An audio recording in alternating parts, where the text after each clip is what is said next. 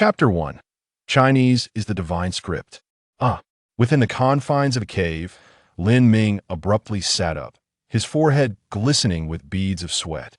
He gazed around in bewilderment. He found himself in a secluded cliff cave. What is happening? I was just in the midst of a plane crash. Suddenly, as if struck by a revelation, he lowered his head sharply. No wounds, no blood.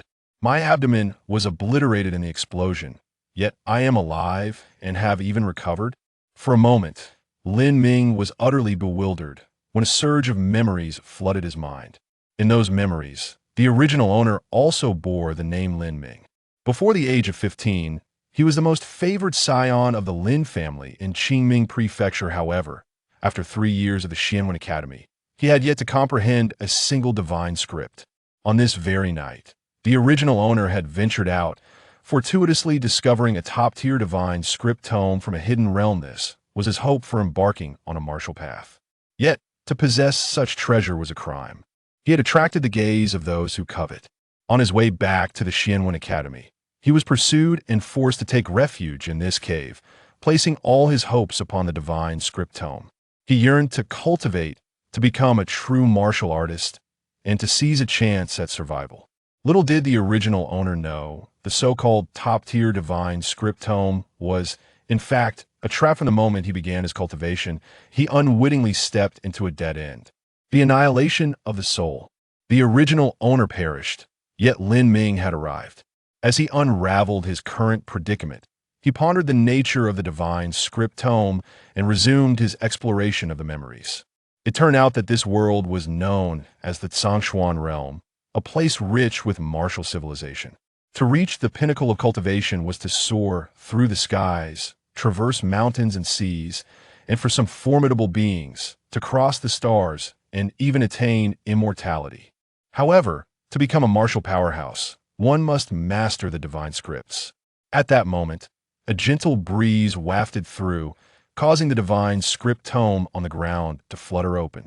A glance was all it took for Lin Ming to be rendered speechless.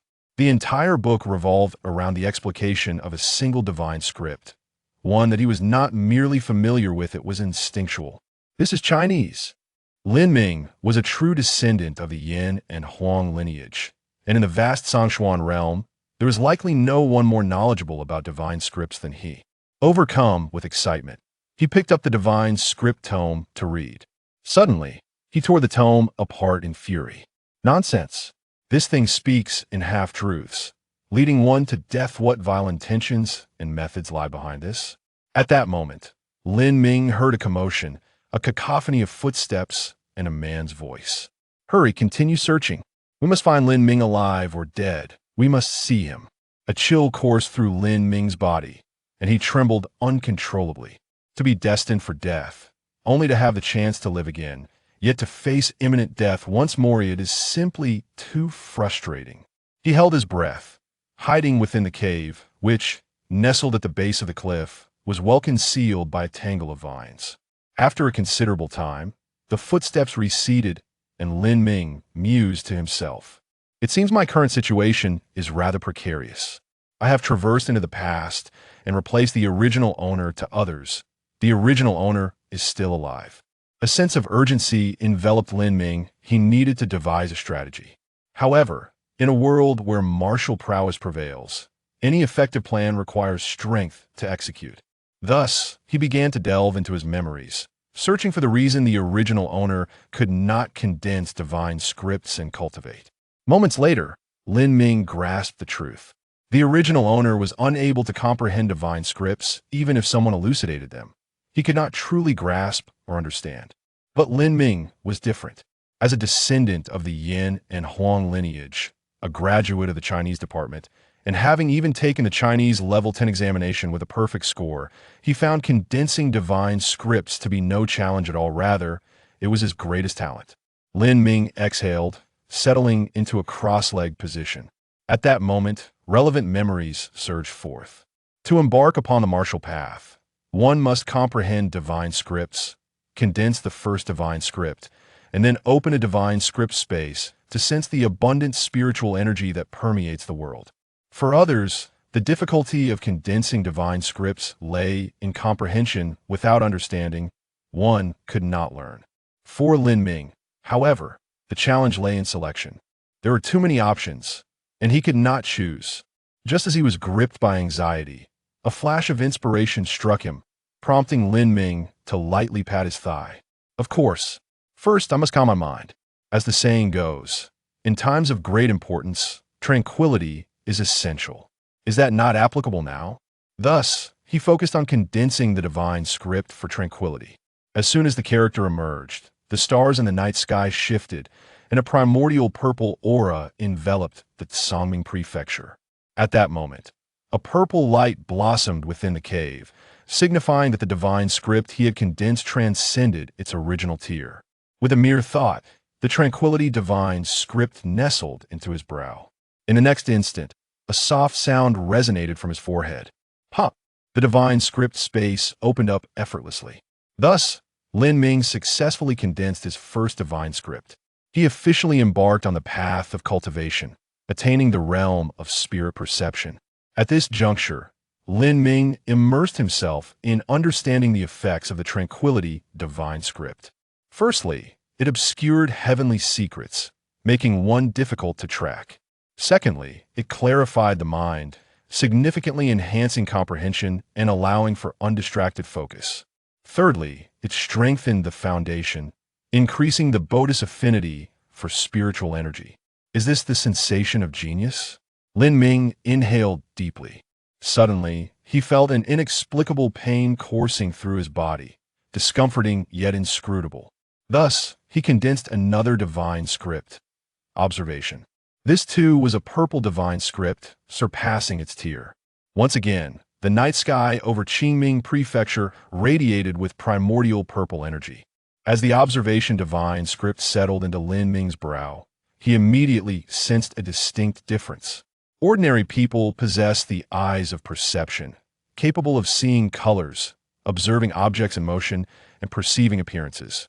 However, after condensing the observation divine script, he gained an inner eye, enabling him to perceive the essence of all things and discern intricate details. He turned his focus inward, and the observation divine script glimmered with a hazy purple light. In an instant, he beheld the minute cracks scattered throughout his body. These fissures were invisible to the naked eye, and even spiritual energy failed to detect them, yet their existence was undeniable. This was the consequence of studying the treacherous divine script tome that led to death. His body had sustained some damage.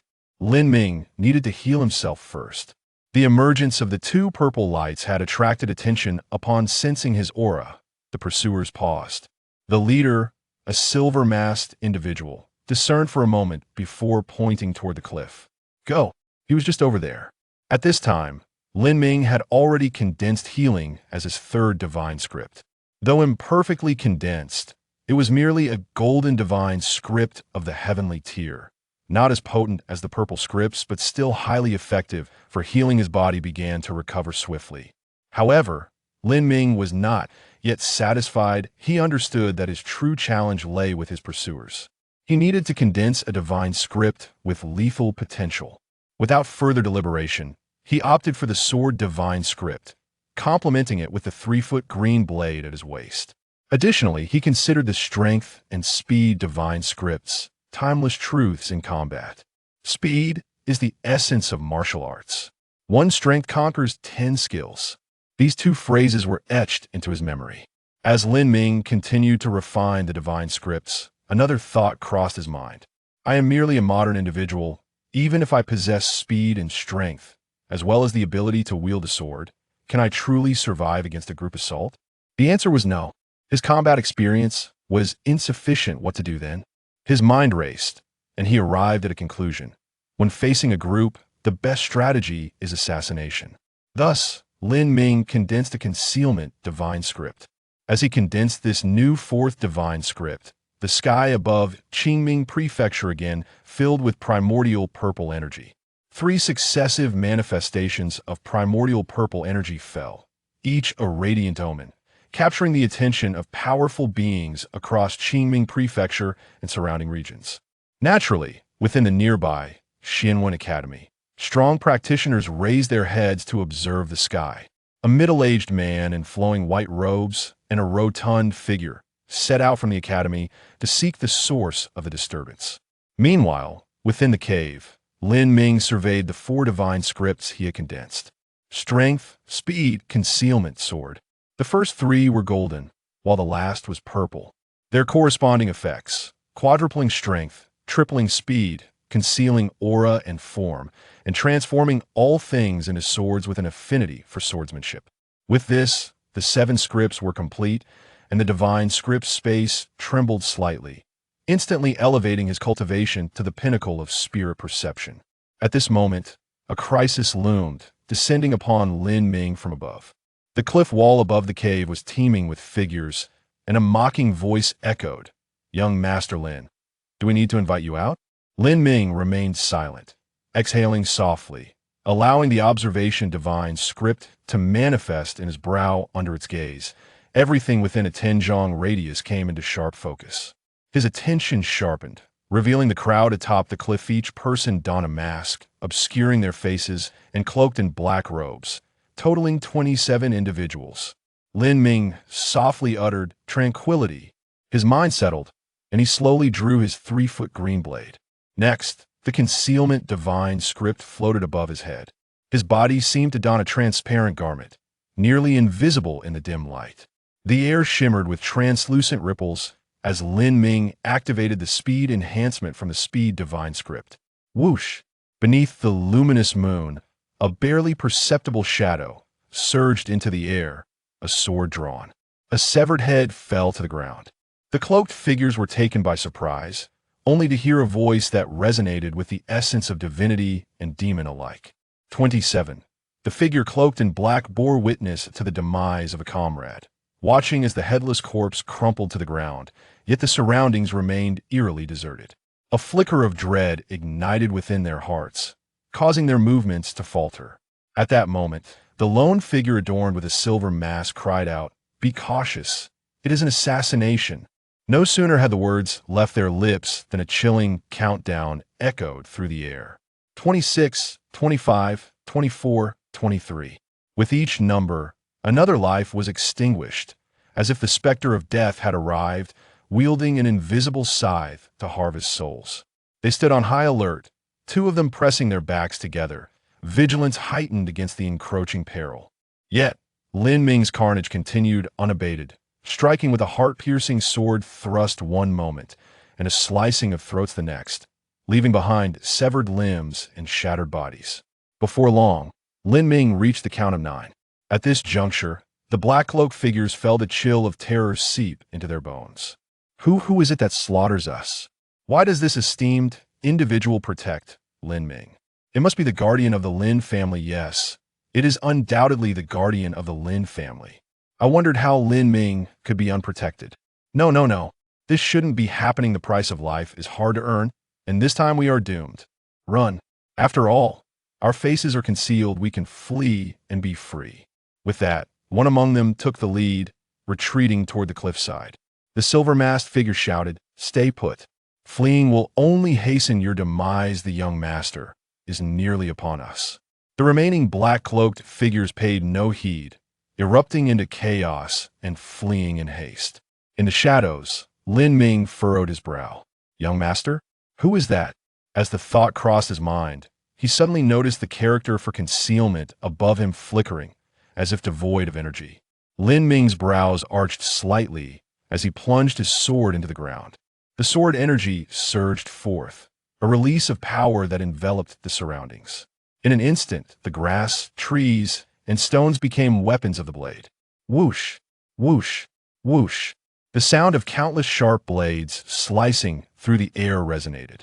Leaves, stones, withered wood, and drifting petals transformed into flying swords in that moment. These flying swords coalesced into a dragon of blades, soaring upwards and slicing through the retreating black-cloaked figures. Thud, thud. One by one, the cloaked figures fell, their bodies marked with sword wounds, blood flowing like a gentle stream. After a single sweep of the sword, the harvest was complete. The flickering character for concealment vanished with a soft pop. Lin Ming's figure gradually materialized from the void, his strikingly handsome visage as cold as frost.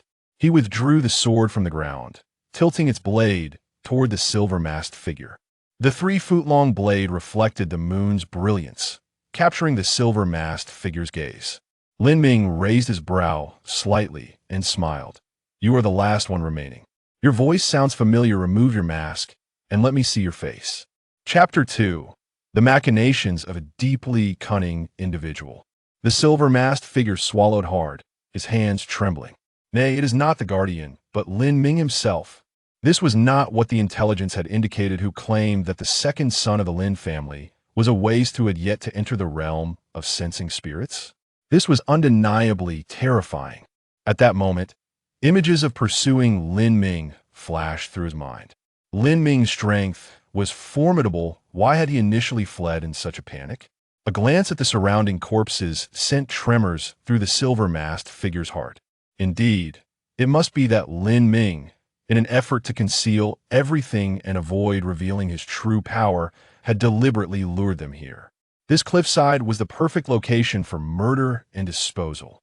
The silver-masked figure dared not move an inch, his eyes fixed on Lin Ming, as if the mere flutter of an eyelid might provoke Lin Ming to transform into a ravenous demon, devouring him whole. Beneath the mask, beads of sweat trickled down his face, flowing like a spring. Sticky and uncomfortable, his breathing and heartbeat grew labored. After several attempts to steady himself, he finally managed to utter, "Young Master Lin Ming is the true prodigy, the genuine dragon among men.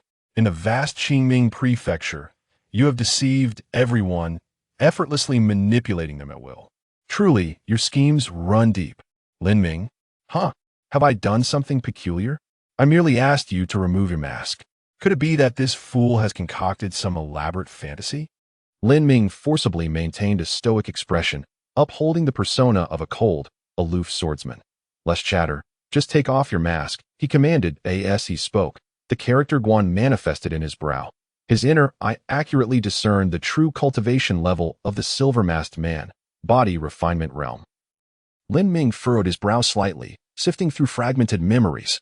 After a moment, he comprehended the disparity between the body refinement realm and the spirit perception realm, primarily rooted in the strength of the physical body.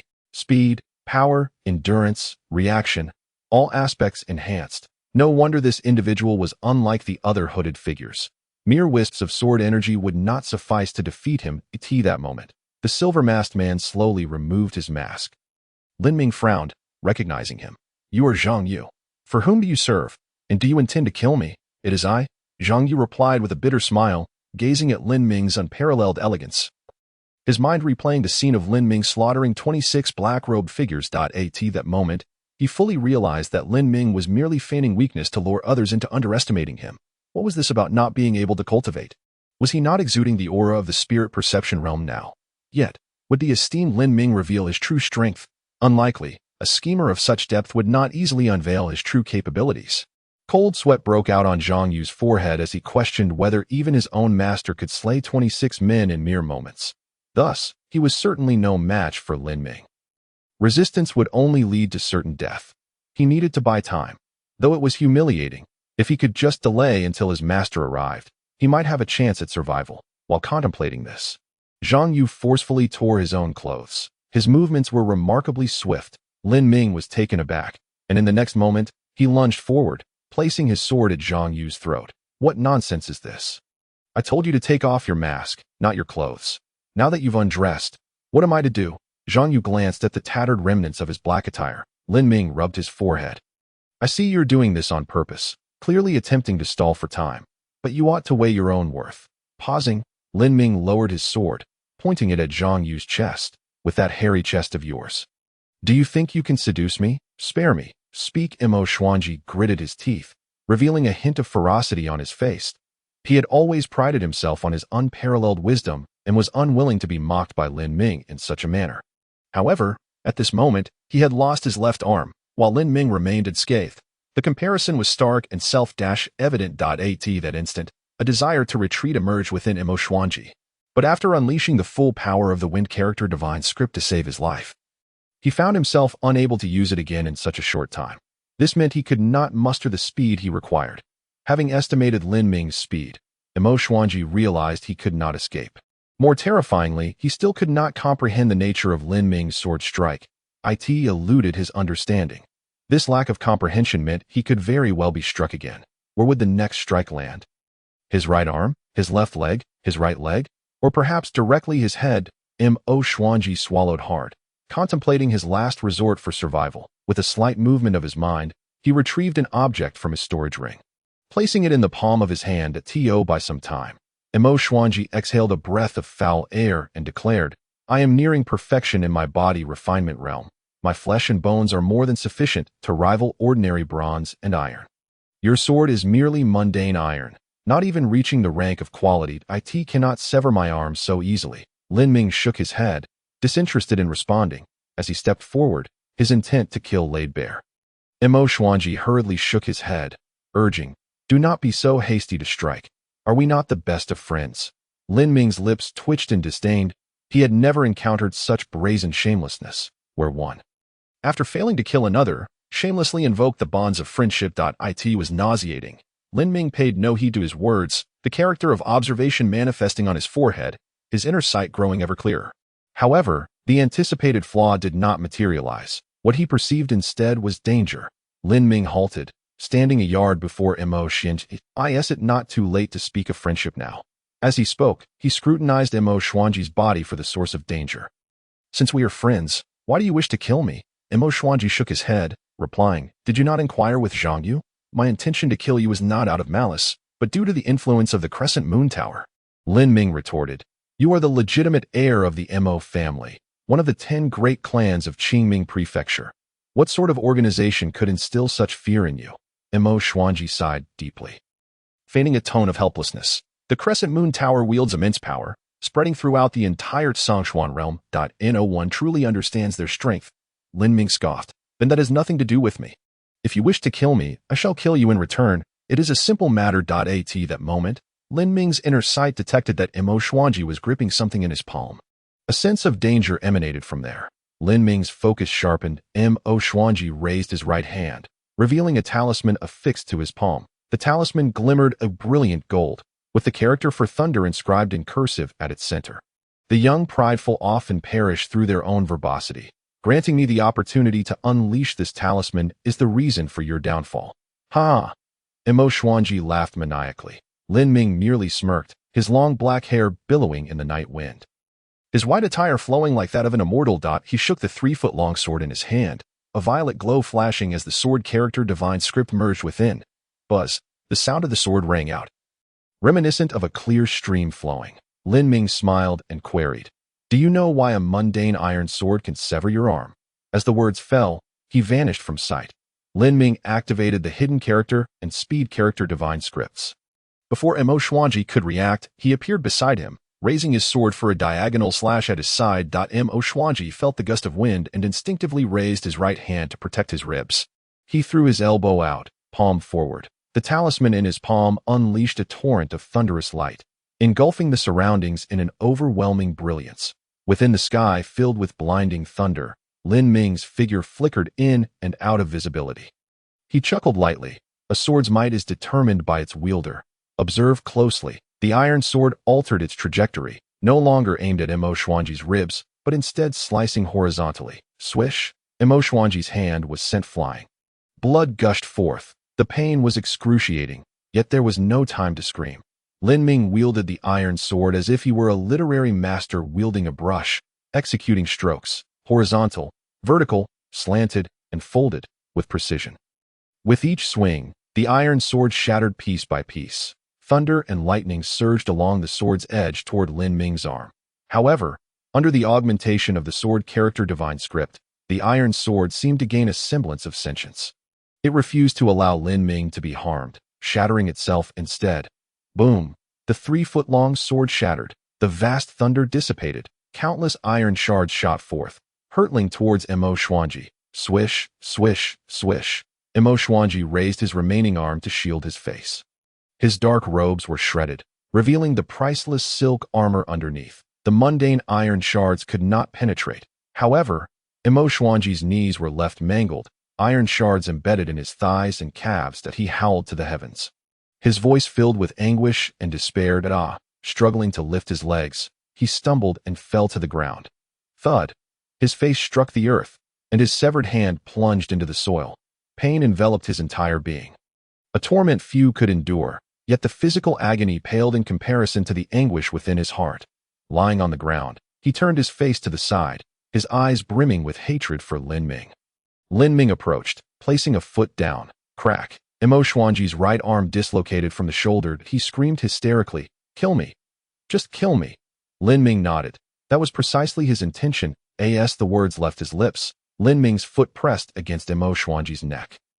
At that moment, a swirling column of sand rose from the ground not far away, revealing a rotund middle-aged man with a face full of excess flesh. He smiled and said, "I implore you, Lin Ming, to show mercy. You are the son of the Lin family, and Imo Xuanji is the heir of the Imo family. This act could incite a conflict between the two families and be detrimental to the Xianwen Academy." Lin Ming furrowed his brow, studying the newcomer. After a moment of recognition, he said, "You are Zhao Hong." The corpulent man stroked his belly and nodded. "Indeed, I am the head of the Xianwen Academy." Lin Ming shook his head. Correcting him, "You are not the head, but rather the vice-head, Zhao." Raising his hand, he gestured around and said, "Take a good look.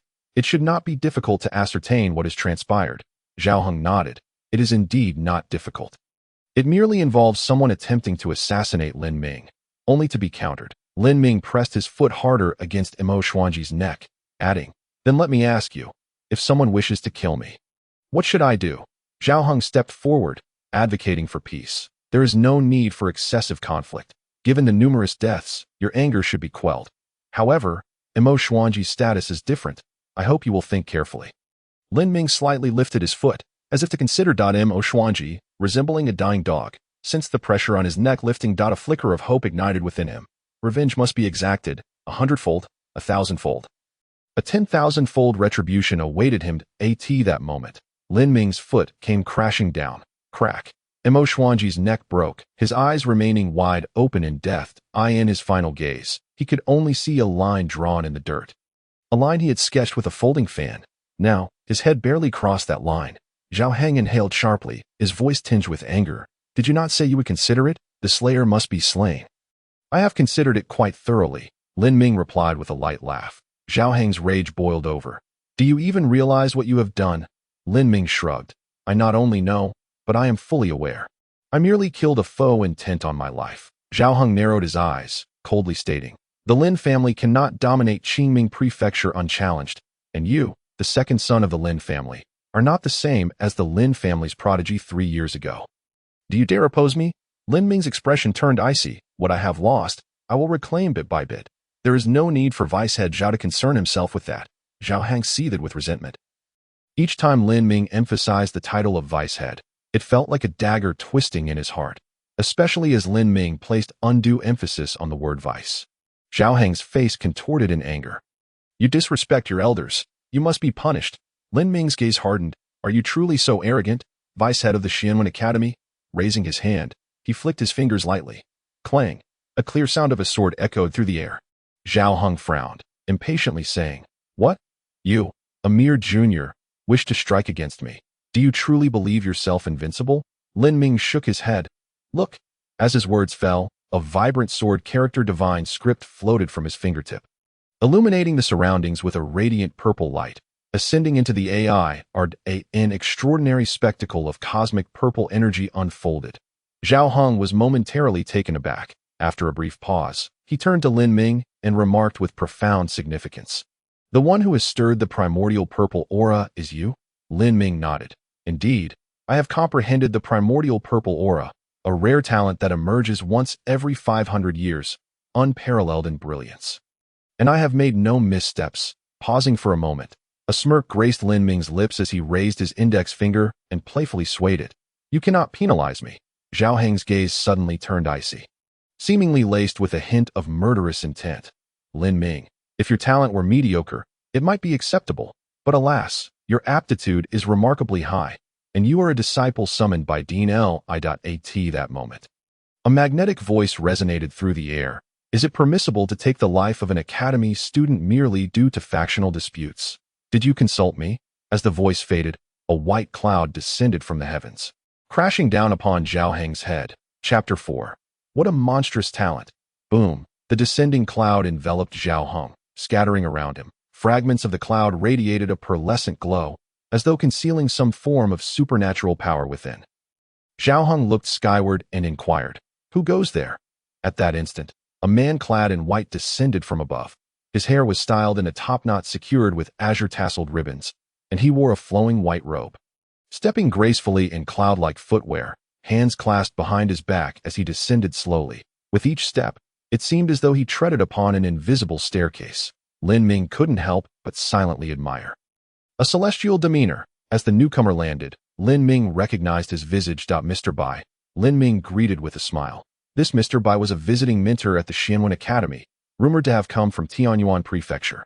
Possessing formidable strength that could rival the dean's, Mr. Bai inclined his head slightly, assuring, "With my presence, he cannot harm you." Zhao Heng's lips twitched as a bead of sweat trickled down his forehead, navigating past the folds of flesh on his cheeks. "Do not slander the righteous. I merely wish to impart some wisdom to the Academy's students." Zhao Heng fabricated a smile, attempting to mask his intentions. Lin Ming nodded, feigning sudden enlightenment. "Ah, so intimidation is a form of education? I see I have much to learn. That wretched brat, daring to mock me." Zhao Heng's eyes glinted coldly. That moment, Mr. Bai positioned himself before Zhao Heng, his palm shimmering with a faint light. 1 strike. 2 strikes. 3 strikes. The cloud fragments surrounding Zhao Heng flickered in response, seemingly on the verge of explosion. Zhao Heng's discerning eye, he could not penetrate the nature of this martial technique. Lacking confidence, he was increasingly reluctant to confront the situation head-on. Therefore, Zhao Heng gestured toward his surroundings and then pointed to the corpse of Mo Xuanji beneath Lin Ming's feet. "Young Master Lin has likely misunderstood. I have spoken at length merely to convey a principle. One must not be overly arrogant, nor should one act too ruthlessly. There are 28 lives at stake. Do they not all have family and friends?" As Zhao Heng's tone rose to a crescendo, Lin Ming interjected with a dismissive wave and an extremely insulting gesture. "Today, I have gained insight. It appears that when someone seeks to kill you, one does not prioritize self-preservation, but rather engages in endless prattle. Astounding. The ideological realm of Vice Dean Zhao is beyond my reach. Take heed, should others strike, insult, or even kill you, do not retaliate, but if you do, you are but a coward." Zhao Heng's lips twitched furiously as he struggled to counter Lin Ming's train of thought. Mr. Bai chuckled lightly. "Well said. I have journeyed from Tianyuan Prefecture to Qingming Prefecture, and this is the first time I've encountered such profound insights from Vice Dean Zhao that I must find the opportunity to put this into practice." Lin Ming cast a sidelong glance at Mr. Bai, surprised to discover that he was not as rigid as he appeared, but rather possessed a touch of humor.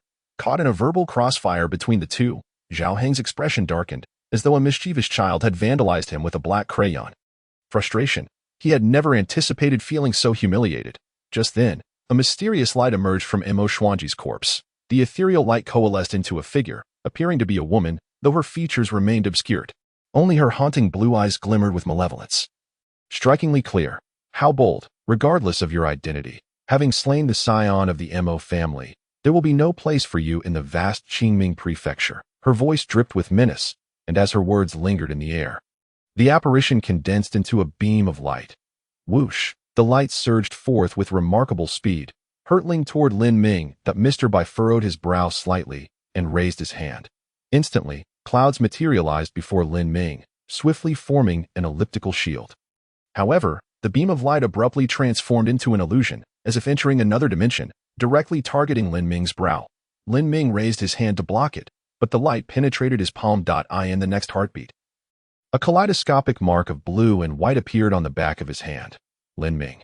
This mark seems somewhat familiar, though the colors are slightly off. Mr. Bai approached Lin Ming's side. "You have been marked by the soul-chasing lock of the Mo family's main lineage from Tianyuan Prefecture." Lin Ming tilted his head, signifying that he had been tagged, and not by the Mo family of Qingming Prefecture, but rather by that of Tianyuan. Mr. Bai nodded, indicating the blue and white kaleidoscopic mark on Lin Ming's hand. The soul-chasing lock can ascertain your location through 2 means. One is aura, and the other is the heavenly mechanism. You need not worry about your aura for now, as it can only be traced within 100 feet. The more troublesome aspect is the heavenly mechanism. Once locked onto it, there is no escaping their pursuit, no matter where you flee. Lin Ming nodded, acknowledging the gravity of the situation, yet it seemed manageable for him. Mr. Bai remarked, your talent is indeed remarkable, capable of invoking the phenomena of primordial purple aura, a rare genius indeed. However, do not let it lead to arrogance. Shielding oneself from the heavenly mechanism is no simple feat. High cultivation alone is insufficient. One must possess special divine texts. I possess such a thing. The Jingzi divine text can shield against the heavenly mechanism, and its efficacy is unparalleled. Lin Ming opened his mouth, but refrained from voicing his thoughts. According to the original owner's memories, he and Mr. Bai were acquainted but not particularly close, with Zhao Hong, who clearly harbored animosity towards him, standing nearby. Revealing his secrets would be foolish. At that moment, Zhao Hong smacked his thigh and exclaimed, Lin Ming, you have jeopardized everything. That woman was Mo Yingxue, the next head of the Mo family in Qingming Prefecture. She is the biological sister of Mo Xuanji and the senior sister at the Xianwen Sword Academy. Their sibling bond is profound. Having killed her brother, she will undoubtedly seek your life. Moreover, Mo Yingxue possesses formidable cultivation and combat prowess, holding significant influence at the Xianwen Sword Academy, which will inevitably implicate our Xianwen Academy. Lin Ming curled his lip, feeling as though all the blame rested solely on him. So, it is only permissible for Mo Xuanji to kill me, and I am to remain passive. Such logic is absurd. Lin Ming turned to Mr. Bai. Sir, you can assess the situation around us. My retaliation is justified, correct? Mr. Bai nodded, affirming, when besieged, your counterattack is indeed warranted. Exactly, no issues there. Lin Ming beamed, pointing at Mo Xuanji's corpse that he sought to kill me. I responded in kind. I care not who his sister is or what connections she possesses. Even if I were to rewind time, I would still slay him before your very eyes. Zhao Hong clenched his fists, forcing a smile, though a flicker of cold light flashed in his gaze. He had not endured such defiance from a student in many years and was reluctant to bear it. However, feeling the weight of Mr. Bai's martial prowess upon him, he hesitated to act rashly. Lin Ming shrugged. Vice Dean Zhao is too attached to external matters. Yet, one must be strong in oneself. Only then can one shoulder the burden. Mr. Bai raised an eyebrow, admiration glimmering in his eyes. Well said. Strength is indeed paramount. Within the vast Xianwen Academy, this simple truth is understood by all, yet few can truly embody it. That moment, an elderly man with a long beard approached. Beckoning, little Bai. So you arrived before me. It seems my old legs are failing me. Mr. Bai responded with a smile. Dean, you jest. With a subtle motion of his sleeve, he dissipated the fragments of cloud enveloping Zhao Hong. With the Dean present and Mr. Bai's protection, even if Zhao Hang were to act, he could not inflict any harm upon Lin Ming. The elderly man stopped before Lin Ming, scrutinizing him closely. Lin Ming met his gaze. Fragments of memory flashing through his mind. 3 years prior, it was this very Li Jingtao, the dean, who had brought him into the Xianwen Academy.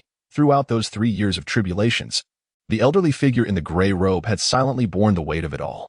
In short, Li Jingtao had once shouldered burdens for Lin Ming, and he was someone Lin Ming could undeniably trust. A smile graced Lin Ming's lips as he bowed slightly. Dean. Li Jingtao's visage was refined and gentle, his smile radiating warmth.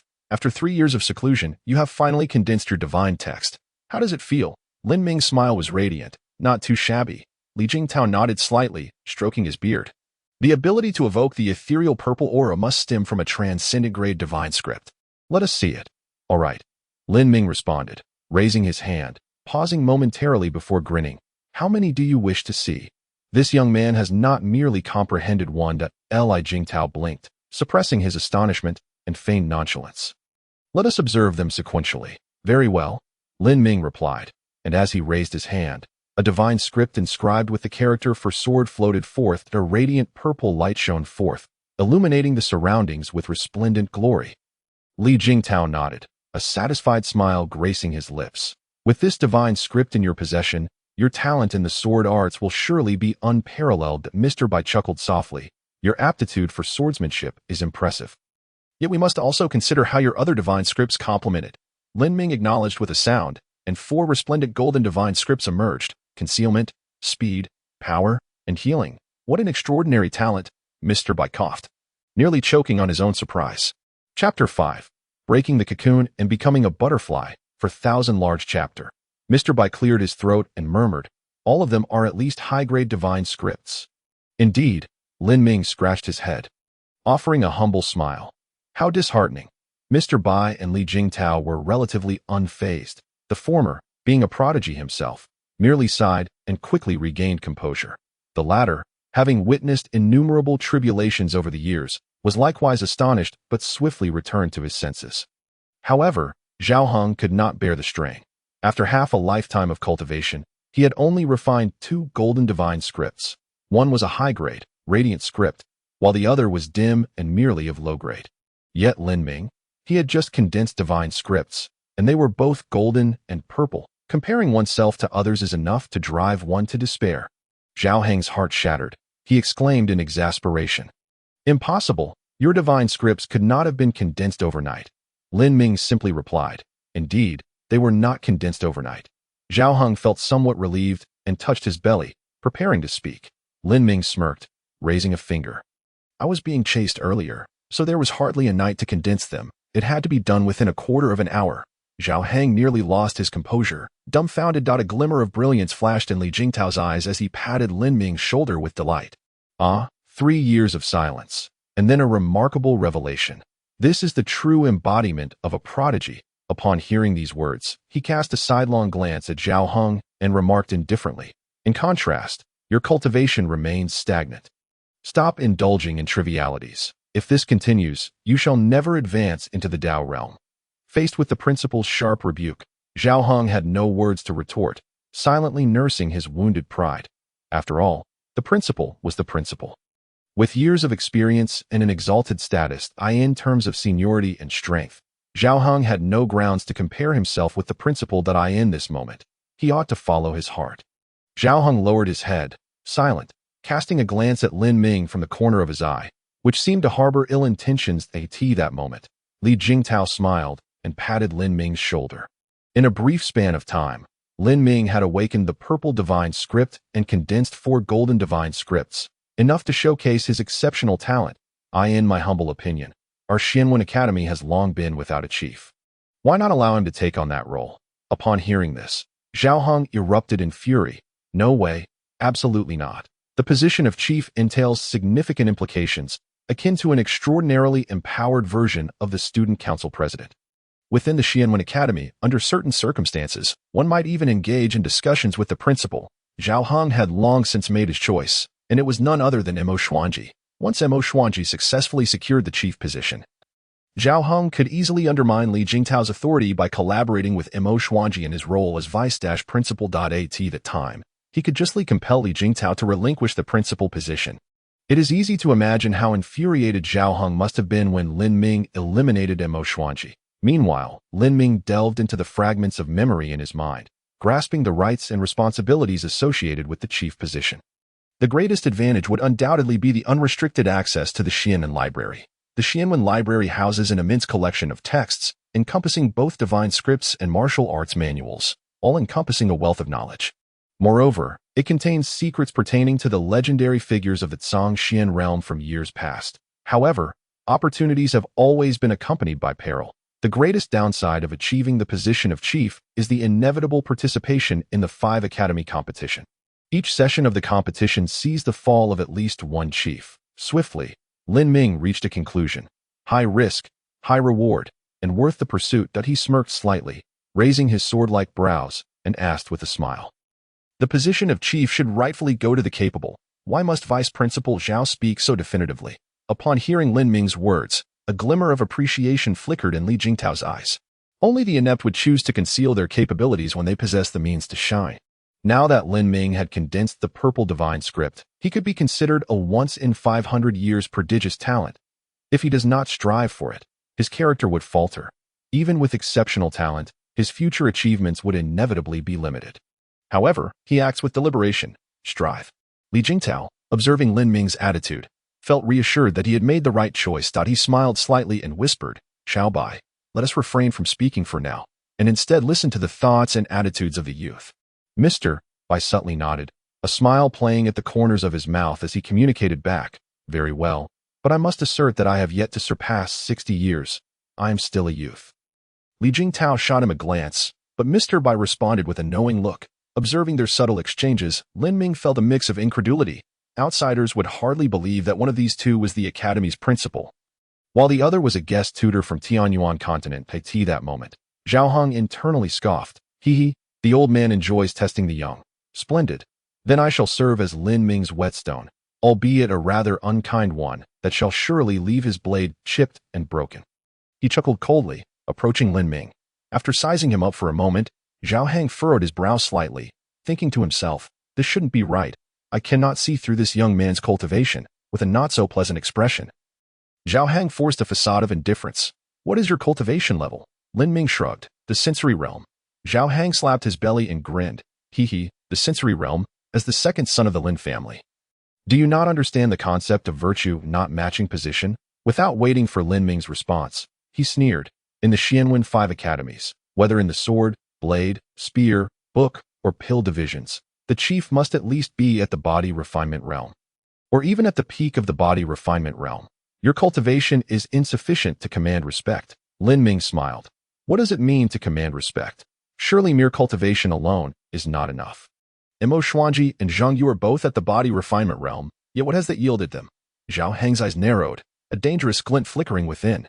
However, Lin Ming spoke the truth. The chief required not just cultivation, but genuine combat prowess. Zhao Hang's expression darkened as he fixed his gaze on Lin Ming.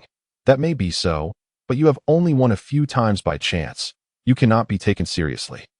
Zhao Hang's plump face contorted into a forced grin.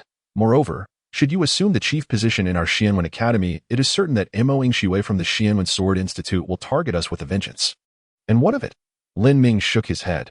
Your lack of courage does not mean that the students of the Xianwen Academy lack IT. IT is not a matter of courage, but rather one of necessity. Zhao Hong retorted. That won't do, nor will this. Lin Ming quipped sarcastically. After all this discussion, you have failed to present a solid suggestion. It's no wonder you are merely the vice principal. Allow me to provide a suggestion. He continued, tomorrow marks the Academy's martial examination. If I do not secure first place, then I shall renounce the position of chief. Zhao Hong sneered. That is still not enough if you fail to attain the chief position. You should first take a 3-month leave of absence and return to the Lin family to reflect on your actions. Returning to the Lin family now would undoubtedly result in being sidelined, unable to raise one's head for the rest of his life. This was a blatant push towards the brink of despair for Lin Ming. A chill flickered in Lin Ming's eyes as he raised a finger, gently rubbing his brow. If I secure first place in the martial examination, what then shall you offer me? Zhao Heng's gaze turned icy. What do I owe you? Lin Ming smiled enigmatically, then turned to Mr. Bai. The timing of the teacher's arrival was impeccable, as he was well aware of Zhao Heng's demeanor at that moment. Mr. Bai pursed his lips, his sleeves subtly trembling as he stated, at that time. Vice Principal Zhao's aura was not benevolent. He intended to scheme. Lin Ming nodded. Thus, I have reason to suspect that Vice Principal Zhao colludes with Mo Xuanji, hence the relentless targeting against me. Pausing for a moment, Lin Ming chuckled lightly. May I inquire, Principal, what punishment should befall a tutor who conspires against a student? Li Jingtao's eyes were slightly cold as he cast a sidelong glance at Zhao Hong. If such a matter were indeed true, it would be only fitting to strip him of his position and dissipate his cultivation. Zhao Heng's complexion darkened like charcoal, his voice turning frigid at that moment. I merely sought to exert pressure upon him, wishing to impart the lesson that one must not be so ruthless in life. With a flick of his sleeve, Zhao Heng gestured to the surroundings, stating, there are a total of 28 lives here, all slaughtered by him in an instant. Moreover, Mo Xuanji, one of the 3 great geniuses of our outer court, perished at his feet when I commanded him to cease. He disregarded my words. Is such a temperament not excessively ferocious? Clap, clap, clap. Lin Ming applauded, exclaiming, brilliant, truly brilliant. The same events narrated through your lips carry an entirely different flavor. It seems our Vice Dean Zhao may falter in his duties. Yet he possesses a certain eloquence in speech, which I admire. Zhao Heng's eyes twitched violently, his fists clenched tightly within his sleeves, his knuckles turning white. Arrogant, disrespectful to teachers. That is enough? Li Jingtao raised a hand, and a wave of water rippled outward from him, swiftly brushing past Zhao Hong. How unbecoming it was for a mentor to argue heatedly with a student. With a single step, Li Jingtao's aura subtly expanded. Boom! The formidable power of a sage revealed itself unmistakably. Zhao Heng's heart raced. The dean's aura had grown even more formidable. This was illogical. How could someone of such advanced years not show signs of declining vitality? Zhao Heng discerned Li Jingtao's intent to display his strength as a support for Lin Ming. Thus, Zhao Heng reluctantly spoke. Very well, let us not dwell on past grievances. What price do you wish for tomorrow's martial examination? Lin Ming extended his thumb to point at his own nose, smiling that I do not favor the mundane. If we are to play, let us make it exhilarating. Such a mere junior, your bluster holds no weight. Zhao Heng sneered. Very well, speak. Lin Ming grinned, revealing his pearly white teeth, declaring, if I do not secure first place in the martial examination, I shall withdraw from Xianwen Academy and leave for good. Conversely, should I claim the top spot, I require you to step down as vice dean and resume your position as an ordinary mentor. The cold sweat trickled down Zhao Heng's forehead, for he had not anticipated Lin Ming's resoluteness to stake his own future on such a gamble while forcing Zhao Heng into a corner. Silence. It felt as though a piece of iron was lodged in Zhao Heng's throat, glued in place. Beside them, Mr. Bai's eyes sparkled with amusement as he conveyed telepathically, beneath a seemingly gentle demeanor lies a fiery spirit. This temperament is commendable. Li Jingtao shot him a sidelong glance, telepathically retorting, to corner both oneself and the opponent into a deadlock with a single statement. This, Mr. Bai chuckled, continuing his telepathic communication. Is that not splendid? Li Jingtao stroked his beard, replying, the value of a situation cannot be determined in such simplistic terms. If there is absolute certainty, then it is indeed the greatest boon. It appeared that the dean possessed some insights. Mr. Bai smiled softly. In my view, Lin Ming has yet to reveal his full hand. The divine texts he has displayed are not the entirety of his abilities. A flicker of surprise crossed Mr. Bai's eyes. Are you certain, Dean? To condense 5 divine texts in such a short time is already a prodigious feat. Are you suggesting he has even stronger divine texts hidden? Li Jingtao subtly nodded. How did you arrive at that conclusion? Mr. Bai inquired. Li Jingtao extended his index finger, tapping his temple. The wisdom of the aged is profound. Often, rich experiences allow one to see through most matters. At that moment, Lin Ming and Zhao Heng remained locked in a standoff. Suddenly, Li Jingtao interjected. Under Lin Ming's proposal, both sides stand to gain and lose, which is rather reasonable. Let us finalize this. Lin Ming smiled cheerfully. Very well. Zhao Heng gritted his teeth, exhaling heavily through his nose, agreed. As his voice fell, a whirlwind of dust enveloped him, quickly shrouding his entire being. With a bang, it burst apart. Zhao Heng had departed this juncture. Mr. Bai appeared before Lin Ming, his hands clasped behind his back. Might you reveal to me the divine text you have concealed? Lin Ming smirked. I am not well acquainted with you, so I must decline. Mr. Bai was taken aback by Lin Ming's straightforward refusal. He hurried over to Li Jingtao, his face flushed with embarrassment. Dean, look at this. Even the younger generation does not afford me any face. Li Jingtao waved his sleeve dismissively, an aura gathering like the wind, pushing Mr. Bai away from him. In that moment, Mr. Bai's ethereal demeanor vanished, replaced by a bittersweet smile, that he found himself in a dire situation. Both the students and the dean seemed to disregard him. At this point, Li Jingtao approached Lin Ming, his smile laden with significance. Splendid. After 3 long years, I finally behold again the Lin family's prodigious child who once captivated the world. Please refrain from referring to me as the Lin family's prodigal son. Lin Ming replied with a slight bow. 3 years of trials have allowed me to see through many matters. Li Jingtao chuckled, such as. Lin Ming curled his finger, lightly scratching his brow, and smiled. The fickleness of human emotions. I have gained profound insights. Pausing briefly, Lin Ming continued with a carefree tone. Let us not dwell on the past. I have been reborn. Ha ha ha, splendid. Emerging from the cocoon into a butterfly, you are indeed transformed from your former self. Li Jingtao rubbed his beard, grinning. That I would like to inquire whether it was you who invoked the primordial purple chi 3 times tonight. Mr. Bai gasped. 3 times? All by one person? That cannot be. Are you suggesting, Dean, that Lin Ming single-handedly summoned the primordial purple chi 3 times? Li Jingtao shrugged, pointing at Lin Ming. Do not ask me. Let this young man answer. Lin Ming smirked, raising his hands in surrender. Yes, it was I, all 3 times. Hence, I possess 2 additional purple divine texts. As his words fell, he lightly tapped his brow. The divine text observation materialized, exuding a vibrant purple shimmer. Even the depths of his pupils sparkled with violet stars. Mr. Bai was left utterly speechless. The purple divine text was an extraordinary tier of divine text, brimming with infinite potential. Yet, merely condensing a purple divine text does not guarantee the summoning of the primordial purple chi. Any purple divine text capable of invoking such phenomena must be exceptionally extraordinary. To condense even one is an arduous task. Not a single soul in the vast Zhongxian realm has managed to do so in centuries. Yet here stood this young man, possessing two. At that moment, Lin Ming smiled, adding, "As for the third purple divine text, it is merely my initial divine text, so I shall refrain from showcasing it further." Li Jingtao chuckled. "Ah, you young lads still enjoy keeping things under wraps. Do you truly believe I cannot see through you?" With a smirk, Li Jingtao's eyes sparkled with starry brilliance, fixed intently upon Lin Ming. However, Lin Ming's brow shifted, and an indistinct divine text materialized in the air. This was Lin Ming's initial divine text, silence.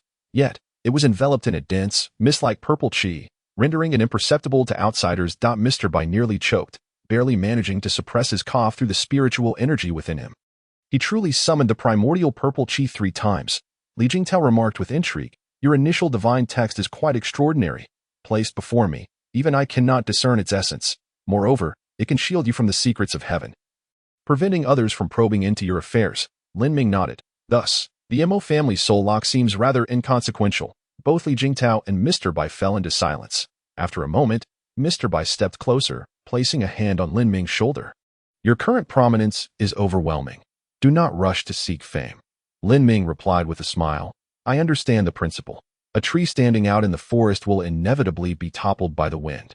It is prudent to conceal one's talents when the time calls for it." "Excellent, indeed. The ability to balance restraint and expression is a rare quality in youth." Li Jingtao laughed heartily, stroking his beard. "It appears that tomorrow's Academy Martial examination will be worth anticipating." Mr. Bai chuckled in agreement. Indeed, while Lin Ming appears to be merely at the spirit realm, those 7 divine texts are simply extraordinary. Pausing, he turned to Lin Ming, saying, "In the event that you cannot engage in battle at the mystic understanding stage, facing an ordinary body refinement stage opponent, you will be nearly invincible. The student shall tread carefully."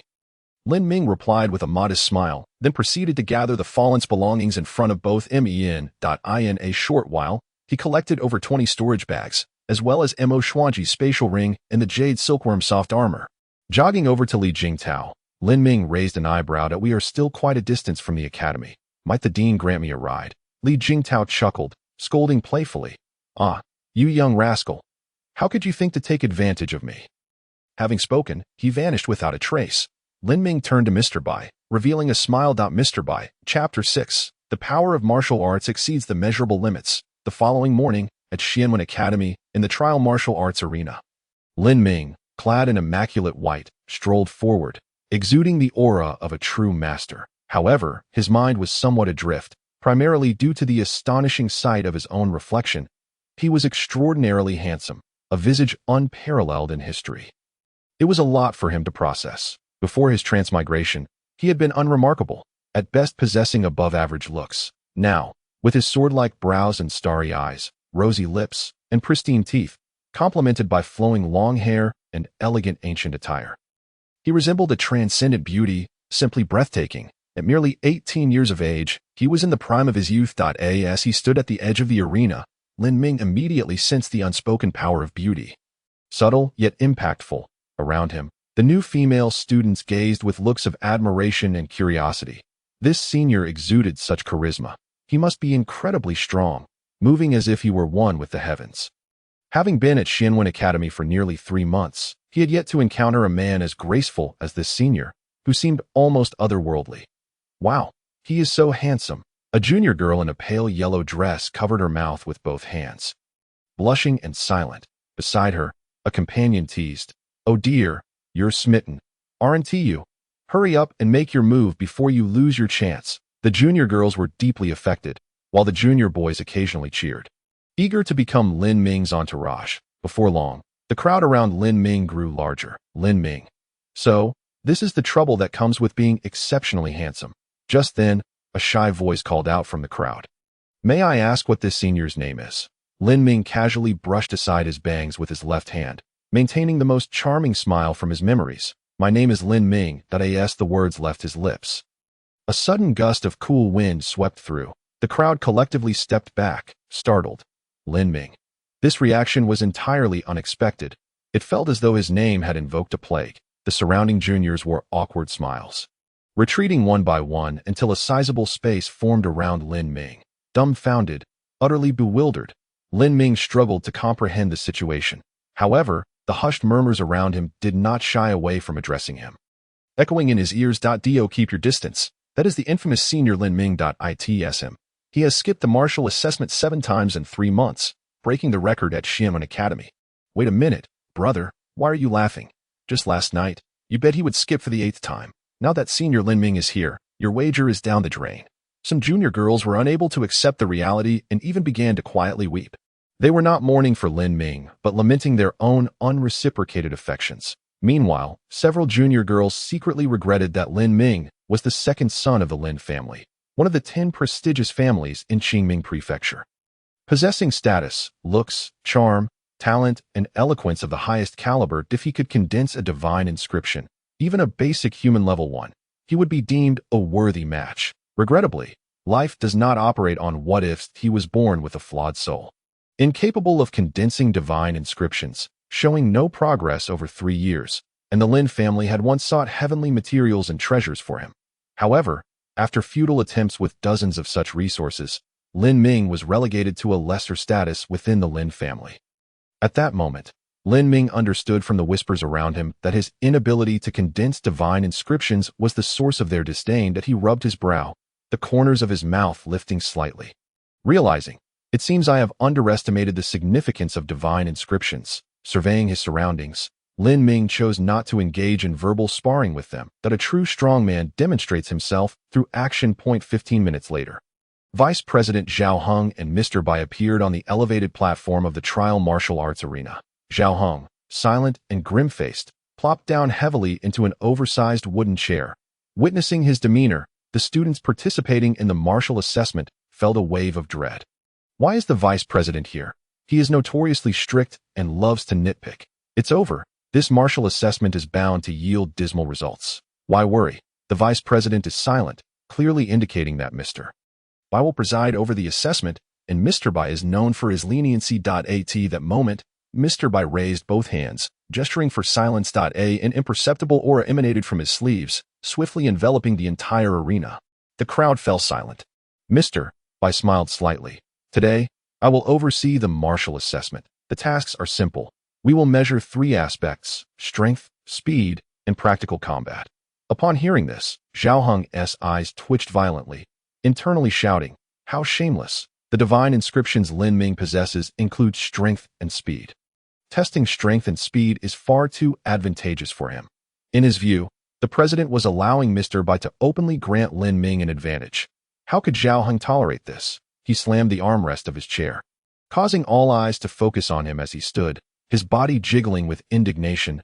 Mr. Bai's assessment criteria seem a bit inappropriate. Hearing this, Mr. Bai turned to Zhao Heng with an air of nonchalance. "What do you believe should be done?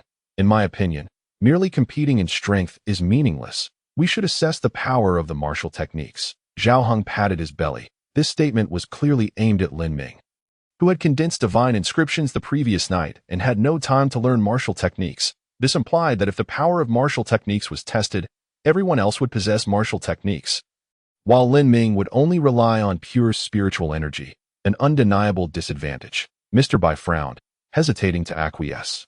Out of the corner of his eye, he caught Lin Ming smiling and nodding at him, as if urging him to agree. Mr. Bai's brow furrowed in contemplation. At that moment, Lin Ming spoke out clearly. "Then how about this? Let the strength test be replaced with an assessment of the power of attack martial techniques. The speed test will be modified to evaluate the evasion of movement martial techniques, while the practical combat test remains unchanged, a one-on-one arena match." Hearing this, Zhao Heng narrowed his eyes slightly. What scheme was this boy concocting? He could not fathom how someone without any martial technique skills could possibly triumph over others in martial arts. "Agree? Of course, we shall agree." Zhao Heng laughed heartily. "I find it quite feasible. What does Mr. Bai think?" Mr. Bai did not respond to Zhao Heng, but instead sent a mental message to Lin Ming. "What are you plotting? You haven't even reviewed any martial technique scrolls. Where will you find martial techniques?" At that moment, Lin Ming felt a gentle breeze between his lips and teeth, indicating Mr. Bai's method of reverse telepathy. Lin Ming's lips moved. I am confident. Mr. Bai raised an eyebrow and transmitted again. You have no martial techniques. How can you be confident? Lin Ming smiled in reply. My sword divine inscription possesses the effect of transforming all into swords, combined with the enhancements of strength and speed divine inscriptions. Purely in terms of attack power, it surpasses most attack martial techniques. Furthermore, my concealment divine inscription paired with the speed divine inscription also exceeds most movement martial techniques. After a moment's consideration, Mr. Bai's expression relaxed, and he nodded. Very well. I shall trust you. He exhaled a deep breath. Turning to Zhao Hong. All right, we shall modify it as proposed. 3 assessments: attack martial technique power, movement martial technique evasion ability, and comprehensive practical combat capability. However, personal weapons may not be used. Only the Academy's standardized wooden weapons are permitted. Similarly, no enhancement artifacts may be employed. Any instance of cheating will lead to expulsion from the Academy. Zhao Hong shrugged and sat back in his seat, not giving much thought to the latter part of Mr. Bai's statement. Soon, the martial assessment commenced. The trial martial arts arena spanned a vast area of at least 10 acres, accommodating over 100 students simultaneously. However, to maintain strict oversight, the number of concurrent assessors was reduced to 12. Among the first batch of 12 was, coincidentally, Lin Ming. The surrounding students were curious about where Lin Ming found the audacity to propose suggestions during the martial assessment. Moreover, neither Mr. Bai nor Vice President Zhao Hong had opposed it, which added an element of intrigue. Thus, their gazes were primarily fixed upon Lin Ming. The first assessment, testing the power of martial techniques. A wooden figure, resembling an average man, stood motionless, with a circular target drawn on its chest and abdomen.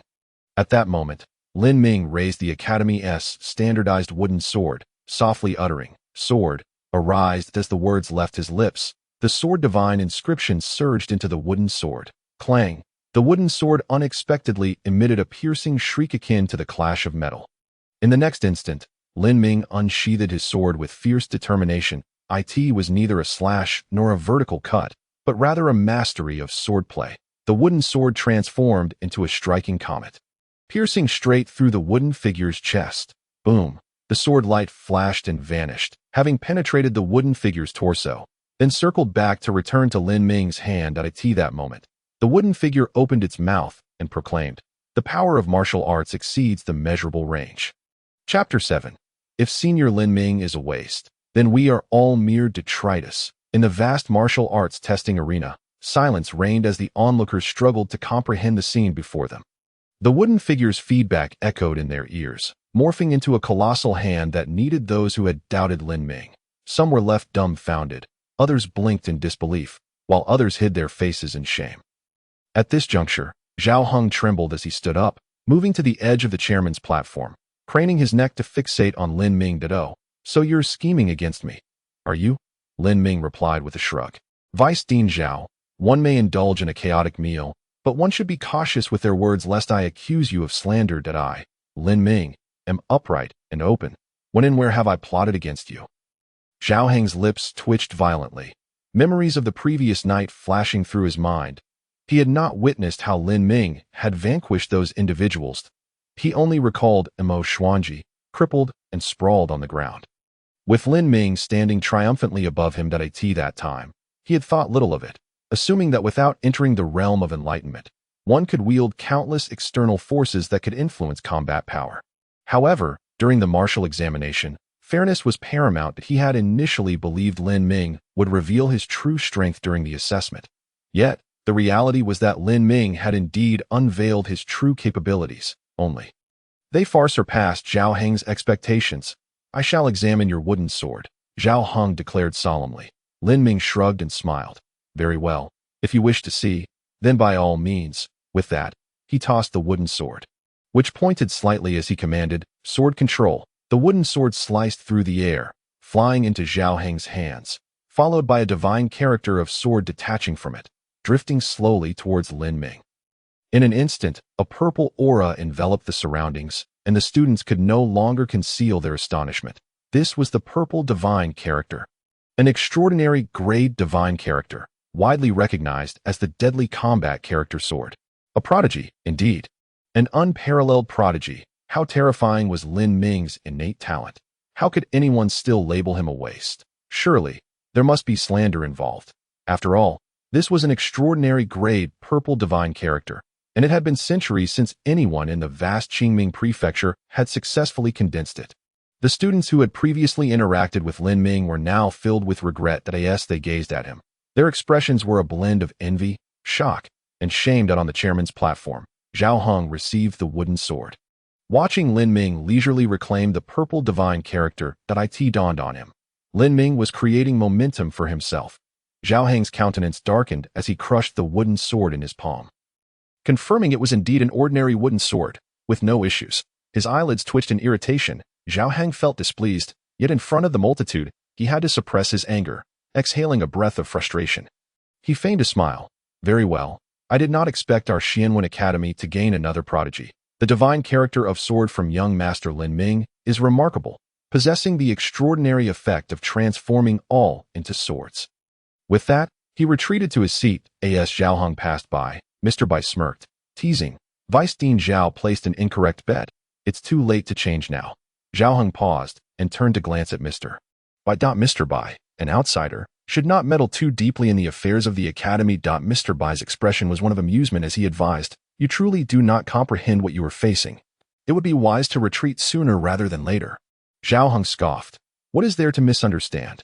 Are you not referring to the dean's true nature? His age is ancient, and his cultivation is profound.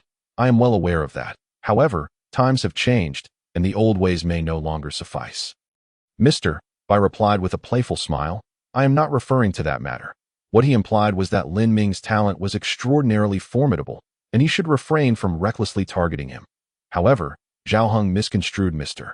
Bai's words as a threat from Li Jingtao. Their conversation had diverged so far that it seemed pointless to continue. Mr. Bai shook his head, disinterested in further discourse.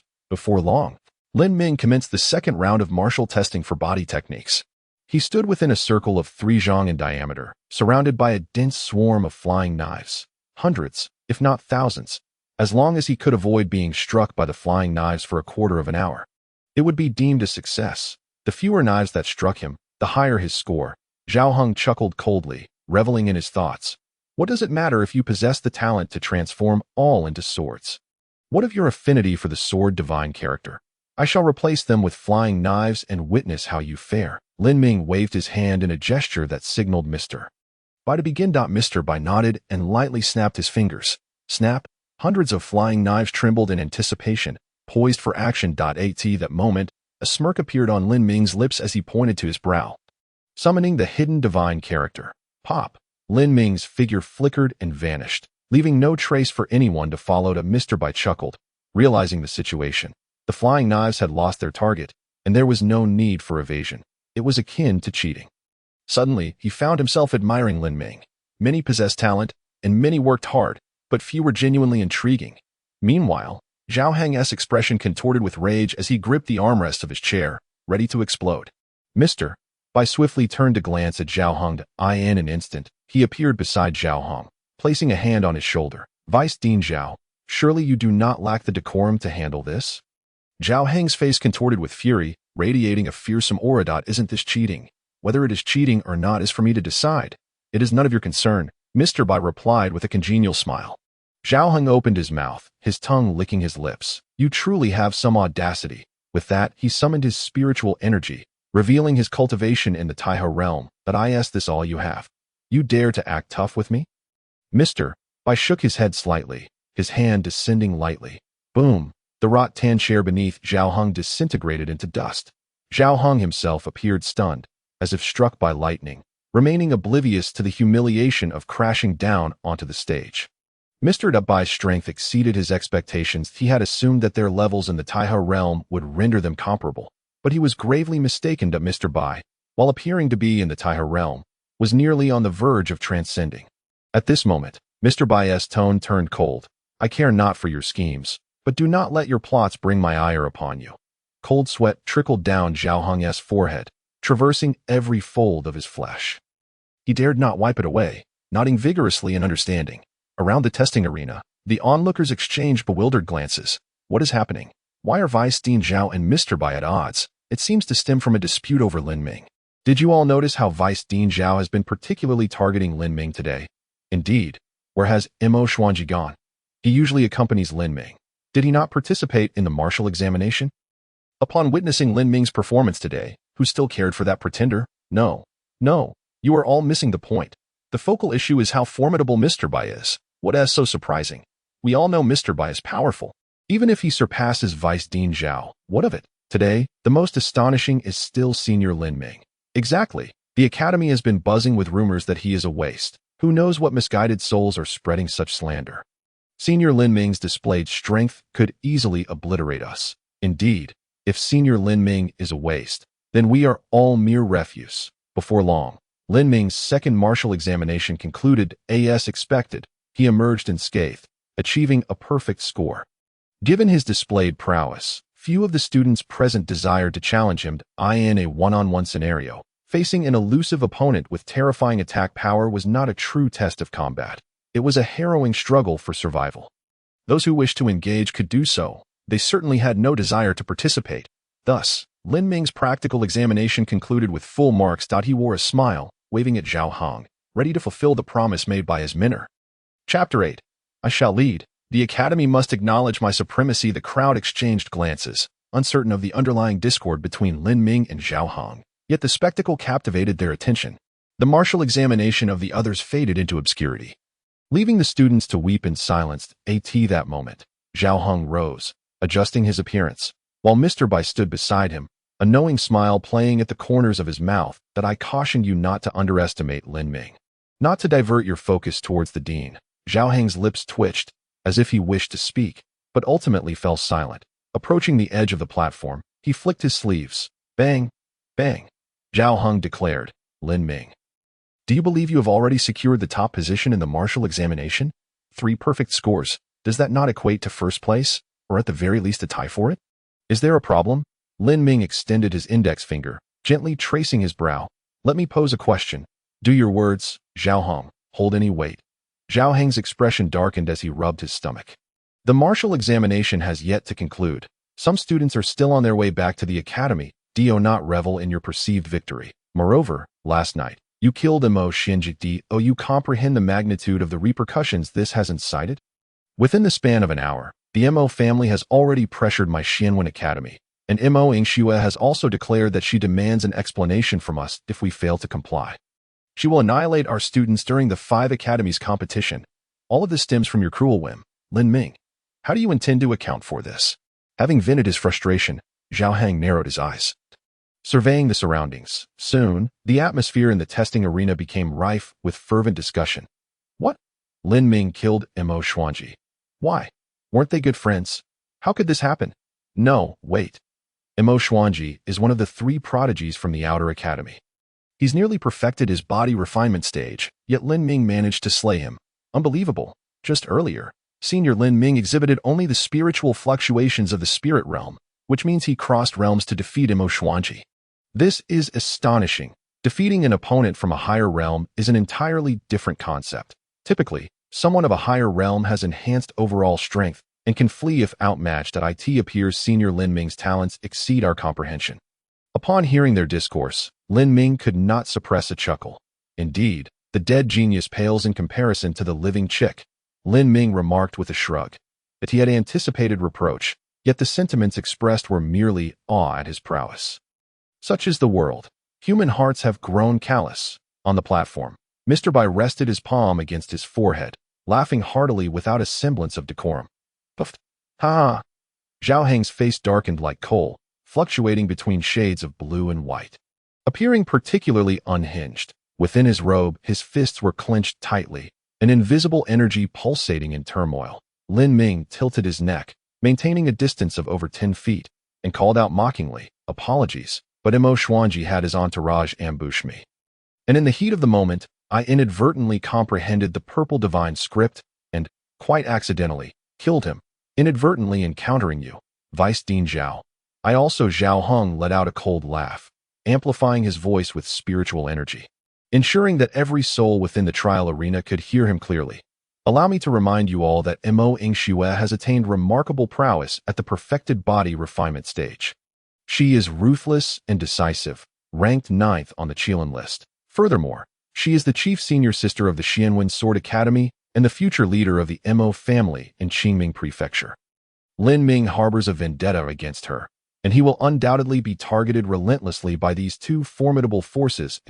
If you wish to draw near to Lin Ming and participate in the grand competition of the 5 academies in a month's time, you must first carefully assess your own strength, not become mere pawns for the newly appointed chief, only to find yourselves with no place to rest in death. His voice intertwined with spiritual energy, penetrating the ears of each individual present. The crowd fell into silence, pondering for a moment. The Qilin list comprises only 50 individuals, all under the age of 20, each a paragon of martial prowess. In the vast expanse of Qingming Prefecture, among the 3 nations, 7 sects, and 10 prominent families, alongside countless wandering cultivators, those who make it onto the list are already extraordinary. And she, Imoingxue, ranks amongst the elite of the elite. To stand beside Lin Ming is to invite enmity with her. Zhao Hong was convinced that if it weren't for the fearlessness of death, no one would dare support Lin Ming at that moment. Lin Ming smiled. I am aware that the Xianwen Sword Academy has dominated the 5 academy competition for 60 years. Yet, while that may intimidate you, Zhao Hong, it does not frighten me, nor does it instill fear in the students of the Xianwen Academy. From the moment I became chief, I have never entertained the thought of allowing the Xianwen Academy to languish at the bottom of the 5 academies. I have but one goal. Lin Ming raised his index finger, surveying his surroundings, and then brought it down decisively. In a month's time, I shall topple the Sword Academy, allowing our academy to ascend as the foremost among the 5. Chapter 9. Shangguan Yunyan well said. Li Jingtai's voice rang out. This is the mindset that we, as students of the Xianwen Academy, ought to possess. Within the trial arena, individuals glanced around, searching for the figure of the dean. At that moment, Li Jingtai flew in from a distance, accompanied by a young girl. As they approached, they soon stood before Lin Ming. Li Jingtai wore a light blue robe, his long beard flowing and his eyes gleaming with vitality. He patted Lin Ming on the shoulder and remarked, "Not bad. Before I even arrived, you managed to secure the position of chief all on your own. Truly impressive." Lin Ming raised an eyebrow and chuckled lightly. Fortunately, the difficulties posed by Vice Dean Zhao were rather manageable. Merely a wave of my hand resolved them. Zhao Hong stood nearby, the flabby skin on his face sagging, twitching occasionally. At that moment, a crisp and playful voice chimed in.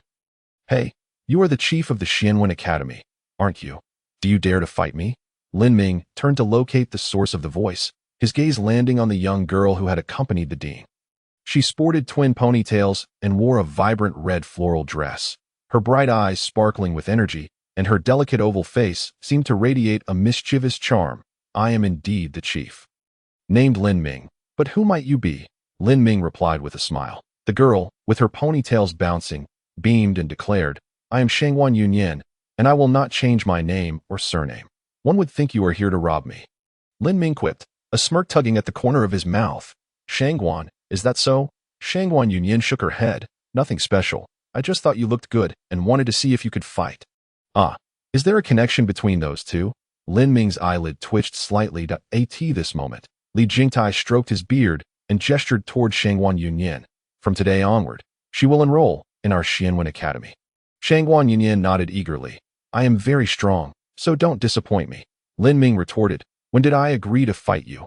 With her hands clasped behind her back, Shangguan Yunyan swayed gently as she said, "I am now a student of the Xianwen Academy. Isn't it only natural to challenge the chief position? That seems to be the case." Lin Ming mused in silence. At that moment, Zhao Hong burst into laughter. Recalling Lin Ming's earlier proclamation that he would accept any challenges from the students of the Xianwen Academy, his words struck Lin Ming like a dagger. As long as Lin Ming was not at ease, it would be Zhao Heng's greatest delight. However, Shangguan Yunyan's reaction took him by surprise. The young girl turned her head, casting a disdainful glance at Zhao Hong. "Ugh," she elongated the sound, clearly expressing her distaste. Shangguan Yunyan waved her hand before her petite, delicate nose. "Stop talking. You're too ugly." Zhao Heng retorted, "I am merely speaking on your behalf. From yesterday until today." Zhao Hong had endured wave upon wave of frustration. Shangguan Yunyan's words became the final straw, and no longer caring for decorum, Zhao Hong exploded, "Damn! Who do you think you are to disregard me so?" Lin Ming frowned. about to speak when Li Jingtai's voice whispered in his ear.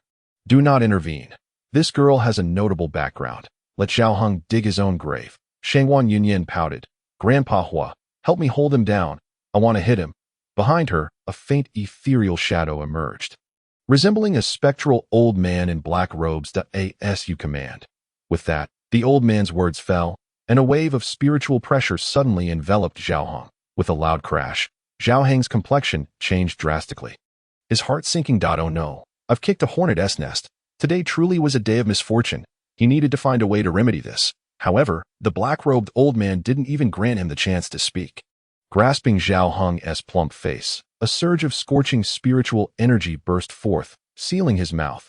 With a slight exertion of strength, Zhao Heng was lifted into the air, and the old man nodded slightly. The third young lady may act as she pleases. Shangwan Yunyan nodded, retreating 10 paces before charging forward. As her speed peaked, she swung her fist. Boom! Zhao Heng's abdomen caved in, though he felt a slight sense of relief. The young girl's cultivation was not particularly high, at most at the perfected body refinement stage. With 2 major realms separating them, she could not truly injure him. However, Lin Ming's voice rang out as a reminder. With his girth, his belly is filled with fat. Just using impact won't be effective. You should employ a series of attacks to gradually wear down his defenses. Shangwan Yunyan turned her head, seriously inquiring. How should I do that? Lin Ming raised an eyebrow, smiling. Simple enough. Just watch me closely. Shangwan Yunyan nodded, resting her chin on her hands while watching Lin Ming intently. He lowered his stance, retracting his fists to his sides. Taking a deep breath, he alternated his punches, unleashing a barrage of fist shadows into the air. Aura, aura, aura, aura, aura, aura, aura. The young girl had never witnessed such an exhilarating fighting style. Her mouth agape as if she had stuffed a goose egg inside. Around them, Li Jingtai and Mr. Bai exchanged astonished glances, both captivated by the spectacle. Wow, how entertaining! Shangwan Yunyan exclaimed. Let me give it a try. She planted herself in front of Zhao Heng's belly, extending her arm to gauge the distance, adjusting her stance before mimicking Lin Ming's stance. Then, with reckless abandon, the young girl threw her punches, her mouth echoing the same battle cry. Aura, aura, aura, aura, aura, aura, aura. Her fists rose and fell in rapid succession, the oscillating waves of Zhao Heng's belly rippling with every blow. In truth, he did not feel much pain, but the relentless vibrations sent his insides churning, making him feel nauseous. Moreover, the humiliation of being used as a punching bag was profoundly distressing. Zhao Heng's heart trembled, wishing he could transform into someone else and never return to his former self. The onlookers gazed at Shangwan Yunyan, silently vowing, we must not provoke this young girl with ponytails. Pausing, they all turned their attention toward Lin Ming, and we must never provoke the chief brother, who is as thick-skinned and cunning as they come. Lin Ming stood to the side, his left arm crossed over his chest, his right hand cradling his chin, observing Zhao Heng's plight with great interest. Mr. Bai blinked, finding the situation amusing, truly intriguing, with exceptional talent as well. Li Jingtai's ears perked up as he cast a sidelong glance at Mr. Bai. Little Bai, are you considering taking a disciple? Mr. Bai paused for a moment before chuckling. I do have such intentions. The dean will not mind. Will you? Li Jingtai waved his hand dismissively. Of course, I do not mind. Once a student of the Xianwen Academy, they are forever a student of the Xianwen Academy, even if they join your sect. What harm could it do? Mr. Bai nodded. Very well. The dean is magnanimous that I shall not be polite then. Today I have encountered 2 promising talents. Greedy, Li Jingtai shot him a glance. The origins and talents of that Yunyan girl are extraordinary. Albeit her temperament is a tad eccentric. She may be difficult to teach. Perfect for you to take under your wing, leaving me to enjoy some peace. Chapter 10. I have traveled through many worlds and have yet to encounter a man more handsome than you. Not long into their conversation, Zhao Heng was nearly at his wits' end. Li Jingtai shook his head, abandoning Mr. Bai, and approached. He patted Shangwan Yunyan on the shoulder and said, Yunyan, that's enough. Shangwan Yunyan paused momentarily. Casting a glance at Li Jingtai, he insulted me, so I should retaliate. Indeed, you should, but you've already done enough. Li Jingtai replied that I haven't at all. I'm thoroughly enjoying this. Shangwan Yunyan pouted. Li Jingtai chuckled. Then why not go learn something even more exhilarating from Lin Ming? Upon hearing this, the young girl's eyes sparkled with excitement. Oh, I completely forgot what I originally intended to do. With that, she launched a punch into Zhao Heng's abdomen. Lin Ming's lips twitched as he mentally criticized the headmaster for redirecting trouble. Before long, the spirited young girl stood before him. All right, it's our turn now. Lin Ming rubbed his temples and smiled. If you wish to spar with me, that's fine, but we ought to establish some rules. No need for rules, just strike at each other. Shangguan Yunyan exclaimed eagerly, bending her knees before springing into action. Boom, she vanished from her position, appearing beside Lin Ming, and swung a punch downwards. Lin Ming's forehead illuminated with the character for observation. And with his inner sight, he discerned the flaw in her attack 0.3 inches behind the elbow. He stepped back and sidestepped, shifting his feet to evade Shangguan Yunyan's left arm just in time. Simultaneously, he formed his right hand into a sword-like gesture, activating his speed enhancement, and struck precisely at the weakness. Shangguan Yunyan felt a tingling in her left arm, momentarily startled, but then her face lit up with joy. You truly are formidable. With that, she leaped back a few paces, her aura spiraling upward, and clenched her fist before her. Behold, this is my most powerful martial technique. The ball fist. Lin Ming narrowed his eyes. Sensing the uniqueness of her fists, channeling his inner sight, he perceived the core symbol of her technique. Ball. Furrowing his brows slightly, Lin Ming's legs were imbued with the character for speed, ready to unleash his speed effect at any moment. At that moment, Shangguan Yunyan charged forward, delivering a grand punch overhead. From above, she struck down. Lin Ming noted the flaw in her stance, 1 inch behind the left armpit. Yet, an overwhelming sense of danger surged within him. As if warning him to evade this strike with all his might, he heeded his instincts, suppressing the urge to exploit her weakness. With a powerful push, he darted sideways. Just then, Shangguan Yunyan's punch crashed into the ground where Lin Ming had been standing. Boom!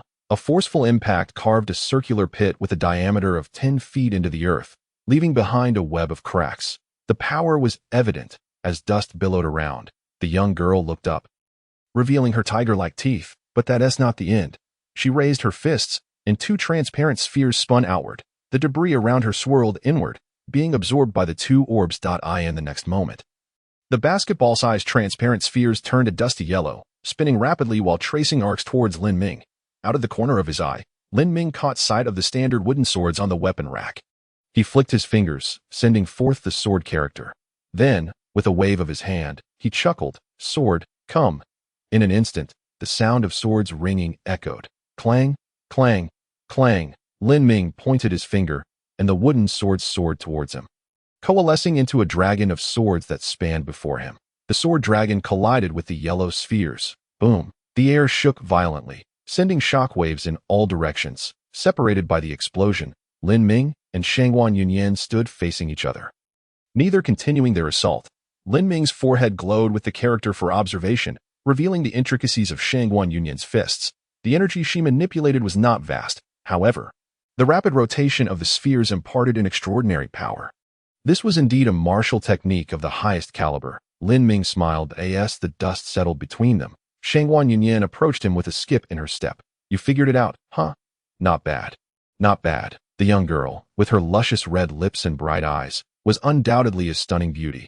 Before Lin Ming could respond, her melodious voice rang out that you're quite impressive, so handsome and captivating, and you can fight well enough to be my pet. Lin Ming, what kind of logic does this girl have that leads her to suggest I become her pet?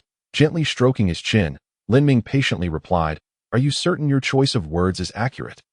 Shangguan Yunyan nodded vigorously, her expression earnest. Yes, precisely. You shall be my pet, and from now on, I will protect you. No one can bully you. Pausing, she pointed her thumb at her nose, declaring, Only I can. Lin Ming chuckled softly. You can't be serious. Absolutely serious. I've traveled through many worlds and have yet to see a man more handsome than you. Plus you're quite amusing. This mutual flattery. Why does it feel so off? Lin Ming's eyelids twitched. You also notice that I'm quite strong, seemingly not in need of your protection. Shangguan Yunyan pouted, tilting her head in thought, then stood on her toes and patted Lin Ming on the shoulder. I wasn't even using my full strength earlier. Should I release another layer of my seal so you can see my true power? Upon hearing this, an old man in black robes suddenly appeared beside the young girl, advising, Third miss, that is absolutely inadvisable. Breaking the seal could harm your path, and the old clan leader would bring ruin to the Zhongxian realm. 3. Humph. Shangguan Yunyan rolled her eyes. I know. I was just joking. Don't rain on my parade. The old man nodded and faded away. At that moment, Lin Ming found the young girl quite endearing. He raised his hand as his fingers were about to touch her lofty ponytail. The faint image of the old man in black flashed in his inner sight. Danger, extreme danger. Lin Ming glanced over. I in the void. Old Hua's eyes flickered with surprise. This young man can see me? He suppressed his extraneous thoughts and released a faint aura of pressure. The pressure skillfully bypassed Shangwan Yunyan, enveloping only Lin Ming. Though it was incredibly subtle and weak, it was enough to push Lin Ming back. Just as Old Hua's thoughts began to form, he found himself halted in place. Lin Ming's forehead flashed with purple light, the still symbol unleashing its power, ensuring Lin Ming's mind remained cleared at that moment. Li Jing'ai stepped down, appearing beside Lin Ming. With a slight tremor of his sleeve, he dispersed the pressure from the old man in black, bullying the young in secret. Do you think I, the Shiman Academy, have no one? Old Hua raised an eyebrow, about to speak. Just then, Shangwan Yunyan let out a cold snort. Old Hua hurriedly lowered his head. My subordinate acknowledges his error. Please do not hold it against the 3rd Mississippi. In a calm tone, Shangwan Yunyan replied. Let us hope there won't be a next time. As her words fell, Lin Ming's finger brushed against Shangwan Yunyan's ponytail. Shangwan Yunyan's body stiffened in her entire life. It was her first time being touched by a male. Li Jingtai, aware of her background, felt a pang in his heart. Slap. He swatted Lin Ming's hand away and then struck Lin Ming's back with force. You brat, behave yourself. How dare you get handsy with a young lady? Lin Ming feigned innocence. I was simply admiring how adorable this young girl is. Before Li Jingtai could respond, Shangwan Yunyan placed her hands on her hips, puffing out her chest. Humph, I'm not a little girl. I see you as around 13 or 14. Lin Ming gestured in front of himself. And you're this short. Calling you a little girl isn't unwarranted. Is it? Shangwan Yunyan, indignant, circled around Lin Ming, babbling her objections. For every 10 statements she made, Lin Ming would respond once, and soon, they became quite familiar. Li Jingtai chuckled and nodded. All right, you two have met. This old man, will not continue to intrude. With that, he lifted Zhao Heng and vanished. Soon, Lin Ming escaped the barrage of Shangwan Yunyan's chatter and approached Mr. Bai. Since I've secured first place in the martial arts exam, can I leave now? Mr. Bai let out a chuckle, waving him off. Go on, go on. Lin Ming grinned widely and turned to run. Just then, he heard Mr. Bai's voice in his mind. 3 days from now, at the initial hour of Chun. Come to the back mountain, Xuanwu Peak. I have a method to help you rapidly increase your strength severalfold. Lin Ming paused momentarily, waved his hand, and called out while running ahead. Got it. However, just as he dashed out of the trial arena, a waft of fragrant breeze unexpectedly enveloped him. Chapter 11. The Pact of Pets. Now we can discuss our matters. Shangwan Yunyan leaped with joy, landing gracefully before Lin Ming. Her azure eyes sparkled with anticipation, her face seemingly inscribed with the very essence of expectation. Lin Ming took a step back, rolling his eyes. You wish to make me your pet? Indeed, indeed. Will you agree? Shangwan Yunyan clasped her hands behind her back. Her small fist clenched, embodying a mix of nervousness and eagerness. In the shadows, Elder Hua covered his face, mortified by such an embarrassing occurrence. Thus, he discreetly cast a barrier around them. A faint shimmering shield isolated the trio, causing others in the trial grounds to instinctively steer clear. It was wise to avoid provoking someone who could bring even the vice dean to shame. Within the barrier, Lin Ming resolutely rejected. I cannot. Shangwan Yunyan pouted. Why not? Being my pet is quite fun, Lin Ming replied. It's you who finds it amusing. This little girl must be slightly unhinged. What kind of upbringing could produce such a peculiar individual? How could she think it was only natural for others to be her pets? Lin Ming subtly shook his head, unwilling to engage. Yet since she had spoken up for him earlier, it felt inappropriate to leave abruptly. Thus, he casually cited an excuse. There are no benefits, but there are. Shangwan Yunyan's eyes twinkled as she smiled. I possess many wonderful treasures. With a flick of her left hand, a glimmering storage ring revealed a divine script book in her palm.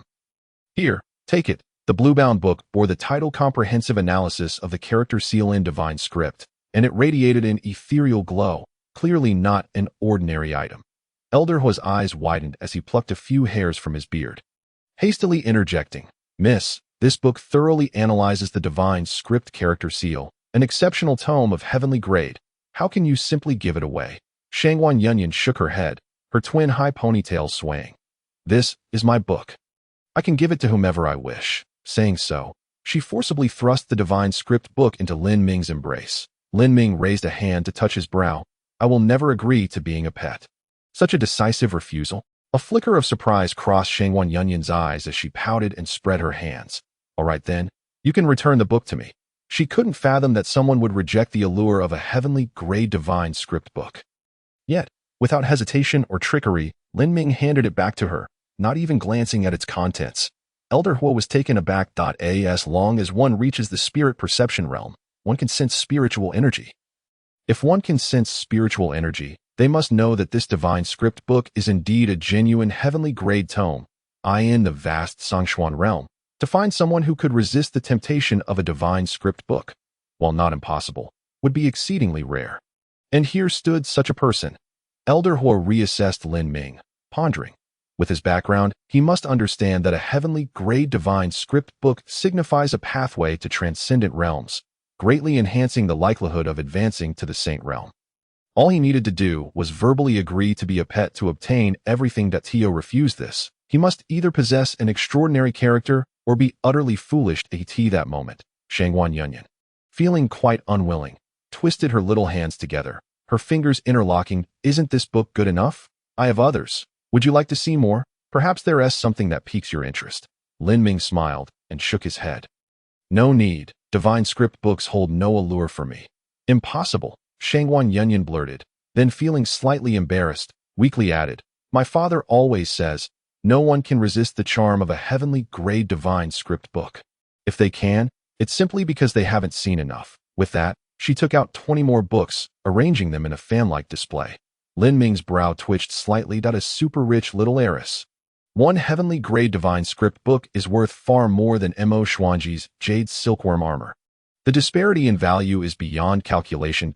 Find a young girl possessing 20 of them is simply inviting trouble. No wonder she was accompanied by such a formidable elder. Lin Ming swallowed hard, his voice trembling slightly, recalling the ancient adage, poverty cannot sway one's character, wealth cannot corrupt one's integrity. Declaring he wouldn't be a pet was resolute. Shangwan Yunyan, with her head bowed, stretched out her arms, looking utterly aggrieved as she held the 20 divine script books aloft. Having crossed the first psychological barrier, it would be infinitely easier to refuse again. Lin Ming gazed at the 20 invaluable divine script books similarly. He shook his head. Really, no need. While divine script books are splendid, they hold no utility for me. After uttering this, his heart bled. Each book was worth a fortune, easily sellable for a handsome price. However, a man must know his limits. To be someone's pet is simply out of the question. After once more declining psychologically, the allure of the divine script books before Lin Ming diminished significantly. Seeing his steadfast attitude, Shangwan Yunyan couldn't accept it. Shaking her head vigorously like a rattlesnake, unless you can prove otherwise, I will never believe it. Lin Ming found himself at a loss for words, rolling his eyes. Fine, just this once. He then turned to the empty space where Elder Huo stood. I kindly asked the elder to help conceal this. Elder Huo was astonished. He had not anticipated that Lin Ming was not merely vaguely sensing him, but knew precisely where he was. After a brief moment of bewilderment, Elder Huo quickly regained composure. Rest assured. Lin Ming nodded slightly, then snapped his fingers. Snap. As the sound echoed, he spread his palm, and a violet sword character divine script floated above, accompanied by 3 golden characters representing force, speed, and healing. Next, another violet divine script manifested.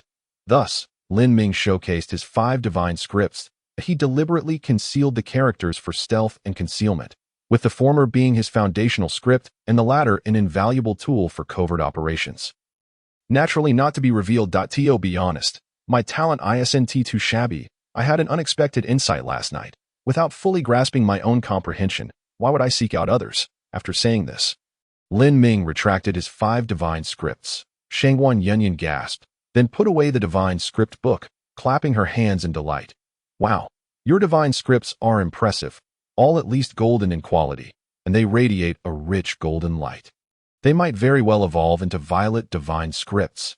Impressive, indeed, Lin Ming chuckled. Truly remarkable. Shangwan Yunyan tightened her small fist, which means I must have you as my pet? Lin Ming. What kind of thought process is this? How did we circle back to this again? So obstinate. Lin Ming's head throbbed, momentarily at a loss for a solution. That moment, Shangwan Yunyan leaned in closer. How about we have a duel? Whoever loses becomes the other's pet. Lin Ming recalled her earlier punch and cleverly inquired, "What is your current realm?" Humph, Shangwan Yunyan huffed, realizing she had been found out. Why couldn't he just agree? Peak body refinement realm, she reluctantly replied. And you dare challenge me? Lin Ming's eyelids twitched. Shangwan Yunyan playfully stuck out her tongue. You're a boy. Can't you let a girl win? Lin Ming nodded. All right, I concede that let's compete a month from now during the great competition of the 5 academies. Shangwan Yunyan's eyes sparkled like countless little stars. Great. It's settled then. Subsequently, Lin Ming took his leave as Shangwan Yunyan watched his retreating figure. She leaped with glee. A pet. Within my grasp. Elder Hua's voice resonated. Ignorance breeds confidence. Little do you know, miss, I doubt you can surpass him in just a month. Such a notion is utterly fanciful. Shangwan Yunyan was in high spirits, humming a tune as she pranced about. Elder Hua, he is no ordinary person. I can sense it. A month from now, he will be my formidable rival. Elder Hua's eyes narrowed slightly. If that is the case, the stakes are different, should you lose. The family will undoubtedly face great turmoil, and I fear that Qingming's state may be reduced to ruins overnight. Shangwan Yunyan shrugged, unbothered. Oh, come now. It can't be that serious. She tossed her head back, revealing the nape of her neck to Old Hua. Old Hua followed suit, pondering. This is no jest. Should matters escalate to such a degree, the devastation of living beings would be trivial compared to the fear that the flames of ruin might engulf the path of the third mist throughout this province. Suddenly, he halted and cast a glance back towards the direction from which Lin Ming had departed, his eyes glimmering with a hint of chill. Chapter 12. The Crescent Moon Pavilion. Lin Ming traversed the winding bamboo path. Returning to his humble abode, nestled in the southeastern corner of the Xianwen Academy, this courtyard was remarkably tranquil. Upon entering, he surveyed his surroundings, noting the disarray and lack of tidiness. How can one aspire to conquer the world if they cannot even tidy their own dwelling? Lin Ming smirked softly, rolling up his sleeves to commence the cleaning. Time trickled by as he diligently swept the courtyard, organized the interior, and tidied up the small kitchen that a realization dawned upon him. Traversing realms is perhaps akin to a unique form of reincarnation. Though it may appear that he stands alone, in truth, he is entwined by countless threads of human connection. How could one hope to untangle or sever them? With a gentle smile, Lin Ming felt a semblance of returning to an ordinary life. Yet, his perceptive abilities were ever at work. With his keen insight, every subtle movement within a Tinjiang radius was vividly apparent to him, as if the world itself played out before his mind's eye. Clear and ineffably distinct. Having lived 2 lives, he found himself changed. Many things were different now. Standing in the courtyard, Lin Ming sighed softly. He raised his gaze to the heavens, his eyes reflecting a hint of bewilderment. Logically speaking, he was a modern individual, not a soldier or assassin of extraordinary nature. To directly slay 2 individuals without any repercussions was not in line with his inherent character. As a graduate of the Chinese literature department, he was accustomed to writing and reading, both of which aided him in better understanding his own heart. When confronted with the bizarre, one must delve deeper, reflecting profoundly upon oneself. However, some questions are destined to remain unanswered. After all, the phenomenon of traversing realms defies rational explanation. Perhaps, with the melding of memories, he had also inherited some lingering obsession of the original host. Shaking off the confusion from his mind, he continued his work. Several hours later, the sun began to set. Lin Ming had thoroughly organized the small courtyard and surveyed his surroundings once more. The courtyard was not overly large. Patches of grass were sprinkled with wildflowers, and a path of irregularly shaped blue stones led from the gate to the inner room, which faced south. Not far from the entrance of the inner room stood a thatched pavilion. Under the pavilion, a round stone table and 2 stone stools awaited, beside which lay a pool of crystal-clear water, revealing the pebbles at the bottom, some gray and some white. Lin Ming admired the fruits of his labor from the afternoon. The entire courtyard was now clean and orderly, and his heart had gained a few moments of tranquility. The restlessness of his interrealm journey gradually subsided. This shall be my temporary home, Lin Ming smiled faintly.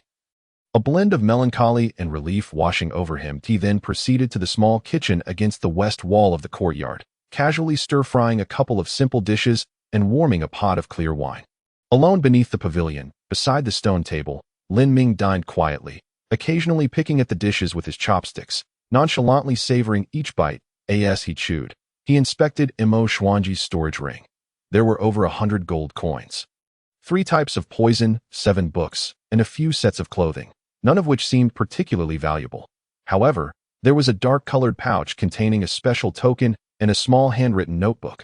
The token was pure white, resembling the luminous essence of the moon, with a crescent moon engraved on the front, alongside an ancient pavilion perched atop a mountain. The reverse bore the inscription Wu Qi. What could this be? Lin Ming furrowed his brow, puzzled, and opened the small notebook. To his astonishment, it was Mo Xuanji's diary. In a world dominated by martial prowess, the existence of a diary seemed utterly inconceivable. Lin Ming scoffed quietly, then rapidly flipped through its pages. The diary chronicled an organization known as the Crescent Moon Pavilion, whose influence was shrouded in secrecy yet extended throughout the Zhongxian realm. Mo Xuanji was indeed one of the Wu Qi of the Crescent Moon Pavilion, having garnered the ability to condense the purple divine script through his affiliation with them. However, there were drawbacks to this purple divine script, the specifics of which remained unclear, only briefly alluded to in the diary. Lin Ming paused, tossing the token in his left hand. If there was a Wu Qi, there must also be Wu Yi, Wu Er, Wu San, and so forth. As he continued reading, his heart raced with alarm. In the vast Qingming province, there were hidden operatives of the Crescent Moon Pavilion among the 3 kingdoms, 7 sects, and 10 clans. The Lin family and the Mo family were no exceptions. Nor was the Xianwen Academy. Their codenames ranged from Wu Yi to Wu Shi, with one known as Wu Yu, the leader among them. The plot to eliminate Lin Ming had been conceived by Mo Xuanji, the Wu Qi, and had gained approval from Wu Yu before being set into motion. The objective was simple: to incite chaos. Should Lin Ming perish at the Xianwen Academy, it would undoubtedly provoke an investigation from the Lin family. Meanwhile, Wu Yu had long since infiltrated the academy, collaborating with Mo Xuanji to secretly instigate a clash between the 2 major factions. This incident would ultimately serve as the catalyst for widespread turmoil in Qingming province. As for the next steps, Mo Xuanji's diary did not explicitly record them, but it hinted at his suspicions that the Crescent Moon Pavilion seemed to be in pursuit of something.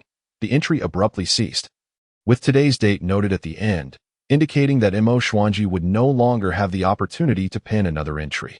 Lin Ming closed the diary, his brow furrowed in thought. Suddenly, a flying needle silently shot in from beyond the courtyard, aimed directly at the vital point at the nape of his neck. An assassination attempt. A chill ran down Lin Ming's spine as he swiftly transformed his grip on the chopsticks, thrusting them backward with force. The sword character divine script glimmered with purple light, and the chopsticks emitted a resonant hum. Buzz. The moment the flying needle made contact with the chopsticks, Lin Ming felt an overwhelming force, far beyond what one would expect from a needle-like weapon. His expression shifted, and with a flick of his wrist, he chose not to meet the attack head-on, instead opting to deflect the force to the side, pinching the needle between the 2 chopsticks and twisting rapidly in a clockwise motion.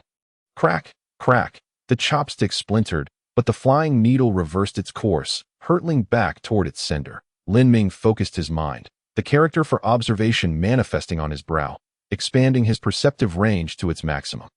18 Zhang. At that moment, a hazy figure materialized in his mind's eye along the bamboo path. Cloaked in black robes, their features obscured, the figure appeared slender, with a graceful posture, likely a woman. Lin Ming refrained from recklessly charging out, as he could clearly sense that her cultivation was far superior to his to act impulsively would be tantamount to courting death. The voice of the figure in black drifted through the air. Skillful indeed. No wonder she was capable of slaying Mo Xuanji. After a moment, the figure emerged at the entrance of the courtyard, declaring, "I am here merely to reclaim a token." Lin Ming's eyes narrowed slightly. "Reclaiming a token requires murder?" The figure scoffed. "Weaklings have no right to speak. You, however, have potential, so I offer you a chance." As she spoke, her gaze fell upon the token in Lin Ming's hand. "I present you with 2 choices. Either join us, or die." Chapter 13. Perhaps it is my fate to encounter villains. Is it truly appropriate to invite someone to join so suddenly? Lin Ming quipped inwardly. The figure in black raised a finger, from which a radiant moonlight emanated. Simultaneously, her other hand opened flat, revealing a milky white pill floating within her palm. "The token rests in your possession, if you agree. Consume this pill and become the Wu Qi of the Crescent Moon Pavilion." Her tone conveyed a hint of impatience. The moonlight at her fingertips slowly coalesced into a needle, and her demeanor turned frigid. "Otherwise, death shall be your only fate." Lin Ming's lips curled into a slight smile. "This is the Xianwen Academy. If you truly believe you can kill me, You wouldn't need to engage in such pointless dialogue. You wish to test that theory. Before the figure could respond, she vanished. Lin Ming's expression shifted as he quickly dodged to the right, taking 7 swift steps. Whoosh! A sound of slicing air erupted from his previous position, leaving a faint white trail in the atmosphere. The air rapidly dispersed, revealing the figure in black once more. Not bad. You managed to evade my second attack. She once again extended her palm, consuming the pill. Now, you are one of us, and this pill greatly benefits your cultivation. Pass, Lin Ming retorted. For the cost may be exorbitantly high. He waved his arm dismissively. You will come to regret your decision today. The voice of the figure cloaked in black grew distant and detached. At that moment, Lin Ming raised his hand and unleashed a surge of spiritual energy, transforming it into a beam of sword light that soared towards the heavens. This act was intended to capture the attention of the Xianwen Academy. However, contrary to his expectations, the anticipated thunderous sound did not resonate. The sword light dissipated into nothingness as it ascended. The cloaked figure shook his head and slowly approached Lin Ming. It is futile. I have made comprehensive preparations for this encounter. A barrier has been established around your courtyard, and most of the Academy's instructors are presently in the cafeteria, a considerable distance from here. You will receive no support. He continued, regrettably. I offered you an opportunity earlier, which you failed to seize. I have no intention of granting you another. Lin Ming shook his head, swallowing a pill that I am but a lamb led to slaughter. Therefore, I choose not to submit. From the very beginning, I never believed you could kill me. You must be the infamous Wu Yu. The cloaked figure paused momentarily, his words escaping him. How do you know? Lin Ming refrained from answering, seizing the fleeting moment of the other's distraction to flee. Run. If I cannot win, I must escape. Lin Ming moved like the wind, leaping over the nearest wall as his feet touched the ground. A hidden character emerged above him, and he swiftly became faint, merging into a nearby thicket. The cloaked figure lagged slightly before following, standing atop the wall and scanning the surroundings, failing to detect Lin Ming's presence. It was as though he had vanished into thin air. How could this be? The barrier remains undisturbed, yet he is nowhere to be found. The black-cloaked figure, unwilling to relent, continued searching within Lin Ming's courtyard. However, Lin Ming's form was nearly transparent, his aura completely suppressed, making him exceedingly difficult to locate. The cloaked figure exhibited remarkable endurance, searching for nearly half an hour without success, feeling slightly disheartened. The figure's agitation mounted as he pressed his palm against the courtyard wall. Just as his powers surged forth from his palm, a handful of gold coins suddenly enveloped him. Whoosh, whoosh, whoosh. Lin Ming wielded the coins as his sword, executing a technique of sword control. The timing was impeccable as hundreds of coins shot forth without leaving an inch of space between them. The cloaked figure, caught off guard, suffered a gash on his left forearm and had his headgear torn asunder. Her long, sleek black hair cascaded down like a waterfall, obscuring her face. Lin Ming's eyes widened as he attempted to discern her identity, even activating the observing character in his mind. However, the woman was cautious. She raised her hand at once, releasing a hazy moonlight to conceal her visage.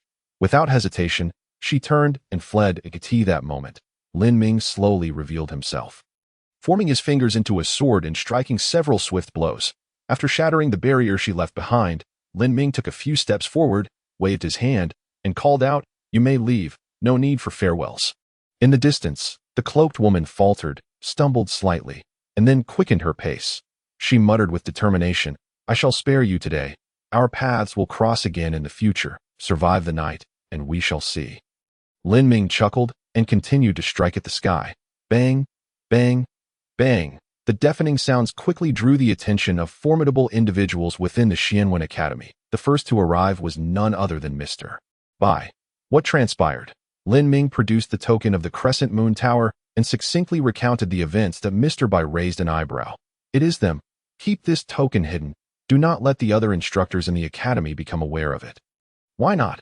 Lin Ming inquired. "Because they fear it," Mr. Bai replied with a light chuckle. "The Crescent Moon Tower is a complex organization with influence spanning the Zhongxian realm. Their members can be found in many sects, noble families, and nations. Even the powers of Tianyuan Prefecture would prefer not to offend them without cause, but they wish to kill me." Lin Ming frowned up. "No, it is not them who seek your demise, but rather the leader of Qingming Prefecture, the one you referred to as Wu Yu. What difference does it make?" If the Crescent Moon Tower were to take action, not even you would escape unscathed, let alone the Xianwen Academy. Lin Ming was about to inquire further when Zhao Hong arrived with several instructors. Upon seeing Lin Ming, Zhao Hong was filled with ire. However, at this moment, the latter held the title of chief, placing him in a position of higher authority than Zhao Hong. With a scowl, Zhao Hong approached Lin Ming and grumbled, "Now that you've become chief, it seems your troubles have multiplied." Lin Ming rubbed his brow and jested. "That seems about right. An old Taoist once read my fortune and claimed I was destined to encounter petty officials." Zhao Heng's expression soured further, visibly irritated. "You little rascal, are you openly mocking me?" His face twitched slightly, and due to his corpulence, the subtleties of his expressions were exaggerated, resembling a fish floundering about. Lin Ming chuckled, and Zhao Heng's scowl deepened. "Let us get to the matter at hand." "Cease your jesting." Lin Ming regarded Zhao Heng with a serious demeanor and proceeded to recount the incident involving the cloaked figure, omitting the initial details and falsely claiming ignorance of her intentions. He concluded with a description of the cloaked figure, a woman, or possibly an exceedingly slender man, with long hair, an injured left forearm, an unknown cultivation level, but undoubtedly formidable, at least at the body refinement stage. After listening to Lin Ming's account, Zhao Hong scoffed. "You've killed 2 people today, one from the Mo family and another from the Zhang family. Perhaps they seek revenge." Lin Ming refuted, "That is impossible." The intent to kill me was unwavering. Once she sensed the risk of exposure, she fled rapidly, indicating she likely possesses some level of recognition within the academy. Then if she is as strong as you claim, why could she not kill you, and instead chose to evade for nearly half an hour, in such a meager courtyard? How could she have delayed you? That is my secret, and not the crux of this incident. Mentor Zhao Hong, it would be prudent for you to conduct an investigation promptly. Should you delay further, the perpetrator may have already disguised herself. Zhao Hong huffed in frustration, feeling vexed yet unable to refute Lin Ming's logic. With a cold snort, he departed with his entourage, out of sight, out of mind. He could not fathom why his irritation towards Lin Ming had intensified. Lin Ming stood at the entrance of the courtyard, waving his sleeve. "I await the good news from Mentor Zhao Heng." Zhao Heng's face twitched, quickening his pace until he vanished at the end of the bamboo path. At this moment, Mr. Bai remained in the courtyard, surveying the surroundings with a smile. "Not bad. You've tidied up quite well." Pausing, he turned to Lin Ming and suddenly inquired, "You have reached the pinnacle of the sense spirit stage, have you not? How many divine characters have you condensed?" Chapter 14. The world is vast, and there are all kinds of oddities. Lin Ming turned to look, wondering why Mr. Bai posed such a question. Mr. Bai smiled gently and took a few steps to the stone table beneath the gazebo. "You were able to slay Mo Xuanji, making you nearly unmatched within the sense spirit stage. An individual who has just entered the body refinement stage could not force you to refrain from striking. The intruder must be more than just a body refinement stage expert. They are at least at the pinnacle of that stage, or even in the insight stage. Only such a formidable opponent could evoke a sense of invincibility in you. To escape from such a powerful figure, relying solely on your abilities would be impossible. You must have utilized divine characters." His words settled. He beckoned Lin Ming to sit beside him. Lin Ming raised his brow slightly.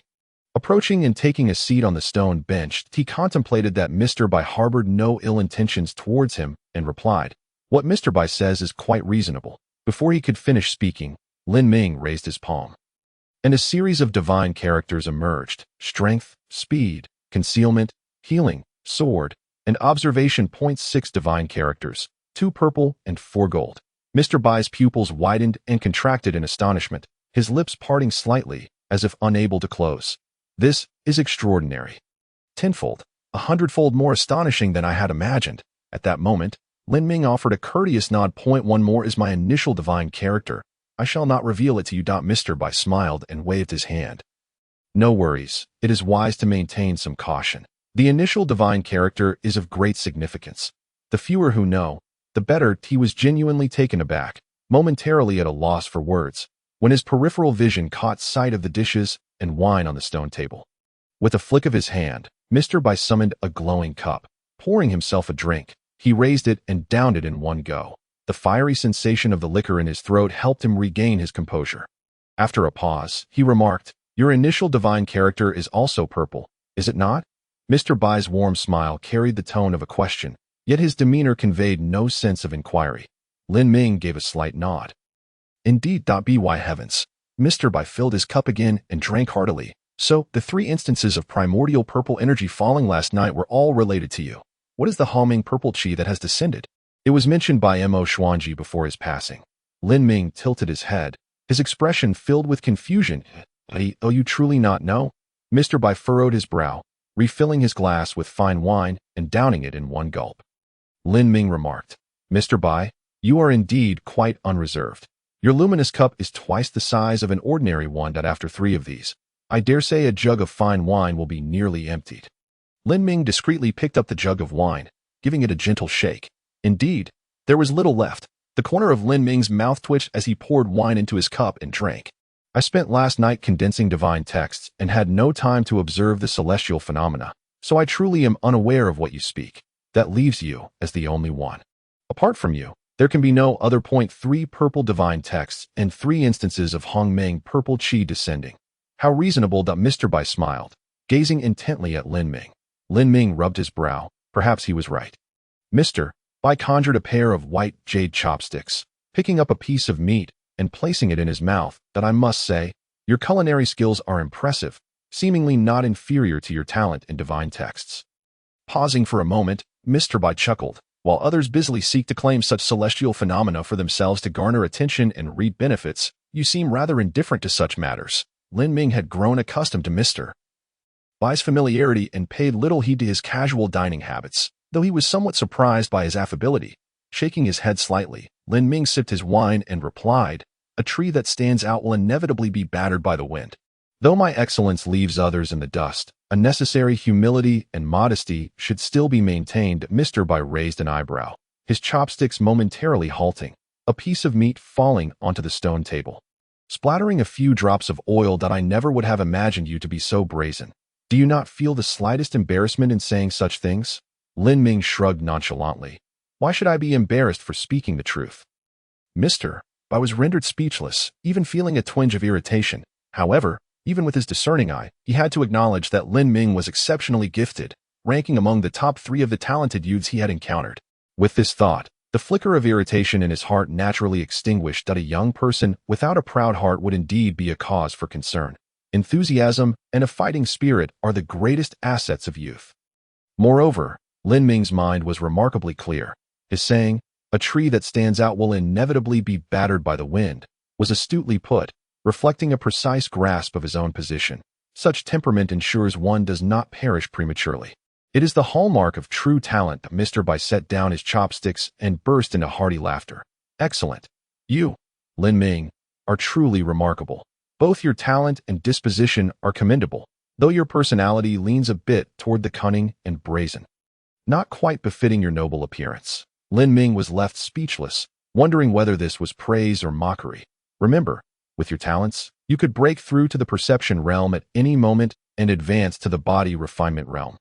But do not rush to do so in these 3 days. Come to the back mountain in 3 days, and I shall present you with a surprise, Mr. Bai instructed. What surprise? Lin Ming inquired. Mr. Bai leisurely picked up another piece of meat, chewing and swallowing before cryptically responding. If I were to reveal it now, it would no longer be a surprise. Lin Ming rolled his eyes. It was likely just a matter of suppressing his realm to solidify his foundation, or perhaps some hidden realm. Mr. Bai mused, it seems I must add a note to this young man. Intelligent and possesses good deductive abilities. Upon seeing Mr. Bai's expression, Lin Ming instantly understood the implication and readily agreed. Rest assured, I shan't rush to break through. Your surprise is what I truly look forward to. Mr. Bai shook his head, sighing, indeed, one should travel more. The world is vast, and there are all sorts of peculiarities. Lin Ming was left puzzled. Mr. Bai shook his head, unwilling to converse further. In his youth, Mr. Bai had been an unparalleled prodigy, often leaving his peers feeling defeated and miserable. Now, he finally experienced a similar sense of frustration through Lin Ming. The crux of the matter was that Lin Ming's demeanor clearly indicated he was not acting intentionally. He genuinely perceived condensing divine texts as simple as eating and drinking. Terrifying. Feeling somewhat disheartened, Mr. Bai increased the speed with which he used his chopsticks, and soon, the 2 plates of vegetarian dishes prepared by Lin Ming were entirely cleared. With only the meat dishes gone and the vegetables untouched, this moment, Mr. Bai produced an ancient-looking book. Take this summary of divine texts, study it well, and choose your subsequent divine text that if you truly have the ability. Condense another divine text within these 3 days. Lin Ming accepted the book, a slight smile forming on his lips. Very well, no problem. Mr. Bai stood up, preparing to leave, when he suddenly recalled something, pausing to look at Lin Ming. Though it is unlikely, I must give you a word of caution. If you can indeed condense divine texts, do not attempt to condense too many at once. You already possess 7, at most. You may condense 2 more. Otherwise, it could lead to significant issues and cause you to miss hidden realms. Lin Ming's expression turned serious as he nodded in agreement. Understood. That I will remember. See you in 3 days. Mr. Bai waved his hand, and his figure abruptly faded away. Chapter 15. This time, it is truly my doing. The night deepened. In a certain part of the Xianwen Academy, a woman clad in a black robe stealthily evaded dozens of sentries and 3 passing masters. She moved with caution and swiftness, navigating through the shadows until she arrived at the inner courtyard's spiritual water hot spring. This was the public bath of the inner courtyard, segmented into private cubicles, serving as a benefit for the residents. Soaking in the hot spring could greatly alleviate physical and mental fatigue while accelerating the recovery of injuries. The woman quickly shed her black robe, performing a swift motion with her palm that caused the robe to disintegrate into fine powder, scattering in the wind. Then, she scaled the wall, entering the women's bathhouse and casually selecting an empty cubicle. Immersed in the spiritual water hot spring, she raised her left arm, inspecting the scar from a sword wound. Gold transformed into a sword. Quite intriguing. It was rumored that today he had transformed a wooden branch into a sword. It seems Lin Ming's sword divine text is indeed a genuine purple, transcending the ordinary. The woman reached out to touch the scar, a faint pain radiating through her. She narrowed her eyes, seemingly savoring the discomfort. Moments later, a golden divine text in the shape of a cat appeared on her brow, and her fingernails on the index, middle, and ring fingers elongated. With a swift motion, her nails pierced into the flesh, the tip of her middle finger digging into the sword wound while the other 2 fingers remained beside it, tracing the scar from its origin to its end. The scar instantly morphed into claw marks, resembling scratches from a cat demon. The process was excruciatingly painful, yet she smiled, a wicked curve gracing her lips. Tilting her head back, she inhaled deeply the mist from the spiritual water hot spring and then exhaled slowly. This time, I was indeed careless. I must remember this. The woman squinted slightly, murmuring, the perception realm renders the marvelous insight realm utterly helpless. This is beyond mere potential. Moreover, he seems to know something. Keeping Lin Ming alive poses a hidden danger that must be dealt with swiftly. Soon, the woman's storage ring vibrated, a token from the inner courtyard glowing faintly. The inner courtyard has summoned. Indeed, Lin Ming, you are quite resourceful. The woman submerged her head in the spiritual water hot springs, her long, lustrous black hair floating on the surface. After a moment, she suddenly emerged, and before the splashes of water could settle, the droplets on her body disintegrated into fine powder. The water splashed down. She had already donned the standard attire of a woman from the inner courtyard of the Xianwen Academy, a delicate, pale yellow gown. She pushed open the door and exited the spiritual water hot spring, striding purposefully towards the direction of the inner courtyard's heroic hall. Meanwhile, Lin Ming had finished both plates of purely vegetarian dishes, poured himself a new cup of fine wine, and, while sipping, read under the moonlight. Clad in pristine white, untouched by dust, he held the summary of divine texts in one hand. This book differed from other divine text tomes. It did not discuss the meanings or pronunciations of the divine texts or the profound principles contained within. Rather, it served as a reference book akin to a modern dictionary for divine texts. With this book, he could more easily decide which divine text he should condense. Furthermore, he learned of the conventional limit for the perception realm, 9 divine texts. 9 is the ultimate number. According to reason, martial practitioners cannot surpass this limit. Lin Ming set down his cup, bending his index finger to lightly tap his brow. In a wonder, Mr. Bai advised me against attempting to condense more divine texts. Shaking his head, Lin Ming continued to drink alone beneath the moonlight, engrossed in his reading. His reading speed was astonishingly swift. He managed to finish the over 1,000 pages of the divine script as summary in just an hour. This was not a hasty, careless read, but rather a meticulous absorption, almost imprinting the text in his mind. While he did not possess perfect recall, the impressions left were nonetheless profound. All of this was attributed to the efficacy of the tranquil script.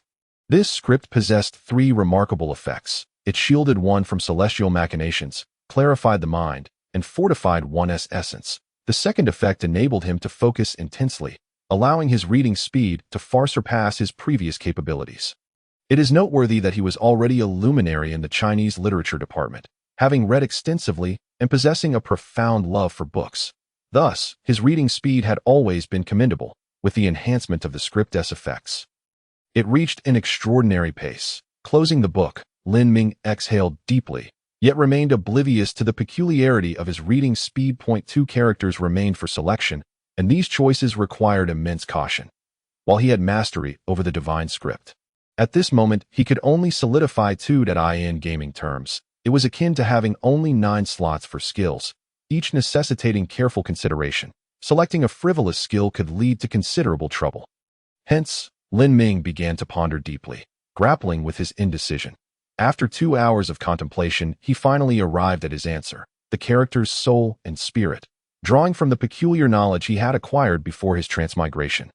Lin Ming discovered that this realm similarly recognized the concept of the 3 souls and 7 spirits. The soul is a spirit that can exist independently of the body, divided into 3 aspects: the fetal light, the ethereal spirit, and the spectral emotion. The spirit, on the other hand, is a spirit that depends on the body for its existence, categorized into 7 forms: the corpse dog, the lurking arrow, the shadow of the sparrow, the devouring thief, the non-poison, the purging of impurities, and the foul long. After briefly reflecting in his mind, Lin Ming ceased his internal struggle and directly condensed the divine script. His consciousness soared within the realm of the script, seemingly transforming into a minuscule point. Whoosh! In the blink of an eye, Lin Ming found himself in a pristine white space. In this expanse stood 7 grand characters, arranged in order: tranquility, observation, healing, strength, speed, concealment, sword. Each character loomed larger than himself, floating in midair, with no tangible ground beneath his feet. After overcoming the initial novelty, Lin Ming waved his sleeve, summoning wisps of faint white energy. Before long, these wisps coalesced into a vortex, unveiling a portal. Countless beams of light surged in from the outside, each varying in hue: blue, red, green, yellow, countless in number. These were all spiritual energies. Curiously, Lin Ming extended his hand to touch a blue beam of light. As it brushed past his fingertips, it imparted a refreshing sensation, reminiscent of a gentle stream flowing over his skin. The essence of water. He chuckled softly and reached towards a faint purple glow. Zing! A tingling sensation coursed through him, rendering him momentarily paralyzed as the purple light joyfully darted away. Lin Ming shook his hand, acknowledging the essence of thunder, which had quite the temperament. At that moment, a spark floated before him, swaying back and forth as if eager to befriend him. Lin Ming smiled, about to speak, when the spark suddenly shot upward. Boom! A massive explosion of flames erupted, leaving Lin Ming covered in soot, utterly bewildered. The volatile essence of fire. Had it resulted in mutual destruction? He chuckled, but upon closer inspection, he noticed a tiny spark at the side of the explosion. Had he not condensed the observation character of the divine script, he might have missed it entirely, even to the point of his eyes popping out in astonishment. After taking a moment to appreciate the surrounding spiritual energies, Lin Ming gradually acclimated to this wondrous sensation. He raised his index finger and gently tapped his forehead, invoking tranquility. In an instant, his mind became serene and harmonious, entering a state of unparalleled focus. Lin Ming laughed heartily, his hands dancing like the wind, akin to a literary master freely expressing himself in cursive. Before long, 2 new characters appeared in this space: soul and spirit. As these characters emerged, a flicker of purple light intertwined, forming a moderately sized purple-black vortex. Whoosh! Lin Ming's consciousness transformed into a stream of light, instantly merging into the purple-black vortex. The next moment, he opened his eyes, having returned to reality. Was I expelled?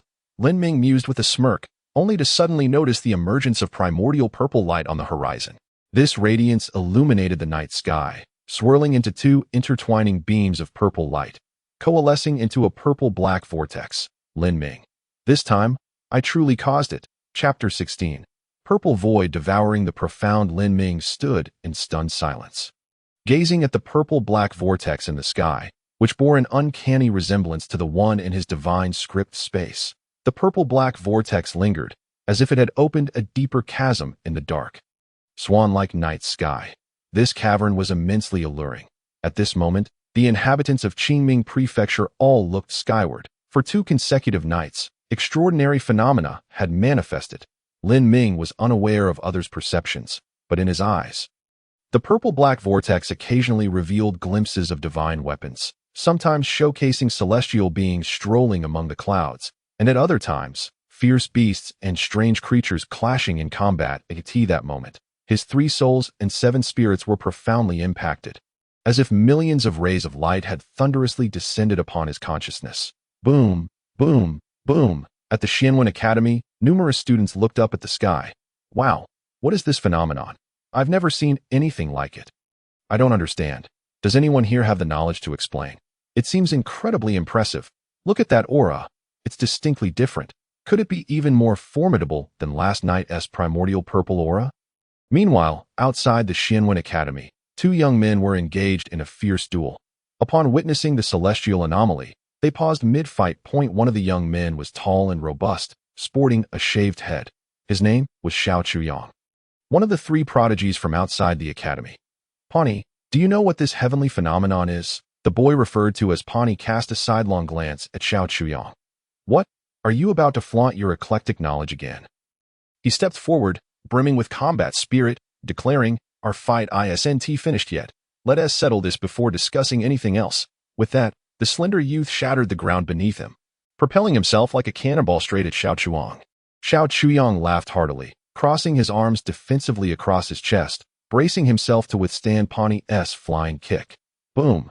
As their hands crossed, Xiao Chuyang seized Pawnee's ankle, swinging him downwards with a laugh.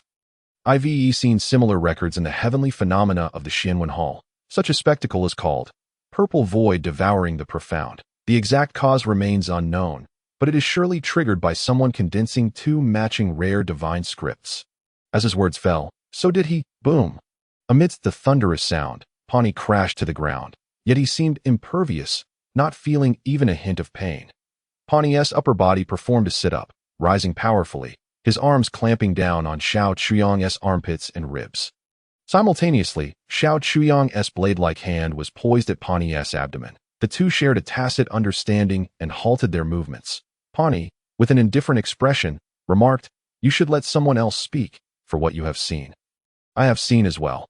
What you know, I know almost equally. Perhaps that Mo Xuanji is your confidant." Xiao Chuyang wrinkled his brow, disdain evident on his face.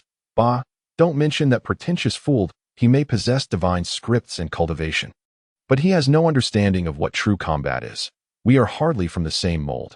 Pawnee nodded slightly, pointing to the sky. "Perhaps this talent who has summoned the phenomenon can broaden our horizons." "Do you actually believe what you just said?" Xiao Chuyang grinned, sitting down on the ground. "Last night, you and I both condensed the purple divine script in quick succession, which also triggered the primordial purple aura phenomenon. With these conditions, coupled with our unique physiques, what does being a genius even mean?" Pawnee chuckled. "Indeed, having the purple divine script has filled my last gap, not to mention others. Even you will not be my match 10 days from now. Your grandmother, in 10 days, I might even surpass you," Xiao Chuyang retorted, hastily departing. Once he had left, Pawnee shook his head and scratched his ear, finally enjoying a moment of tranquility, gazing up at the sky. Pawnee's voice was low, imbued with an unexpected depth that belied his youth. With the primordial purple aura nearly at dawn last night, along with tonight's purple void devouring the profound, perhaps it is all the work of a single individual. At this very moment, Lin Ming gazed up at the sky, occasionally fiddling with his 2 divine scripts of soul and spirit. However, these 2 scripts appeared particularly aloof, seemingly disinclined to engage with him. Undeterred by this indifference, Lin Ming persisted in his efforts. Consequently, he spent yet another sleepless night. As he stretched lazily in the radiant glow of the morning sun, Lin Ming finally completed his experiment with the effects of the 2 divine scripts. For the time being, he discovered that one of their functions was to spontaneously enhance his body and spirit. The improvement was exceptionally gradual, yet it was unwavering, as if it would persist indefinitely. Lin Ming broke into a smile, suddenly feeling a fluttering irregularity in his heartbeat. The Guan script is remarkably useful. It can even perform self-diagnosis for minor ailments. As he spoke, he activated the Yuan script, forcefully initiating self-repair. He then strolled nonchalantly towards the communal dining hall. Along the way, Lin Ming was greeted with numerous salutations. Good morning, Chief. X-33, hello, Chief. X-12. He responded to each greeting, and by the time he reached the end of the dining hall path, his face was aglow with joy, his smile as radiant as a blooming flower. That moment, a handsome junior, with a rather delicate appearance, rushed over, blushing as he exclaimed, Chief, you look even more dashing today. Lin Ming, what is happening? Look at this white robe. The person before me must certainly be male. To say such a thing in public is akin to confessing love. How terrifying. Lin Ming discreetly took half a step back, gently nodding at the junior, and then, like a gust of wind, entered the dining hall. The androgynous junior glanced back, delicately curling his fingers, even his manner of walking exuding an air of elegance. The surrounding female seniors and juniors, still lacking the courage to speak up, were filled with a desire to chastise this junior. On the other side, upon entering the dining hall, Lin Ming encountered several mentors, who also took the initiative to greet him. Lin Ming smiled in response, yet internally he pondered, only by possessing strength can one earn respect. Memories of the original owner flashed through his mind. How many disdainful glances he had endured over the past 3 years, even fearing to return home, and how he had to study diligently during the new year, not daring to relax for a moment. Shaking his head slightly, Lin Ming continued his forward stride. After walking just a few steps, an exceptionally tall figure obstructed his path. The sunlight streamed from behind Lin Ming, illuminating the person's head and creating a massive halo of light. It was bright and blinding, akin to a colossal light bulb. Lin Ming instinctively shielded his eyes. However, his mind's eye captured the entire figure's likeness. A large bald head, a commanding face, a robust and powerful physique, and most impressively, those hands, strong and sturdy, with palms larger than a fan. Combining this with his memories, Lin Ming accurately identified the individual, Xiao Chuang. Xiao Chuang nodded with a smile. It's me. You must be Lin Ming, the second son of the Lin family. Lin Ming acknowledged with a nod. What can I do for you? Xiao Chuang shrugged nonchalantly. I've heard rumors that you're a good-for-nothing, but seeing you today, those words are unfounded. Their exchange drew the attention of everyone in the dining hall, eyes converging upon them. That moment, Xiao Chuang boldly stepped forward and swung his hand. The crowd held its breath, convinced a spectacle was about to unfold. Lin Ming's pupils remained as calm as a still pond. He stood motionless, showing no intent to defend or evade. Xiao Chuang's hand shifted from its previous forceful demeanor to lightly rest upon Lin Ming's shoulder. Unfazed, Lin Ming thought, no wonder he was able to kill Emo Xuanji. He shook his head slightly, choosing not to respond, then suddenly raised his hand, fingers pointed like a sword, aiming directly at Xiao Chuang's left eye. Xiao Chuang was taken aback by Lin Ming's sudden move. Stumbling back 3 steps, the entire dining hall fell into an eerie silence. Everyone watching the seemingly tentative confrontation. Lin Ming did not retreat. It was Xiao Chuang who stepped back. The outcome spoke volumes. Xiao Chuang's face flushed crimson, a picture of discomfort. He did not blame Lin Ming for his sudden attack, but rather himself for retreating. Nevertheless, Lin Ming merely smiled and walked past, as if nothing had transpired. Chapter 17.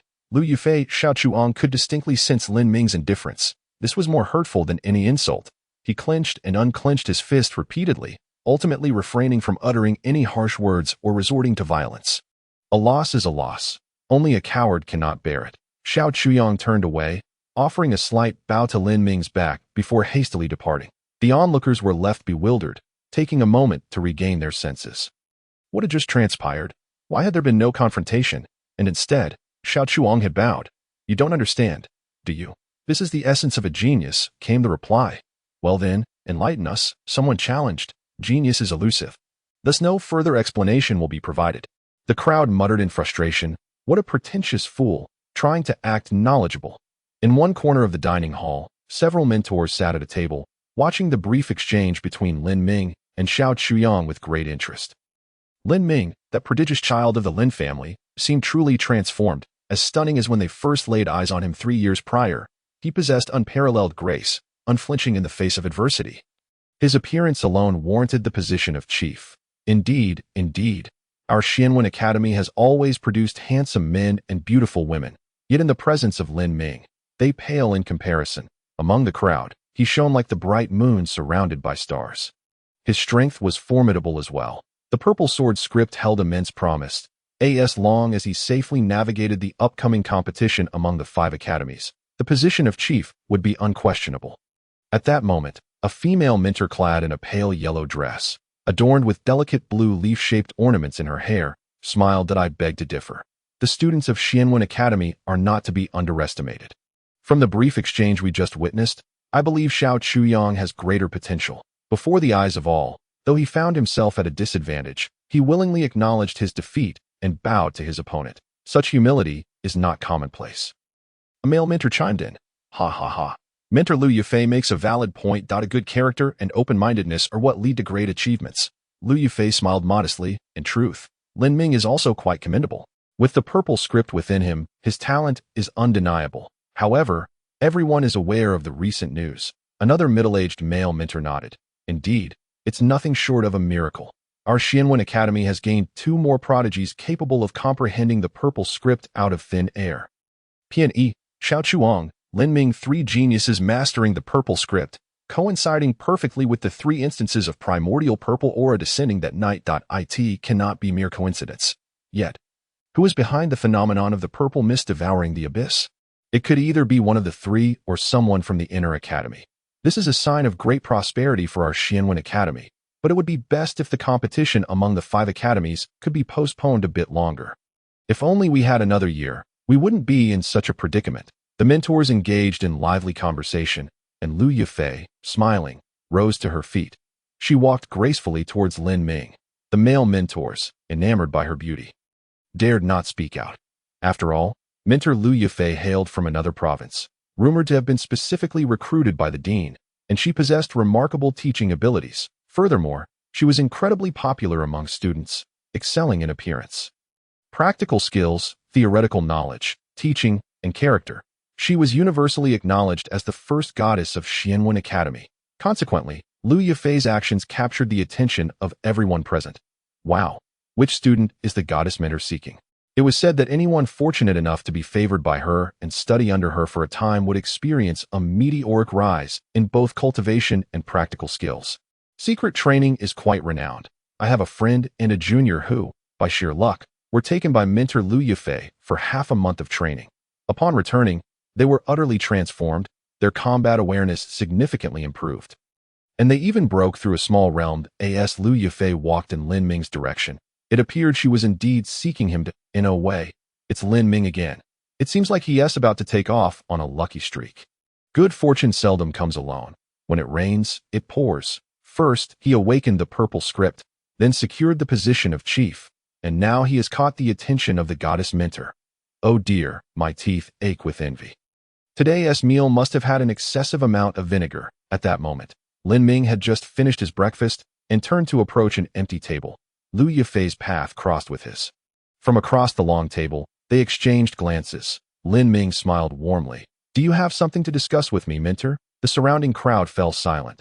Taken aback, I in the presence of the goddess mentor. Lin Ming's tone seemed rather nonchalant. With her long, waterfall-like black hair tied in a high ponytail cascading gently over her left shoulder, Lu Yufei's smile was gentle and serene. Lin Ming, since we are not too far apart in age, you may call me Yufei Jie. Lin Ming, unreserved, replied, What brings you to me? Yufei Jie, a crowd remarked. Both men and women are envious. Lu Yufei is the foremost goddess of the academy, and Lin Ming is certainly not lacking in comparison.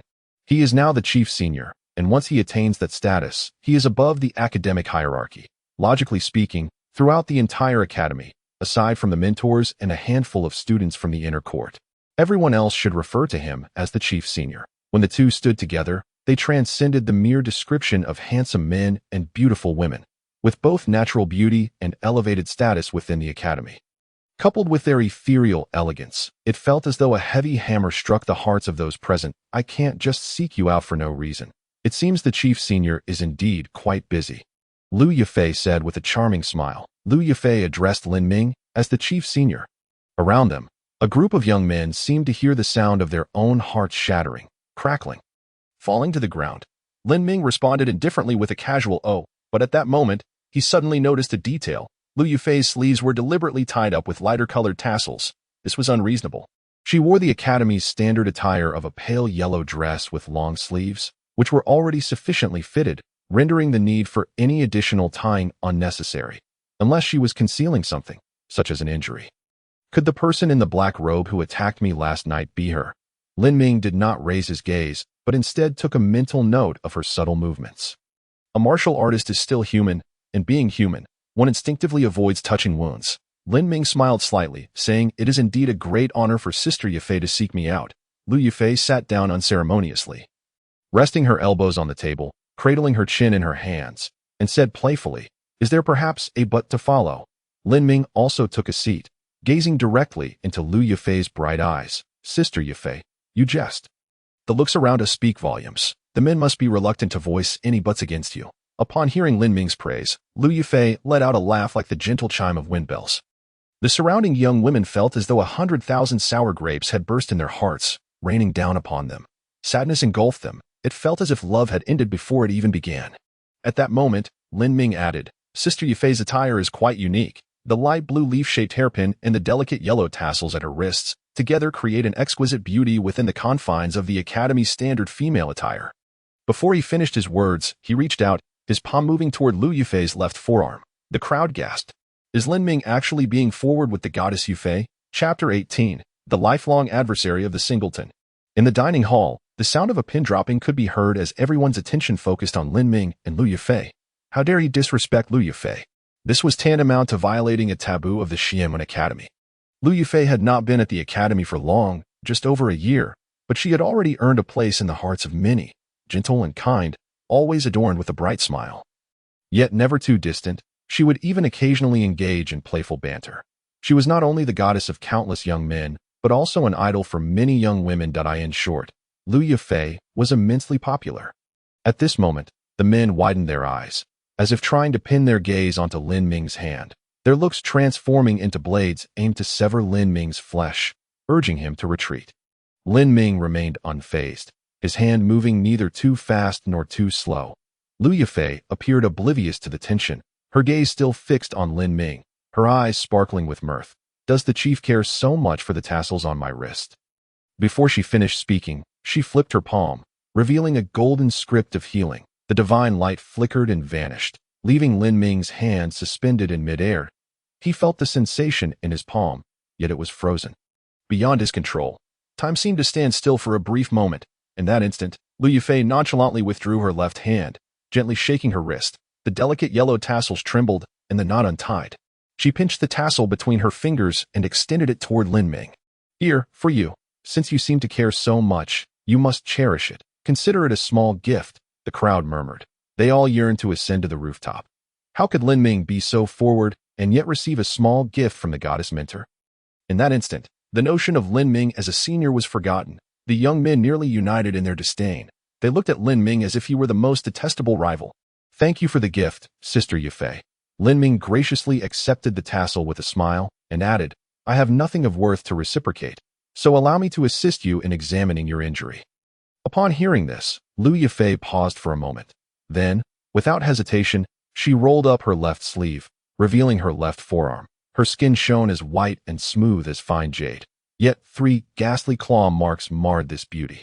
The onlookers fell silent for a moment, then erupted into chatter. "The goddess is injured? When did this happen? How did Lin Ming discern it? As far as I know, he is not skilled in medicine."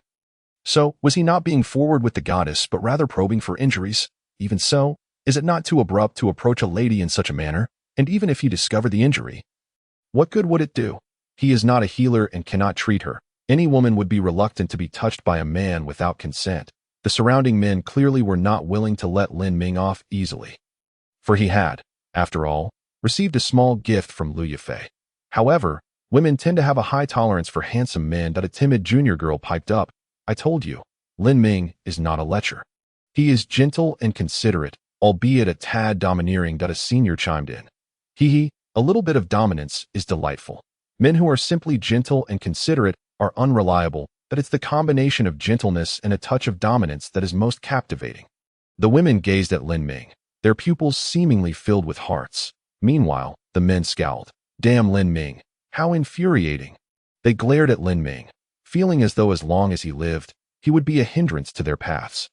The lifelong adversary of the singleton, the men around felt a surge of resentment. their gazes towards Lin Ming filled with hostility. Yet, Lin Ming continued to manifest a healing script, tending to Lu Yufei's wounds. His expression was focused and earnest, his starry eyes fixed unwaveringly on Lu Yufei's injuries as he inquired, "This is a new wound. It must be from yesterday." Lu Yufei nodded, her smile gentle. "Indeed, yesterday afternoon. I encountered a spectral cat in the trial forest, and I was caught off guard and ambushed." Lin Ming furrowed his brow, his mind racing as he employed the observational script to discern the true nature of Lu Yufei's injury. There was no pretense. The scars were indeed left by a beast. Such damage could not be inflicted by a weapon. Lin Ming thought to himself, "It seems to be a coincidence. The black-clad assailant who attacked me last night was not her." At that moment, Lu Yufei extended a delicate finger to touch the tip of Lin Ming's nose. He was taken aback. "Sister Yufei, what are you doing? Seeing you so focused and earnest, I couldn't resist teasing you a little." Lu Yufei chuckled, playfully adjusting her long braided ponytail that hung beside her shoulder. In that instant, Lu Yufei's charm radiated brilliantly, surpassing the clarity of the moon and the brilliance of the sun. The crowd was momentarily spellbound. So beautiful. Lin Ming felt a profound impact on his soul, in 2 lifetimes combined. He experienced for the first time how a mere smile or frown could capture the heart, especially in such close proximity. Meanwhile, the young men who had just emerged from their stupor fell into a state of utter despair. Their hearts felt as though they had been pierced 1,000 times. So cold, the air swirling in the dining hall felt like the chilling wind on the rooftop, vast and frigid, making one long to leap from the heights. On the other side, Lin Ming continued to treat Lu Yufei's injuries. "How come I never knew you were so capable? Have you been hiding your talents?" Lu Yufei smiled, her beauty rivaling a city's worth. Lin Ming shook his head, smiling without replying. Lu Yufei, not insisting on the topic, shifted the conversation. "This healing script glows intensely. It might very well break through to the heavenly tier. It's all right. If it can, that's wonderful. If not, it matters not." Lin Ming responded casually and nonchalantly. Lu Yufei raised her eyebrows, as if unfolding a landscape painting, and remarked, "What a good disposition." After a pause, with a half-smile, she inquired, truly without any desires. Lin Ming's lips curled up slightly. "I am no saint. Of course, I have my aspirations. If I can break through, I will be pleased. If not, I will not force it. After all, such matters rely on fate. One cannot simply demand them. It's best not to dwell on it too much, lest I burden myself with unnecessary worries." Upon concluding his words, Lin Ming's index finger descended upon Lu Yufei's forearm, gently gliding over the scar left by a claw. A faint azure luminescence emanated from his fingertips, fragmenting into delicate shards that transformed into tender green shoots, drifting downwards. The injury on Lu Yufei's arm visibly mended at an astonishing pace. With each subtle movement of Lin Ming's fingers, her wound lessened, akin to a masterfully crafted eraser quietly obliterating the marks. The onlookers gasped in astonishment. "What an extraordinary glyph. It seems there are no records of such a thing. Could it be that my own limited knowledge has kept me from witnessing it? Understanding its form, grasping its meaning, yet unable to attempt its manifestation. Surely we are yet to comprehend its profound significance. Shouldn't the glyph for healing imply greater instead? How is it that Senior Lin Ming can employ it for healing?" At that moment, an elderly figure with white hair, a youthful visage, a vermilion dot upon his brow, and clad in a cloud-colored robe spoke. "I, too, have never encountered this. The true essence of his healing glyph likely lies beyond the teachings of the Xianwen Academy." The crowd erupted in murmurs, turning to discern who possessed such audacity to speak on behalf of the Academy's legacy. Upon seeing the speaker, they fell silent, for it was Meng Yuanhao, a renowned researcher of glyphs within the Academy, one of the top 3 experts in the entirety of Qiming Prefecture. The crowd could only concede that Lin Ming had indeed condensed a glyph surpassing the Academy's teachings. At this juncture, some students also pursuing medical knowledge approached respectfully, asking, "What, pray tell, is this glyph? We humbly beseech Senior Lin Ming for your guidance." "No, rather, we implore you, esteemed senior." Lin Ming did not turn but responded with a gentle smile, "Certainly, but only after the healing is complete." The students, filled with enthusiasm, lightly clenched their fists and cheered silently in a manner that would not disturb Lin Ming. A quarter of an hour later, Lu Yufei's injury on her left forearm had completely healed. She beamed with a smile that sparkled like autumn waters. Such a miraculous method, leaving not a single scar, truly a boon for women.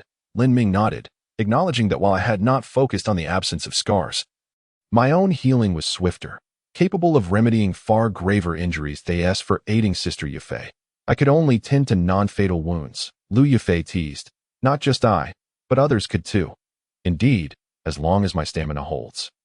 Lin Ming agreed. As his words settled, the glyph he had manifested began to tremble, his perception reflecting the surroundings. In the dining hall, all the women, along with a few handsome men, gravitated towards him, encircling him with eager gazes, as if they were ablaze with an unquenchable fire. Chapter 19.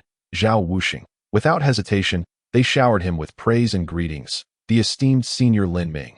Senior Lin Ming is the best. Senior Lin Ming is warm-hearted. Waves of genuine admiration poured forth, their voices resonating with sincerity, vibrant and resounding. What is the meaning of this sudden uproar? Lin Ming was bewildered, glancing around, then hastily looking at Lu Yufei, his eyes conveying a sense of inquiry. Lu Yufei, with a slight smile, remained silent, her eyes twinkling with mischief, as if to say, "Let us see you squirm." Reluctantly, Lin Ming called out, "Fellow classmates, what stirs such excitement?" Those encircling him exchanged glances, each unsure how to initiate conversation. It was then that the usually reserved senior sisters were the first to speak up. Lin Ming, you are now the esteemed senior. You cannot favor only mentor Yufei. You must also assist us in healing. Indeed, esteemed senior is not solely mentor Yufei's senior but ours as well. The initial two voices held a teasing tone, causing Lu Yufei's eyes to twitch slightly. At that moment, a sixth-year senior interjected, "I have a lingering injury from last year, a scar on my shoulder. I fear I may never marry because of it. I too, during a trial outing 2 years ago, I was struck by a dagger in my lower back, leaving a scar that I dread seeing every time I bathe. I can only imagine how it will be when I seek a husband. The family will surely look down upon me. Haha, you all worry, but I have been outright rejected. Look here, at my throat. I was nearly slain, yet I miraculously returned to the academy, though I regained my life. My once flawless beauty has diminished significantly, not to mention, no one flirts with me anymore, and when I return home from matchmaking, the matchmaker sighs, refusing even for 100 gold coins. Where can I seek justice?" The crowd turned to see a striking senior sister, her form and beauty nearly rivaling Lu Yufei, though her voice was coarse and dry, and the jagged scar on her neck was truly horrifying. If seen at night, most would mistake her for a ghostly figure wandering in search of her lost head. Terrifying. Among the crowd, some swallowed hard, their faces paling. This senior sister, named Zhao Wuxing, hailed from the inner academy and seldom made appearances. Her combat prowess was extraordinary, a rare competitor even among the profound realms. To be precise, such a level could no longer be classified as that of a student. Her presence in the Xianwen Academy stemmed from a singular ambition: the Xianwen Library. All students of the inner academy remained with one goal in mind, striving to uncover the secrets of breathing techniques, for these techniques are passed down only by the most prestigious forces. And even within the headquarters of the Xianwen Academy in Tianyuan Prefecture, they are exceedingly rare. The Xianwen Library serves as one such avenue. Zhao Wuxing's name may not seem feminine, yet her beauty was undeniable. Were it not for the scar on her neck, she would be a radiant flame lily, igniting a fervent desire in men. She moved with the grace of the wind, agile as a leopard, seemingly prepared for battle at any moment. In mere moments, she traversed several dozen paces, employing a peculiar form of movement. Coming to a halt beside Lin Ming, she spoke earnestly, "I do not favor beating around the bush. I shall speak plainly to you, young Master Lin Ming. In this life, I desire nothing more than to heal the scar upon my neck. If you can accomplish this."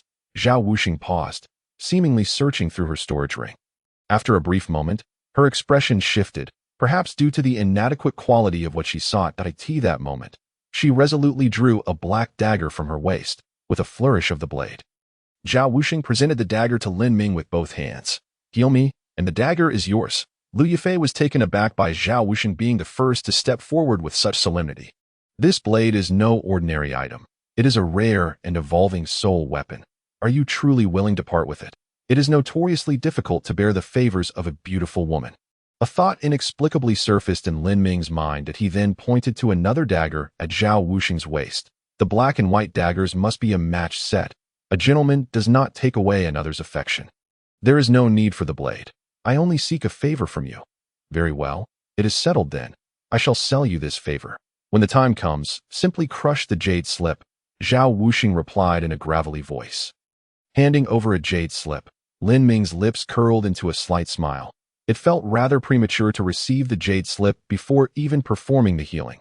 Zhao Wuxing raised her brows, her expression imbued with a sense of determination. It is appropriate. You are forthright and willing to treat me, and I owe you a favor.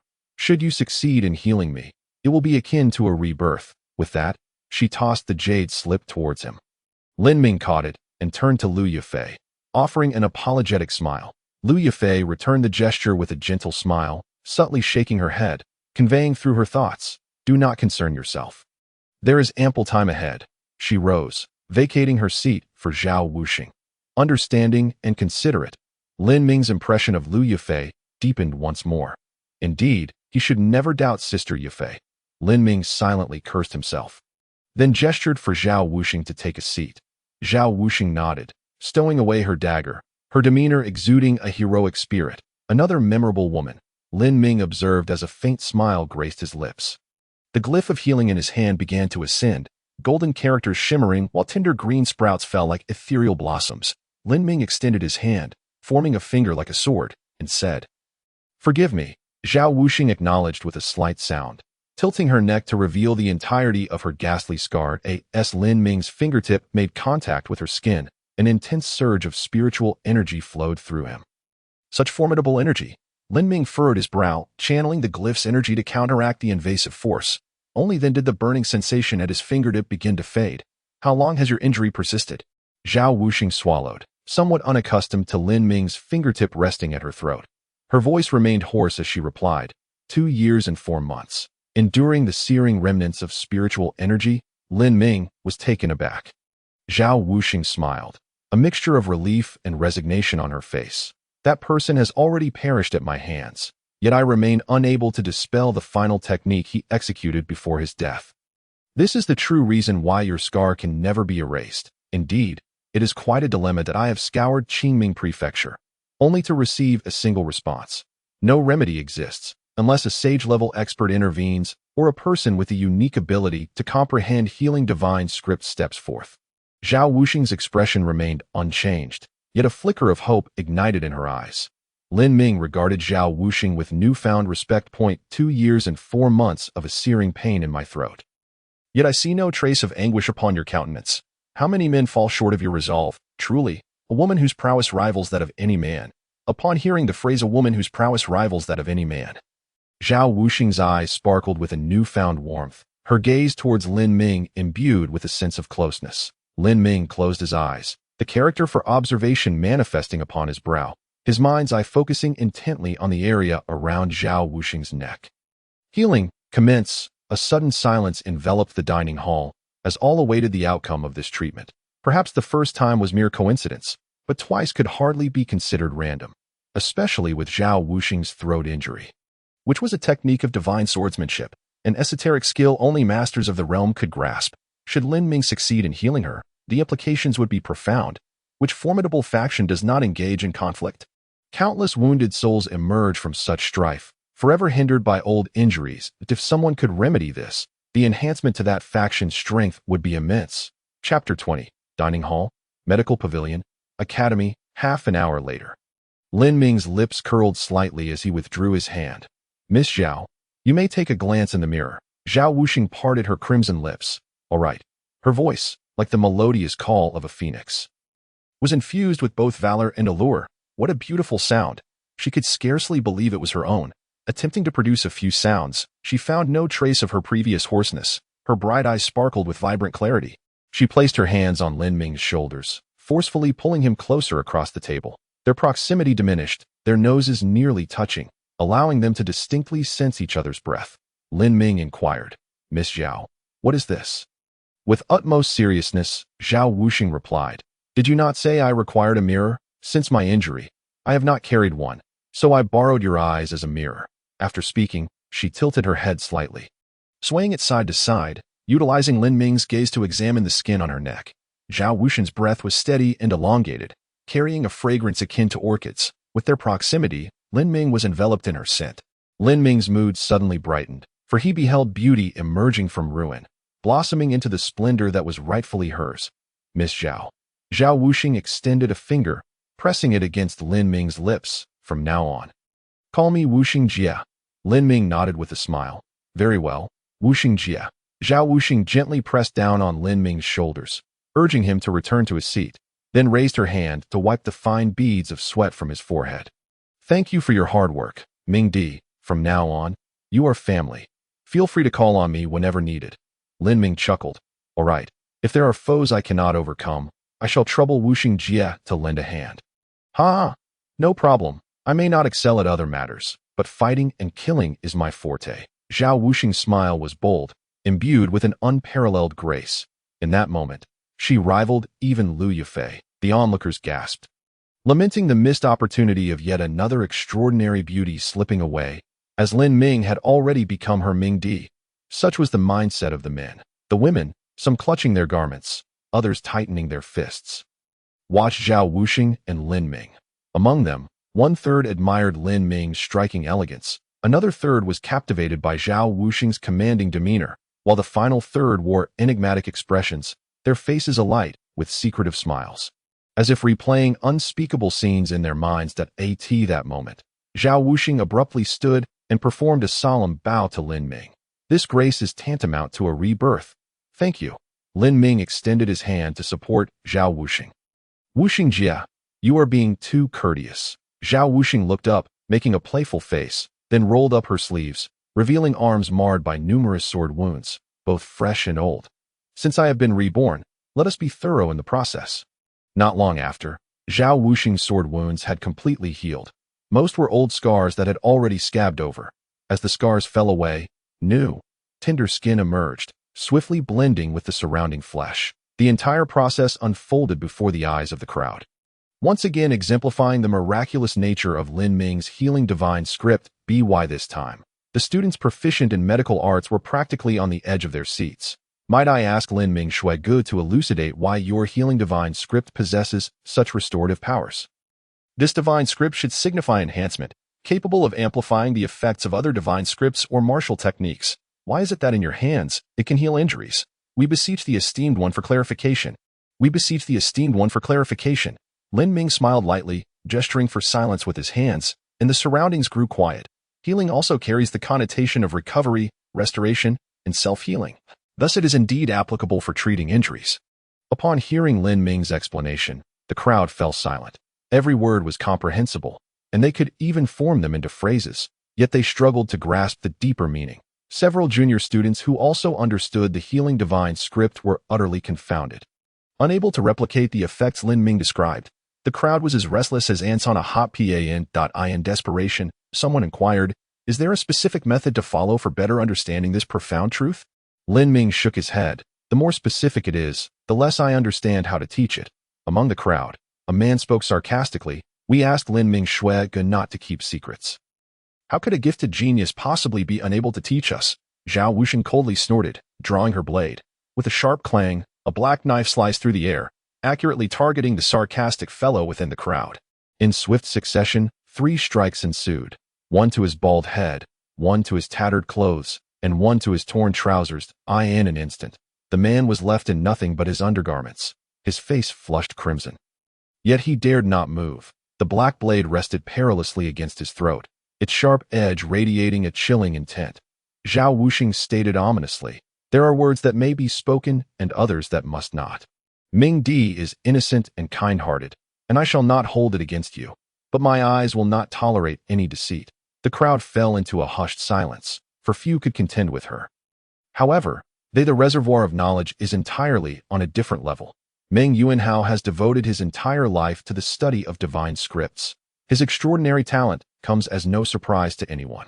However, Lin Ming is merely 18 this year. Even if he had commenced learning from the womb, he could not have reached such a profound understanding. Subsequently, the dining hall of the medical pavilion transformed into a classroom. And at noon, students from the Xianwen Academy flocked to the dining hall, not for a meal, but to witness the dialogue between Lin Ming and Meng Yuanhao. To grasp even a fragment of the divine scripts would be an immense gain. The crowd was utterly entranced. The kitchen staff, however, were left bewildered. Today's losses were monumental, as hardly anyone appreciated their culinary skills. 18 noon, and again at the hour of Wei and Shin. The spacious dining hall was filled to capacity. With throngs gathered at the doors and windows, occasionally, shouts of excitement erupted. Ha ha ha. I understand now. Thank you, Chief Lin Ming. Thank you, Master Ming. It became clear that divine scripts possess multiple pronunciations and meanings. No wonder my comprehension has always been inadequate. Leaving me stuck at the silver glimmering ground level. Has anyone recorded today's events? This undoubtedly qualifies as a delightful tale. Ah, indeed. Listening to the discourse between senior brother Lin Ming and Master Ming has ignited my desire to create. I am inspired to pen a collection of whimsical notes, entitled The Amusing Chronicles of Divine Scripts in the Dining Hall. Chapter 21. The King of Feasting. As evening approached and the sun dipped in the west, Lin Ming's stomach emitted a faint growl. What could he do? He was genuinely famished. He scarcely touched breakfast and completely skipped lunch, and now it was already dinner time. Remaining in the dining hall, yet unable to partake in a meal, was a peculiar torment that no one could comprehend. Lin Ming chuckled softly, clutching his belly as he sought Meng's understanding. Meng Yuanhao, stroking his beard with a glimmer of amusement in his eyes, replied, "No worries, my young friend must be quite hungry. Let us conclude for today." Lin Ming paid no mind to the subtle shift in address. However, Zhao Wuxing's eyes widened in surprise. She was aware of Meng Yuanhao's stern and obstinate nature. Having devoted his life to the study of divine scripts, never intentionally appearing close to anyone. Yet, after conversing with Lin Ming, he referred to him as a young friend. This indicated that he regarded Lin Ming as an equal. At that moment, Meng Yuanhao produced a circular jade pendant, stating, "Your insights have opened many avenues of thought for this old man. I have greatly benefited. You are too kind, Meng Lao," Lin Ming replied with a grin. Accepting the jade pendant and placing it into his storage ring before rising, clutching his stomach and politely nodding as he hurried to join the queue for food, watching Lin Ming rush away. Zhao Wuxin whispered, "Is the jade pendant a token from the Divine Script Museum?" "Indeed." Meng Yuanhao nodded imperceptibly. Zhao Wuxin's lips curled slightly. So many yearned for such a pendant, yet he seemed oblivious to its significance. Shouldn't Master Ming have elaborated on its importance? The Divine Script Museum is merely one of the organizations studying divine scripts. It doesn't warrant excessive reverence, and no wonder you possess knowledge of 1,000 divine scripts. Meng Lao, Zhao Wuxing chuckled bitterly. "You certainly dare to speak boldly that I merely speak the truth," Meng Yuanhao replied nonchalantly. Zhao Wuxing's brows twitched involuntarily. "Even if you do not regard the Divine Script Museum highly, you must recognize what that pendant signifies. Giving it directly to Ming may not be beneficial for him." Meng Yuanhao turned his gaze to Zhao Wuxing, his eyes filled with profound meaning. "You do not understand," he said slowly, his eyes slightly closing, pausing for a moment before continuing with an almost wistful tone. "Today, upon meeting Lin Ming, I realized what it means to be born with knowledge." His eyes suddenly widened, locking onto Zhao Wuxin's gaze. "This is the first time in my life I feel utterly inadequate." Zhao Wuxin's pupils contracted sharply. She knew Meng Yuanhao held Lin Ming in high regard, but she had not anticipated it to such an extent. It was simply outrageous. While those around may not grasp the significance of this elder, Zhao Wuxing understood all too well. The Meng Yuanhao held no official position and was merely addressed as a mentor. Within Qingming Prefecture, he was a revered figure among students. His words carried more weight than those of Dean Li Jingtiao and Vice Dean Zhao Heng combined. Meng Yuanhao's admiration for Lin Ming would undoubtedly bestow upon him countless intangible benefits.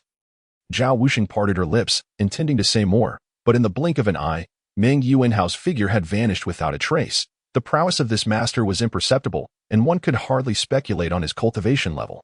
Zhao Wuxing sighed ruefully and shook her head slightly. Before long, Lin Ming returned with a tray of food. 3 servings. "Where is Master Ming?" he inquired.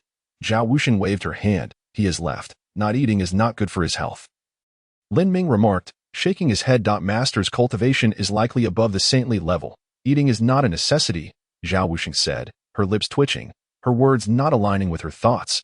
"Indeed, it is somewhat concerning," Lin Ming continued. "What shall we do with the extra food?"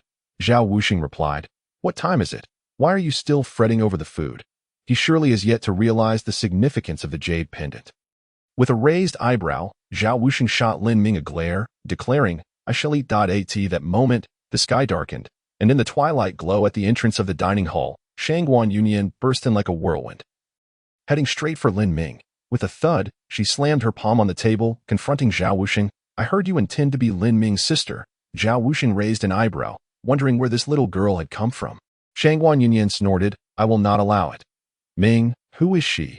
Zhao Wuxing turned to Lin Ming, seeking clarification. Upon hearing Lin Ming's name from her, Shangguan Yunyan puffed her cheeks and clenched her small fists tightly. Listen well, my name is Shangguan Yunyan, and now I am going to pound you. Zhao Wuxing's lips curled imperceptibly as she lightly pressed her hand on the knife's hilt.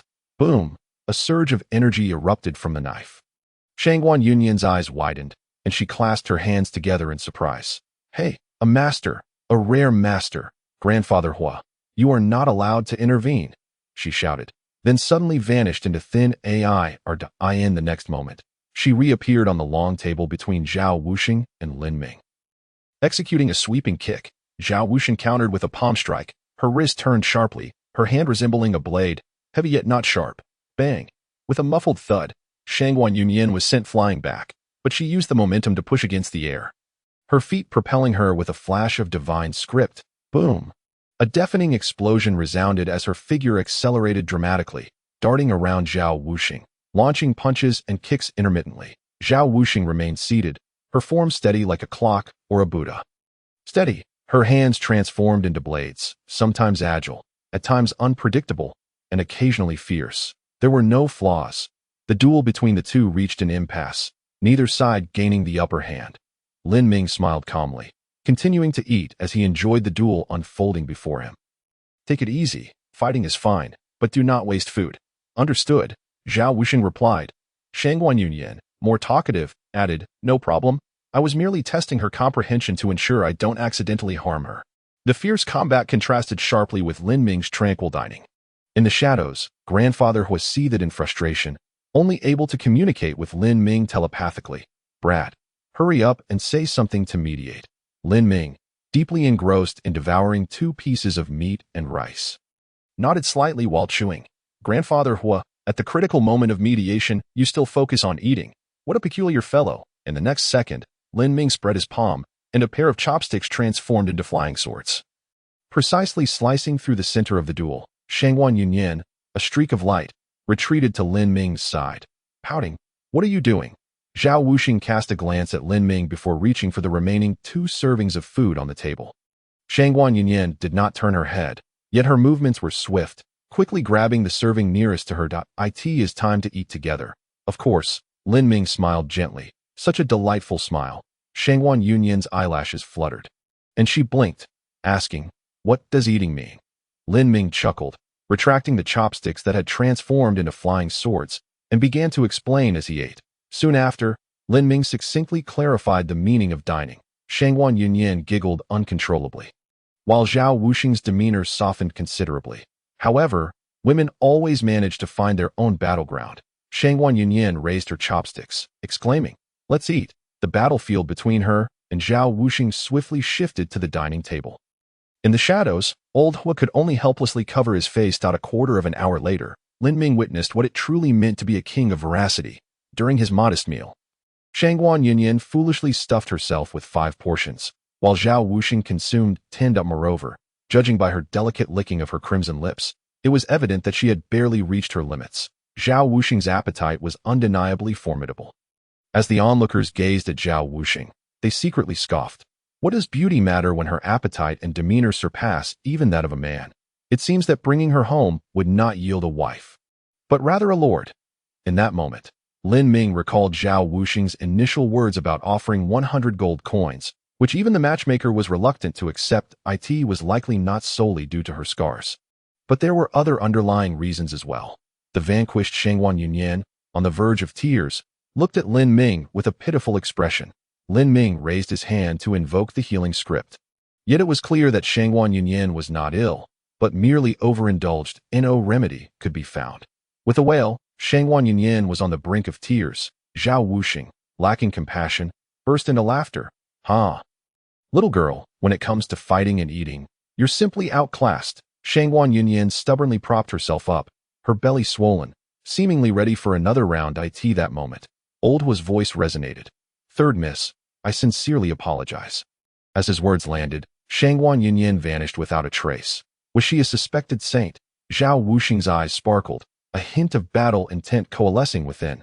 Standing for a moment, she turned to Lin Ming and communicated telepathically. Ming, have you had enough to eat? Lin Ming nodded. The two then exited the dining hall together, during which Zhao Wuxing reminded him. The circular jade pendant gifted by Master Ming has its peculiarities. Be sure to examine it closely. Lin Ming smiled in acknowledgement. All right. Thank you, Wuxing. How formal. Zhao Wuxing raised her eyebrows, playfully slapping Lin Ming's shoulder. From now on, do not thank me. Lin Ming nodded, grinning widely, sure, with a playful shake of her head. Zhao Wuxing declared, I must take my leave in a few days. I'll introduce you to a new friend. She's even stronger than I am. Who? Lin Ming inquired, intrigued by the prospect of a woman who could rival such a formidable character. A secret, Zhao Wuxing smiled, raising her hand to her cheek, but I can give you a hint. She bears a cross-shaped scar on her face that I hope you can help her heal. Lin Ming nodded. Wuxing's friend is my friend. I will do my utmost to assist her. Chapter 22. Heaven has not failed. Ultimately, the bright moon hung high in the sky. Lin Ming strolled along the cobblestone path. Surrounded by a sea of illuminated lanterns, the ancient stone-carved streetlights emanating a rustic charm from the academy. Slightly tilting his head, Lin Ming's gaze fell upon the flickering flames of the lanterns. The events of the day echoed in his mind, centering on several key points. Firstly, he reflected on how he had assisted many in healing at the dining hall. In the span of half a day. He had treated nearly half of the individuals in the Xian Script Academy. This was not an act of charity, but a targeted investigation. He sought to uncover the identity of the mysterious figure in the black robe. Otherwise, sleep, meals, and cultivation would remain restless, like a blade perpetually hovering overhead. Secondly, he had unexpectedly met three individuals, Lu Yifei, Zhao Wuxing, and Meng Yuanhao. Each woman possessed unique qualities, leaving a profound impression. Meng Yuanhao, in particular, astonished Lin Ming. He almost suspected her to be a predecessor from another realm. Her understanding of the divine script was profound, rivaling that of his own heritage. As Lin Ming's thoughts wandered, he unknowingly returned to his small courtyard. Upon entering, he felt a pulse from the observation script, his inner sight revealing numerous details. Someone had visited. Lin Ming furrowed his brow as he walked over to the stone table beneath the trellis.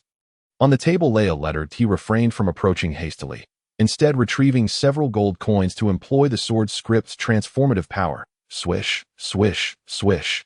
The coins morphed into flying swords, slicing through the envelope to reveal the letter within. There were no other fluctuations of spiritual energy. He confirmed that the letter was indeed an ordinary correspondence. Upon glancing at its contents, Lin Ming's pupils constricted. The letter was left by Zhao Hong, detailing the investigation from last night to this morning. They had found nothing, not a single individual matching the description. What a predicament. The Xian Script Academy was teeming with experts. Yet they could not uncover the identity of the figure known as Misty Moon. Moreover, judging by the tone of the letter, it was clear they were not inclined to continue their pursuit. This left three possibilities. Either they had discovered something and were afraid to proceed, or Zhao Hong was in collusion with Misty Moon, or he was deliberately feigning ignorance to evade further inquiry. Lin Ming shook his head slightly, tilting his neck to gaze at the sky before retreating into the inner chamber. The matter of Misty Moon remained unresolved, and he had not placed his hopes on the Academy's investigation. Mr. Bai evidently possessed greater insight into the Xian Moon Tower in 2 days, during their meeting in the back mountain. He could seek Mr. Bai's counsel in detail. With this thought in mind, Lin Ming ceased to ponder the identity of Misty Moon, that he closed the door to his room and retrieved the circular jade pendant gifted by Meng Yuanhao. The pendant was a luminous white, occasionally emanating a mystical azure glow, intricately carved with a design of twin dragons playing with a pearl. The emphasis lay not on the dragons, but on the pearl. With just a glance, Lin Ming's mind was completely captivated. It felt as if this was a gateway connecting to some mysterious realm, yet the portal remained unopened. After a brief moment, Lin Ming regained his senses. Wuxing had mentioned that the circular jade pendant possessed unique features, and he seemed to have found them, yet something felt amiss, preventing its use. Lin Ming's brow furrowed as he activated the observation script. Channeling his inner sight to scrutinize the circular jade pendant, he was convinced he had discovered its unique aspect that could unlock a special door. However, he remained unaware of the specific method to activate it. At that moment, within the confines of his mind, the intertwining characters of soul and spirit within the divine script manifested an extraordinary phenomenon. Waves of purple light burst forth, coalescing into countless strands before Lin Ming's eyes. these strands entwined around the circular jade pendant, seemingly attempting to draw it into the script space. Lin Ming thought to himself, "Don't try to bully a traveler. I possess the fundamental knowledge of cultivation. The script space will not permit anything other than divine scripts." He waved his hand, severing all the strands. Suddenly, the circular jade pendant glowed with a shimmering brilliance, and a resonant voice echoed forth. "On the 10th day of the 10th month, the Xian Gate shall open. The 10th day of the 10th month. Was that not merely half a month away? What could the Xian Gate shall open mean?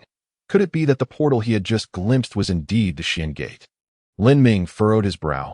Unable to fathom the answer, he scrutinized the circular jade pendant once more before safely storing it away. In the following 2 days, Lin Ming practiced diligently in his courtyard, occasionally receiving visits from classmates or mentors seeking his assistance in healing. Lin Ming welcomed them all, offering help where he could and candidly declining where he could not.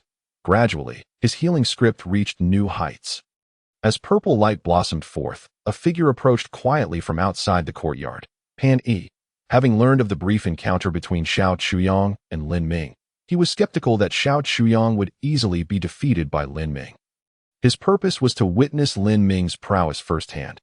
However, as he walked along the bamboo-lined path, Pan Yi caught sight of Lin Ming's courtyard, where golden light flashed, transforming into a radiant purple hue, enveloping the entire courtyard in an aura of vibrant purple. This was the golden light of the heavenly tier divine script ascending to the transcendent purple light divine script. Pan Yi paused momentarily, gazing intently. The divine script Lin Ming had broken through was none other than the healing script. This script possessed formidable healing capabilities and was already remarkable at the heavenly tier. Its transcendence was beyond comprehension.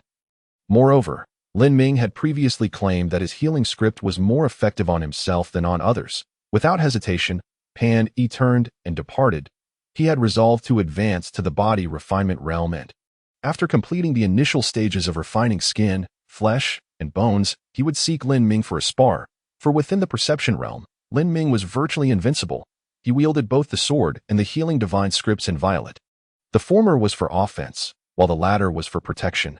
Pan Yi could not conceive of any opportunity for victory.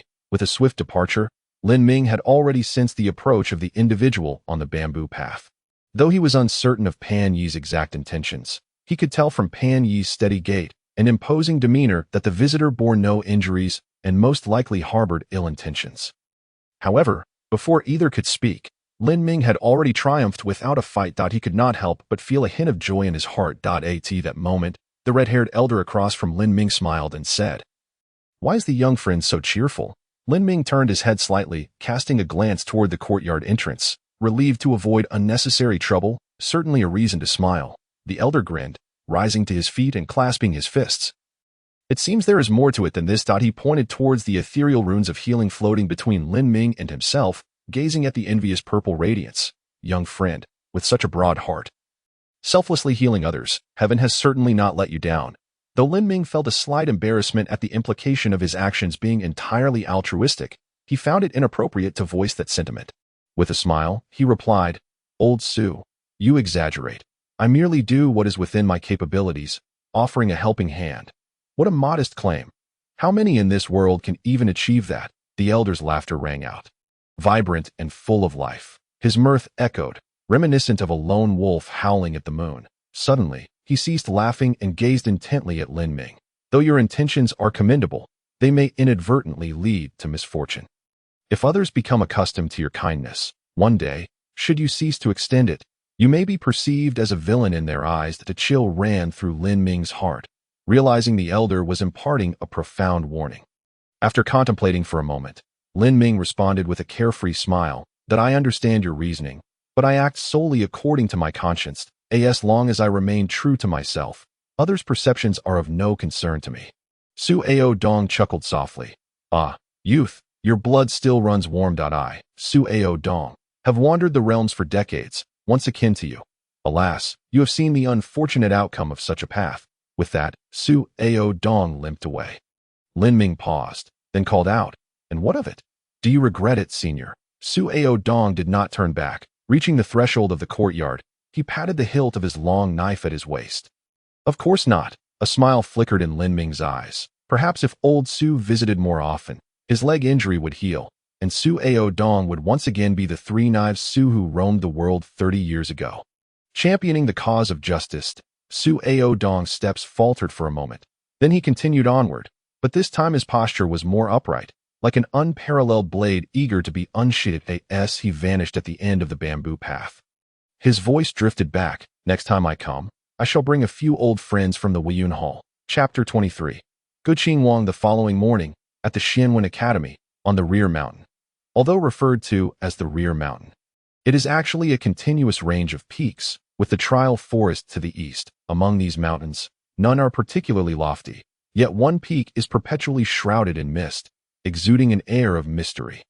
Thus it is named Xuanwu Peak. Lin Ming's destination was the summit of Xuanwu Peak. His long hair cascaded freely over his shoulders, and he donned a flowing white robe, with silver filigree detailing its delicate patterns. A jade blue embroidered belt adorned his waist, from which hung a warm white jade ornament, and he wore a pair of cloud-covered boots. With a demeanor both calm and unhurried, Lin Ming ascended the stone steps. Reaching the halfway point of the mountain, a peculiar humming sound resonated from nearby. Lin Ming followed the sound and discovered a silver-haired girl practicing swordplay amidst the trees. Her sword technique was remarkably unique. Drawing her sword, she would strike, then sheath it again, repeating the same motions over and over. Under Lin Ming's keen observation, each of her sword-drawing actions was perfectly synchronized, whether it was the timing of her steps, the speed and distance, or the force and angle of her strikes. Every detail was executed with flawless precision, akin to the most exquisite machine. The girl did not employ any spiritual energy, practicing purely with her physical form. Beads of sweat, the size of rice grains, dotted her forehead, and her back was nearly drenched, clearly indicating she had been practicing for quite some time. Lin Ming stood 10 zhang away, quietly observing her. He refrained from approaching, wishing not to disturb her practice, nor to give the impression of malice. The girl continued her training undeterred by his presence, as if entirely oblivious to him, persistently drawing her sword, striking, and sheathing it again. Unable to discern further details with the naked eye, Lin Ming shifted his focus to his inner vision at that moment. He perceived much more and began to grasp the depth of the girl's strength. Each of her sword strikes, whether drawn or returned, was flawlessly integrated with her mind and body. The act of drawing her sword necessitated movement, stepping forward, her 3-foot blade sword, and upon landing, the sword would strike its target as if an adversary lay before her, destined to be slain by her blade. Such exceptional swordsmanship. Lin Ming couldn't help but voice his admiration. The girl remained unfazed, retracting her sword, her steps retreating, and when she came to a halt, her 3-foot blade was sheathed. The clang of the sword harmonized with her footsteps. Then, the girl resumed her practice. With the insight granted by the runes, Lin Ming comprehended that her swordsmanship was unlike any other. The internal and external harmonies merged seamlessly, evoking a sense of unity between her and her sword. Although she did not display any spiritual energy, rendering her level indeterminate, Lin Ming surmised she was no less than at the realm of marvelous enlightenment. For the complete integration of body and soul is the hallmark of the supreme harmony realm. Her every movement seemed to follow a unique rhythm, indicative of her pursuit of transcending the supreme harmony realm. She could not possibly be at the realm of spirit connection or body refinement. It must be the realm of marvelous enlightenment. The simple motions captivated Lin Ming, who was entranced by her performance. His gaze remained fixated not on her exquisite features, but on her hands, her steps, and her blade. Time slipped by unnoticed. At last, the girl's practice concluded. A ray of sunlight illuminated her silver hair, causing it to shimmer. She sheathed her sword, turned, and faced Lin Ming directly. I am Gu Qinhuang. And you are? Lin Ming smiled. I am Lin Ming. At that moment, he took in Gu Qinhuang's visage. Her silver hair framed her oval face. Her brows arched like willow leaves, her eyes sparkled like bright stars, her nose delicate, and her lips the hue of ripe peaches. At first glance, she possessed a gentle and flowing aura, her features radiating intelligence. A paragon of elegance, a phrase flickered through Lin Ming's mind. However, the beauty of Gu Qinhuang's countenance was marred by a faint cross-shaped scar on her left cheek. Subtle, yet noticeable. Lin Ming, realizing his rudeness, hastily averted his gaze. Yet Gu Qinhuang seemed unperturbed, her eyes sparkling with curiosity. Are you also a swordsman? Lin Ming was taken aback, unable to fathom how she discerned that, and how she shifted the conversation so seamlessly. After a moment's contemplation, Lin Ming felt that claiming to be a swordsman before her might be somewhat presumptuous, perhaps due to her evident diligence and training while he had yet to truly begin. He shook his head. I cannot really be considered a swordsman. I merely grasped the sword rune by chance 3 days ago. Ji Qingwang's eyes sparkled. May I see your sword rune? As she spoke, she conjured her own sword rune. Lin Ming exclaimed in astonishment. How peculiar! It is neither the black of the human tier, nor the silver of the earth tier, nor the gold of the heaven tier, nor the purple of the transcendent tier. His sword rune was a deep azure, reminiscent of water, a sky blue that could only be described as the blue of the clear sky. Lin Ming found himself momentarily entranced, instinctively asking, what tier is this rune? Gu Qinghuang replied, it is a special rune. A transcendent tier rune refined through unique methods to at that moment. Lin Ming remembered he had yet to reveal his own sword rune, but he extended his hand, forming a sword with his fingers, and a purple sword rune floated from his fingertip. Upon seeing Lin Ming's sword rune, Gu Qinghuang paused slightly, her beautiful eyes blinking gently before she regained her composure. Your rune is impressive, she remarked, pausing before adding. This is the first time I have seen a transcendent tier sword rune. Does yours not count? Lin Ming queried. Ji Qingwang smiled. Not entirely. My sword rune was refined through a special method, unlike yours, which is an innate purple chi rune. Your sword rune is known as the Hong Ming rune, one of the highest tiers among all runes. With that, the conversation reached a natural lull. Being strangers, they did not delve deeper into discussion. An awkward silence enveloped them. Lin Ming sought to find another topic, his mind racing. Suddenly, a thought crossed his mind. Zhao Wuxing had mentioned introducing him to a friend who was even stronger than himself, hinting that she bore a cross-shaped scar on her face. Lin Ming opened his mouth to inquire, but hesitated, feeling it might be somewhat abrupt to bring up another woman in conversation with Gu Qingwang. Moreover, what if Gu Qingwang was unfamiliar with Zhao Wuxing? That would be even more awkward. He paused, catching a glimpse of Gu Qingwang's ancient longsword. A flash of inspiration struck him, and he hurriedly asked, May I ask, senior sister, what sword technique do you practice? Upon uttering his words, he immediately felt a twinge of regret. Their relationship was neither close nor distant, and inquiring about martial skills and techniques so abruptly was considered a taboo. However, Gu Qingwang remained unfazed, responding with confidence, I practice sword-drawing techniques, a martial art I learned from a revered master in my youth, as recorded in a manual of martial arts. The sword-obsessed girl, Lin Ming, exclaimed in admiration, to have been taught by a great master in childhood. What immense fortune! She subtly shook her head to dispel any unnecessary thoughts, then remarked, releasing martial techniques surely requires spiritual energy. Yet I observed that you did not channel any spiritual energy while practicing your swordplay just now. Ji Qingwang smiled gently, scrutinizing Lin Ming thoughtfully. You, as a junior, are still in the sensory realm, focusing primarily on divine scripts, which necessitate good scriptural texts. Once you reach the body refinement realm, you must pay attention to physical cultivation, ensuring that during battles, you do not easily reveal your divine scripts to avoid exposing your true capabilities. At that stage, warriors can channel the power of divine scripts through more subtle means. This method is known as martial techniques, and the materials that record these techniques are collectively referred to as martial arts manuals. Lin Ming nodded, yet questioned, but did you not use spiritual energy during your practice? Is this a special requirement of the sword-drawing technique?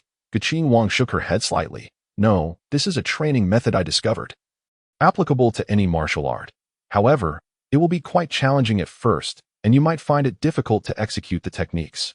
Yet, once you become accustomed to it and truly apply martial techniques, integrating the power of divine scripts and spiritual energy will result in a qualitative leap. Lin Ming understood, nodding in agreement that in simpler terms, it meant that at the same level, one would possess greater combat strength. Subsequently, the two engaged in a brief discussion about martial techniques before bidding farewell to each other. Just a few steps away, Lin Ming and Gu Qingwang discovered they were both heading to the peak of Xuanwu Mountain. Invited by Mr. Bai? Gu Qingwang inquired. Lin Ming nodded in affirmation. Yes, then let us go together, Gu Qingwang proposed. Lin Ming smiled. All right, together. Chapter 24. A small incident at the peak of Xuanwu Mountain, for 1,000 words. Lin Ming and Gu Qingwang walked together, chatting along the way, discovering they had both been invited by Mr. Bai. What a coincidence! Gu Qingwang smiled slightly, her left cheek bearing a faint scar. Lin Ming hesitated, then spoke. Does your scar require treatment from me? Guqing Wang smiled gently, brushing her finger over the faint mark on her face. No need. This scar serves as a reminder for me. Lin Ming was taken aback. He had not anticipated that a woman would willingly bear a scar on her cheek. Guqing Wang did not elaborate further and continued up the stone steps. It seemed that due to this question, the two fell into silence once more. After a quarter of an hour, they reached the summit of Xuanwu Mountain. Lin Ming glanced around, taking in the surroundings. It was not particularly large, spanning only a few dozen feet, with a fair amount of vegetation, yet one crooked tree with 3 branches stood out prominently. Beneath the tree lay a clear pool, its surface shrouded in mist. Chilly. Without needing to test the water, Lin Ming had already formed his own judgment about its temperature. Just then, a gust of wind rushed toward him from behind. Not sensing any malice, Lin Ming furrowed his brow, and the character for observation appeared on his forehead, allowing him to perceive the movements of the approaching individual. In a split second, Lin Ming sidestepped at a petite fist. Propelled by the force of the wind, brushed past his ear, and as he turned, he recognized the assailant. Shangguan Union. In an instant, Lin Ming's right hand transformed into a sword finger, accelerating with increased force. Striking precisely at the pulse point on her wrist before she could change her attack, spiritual energy surged forth without reservation. Shangguan Yunyan let out a cold huff, twisting her forearm, and a tremendous force of twisting rotation erupted. Lin Ming's forehead glimmered with a flash of purple light from the observation character. Guqing Huang's eyes widened in surprise, thinking to herself, another purple divine script. This junior conceals remarkable talent. That moment, Lin Ming was wholly focused. Directing all his attention to counter Shangguan Yunyan's unique punch, his eyes perceived the external form, while his mind discerned the essence. Lin Ming saw not only Shangguan Yunyan's fist, but also the core divine script ball of that punch, which radiated a pink hue filled with youthful vitality, a color he could not comprehend. Without time to inquire further, he shifted from a finger to a palm, applying force along Shangguan Yunyan's wrist, and added a surge of urgent energy in the horizontal direction. Boom! The peculiar force behind Shangguan Yunyan's punch dissipated instantly, sending her body arcing sideways. Thud! She landed on the ground, yet not a speck of dust clung to her. Moreover, when she fell, she rebounded like a rubber ball. Bounce, bounce, bounce. After a series of rebounds, Shangguan Yunyan stood upright, placing one hand on her hip, pointing at Lin Ming, and exclaimed, "You, Lin Ming, we had an agreement, yet here you are gallivanting with other girls. What does this mean?" Shangguan Yunyan seized the initiative. Lin Ming retorted, "Little sister, speaking like that will surely lead others to misunderstand." From the corner of his eye, he caught a glimpse of Guqing Wang's expression. Indeed, the interest in her brow had shifted. She no longer appeared leisurely. Her sense of appreciation considerably diminished, replaced by a hint of scrutiny and wariness, a natural instinct of women toward fickle men. Lin Ming felt tears welling up, his expression contorted. "Miss Shangguan, let us discuss this properly. Please don't phrase it so ambiguously." Shangguan Yunyan huffed, turning her head away from Lin Ming. "Our affair is to be settled in a month. Yet you are here strolling with another woman this early." Lin Ming exclaimed. "Goodness, such eloquence. One might think we are engaged." Lin Ming blurted out, rolling his eyes. Shangguan Yunyan whirled around. "You have changed. No longer are you that charmingly handsome pet who was indifferent to outsiders." As she spoke, she pointed at Guqing Huang. "Who is this woman? Where does she come from? Can she fight better than I?" Guqing Huang slightly furrowed her brow before relaxing it. First, she offered Lin Ming an apologetic smile. Then her eyes sparkled with divine light, her pupils suddenly transforming into a hue resembling the clear sky. Without glancing at Shangguan Yunyan, she directed her gaze into the void where old Master He resided. Guqing Huang placed one hand on the hilt of her sword, her voice carrying a hint of coldness. "Is the protector not going to intervene?" In the shadows, old Master He felt a stir within. Taken aback that someone of a far lower realm could accurately discern his position. Moreover, counting Lin Ming, there were 2 of them. Old Master He stepped forth from the void, clad in a long black robe, his face obscured beneath a hood. Just as he was about to speak, he noticed the peculiarity in Guqing Huang's eyes. Raising his hand to shield his face, old Master He stated, "My young lady does not need to explain her actions to anyone. I am but a humble servant." As he spoke, an overwhelming aura enveloped old Master Hu. In an instant, the heavens and earth seemed to bend to his will, transforming the surrounding area into his domain. Such dominance, the invisible pressure descended like a storm cloud. Lin Ming felt his feet sink into the ground. Over 3 inches. I am merely experiencing the residual force. The pressure faced by my senior must be at least 10 times greater. Thoughts raced through Lin Ming's mind. The old man's cultivation exceeded Lin Ming's comprehension. He had no idea how strong he truly was, but he understood that Guqi Huang was certainly no match for him. At that moment, Guqi Huang drew her sword. The clear ringing of the blade echoed with the same melodious tone as before, beautiful, harmonious, with an unwavering rhythm. Guqi Huang stepped forward, swinging her sword in a graceful arc, as if a new crescent moon were rising in the morning. Swish, the sword cleaved through the air, instantly diminishing the invisible pressure by more than half. Impossible. How could someone at the Insight Realm possibly break my aura? Old Master Hua's eyes widened in disbelief. Guqi Huang's lips curled into a subtle smile, her gaze indifferent, offering no response. How dare a country bumpkin look down upon me? Old Master Hua's eyes glinted coldly, preparing to strike again. Suddenly, Shangguan Yunyan dashed forward like a gust of wind, delivering a punch to Old Master Hua's chest. Boom! Old Master Hua stood his ground, yet a massive bulge of air formed behind him. As large as a basin, the sphere erupted violently, sending his robes billowing in a tempestuous gust. Who allowed you to strike? Shangguan Yunyan complained, pouting, her chin creasing with several lines of displeasure. Upon hearing this, Old Master Hua calmed the wind swirling within his robes and clasped his hands in apology. Third miss, do not take offense. This individual sought to probe my identity first, according to the family rules. I am permitted to eliminate him.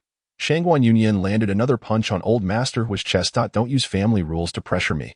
Old Master Hua, do you wish for me to become your puppet? Shangguan Yunyan gazed intently at Old Master Hua. He found himself at a loss for words. What an outrageous accusation. Shangguan Yunyao, the third daughter of the Shangguan family, is renowned as the most extraordinary talent of her generation. To cultivate her as a puppet would imply ulterior motives towards the Shangguan family, tantamount to treachery. I dare not. Old Hua lowered his head, adopting an even more subservient posture from the way Shangguan Yunyao addressed him. He discerned that she was genuinely angered, a stark contrast to her usual temperament. This was no mere childish tantrum. This situation was becoming quite troublesome. Old Hua hesitated, although Shangguan Yunyao was still seething. The other party maintained a courteous demeanor, making it impossible for her to vent her frustrations. They were at a standstill for less than half a second. Lin Ming stepped forward, pointing at his own eyes. If that is the case, should I, Lin Ming, also be condemned? Surely, you must know that I possess another pair of eyes, capable of discerning things no less than the azure sky eye of my senior sister. Even if you disguise yourself, the moment you appear before me, I will undoubtedly recognize you. Upon hearing this, Guqi Huang smiled faintly, thinking to himself, this junior is indeed a person of integrity, willing to stand up for others. Shangguan Yunyao's large eyes sparkled with delight as she nodded in agreement, adding, exactly, such conduct is clearly inviting trouble for my Shangguan family. Old Hua remained silent, his face twitching beneath the veil, casting a glance at Lin Ming. A glint of coldness flickered in his eyes as he secretly scorned.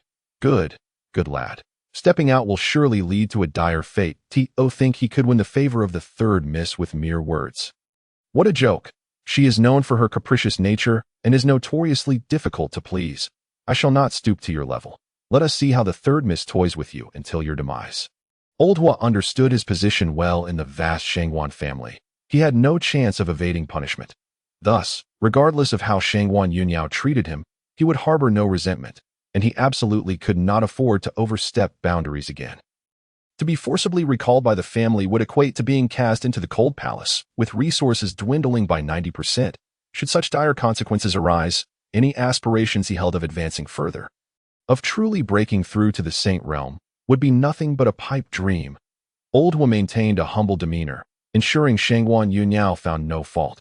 However, the cold light in his eyes eluded everyone's notice, except for Lin Ming's. With keen perception, Lin Ming had sensed the old man's ill intentions before, and this time, his scrutiny was even more acute. Though the old man's face was obscured, his stance betrayed him. First, his body stiffened for a brief moment. Second, his sleeve trembled slightly, and in Lin Ming's mind, the image of him clenching his fist emerged. Besides these obvious signs, there were other subtle details, piecing them together. Along with a touch of logical inference, Lin Ming concluded, this old Hua was seething with rage, but was exceedingly wary of Shangguan Yunyao's status. Therefore, all his anger was directed at me. It was unclear whether it was a momentary lapse or a calculated move to strike me down. Lin Ming's mind raced. Though not much time had passed, Shangguan Yuyao bounded to Lin Ming's side, nudging him with her elbow. Hey, thanks a lot, future pet. Lin Ming, you really have me at your mercy, haven't you? It's only been 3 days since a month began. Can't you see my progress? Humph, just because you improve doesn't mean I won't. In a month, if I choose not to suppress my realm and break through to the realm of profound comprehension, then just wait and see. Shangguan Yuyao wore a mischievous grin. Beside them, Guqing Wang silently lamented, feeling embarrassed for her earlier misunderstanding of Lin Ming, especially given Shangguan Yuyao's clumsy attempts at manipulation. Maintaining a smile, she controlled her breathing, holding a breath for a moment before slowly exhaling. Upon reflection, she realized she hadn't expressed anything too overt, which meant the misunderstanding wasn't entirely valid. However, as a true swordsman, she was not one to easily overcome her own obstacles. Gazing at Lin Ming's profile, Guqing Wang resolved internally, I must find an opportunity to make amends. At that moment, Shangguan Yuyao shot a glance at her, leaning in to whisper, Lin Ming is my pet. I won't give him to you. Before she could finish her words, Shangguan Yuyao glided over to Old Hua, urging him into the void. Old Hua forced a couple of smiles before his figure faded away. Suddenly, a cloud descended from the sky, striking Old Hua on the head. Boom! Old Hua's feet sank into the ground, nearly up to his knees. Old Hua tore through the clouds, soaring into the sky. Yet another cloud fell. Boom! His legs, which had just been freed, sank once more. This time, they truly went past his knees. Old Hua's energy surged, and he shattered the cloud with a fierce blow. With his internal energy circulating tirelessly, vibrant colors coalesced around him in an instant. It was the transformation of spiritual energy from the ethereal to the tangible, wrapping him in a shroud of colorful clouds. Immediately afterward, Old Hua raised his hands above his head, as if shouldering a massive and weighty cauldron of mountains and rivers. At that moment, another cloud descended from the heavens. The anticipated sound of crashing did not occur. Instead, the cloud was forcibly captured in Old Hua's grasp, forming a small half of the mountain and river cauldron. Spiritual energy materialization. This was not merely constructing a shape with spiritual energy, but genuinely harnessing the power of nature to coalesce a bronze cauldron out of thin air. It completely defied the principles of science. Lin Ming fell silent, once again feeling the strangeness of the Zhongshuan realm. Perhaps in this world, there was no coffin for Newton. While he was mentally complaining, Shangguan Yuyao bounded over, grinning. What do you think of my Shangguan family's martial arts? Don't they look exceptional? You can learn them if you become my pet. With a relentless pursuit of his ambitions, Lin Ming rolled his eyes, finding it all too flashy and impractical. Humph, not at all. Although I was quite angry with Grandpa Hua earlier, he is no fool. This move is the 5-color divine light. While it is a diluted version, it is still powerful and difficult to master. Frustrated by her failed schemes, Shangguan Yuyao pouted, flicking her ponytail across Lin Ming's nose. It tickled. Lin Ming sidestepped just in time. This moment, Guqing Wang fully grasped the nature of the relationship between Shangguan Yuyao and Lin Ming. The former sought something from the latter, albeit in a rather peculiar manner, wanting him as a pet. Conversely, the latter appeared indifferent, wishing for the former to stay out of sight. With a soft chuckle, Guqing Wang shook her head slightly, looking at Shangguan Yuyao as one would a child. Shangguan Yuyao, with her keen senses, noticed Guqing Wang's gaze and immediately became displeased. She shifted her stance, preparing to throw a playful punch at Guqing Wang. Guqing Wang flicked the hilt of her sword with her finger. Buzz, the sword hummed in its sheath, exuding a calming aura. Look, it's about to escalate. Just then, Shangguan Yuyao's attention was diverted. Old Hua, atop the mountain and river cauldron, soared into the air, where dirt and dust coalesced beneath him into a dragon of soil, reaching about 10 feet in length. Meanwhile, high above, a figure in white parted the clouds, resembling a celestial being descending to the mortal realm. Wow! Shangguan Yuyao gasped, her hands cupping her eyes as she gazed intently at the figure amidst the clouds. Who could this be? Lin Ming could see no more than a dozen feet away. With his naked eye, he could discern nothing, merely shaking his head at this moment. Guqing Wang remarked, Mr. Bai is making a move from the sky. He is avenging me and my junior. Lin Ming nodded, recalling how Old Hua's feet sank into the ground, then lifted, only to sink again repeatedly. A hearty laugh escaped him. Shangguan Yuyao, carefree and cheerful, joined in the laughter. Just then, Old Hua, holding the cauldron aloft, ascended into the air, and Mr. Bai raised his palm, bringing it down with great force. In a moment of silence, vast expanses of clouds above collapsed, transforming midfall into various weapons, swords, spears, axes, halberds, and more, all manifesting. This was also a manifestation of spiritual energy. The two techniques collided in an instant. Ping, bang. The sounds of impact were rapid and dense. 3 seconds later, Old Hua's expression shifted dramatically as the mountain and river cauldron in his hands exploded. A faint 5-colored glow flickered, and the colorful clouds enveloping Old Hua burst apart. Subsequently, he transformed into a streak of rainbow light. Crashing down to the ground, boom, dust and debris surged upward. Lin Ming, Guqing Huang, and Shanghuan Yunyao each possessed unique abilities, clearly witnessing Old Hua's disheveled state, sprawled out like a starfish, eyes vacant, staring at the sky. At that moment, Mr. Bai leisurely stepped onto the ground, speaking softly.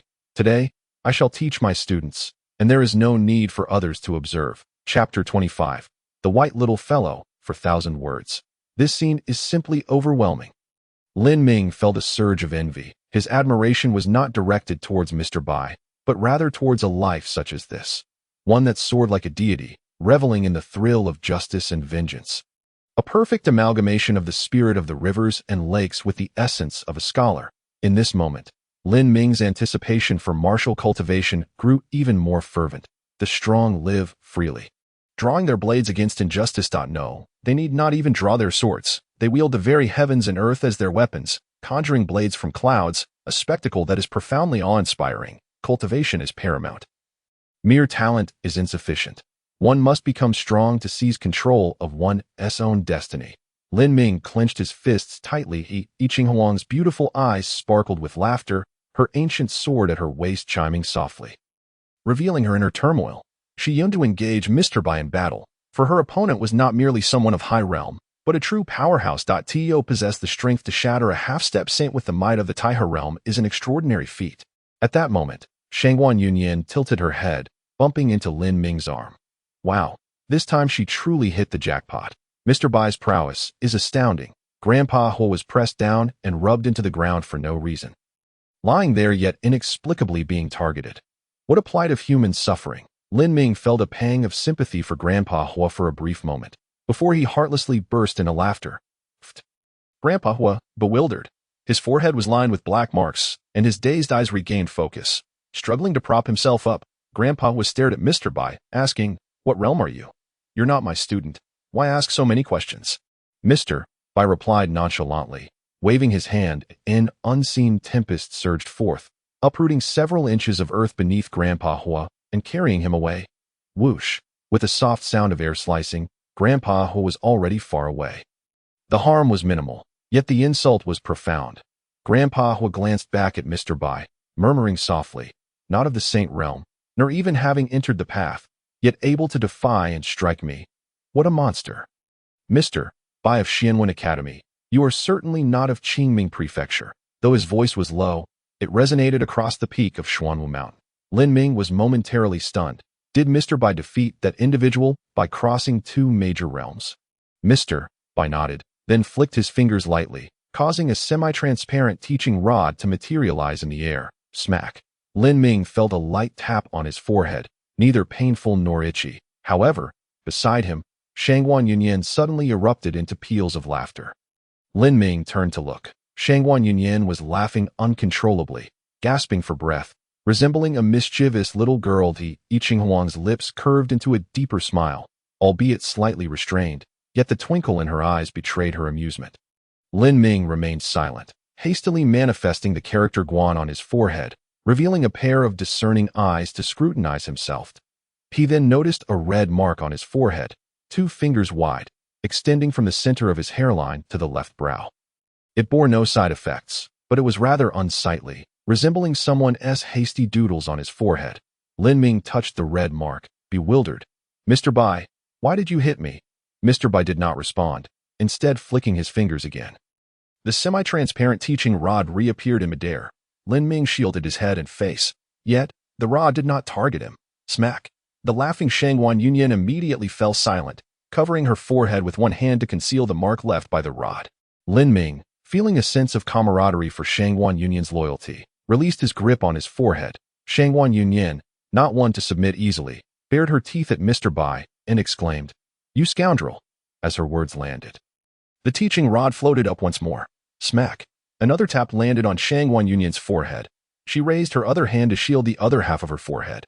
However, her hands were somewhat small, her delicate fingers allowing gaps through which two marks were visible, one faintly red, the other a tender yellow. Lin Ming gasped softly, murmuring, "It even has a colorful effect." He hadn't expected Mr. Bai, who appeared so genial, to strike with such precision. Ge Qing Wang cast an unexpected glance at Lin Ming, surprised by his wit. After a brief pause, likely in search of an appropriate adjective, Lin Ming smiled back in acknowledgement of his senior at that moment. Mr. Bai's gaze turned towards Lin Ming, lingering on his face. The previous strike was a punishment for asking an inappropriate question. "Lin Ming," Mr. Bai said, "once you ascend to the peak of Xuanwu Mountain, you become my student, and my students follow a rule. They must be able to cross at least one major realm to defeat their enemies." Despite receiving 2 strikes from the teaching rod, Shangguan Yunyan remained unconvinced, mumbling, "What kind of rule is that? This girl was inherently rebellious. How was the Shangguan family trained? Were they all raised in the wild?" Mr. Bai raised an eyebrow, refraining from summoning the teaching rod, and lightly remarked, "You have only 2 hands. Can you cover a 3rd strike?" Shangguan Yunyan bared her teeth, resembling a fearless little tiger eager to confront a larger one. Mr. Bai was speechless, raising his hand lightly in a sweeping motion. Shangguan Yunyan immediately fell silent. No matter how she shouted, not a single sound could escape her lips. Lin Ming stifled a laugh. The more he observed Shangguan Yunyan, the more he found her endearing and delightfully mischievous, as if her martial arts and divine scripts bore their own playful effects. Unbelievable. He shook his head, dispelling the distractions from his mind, and then remarked, "What Mr. Bai said about crossing major realms to defeat enemies may not suffice." Mr. Bai was taken aback, not expecting Lin Ming to voice such a thought. He scrutinized Lin Ming for a few moments. Then, with a graceful nod, said, "Then tell me, what would be sufficient?" Lin Ming extended his index finger, tapping it to his brow. "I believe it should not merely be crossing 2 major realms to defeat an enemy. That would hardly qualify one as a genius." "I concur." I Ching Huang raised her hand, gently brushing aside her bangs, her silver hair shimmering radiantly under the dawn light. Shangguan Yunyan pouted in dissatisfaction, feeling that Gu Qing Huang had stolen her line. However, her voice remained sealed, rendering her unable to speak, and she could only shake her head in protest, her twin ponytails bobbing in response. "Such a lively spirit." Mr. Bai smiled, teasingly, before gently waving his sleeves, causing a ripple of energy to pass through. Shangguan Yunyan regained her voice. With a giggle, she remarked, "Who isn't a baby? But there are distinctions among babies. A true baby must possess value." After her abrupt statement, she declared earnestly, "My grandfather has also said that realms are merely shackles for the mediocre. For one to articulate such sentiments, your grandfather must be an extraordinary individual." Mr. Bai nodded with a smile. Shangguan Yunyan shrugged, steering the conversation away from that topic. Mr. Bai, too, showed no further curiosity, refraining from probing into the Shangguan family's secrets. Yet, a peculiar glimmer flickered in his eyes. Within the Songshuan realm, the chasm between realms is akin to a vast divide. Each realm is a whole new world. To cross realms in combat is an impressive display of genius, while to transcend 2 realms in battle is the hallmark of an unparalleled talent. Lin Ming's audacity to claim the ability to defeat foes across 2 major realms suggested, in Mr. Bai's eyes, that he perceived no one as a true genius. Mr. Bai fell silent, suddenly recalling Lin Ming's feat of enduring half an hour against a master in the myriad enlightenment realm just days prior. He indeed had the qualifications to make such a statement. Mr. Bai inwardly scoffed, a smile tugging at the corners of his mouth as he regarded his 3 students. Such exceptional talent. Even in Tianyuan Prefecture, it is rare to encounter such gifted individuals. However, the youth must not become overly complacent. The necessary pressure must still be applied. Mr. Bai smiled gently and took a step forward. "High aspirations are commendable. Let me see your capabilities. Do not merely boast." Lin Ming opened his mouth, just about to speak, but Shangguan Yunyan was quicker. She stepped forward, raised her palm, and beckoned with her fingers. "Come on, let us have a match." Shangguan Yunyan was always impetuous, never one to endure grievances. Having been suppressed by Mr. Bai earlier, she naturally sought to reclaim her honor now. She raised her eyebrows defiantly. "You suppress your realm. Let us have a duel." Mr. Bai smiled, unhurried. "The students are not yet all present. Shangguan Yunyan, eager for a fight, became impatient. Who else is there? Mr. Bai replied. Wait. Upon hearing this, Gu Qinghuang sat down on the ground, her sword resting on her knees. Eyes closed in meditation. So poised. At this moment, she resembled a divine sword sheathed in its scabbard, unadorned yet exuding an undeniable aura, though the battle with Mr. Bai would not be fought to the death. She regarded it with utmost seriousness, silencing her entire being. Gu Qinghuang focused her energy. Lin Ming, instinctively glancing over, was filled with curiosity. A sword cultivator. Gu Qinghuang was the first he had encountered, and moreover, a remarkable woman. In short, she was both captivating and aligned with his definition of a sword cultivator, transcendent, resilient, and spirited. Unbeknownst to him, time flew by, and Lin Ming's gaze remained fixed on Gu Qinghuang.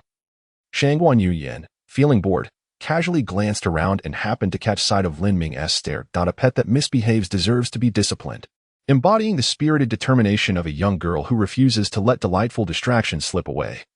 She lifted her feet and dashed towards Lin Ming. Suddenly, a fluffy white creature sprang forth from the woods, resembling a streak of white lightning as it soared into the air. The sight captivated Shangguan Yunyan.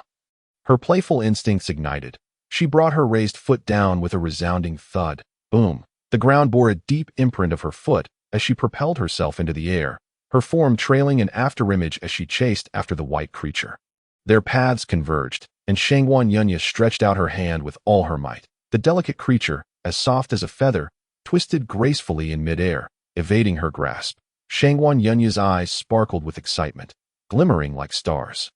How delightful! She hastily extended her other hand to obstruct the creature's escape route. The marks of the teaching whip on her forehead became conspicuously visible. The white creature, with a disdainful tone, remarked, "What an ugly creature you are." Upon finishing its words, it transformed like the wind, darting around Shangguan Yunyan's head with astonishing speed before zipping behind her. Shangguan Yunyan furrowed her brows slightly and clenched her small fists. She felt a twinge of indignation. No one had ever called her ugly before. Boom! She turned and swung her fist. The white creature was struck, letting out a yelp. Immediately, its body curled uncontrollably into a ball, revealing only its soft, fluffy white fur. Shangguan Yunyan seized the creature, cradling it in her hands, scratching and teasing as she made her way back. She raised the round white creature high, grinning at Lin Ming, proclaiming, "Now, you shall be pet number 2. Lin Ming, am I the one taking the fall this time? Lin Ming pretended not to hear Shangguan Yunyan's words. Ignoring a fool is the best reply to a fool. Mr. Bai raised a sleeve, and a gentle breeze swept in, separating Shangguan Yunyan from the white creature. The breeze released its hold, allowing the creature to stretch its body and shake off the remnants of confinement. It was pure white, roughly the size of a palm, yet its fluffy tail was longer than its body. Its bright, glassy eyes shimmered like water. How adorable! Lin Ming thought that none of the mascots he had seen in countless anime from his past could compare to the cuteness of this little white creature. What is this? Lin Ming glanced at Mr. Bai. Mr. Bai smiled faintly, gesturing towards the white creature. The little creature stood proudly on the grass, proclaiming with a spirited tone, "I am the ancient species, the celestial water snow ferret. You may call me Lu Xia, the smallest in stature yet the most imposing." Lin Ming silently scoffed while a smile graced his face. He approached, crouched down, and gently pressed his finger against Lu Xia's tiny head. Initially reluctant to be touched by Lin Ming, Lu Xia sensed a familiar aura emanating from him. It stood still, its round eyes rolling as it focused on Lin Ming, allowing his finger to descend upon it. Warmth, a sensation it hadn't felt in centuries. Lu Xia savored the warmth on its forehead, a human-like smile spreading across its face. Meow. It emitted a sound reminiscent of a cat's meow, nuzzling against Lin Ming's palm before darting up to perch on his shoulder. Mr. Bai was secretly astonished. Ancient species typically harbored wariness towards humans. Why was Lu Xia so affectionate with Lin Ming? Shangguan Yunyan reached out to pet the white creature, but it disdainfully retreated, darting around Lin Ming's neck to the other shoulder. Then, it stuck out its tongue at Shangguan Yunyan, making a silly face, a clear taunt. "You can't catch me." It swayed its tail, leaning against Lin Ming's ear. How warm! Lu Xia's playful demeanor transformed into a blissful smile. Shangguan Yunyan. She felt the blatant bias against her. Damn the double standards. Why? Lu Xia raised its tail high, head held high, and with its tiny paws on its hips, it conveyed a sense of entitlement. As if to say, "I enjoy this." It's none of your concern. After that, it nuzzled against Lin Ming's neck in a state of rapture. Ticklish. Lin Ming recoiled slightly, lifting his palm. The white creature understood immediately. Leaping onto Lin Ming's hand with a fluidity that suggested it had performed this action thousands of times before. It seemed so natural. At that moment, Mr. Bai announced, "Now that everyone is present, we can commence the combat training." Upon hearing this, Guqing Wang slowly opened her eyes, her gaze transforming into the color of the azure sky. As if specks of starlight were igniting within, it was a fierce fighting spirit. Mr. Bai smiled gently, urging everyone to remain patient. One at a time, everyone will have their turn. Hearing that there would be a fight, Shangguan Yunya abandoned the white creature that had only given her the cold shoulder. Rushing to stand in front of Mr. Bai, she gave a thumbs up, playfully pointing at her chest. "I'm first in line." The white creature, unable to remain still, scampered up Lin Ming's arm to his shoulder, quietly inquiring, "What are we going to do?" Lin Ming chuckled and explained the meaning of combat training to Liu Shuya immediately curled up, exclaiming, "You all are truly reckless to dare challenge that individual." It hastily called out to Mr. Bai, "I'm not human, so I don't need to participate in combat training." It was the first time witnessing the audacity of an ancient species. The crowd. Chapter 26. Thunder Strikes. Lin Ming extended his finger, playfully teasing the little white creature. "Xiao Shui, are you so afraid of Mr. Bai?" Liu Xia huffed, twisting its body, then glanced at MRBAI'd. It knew better than to speak of what it had seen before. Lin Ming smiled gently, cradling the trembling little creature. "All right, rest easy, I won't force you." Just then, Guqing Wang reminded, "It's about to begin." Lin Ming nodded slightly, shifting his gaze towards the poised Shangguan Yunya. There she stood, legs apart in a high horse stance, her fists drawn to her waist. An aura of power began to swell and coalesce around her, as if an invisible beast had attached itself to her being. "Dare you take my punch head-on?" Shangguan Yunya asked, her tone slightly slow. Clearly, harnessing this power was no simple task for her. Mr. Bai raised his palm, his gaze as tranquil as an ancient well, devoid of any ripples. "Come, I'll stand still and allow." Mr. Bai smiled. Shangguan Yunya was taken aback, wondering how he could tell. Mr. Bai shook his head, opened his palm, beckoned with his fingers, and said, "Come again, there are still 2 moves left." However, Shangguan Yunya directly shook her head, insisting, "No need. I cannot defeat you.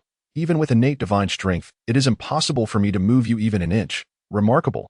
You possess the wisdom to know when to advance and retreat."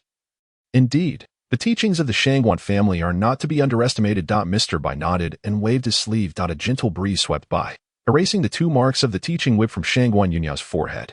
She grinned, feeling no psychological burden, and turned to leave. Returning to Lin Ming's side, she pointed to her forehead and said proudly, "My marks are gone." Lin Ming curled his fingers, resting his knuckles against his brow, questioning, "What is there to boast about?"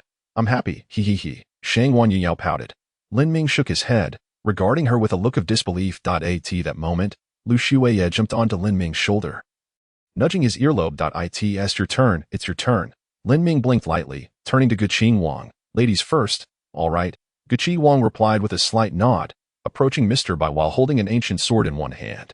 Liu Xia expressed dissatisfaction. "Why does she get to go first?" Lin Ming feigned a hushed tone. "You're so afraid of Mr. Bai.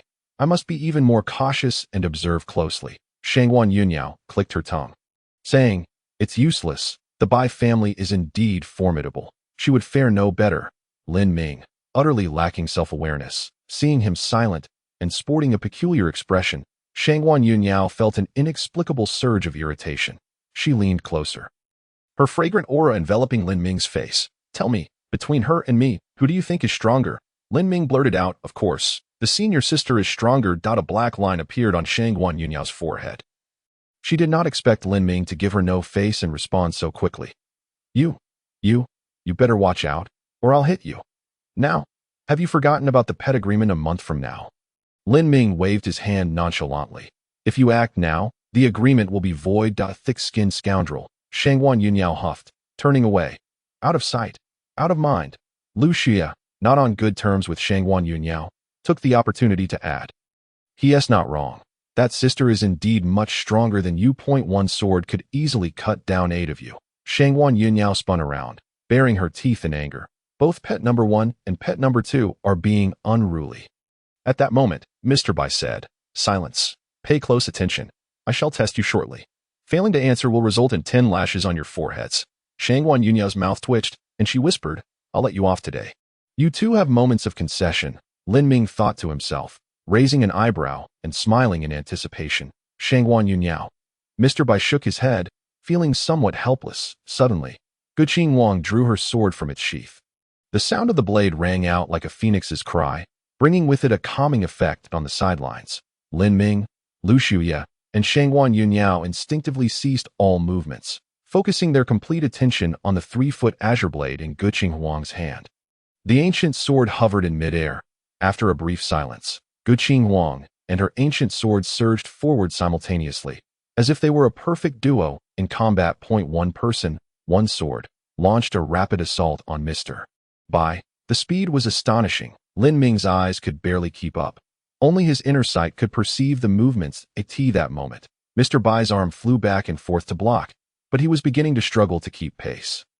The sword shadow technique was extraordinary. He smiled slightly, offering a quiet compliment, and for the first time, he employed both hands in an instant. His sleeves billowed like 2 vast hurricanes, blocking every swift attack from Guqing Wang just in time. Unable to break through after multiple attempts, Guqing Wang sidestepped and stood 3 zhang away from Mr. Bai, her fingers poised like a sword, emitting a 3-inch sword light. Simultaneously, her ancient sword soared through the air. Zzz. A faint crackle of electricity filled the air, followed by a thunderous roar. The ancient sword, imbued with lightning, appeared to be ensnared in a web of energy. Zzz. Electric currents surged through the air, and then the longsword transformed into a bolt of lightning descending from the heavens. Mr. Bai raised his palm to block. The sword tip met resistance just half an inch above his palm, unable to advance. It felt as if that half-inch distance was an insurmountable chasm, an infinity separating them. At this moment, Mr. Bai smiled faintly, admiring the divine technique of summoning lightning with the sword. He flipped his palm and flicked the sword tip with his fingers. Ding! A crisp sound echoed in all directions, and the ancient sword trembled uncontrollably before being sent flying. Guqing Wang did not attempt to catch it, but instead transformed into a shadow darting toward Mr. Bai. Her fingertips, glowing with 3 inches of sword light, aimed directly for his brow. Mr. Bai subtly nodded, a hint of satisfaction flickering in his eyes. He pressed his palm down, and for a brief moment, silence enveloped the surroundings, followed by the ground shattering violently, lifting waves of earth before him. The earth surged downward, sweeping outward with overwhelming force. Unperturbed, Guqing Wang's fingertips gleamed with sword light, and she launched her attack. The sword light transformed into a shooting star, effortlessly piercing through the layers of earth. Mr. Bai tilted his head to evade, but several strands of hair were severed in the process. His brow arched slightly, his gaze filled with increasing admiration. Yet, Guqing Wang did not relent. Sword come, she uttered softly, and the ancient sword transformed into a beam of sword light, vanishing into her waist sheath. Gripping the sword hilt with her right hand, she stepped forward and drew her sword from its sheath. Clang, clang, clang, the sword-drawing technique. Lin Ming's eyebrows lifted, his eyes widening, his heart focused, unwilling to miss the splendor of this sword. Shangguan Yunyao also ceased her antics, her bright eyes radiating 9 circles of light. The divine glow shimmered in her pupils as she fixated on the sword. Lu Xia clutched Lin Ming's earlobe, mesmerized. Lin Ming felt no pain, for all his attention was captured by the genuine prowess of this sword. The sword flew like a swan, and the person resembled an immortal. Guqing Wang's sword-drawing technique utilized spiritual energy, and her movement appeared peculiar. With a single step, she had mysteriously positioned herself beside Mr. Bai. Her eyes transformed into a cerulean sky, a divine symbol faintly visible on her brow. The sword struck with incredible speed, devoid of visible sword light, and without the wind of the blade, hiding tremendous power in its simplicity. Mr. Bai's expression shifted slightly. Pivoting on his right foot, he arced his left foot back to retreat. Otherwise, he would not have time to react and would surely be struck. This sword instilled a sense of danger within him, and he was unwilling to take it head-on.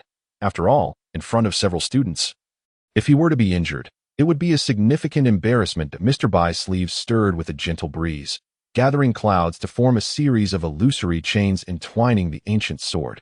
However, Guqing Wang's eyes sparkled with brilliant blue, her spiritual energy surging. The ancient sword sang with clarity.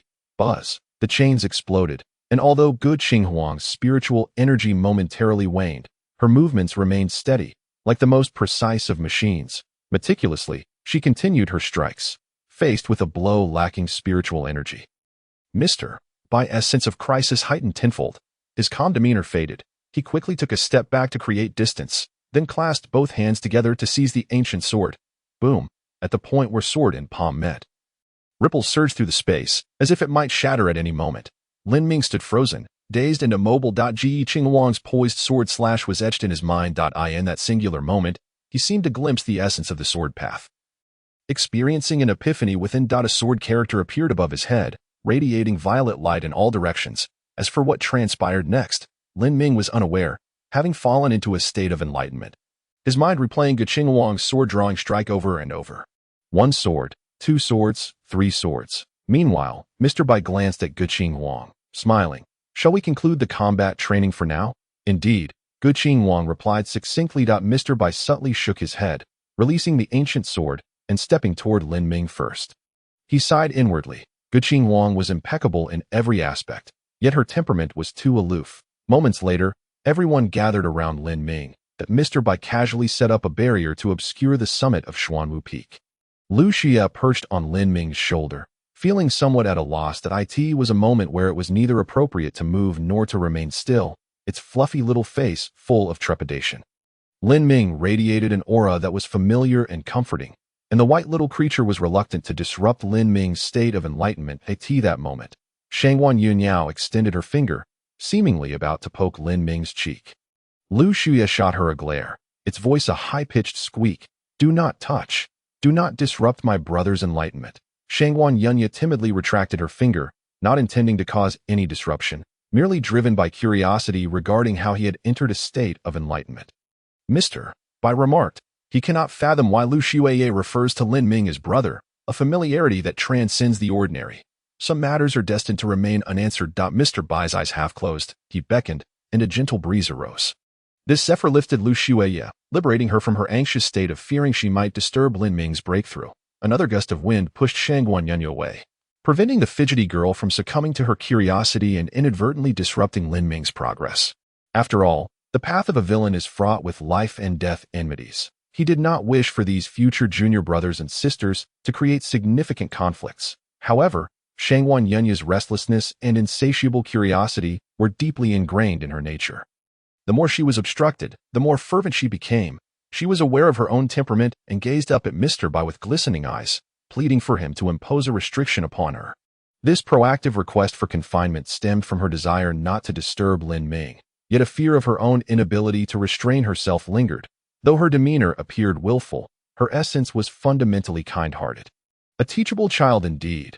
Mr. Bai felt a surge of unexpected delight, poised to enact a confinement upon Shangguan Yunya. At that moment, Gu Qinghuang stepped forward, sword held aloft. A subtle sound of the sword echoed in Shangguan Yunya's ears, instilling a sense of calm within her. How marvelous! She glanced at Gu Qinghuang, offering a slight nod of gratitude, before inquiring, how did he attain this state of enlightenment? Mr. Bai remained silent, 2 veins throbbing at his temples. Enlightenment is inherently elusive, and inquiring yields no answers. Surely, there must be some opportunity. Shangguan Yunya shook her head. Ji Qinghuang indicated the sword character divine script above Lin Ming's head, thoughtfully stating, perhaps it is related to the divine script comprehended by the junior. To grasp the purple divine script, his affinity for the sword path is beyond the imagination of outsiders. Mr. Bai replied, it should not be so simple.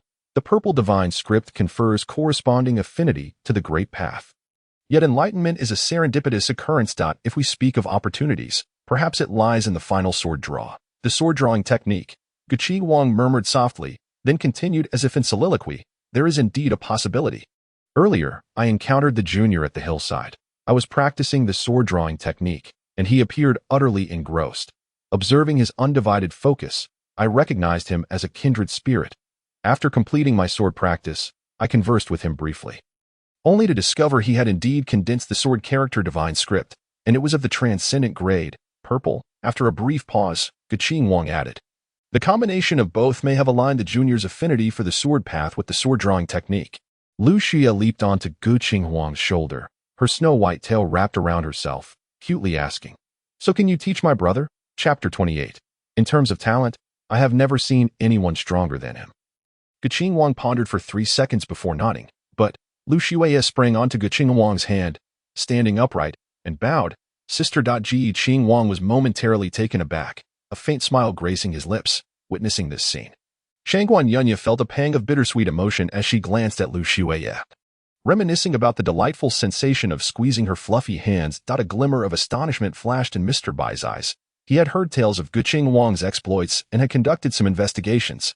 Although Guqing Wang was not as bloodthirsty as Mo Yingxue from the Xianwen Sword Academy, he was certainly not a person of easy disposition.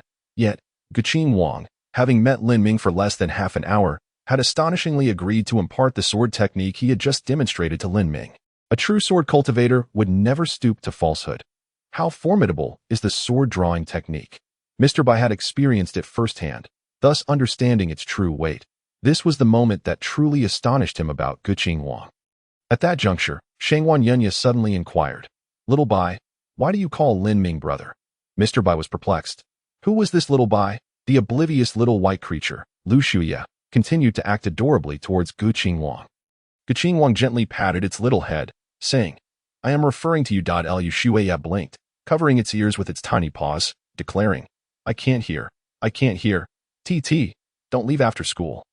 Shangguan Yunya was fuming, unable to comprehend why the little white creature was affectionate towards Lin Ming and Guqing Wang but completely disregarded her. Just then, several divine scripts emerged above Lin Ming's head. Strength, speed, concealment, observation, healing, soul, and spirit. Except for strength, speed, and concealment, the rest were all purple divine scripts. Moreover, the remaining 3 divine scripts radiated a magnificent golden light, seemingly poised to elevate to the transcendent grade at any moment. Everyone. Is there any justice in this? Is there any law in this? Even a prodigy could not be this exaggerated. Shangguan Yunya's mouth slightly agape. She knew Lin Ming possessed purple divine scripts, but she was unaware that more than half of them were of the purple grade. Surely, the abundance of purple divine scripts is excessive. She glanced towards Mr. Bai. Mr. Bai, the disparity between individuals is indeed considerable. Shaking his head, Mr. Bai consoled. Some matters cannot be envied. There was a hint of emotion in his tone, for he understood better than the others just how terrifying Lin Ming's talent truly was. Merely 2 days prior, Lin Ming had not yet condensed 2 divine scripts of the soul. Yet, in just this short span, he had condensed 2 more purple divine scripts, and they seemed somewhat unusual. The phenomena were extraordinary. Purple light swirled in spirals, converging around the words soul and spirit to form a black vortex. The healing, sword, and observation divine scripts purple light were drawn into the vortex, seemingly undergoing some form of devouring. At that moment, Lu Xueya's upper and lower body appeared to become dislocated, the former facing Lin Ming, while the latter remained still. Meow. This is the aura. Its eyes sparkled, and with a swift motion, it darted towards the words soul and spirit above Lin Ming's head. Observing the little white creature's actions, Mr. Bai experienced a flash of inspiration, suddenly recalling the remarkable phenomena constructed by the words soul and spirit. He exclaimed in astonishment, purple nether swallowing the profound. No wonder the little white creature felt such a kinship with Lin Ming. Qing Wang inquired, what is purple nether swallowing the profound? Mr. Bai turned his head to respond. The principles behind the purple nether swallowing the profound phenomenon are unknown, yet those who condense the corresponding divine scripts receive a tremendous benefit. Their spiritual energy gradually transforms into profound energy, which is inherently closer to the true essence of the great path. In simpler terms, it ranks higher than spiritual energy, and profound energy offers immense advantages to ancient extraordinary beings, accelerating their growth. Guqing Wang nodded. That little creature is a Tianshui snow ferret, an ancient extraordinary species. Thus it is particularly drawn to the junior. Shangguan Yunya tugged at her soaring ponytail, her eyes darting as she mused. I believe I heard my father mention that in ancient times, people did not require spiritual perception or body tempering for cultivation, as the spiritual energy was overly abundant. Beings were born having already transcended these 2 realms, and what they truly cultivated was profound energy. Shangguan Yunya glanced at the little white creature above Lin Ming's head. At that moment, Lu Xia was joyfully circling the black vortex of purple nether swallowing the profound, occasionally taking a deep breath. drawing in a wisp of profound energy. It felt utterly at ease, yearning for more. Mr. Bai slightly shook his head, waving his hand. The little white creature's body was involuntarily drawn to his palm. The profound energy you absorb must first be refined. Do not be too greedy. Liu Xia extended its little paw towards Lin Ming, seemingly still desiring more, yet it understood the wisdom in Mr. Bai's words. Its body was beginning to feel a touch of discomfort. Nodding its little head, Liu Xia replied, I will be prudent. Mr. Bai smirked, releasing it that moment. A surge of purple light suddenly flashed above Lin Ming's head. Initially just a dot, it soon blossomed into a swirling mist of purple, obscuring the exact nature of the divine script. This was Lin Ming's initial divine script, Tranquility. Upon its emergence, the purple nether swallowing the profound receded, no longer daring to consume the purple light of the remaining 3 divine scripts. Mr. Bai widened his eyes, fixated on this newly appeared divine script. He attempted to pierce through the dense purple mist, yet no matter how hard he strained his vision, he could see nothing. A sense of loss enveloped him. Mr. Bai was unaware of why he felt so disoriented. He murmured, What is that? No one could provide an answer. Shangguan Yunya gazed at Lin Ming's initial divine script in a daze, her pupils coalescing into a series of 9 interconnected rings, activating a special ocular technique. Yet, she gleaned nothing. Fortunately, her carefree nature allowed her to quickly snap out of it. How impressive! I cannot see through it. Choosing him as a pet was undoubtedly the right decision. Liu Xia stood upright, patting its chest with its little paw, declaring, My brother Ming is no ordinary person. He is truly formidable. However, your latter statement is not entirely accurate. Shangguan Yunya furrowed her brows. What? Lu Shuiye sniffed proudly, declaring, You might barely qualify as Ming Ji's pet. The expression on Shangguan Yunya's face darkened, revealing her small tiger teeth, emanating a fierce yet adorable aura. In a flash, Lu Shuiye darted to Guqing Huang's side, wagging her tail in vain, unable to catch anything. Ge Qinghuang smiled gently, lifting Lu Shuiye effortlessly. Liu Shuiye climbed up her arm and perched on her shoulder. Sister, my brother is truly remarkable, isn't he, in terms of talent? I have never encountered anyone stronger. Ge Qinghuang subtly nodded. She lightly tapped the ancient sword, producing a clear and melodious chime. With her eyes completely transformed into a shade of azure sky, Qinghuang gazed intently at Lin Ming. If she was not mistaken, the junior was indeed the catalyst behind the recent 3 occurrences of the Hongming Purple Chi phenomenon, as well as the Ziming tunneling Xian anomaly. Mr. Bai pinched the bridge of his nose, exhaling a long breath of turbid air, his mind gradually calming. Indeed, the mere condensation of purple divine script does not necessarily trigger the Hongming Purple Chi phenomenon. Had I not seen Lin Ming's divine script, I would have assumed he, Pan Yi, and Xiao Chuyang each instigated a separate descent of Hongming Purple Chi. Now, however, I am certain that the recent phenomena are solely due to Lin Ming. Yes, it must be so. The other 2 are mere dunderheads, Shangguan Yunya asserted emphatically. Mr. Bai inquired curiously. How do you know? Shangguan Yunya shrugged. I went and gave them a good thrashing last night out of boredom. That moment, Guqing Huang fixed her gaze upon the hidden character of silence enveloped in swirling purple mist. May I ask, Mr. Bai, what exactly is this divine script of the junior? Mr. Bai's lips twitched, pausing for a moment before responding. I cannot discern it either. Chapter 29. Cultivating the sword and the heart with the sun hanging high. The morning glow grew warmer. Lin Ming awoke languidly, his eyes sparkling with clarity, as he exhaled a lengthy breath of turbid air. His bones did not crack with a crisp sound, yet his mind felt exceptionally cleared. So this is what it means to be a sword cultivator. Upon hearing his voice, Lu Shuya immediately rushed over. Brother, you finally woke up. Lin Ming raised an eyebrow slightly, a smile tugging at the corners of his mouth. How long has it been? Lu Xia extended a paw, fiddling with her claws, seemingly intent on calculating the duration, which could easily take until tomorrow. Just over 2 hours. Mr. Bai's voice drifted from a distance. Since you're awake, come over. Lin Ming turned to see Mr. Bai, Guqing Huang, and Shangguan Yunya nearby. As he approached, before he could speak, Mr. Bai asked, what does it mean to be a sword cultivator? Lin Ming was momentarily taken aback, not expecting such a sudden question from Mr. Bai. Meanwhile, Guqing Huang's keen gaze was fixed on the space between Lin Ming's brows, eager to hear his response. Do share. Shangguan Yunya chimed in. Liu Shuiye swayed her body, shaking her snowy tail, evidently anticipating Lin Ming's answer. Lin Ming's smile deepened, and without hesitation, he replied, To cultivate the sword is to cultivate the heart. One should seek the straight path rather than the crooked. This, in essence, defines a sword cultivator. His words hung in the air, and silence enveloped the surroundings. The wind whispered softly, and the sunlight fell gently. Gu Qinghuang lightly tapped the sword hilt, her radiant smile akin to blossoms in full bloom on a summer day. Well said. Mr. Bai placed his left sleeve over his right, brushing it lightly. Splendid. Remember this sentiment. Lin Ming, in the days to come, the path of the sword in this world shall surely shine because of you. Liu Xue leapt up, exclaiming, My Ming Gu is a born sword deity. Shanghuan Yunya bit her lower lip. Nodding in acknowledgement of Lin Ming's prowess, the To seek the straight path rather than the crooked. Does that not encapsulate the essence of a sword cultivator? Mr. Bai's aura fluctuated. Seemingly enlightened, Qinghuang regarded Lin Ming with unwavering eyes. Showing no intent to shy away, her gaze did not harbor romantic feelings but was filled with admiration. His poetic words encapsulated the essence of what it means to be a sword cultivator. Lin Ming left a profound impression on Gu Qinghuang, the only sword cultivator she recognized among her peers. Perhaps it was precisely because the junior possessed such an original intention that he could condense the transcendent purple divine script. Gu Qinghuang's voice flowed softly, neither intentionally speaking to be heard nor avoiding the topic.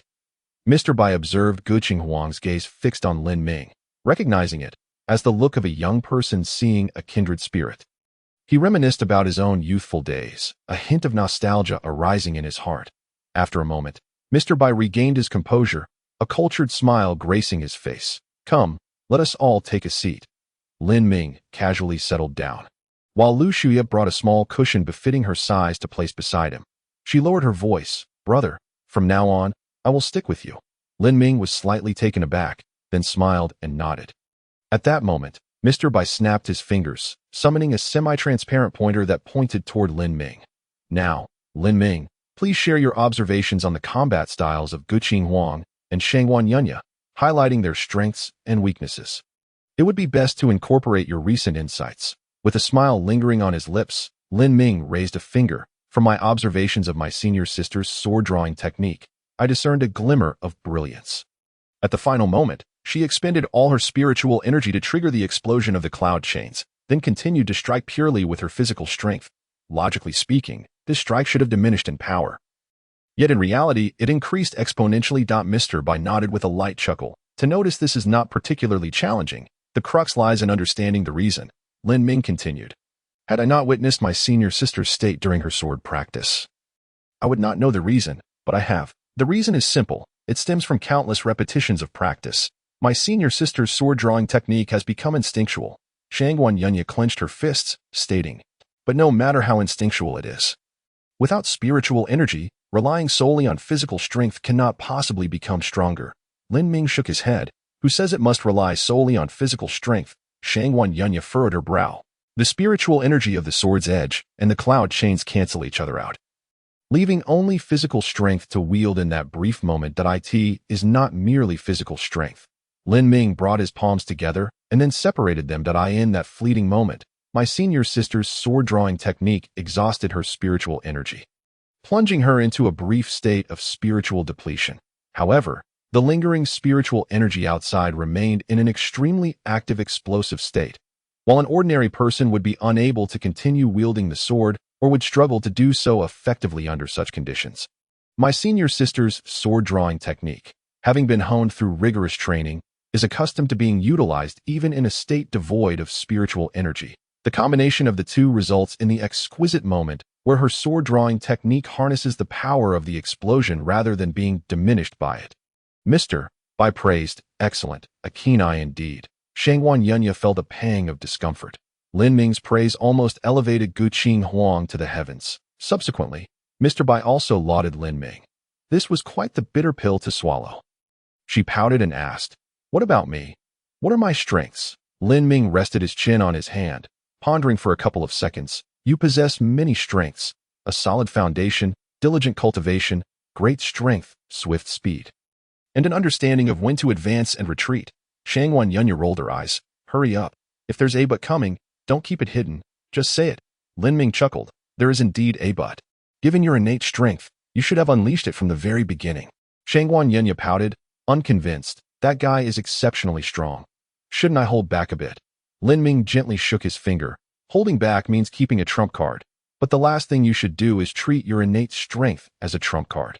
In my view, since innate strength is your talent, you should not conceal it, but rather use it openly and honorably.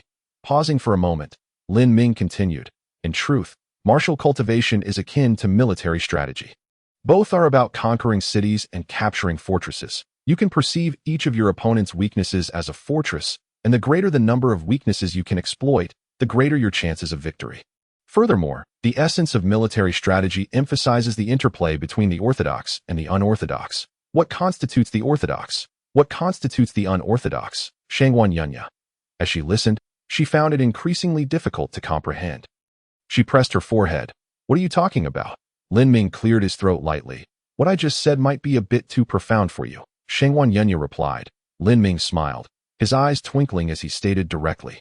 Your mistake lies in treating your innate strength as a surprise attack. If I were you, I would center my techniques around my innate strength, making it the foundation. That is the orthodox. Then, I would pair it with the sphere divine script and other divine scripts to achieve special effects. That is the unorthodox. The combination of the two embodies the interplay of orthodox and unorthodox, and in doing so, you would certainly be able to repel Mr. Bai. Shangguan Yunya furrowed her brows, her two front teeth biting her lower lip. Resembling a hamster, she did not immediately refute Lin Ming, but instead pondered seriously in her mind. After a moment, Shangguan Yunya's furrowed brow gradually relaxed, as if she were beginning to understand. Chapter 30. Following Brother Ming.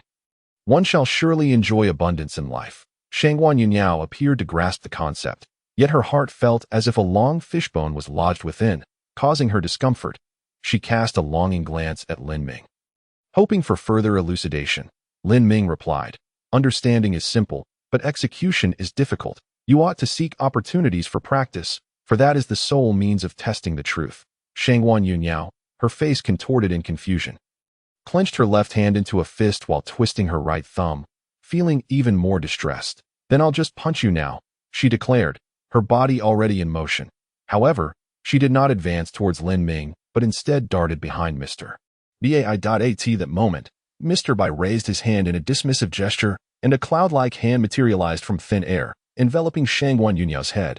With a loud clap, she found herself sprawled on the ground in a starfish position, her entire body ensnared in the cloud, leaving only her head visible, resembling a chubby silkworm. Lin Ming could not help but chuckle. Shangguan Yunyao's expression darkened further, but Mr. Bai had anticipated her reaction, preemptively silencing her. Oh, I long for freedom. I do not wish to be restrained, she lamented inwardly. Suddenly, she heard Lin Ming say, I have devised a plan you might try. She nodded vigorously, her eyes filled with anticipation. Lin Ming smiled slightly. When you engage in battle in the future, utilize your innate divine power as the sun and the sphere character as the shadow. The two should complement each other without a distinction of primary and secondary, thus elevating your combat prowess. Ji Yiqing Wang, pondering deeply, rested her fingers against her chin, but Mr. Bai remained silent. Yet his perception of Lin Ming's observational skills deepened, remarkably acute, as if he could discern the essence at a mere glance. An understanding far beyond his years, Lin Ming continued, Miss Shangguan, what you presently lack is practice, not understanding that I have a simple and effective method for you. Shangguan Yunyao blinked her large eyes repeatedly, signaling Lin Ming to proceed. A mischievous grin graced Lin Ming's lips. During your daily training, instead of seeking others for sparring, simply challenge your guardian, Old Hua. Given his superior realm, you could never harm him, regardless of your efforts. Combine your original approach with my suggestion, and strike him with all your might. I assure you, it won't be long before you grasp the true essence of martial arts. Demon. Lu Shuya recoiled, curling up and wrapping its tail around itself. It suddenly found itself hesitant to look Lin Ming in the eye, only daring to steal glances. Clenching its tiny claws, the little creature thought to itself, from now on, Brother Ming shall rank among the top 3 on my list of beings to avoid. Mr. Bai revealed a hint of a smile. You young rascal. He began, but Lin Ming interjected, by the way, such matters require finesse. Miss Shangguan should cultivate a habit of practice. Even amidst busyness, it would be best to strike that old man at least once daily. Mr. Bai was taken aback, raising a hand to his forehead in silent mourning for old Huog Yiqing Wang. Ever the vengeful junior, chuckled softly. Lu Xia's snowy fur bristled, internally adjusting its list of those not to be trifled with. Brother Ming. Now firmly in the first position, the surrounding individuals reacted noticeably, and Shangguan Yunyao sensed the shift. However, Lin Ming's strategy was overtly strategic. Upon further contemplation, she recognized the brilliance of his suggestion. Its feasibility was exceptionally high and would significantly enhance her abilities. Grateful, she thanked Lin Ming and then inquired, "Why can you perceive it while I remain oblivious during my training?" Lin Ming chuckled, "Because I possess an extra pair of eyes." At that moment, Mr. Bai interjected. "Is it the effect of the Guan character?" Lin Ming nodded affirmatively. Mr. Bai asked, "If convenient, could you elaborate?" Lin Ming replied, "In simple terms, it provides an additional insight, revealing every detail within a radius of several dozen paces." Mr. Bai was taken aback, realizing the implications. This was a capability exclusive to the Taihe realm. "Isn't that a bit excessive?" Shangguan Yunyao exclaimed, unleashing her divine power to break free from the cloud's restraints. Layers of spherical light shields manifesting around her, red, blue, yellow, and green, each hue cascading forth in abundance. The overlapping light effects enveloped her entirely. Mr. Bai cast a surprised glance at her, not having anticipated such a sudden display of power. Lin Ming, on the other hand, felt a pang of discomfort.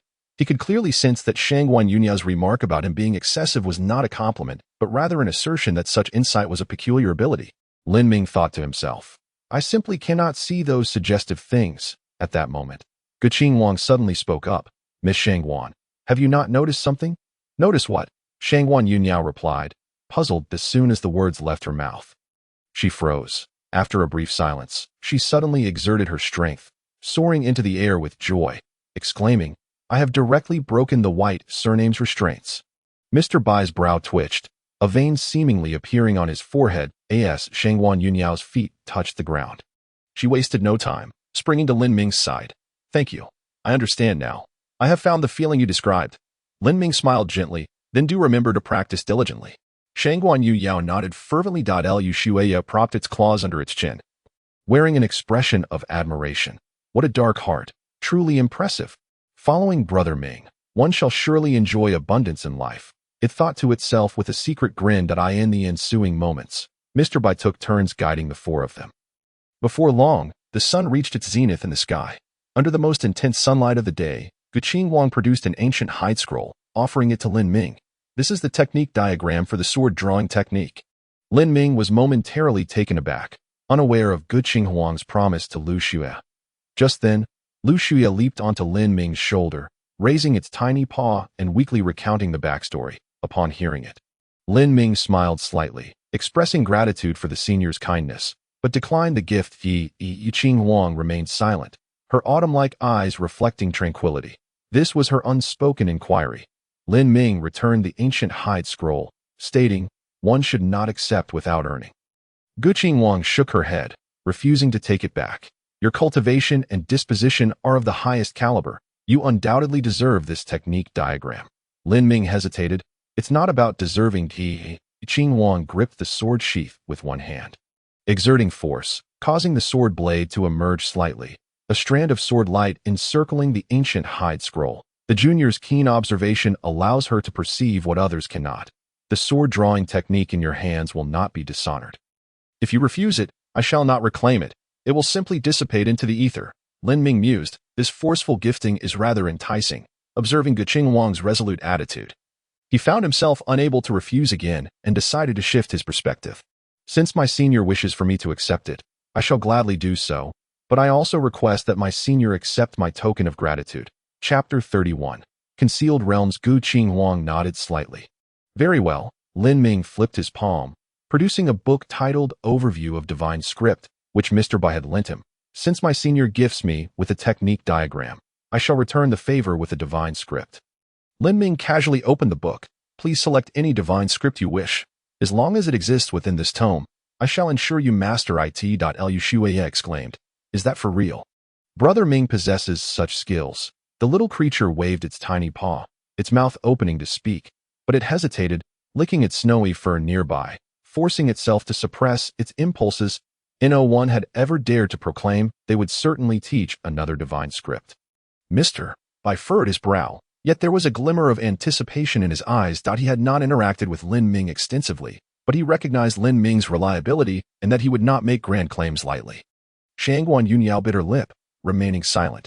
She recalled the esteemed divine scholar Ming Yuanhao's evaluation of Lin Ming as someone who was innately knowledgeable, making her feel inferior. Observing Lin Ming's confident demeanor, she sensed authenticity, devoid of pretense. Her eyes sparkled with admiration as she thought, so captivating and handsome. I can never tire of looking at him. This is why I always wanted Lin Ming as my pet. She was unconcerned with his combat abilities or innate talent. That moment, Lin Ming extended the overview of divine script to her. Please select. Senior Guqing Huang shook her head. There is no need to search through the book. I seek not quantity, but quality in my divine scripts. She extended her hand, revealing a shimmering symbol of emptiness within her palm. Golden light radiated abundantly, rich and profound as water. Lin Ming nodded, realizing that his senior desired to advance her divine text rank. Indeed, Ji Yiqing Huang's cheeks flushed slightly, a tinge of embarrassment washing over her, as this request seemed almost insurmountable. Her divine text glowed with golden brilliance, just a step away from transcending to the ethereal grade of purple divine text. Yet, that very step felt like an impassable chasm, with countless individuals trapped at this juncture, unable to progress. For eons, no viable method had emerged at this moment. Guqing Huang's flushed cheeks were solely exposed to Lin Ming's gaze. He softly murmured, a beauty out of this world, akin to a fallen celestial. Ji Yiqing Huang, unable to hear clearly, inquired, what? Lin Ming smirked slightly, shifting the topic. Allow me to elaborate on the symbol of emptiness. Guqing Huang blinked her exquisite eyes. All right. Lin Ming nodded and began his discourse. The symbol of emptiness encompasses several meanings. It signifies not only blankness, but also the sky. He elucidated the various interpretations and phonetics of emptiness that danced in his mind. Throughout this exchange, a profound silence enveloped the group. Only Lin Ming's clear voice echoed in the air. Once he concluded, Guqing Huang gently closed her eyes, meticulously reflecting on his explanation of the symbol of emptiness. She had not anticipated that Lin Ming's elucidation would seamlessly blend simplicity with profound insight. For instance, the notion that emptiness could represent a unique state of mind, leading to a clear and tranquil heart, resonated deeply with Guqing Huang. Seemingly refining her sword's essence at this moment, her mind was filled with reflections. The symbol of emptiness began to rise, its golden radiance retracting inward. As the golden light of the symbol converged within half an inch, a hint of purple aura materialized. Initially faint, the purple hue swiftly expanded, growing more pronounced. Wow! Lu Shuiye clapped her tiny paws, exclaiming, Brother Ming is amazing. Shangguan Yunyan stood in stunned silence, while Yin Tao's lips parted slightly, unknowingly drooling. Mr. Bai's pupils contracted, his right hand trembling slightly, clearly overwhelmed by shock. A miracle, assisting another in breaking through the divine text rank, especially from the heavenly grade to the transcendent grade, defied all logic. This was not the incomplete, half-finished purple divine text of Xianwei Tower. Mr. Bai recalled the recent rumors within the academy regarding Ming Yuanhao's comments on Lin Ming's innate understanding of divine texts, feeling inadequate in comparison. Initially, he had doubted that Ming Yuanhao would make such a statement. Considering the latter's fame in Tainyuanzhu and his notable standing on the divine text rankings. However, the scene before him felt like an invisible slap, striking him with the truth. Indeed, there were individuals capable of such prodigious feats. With a barely perceptible exhalation of a heavy sigh, Mr. Bai remarked, Lin Ming, your talent is exceptional. You are destined to achieve hidden realms. His words jolted the others out of their astonishment. Their gazes converged on Mr. Bai, who was fixated on Lin Ming. Lin Ming tilted his head curiously. What hidden realm? Mr. Bai smiled, his deep gaze sweeping over the crowd, pointing a finger. Shangguan girl, given your background, why don't you enlighten us? Shangguan Yunyan adopted a disdainful expression.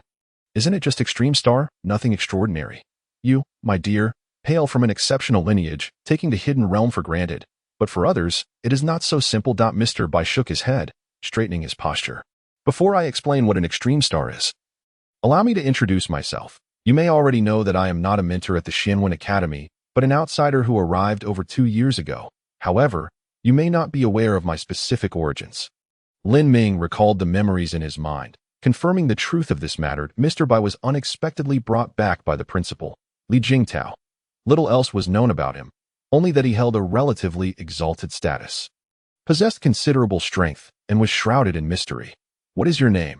Are you just called Mr. Bai?" Shangwan Yunyan inquired, stroking her chin at Mr. Bai. He distinctly remembered that Shangwan Yunyan had heard his name, and it was evident that she had not taken it to heart. Mr. Bai pinched his brow, resignedly stating, "I indeed have not revealed my name." After a pause, he continued, "I am known as Bai Chen Hai, hailing from the hidden sect Xianzong in Tai Yuanzhu." Shangwan Yunyan revealed her tiger teeth. "I have heard my father speak of Xianzong. It is formidable, a hidden sect safeguarding many worlds, with the Zhongxian realm being merely one of them." Lin Ming raised his sword-like brows, furrowing slightly, his tone laced with confusion. "Many worlds. Those furrowed brows look quite charming," Shangwan Yunyan teased, licking her tiger teeth. "The universe is vast and boundless. You do not think there is only the Zhongxian realm, do you?" Suddenly hearing the term universe, Lin Ming momentarily lost his focus. Shangwan Yunyan assumed he was astonished, a self-satisfied smile gracing her lips. "What if I told you that the Zhongxian realm beneath your feet is actually spherical? What would you think?" Lin Ming replied, "I have no particular thoughts. I have known this for a long time." Lin Ming shrugged, casually stating, "It's all right. I have read about it in classical texts, that the Earth is a sphere, also referred to as a planet, which possesses peculiar gravitational forces. It is precisely due to gravity that we can stand upon this land." Shangwan Yunyan, taken aback, pouted her beautiful face. "Humph, I will not speak to you today." At this moment, Mr. Bai Chen Hai, chuckled softly. "The Shangwan family comes from beyond the realms. No wonder I have never heard of your family in Tenyuanzu." Shangwan Yunyan turned her head away, making a face. Bai Chen Hai smiled lightly.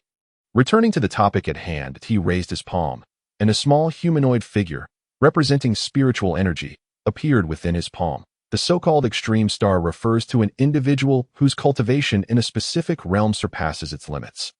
For instance, in the perception realm, an ordinary person would attempt to condense 5 divine texts before seeking to break through to the body refinement realm. This is considered inferior. Such haste undermines the foundational principles of cultivation, ensuring a lack of longevity in their journey. The small figure in his palm split into 2. One figure shone with 5 points of light atop its head, while the other illuminated 9 points. Bai Chen Hai posed the question, using the points of light as divine texts, which is stronger, the one with 5 or the one with 9? Neither Lin Ming, Shangwan Yunyan, nor Gu Qinghuang offered a response. Lu Xueye raised her small paw, declaring, "The one with 9. Bai Chen Hai smiled. "And how much stronger is that?" Lu Xueye, pouting her lips, pondered for a moment but could not arrive at an answer, ultimately shaking her head. Bai Chen Hai nodded. "Very well, not knowing is also knowledge." After a pause, he stated, "In the perception realm, the difference may only be a factor of 2, but by the time one reaches the body refinement realm, the gap will widen, ranging from 3 to 10 times. Lin Ming frowned, not fully comprehending. At this juncture, Guqing Wang's voice floated in, unusually gentle in tone. "The body refinement realm is divided into 5 major components: skin, muscles, bones, blood, and organs. Therefore, one must condense at least 5 divine texts before achieving a true breakthrough into the body refinement realm. The more divine texts you condense in the perception realm, the more supplementary divine texts will be refined within your body during the body refinement realm." A sense of warmth arose in Lin Ming's heart as Guqing Huang took the time to explain that. He nodded with a smile. "This is akin to laying a foundation for a house. The sturdier and larger the foundation established in the perception realm, the taller and more magnificent the structure that can be built." Guqing Huang's lips curled upwards, a subtle nod of agreement at that moment. "Mr. Bai continued, Lin Ming, your perception of divine texts and your talent for condensation are remarkable. Why not attempt a live demonstration to see what occurs if you continue to condense? I can tell you plainly. As long as you maintain the perception realm while condensing the 10th divine text, you will step into the extreme star realm." "All right," Lin Ming nodded, casually flipping open the divine text summary, his eyes landing on the leaf divine text. He chuckled, "Then I shall display my humble skills with this leaf divine text." Upon finishing, the divine text's radiance ascended as Lin Ming's fingertips glowed with the brilliance of divine text condensation. Liu Xie exclaimed, "Whoa, Brother Ming is incredible. He just summoned it without any warning." Her tiny paws clenched tightly around her snow-white tail, anxiously fixated on Lin Ming. At that moment, Lin Ming's aura surged, threatening to exceed the bounds of the perception realm. His divine text space trembled violently. It felt uncontainable. The divine text space seemed on the verge of rupturing, as 9 divine texts appeared ready to burst forth, infiltrating his body. Mr. Bai gracefully rose, positioning himself behind Lin Ming. He placed a hand against Lin Ming's lower back, softly instructing, "Remain calm." Lin Ming closed his eyes, instantly feeling a colossal force surging from the outside world. The tremors within the divine text space gradually subsided. Yet Lin Ming's foundation was too formidable. 9 divine texts, with the majority being purple. This exceeded Mr. Bai's expectations. Boom! A violent rebound reverberated through the realm of divine inscriptions. Bai Chenhai let out a muffled grunt. His energy momentarily stifled, and his expression shifted dramatically. Should this continue, Lin Ming would undoubtedly break through to the body-refining realm. At that point, he would have been the cause of Lin Ming's downfall.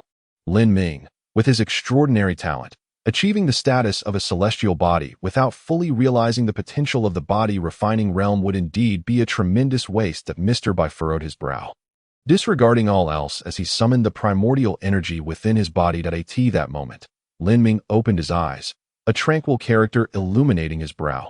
This character swirled with ethereal purple energy, obscuring its precise form from onlookers. Yet, the instant the purple light emerged, the agitated energy surrounding Lin Ming calmed. Clarity of mind.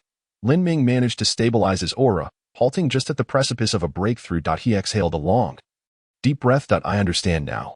9 is the ultimate number, and condensing the 10th divine inscription will inevitably lead to a breakthrough into the body-refining realm. Thus, this realm is called the celestial body. Mr. Bai blinked 3 times in succession, asking, "How did you accomplish this? How did you suppress it?"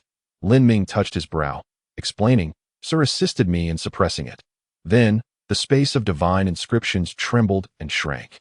"I possess a divine inscription that coincidentally has a similar effect, and that is how it happened." "Too effortless," Bai Chenhai remarked, his lips twitching as he once again recognized Lin Ming's monstrous talent in divine inscriptions. Shaking his head slightly, Bai Chenhai said, "As long as you are unharmed, let us get straight to the point." Lin Ming nodded. "Very well, Mr. Bai, please enlighten me on how to truly achieve the realm of celestial bodies." Chapter 32. The Realm of Celestial Bodies. Bai Chenhai gathered his sleeves, nodding almost imperceptibly. The most crucial elements in martial cultivation are the divine inscription book and martial arts diagram, which is conventional wisdom. However, in certain ancient lineages or among powerful factions, a third vital component, the breathing technique, is also transmitted. Bai Chenhai lifted one sleeve, gesturing toward Shangwan Yunyao. This girl does not take the celestial body seriously precisely because her family possesses a breathing technique. The breathing technique can invoke the mysterious powers within divine inscriptions, which is the key to achieving the celestial body. Without a breathing technique, no matter how gifted you are, you cannot realize the celestial body. Unless by sheer luck you comprehend a unique breathing technique that aligns perfectly with your divine inscriptions. Ji Qinghuang nodded, stating, "Comprehending a breathing technique is rather unrealistic. Breathing techniques connect to the physical body, and one misstep could lead to self-destruction. Thus, the breathing techniques of major powers mostly stem from the invaluable experiences of their ancestors and are seldom passed down externally. Indeed, whether in the Zhangxian realm or other worlds, breathing techniques are exceedingly precious." Bai Chenhai smiled slightly. He turned to Qinghuang. "Thus, the potential existence of a breathing technique in the divine inscription book hall is your primary reason for lingering in the inner academy." Qinghuang did not confirm or deny. The divine inscription book hall is renowned throughout Zhangxian, and the one who established it was an extraordinary female sage, which naturally inspires admiration. Beside them, Lin Ming pondered. So, the senior sister is indeed from the inner academy. That he knew that there were very few individuals in the inner academy, with the total number of students being less than 10. Coupled with Zhao Wuxian's mention of a cross-shaped scar on her left cheek, Lin Ming was almost certain that Qinghuang was the friend Zhao Wuxian intended to bring for him to heal. At that moment, Shangwan Yunyao scratched her head, chuckling. "We don't have many breathing techniques at home. Only 3. Thinking about it, breathing techniques are indeed quite rare." The sudden mention of the Versailles Principle interrupted Lin Ming's contemplation. He twitched his lips, once again experiencing Shangwan Yunyao's extravagant nature, and asked, "Your family has everything, so why even bother traveling?" Shangwan Yunyao shrugged, pointing at Qinghuang. "Just like her, I came to the Zhangxian realm primarily for the divine inscription book hall. It is said that the illustrious female sage left behind numerous heavenly texts there, and I want to see if it's true. Lin Ming pressed his forehead, too lazy to comment it that moment. Lu Xueye stood on Lin Ming's shoulder, rising upright and striking a pose, declaring, "Damn rich kid, born with a silver spoon, never having to struggle, don't you find that boring?" Shangguan Yuyao stared, momentarily taken aback. She placed her hands on her hips, snorting, "And you, a primordial beast, have the audacity to say that to me?" Primordial beasts naturally inherit the blood of their ancestors, possessing a plethora of chaotic talents and abilities. As long as they lounge around, they can grow stronger effortlessly. ISNT that even more shameless. Lu Xuye was momentarily at a loss for words, yet refused to back down, forcefully engaging in a squabble with Shangguan Yuyao. Lin Ming ignored their bickering and turned to Bai Chenhai, asking, "Sir, since you mentioned the breathing technique, it surely won't disappoint. There must be a way to acquire it." Bai Chenhai chuckled. "Indeed, there are 3 pathways. First, utilizing your position as the chief to linger in the divine inscription book hall and sift through the vast collection of texts to find a breathing technique. Second, I can teach you a breathing technique. Third, you can travel 60 miles to Qingye City to find an old blacksmith." Before Lin Ming could respond, Shangguan Yuyao interjected, No. Lin Ming has a 4th option, that if he agrees to be my pet, I can persuade my father to teach him a breathing technique." Lin Ming's expression darkened as he resolutely declared, "I refuse. A gentleman has principles, and your suggestion, Miss Shangguan, is not within my considerations." Shangguan Yuyao gazed at Lin Ming's handsome visage, a trace of regret flickering in her eyes. Lin Ming then directed his attention back to Bai Chenhai, inquiring, "How extensive is the divine inscription book hall?" Bai Chenhai shook his head, "I do not know. Perhaps no one in the vast Songxian realm is aware. That female sage once overshadowed Songxian and then soared beyond the heavens, her fame resonating throughout this star domain. Subsequently, she collected all the tomes within the star domain and stored them in the divine inscription book hall." Lin Ming felt a bead of sweat form on his brow. That first option was a dead end for him. The competition among the 5 academies was a month away, and he must advance to the body refining realm, or even reach its pinnacle before then. Bai Chenhai's lips curled into a teasing smile. "True, you have a formidable rival, Mo Xue. She ranks 9th on the Qilin list, and not to mention her cultivation level. Her combat prowess is unparalleled among the younger generation of Qiming Prefecture. Currently, facing her, you wouldn't survive 100 times. That hit hard." Lin Ming mentally scoffed, curling his finger to rest against his chin. As for the second option, Bai Chenhai interjected, "The second option is also unfeasible. Even if you begin now, acquiring the breathing technique would take at least half a year." "Sir, you seem to enjoy jesting." Lin Ming's eyelid twitched as he glanced at Bai Chenhai, exasperatedly spreading his hands. "Then I have no path but to choose the third." Upon hearing this, Shangguan Yuyao leaped with excitement, bouncing in front of Lin Ming and pointing at herself, reminding him that he could directly become her pet. Lin Ming rolled his eyes. "Get away from me." Shangguan Yuyao grabbed Lin Ming's sleeve, ready to start a new round of persistent pestering. Lin Ming hurriedly said, "You should first confirm your father's opinion before discussing anything else." With that statement, Lin Ming ceased to engage with Shangguan Yuyao and directly turned to Bai Chenhai. "I have one last question." Bai Chenhai nodded. Lin Ming inquired, "How significant is the enhancement of the hidden realm?" Bai Chenhai revealed an inscrutable smile. "Do you know why I was able to almost defeat Shangguan Yuyao's guardian despite being 2 realms lower?" Upon hearing this, Lin Ming immediately nodded, understanding there was nothing more to say. The hidden realm of celestial body was something he had to attain. Lin Ming's eyes sparkled with brilliance. Bai Chenhai smiled slightly. "In fact, sending you to find the old blacksmith would be greatly beneficial for you. His breathing technique is renowned as the most ancient breathing technique, derived from the art of blacksmithing. Coupled with your cultivation of the sword divine inscription, the results will surely be exceptional. That it seems that the sir is particularly eager to see me visit the old blacksmith." Lin Ming remarked that a flicker of nostalgia flashed through Bai Chenhai's eyes. "And to be frank, I do harbor a degree of selfishness." As he continued his narration, it became apparent to several that the old blacksmith also hailed from the Xuanzong lineage, yet had been wronged by them 8 centuries prior. After severing ties with the Xuanzong, they took refuge in Qingming Prefecture, their numbers dwindling over time. By virtue of seniority, the old blacksmith could be considered Bai Chenhai's master's uncle. One of Bai Chenhai's objectives in coming to Qiming Prefecture was to persuade this uncle to return to the Xuanzong. However, the old blacksmith was obstinate, and upon learning that Bai Chenhai was from the Xuanzong, he refused to utter a word. Left with no other choice, Bai Chenhai had to seek out an individual of exceptional talent who could impress the old blacksmith, thereby bringing them into the fold, and subsequently into the Xuanzong. In this manner, the Xuanzong would indirectly achieve its goal of reclaiming this branch. After hearing the backstory, Lin Ming jested. "Aren't you afraid that I might learn the breathing technique and yet refuse to join the Xuanzong?" Bai Chenhai shook his head and quipped, "You are indeed confident. Let us see how you fare when you meet my uncle. He possesses a high spirit and is quite stubborn, unlike me, who is rather easygoing."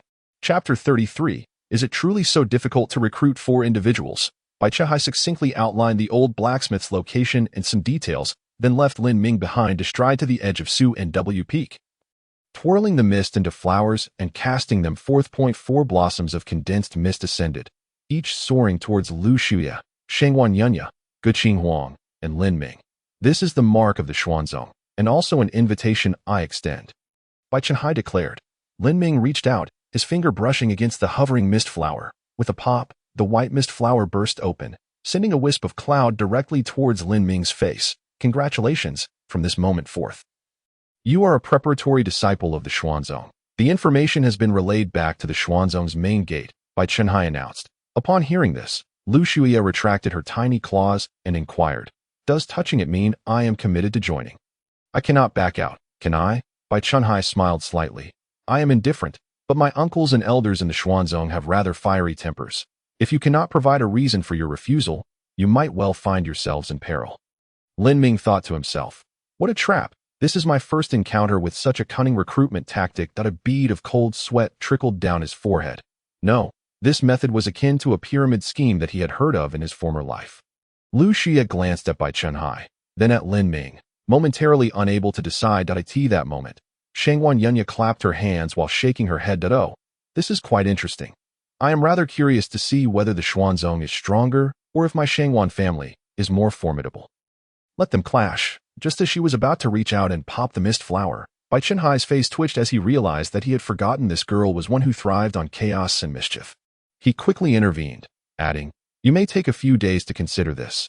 Give me your response afterward." Shengwan Yunya shrugged off his hand, dispersing the cloud around her arm. "I have already made up my mind." "This is quite entertaining." With that, she popped the mist flower. Bai Chenhai was left speechless. At that moment, Guqing Huang spoke, "Thank you for your kind offer, but I am unable to join." Bai Chenhai fell silent.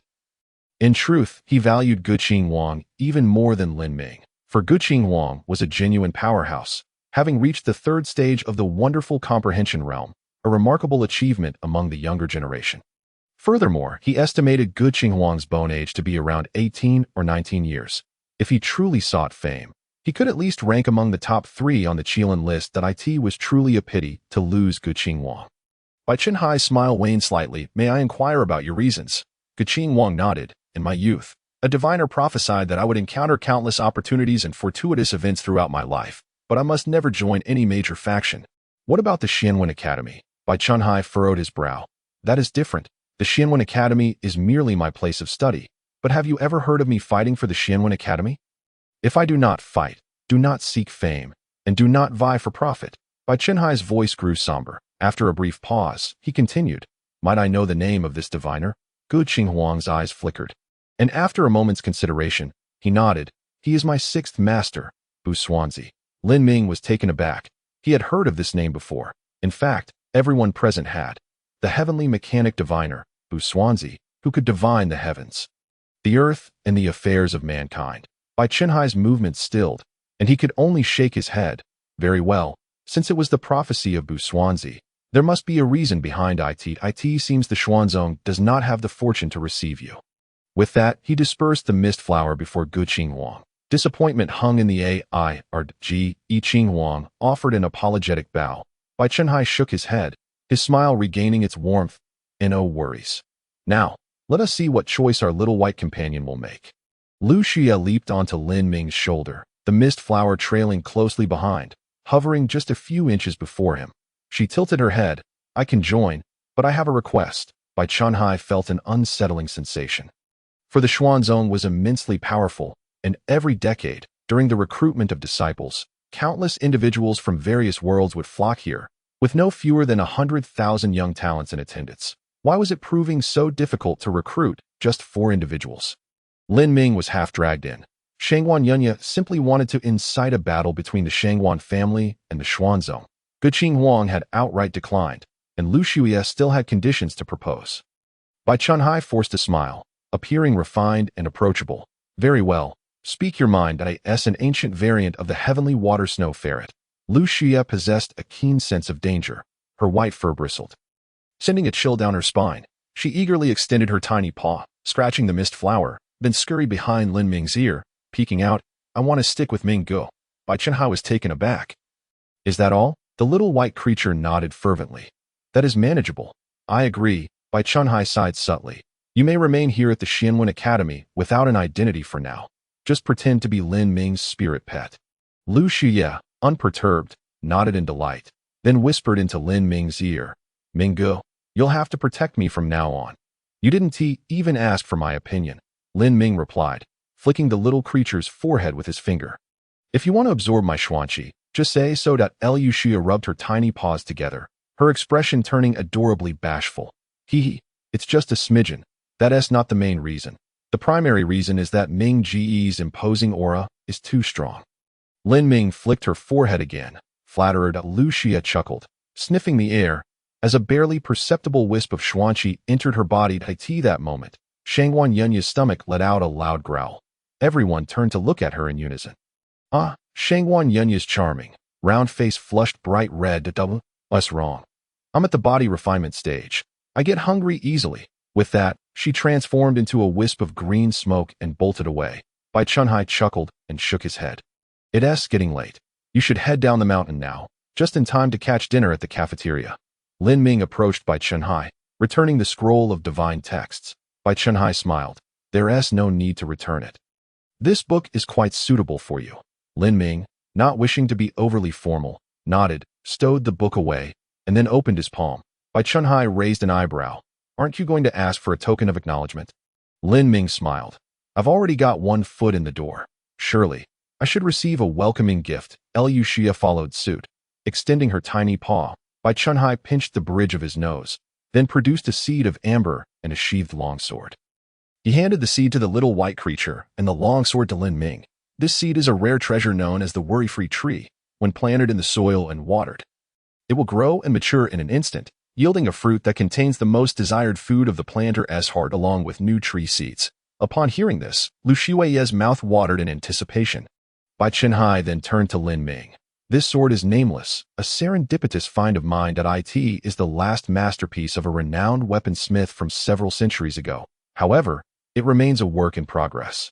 You should take it to the blacksmith uncle. It would be fitting for you to have it forged properly, honoring your sword divine text. Lin Ming grinned. You speak truly. It is indeed unseemly for one of my caliber in swordsmanship to lack a proper sword. Bai Chunhai's expression shifted slightly, to boast of oneself in front of others without a hint of embarrassment. This boy is indeed thick-skinned. Moments later, on the path down the mountain, Lin Ming and Guqing Huang walked side by side. The little white creature sprawled out comfortably on Lin Ming's shoulder, reveling in the thought. Humans often think being a spirit pet is undesirable, but in reality, it's quite comfortable. I don't even have to walk. Sister, would you like to join me in heading to Qingye City? Lin Ming suggested, gently brushing aside her silver-white hair. Guqing Huang shook her head. I do not require the breathing technique. My second master has already taught me the most suitable one. The sixth master of my senior sister is Bu Xuanzi, and the second master holds a higher rank, undoubtedly another eminent figure. There is no comparison. Lin Ming remained silent at that moment. Guqing Huang suddenly halted. Lin Ming followed suit and inquired, What is it? She replied, Remember to practice the sword drawing technique. He nodded. Yes, when we meet next time, I will surely surprise my senior sister. A beautiful smile graced her lips, enhancing her charm. Even the cross-shaped scar on her left cheek radiated an unusual allure. She was both elegant and ethereal. Guqing Huang added, When you possess your own sword, we shall have a duel. Lin Ming was momentarily taken aback, then readily responded. All right, Chapter 34. Reflections in Water and Flowers. After descending the mountain, Lin Ming parted ways with Guqing Huang. He did not head to the cafeteria, but made his way straight back to the Bamboo Grove cottage. Upon pushing the door open, Lin Ming chuckled softly, home at last. Hearing this, Lu Shuiye stood up, glancing around with curiosity, scanning the surroundings of the small courtyard. Suddenly, a splash echoed as a little creature darted into the water pool. A flash of snowy brilliance coursed through the air, followed by a resounding splash as the pool erupted in a flurry of water droplets. The little white creature frolicked joyfully in the pool, occasionally lounging on the surface and at other times diving to the bottom. Lin Ming smiled gently. Play for a while. I will prepare dinner, Lu Xie exclaimed. Minggu can cook? Impressive. I knew I followed the right person. 15 minutes later, Lin Ming approached the stone table with 3 dishes and a soup. Taking a seat at that moment, Lu Xie was immersed in the water pool, its paws gripping the pebbles at the bottom, its glassy eyes peering through the clear water at Lin Ming.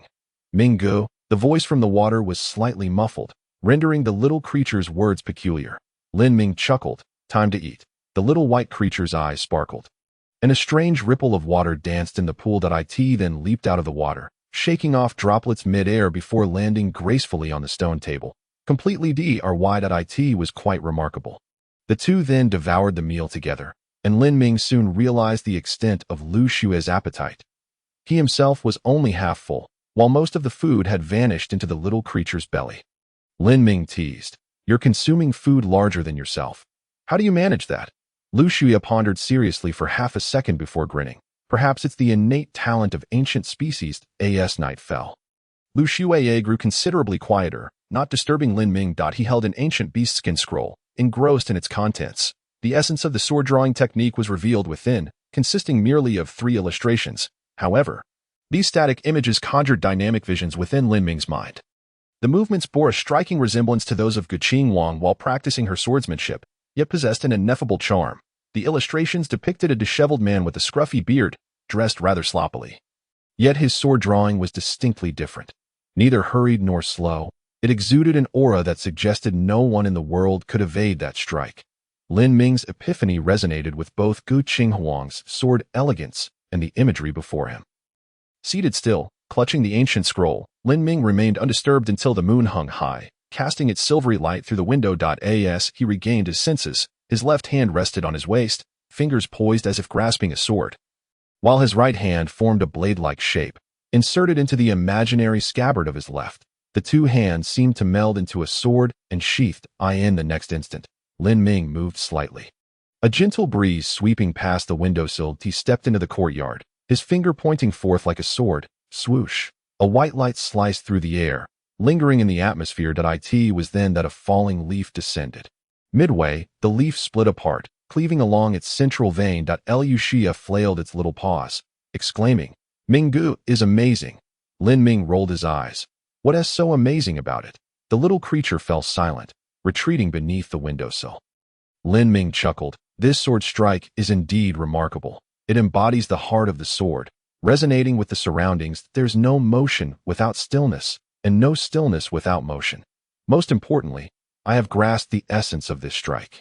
Lu Xie peeked out again, standing on the windowsill.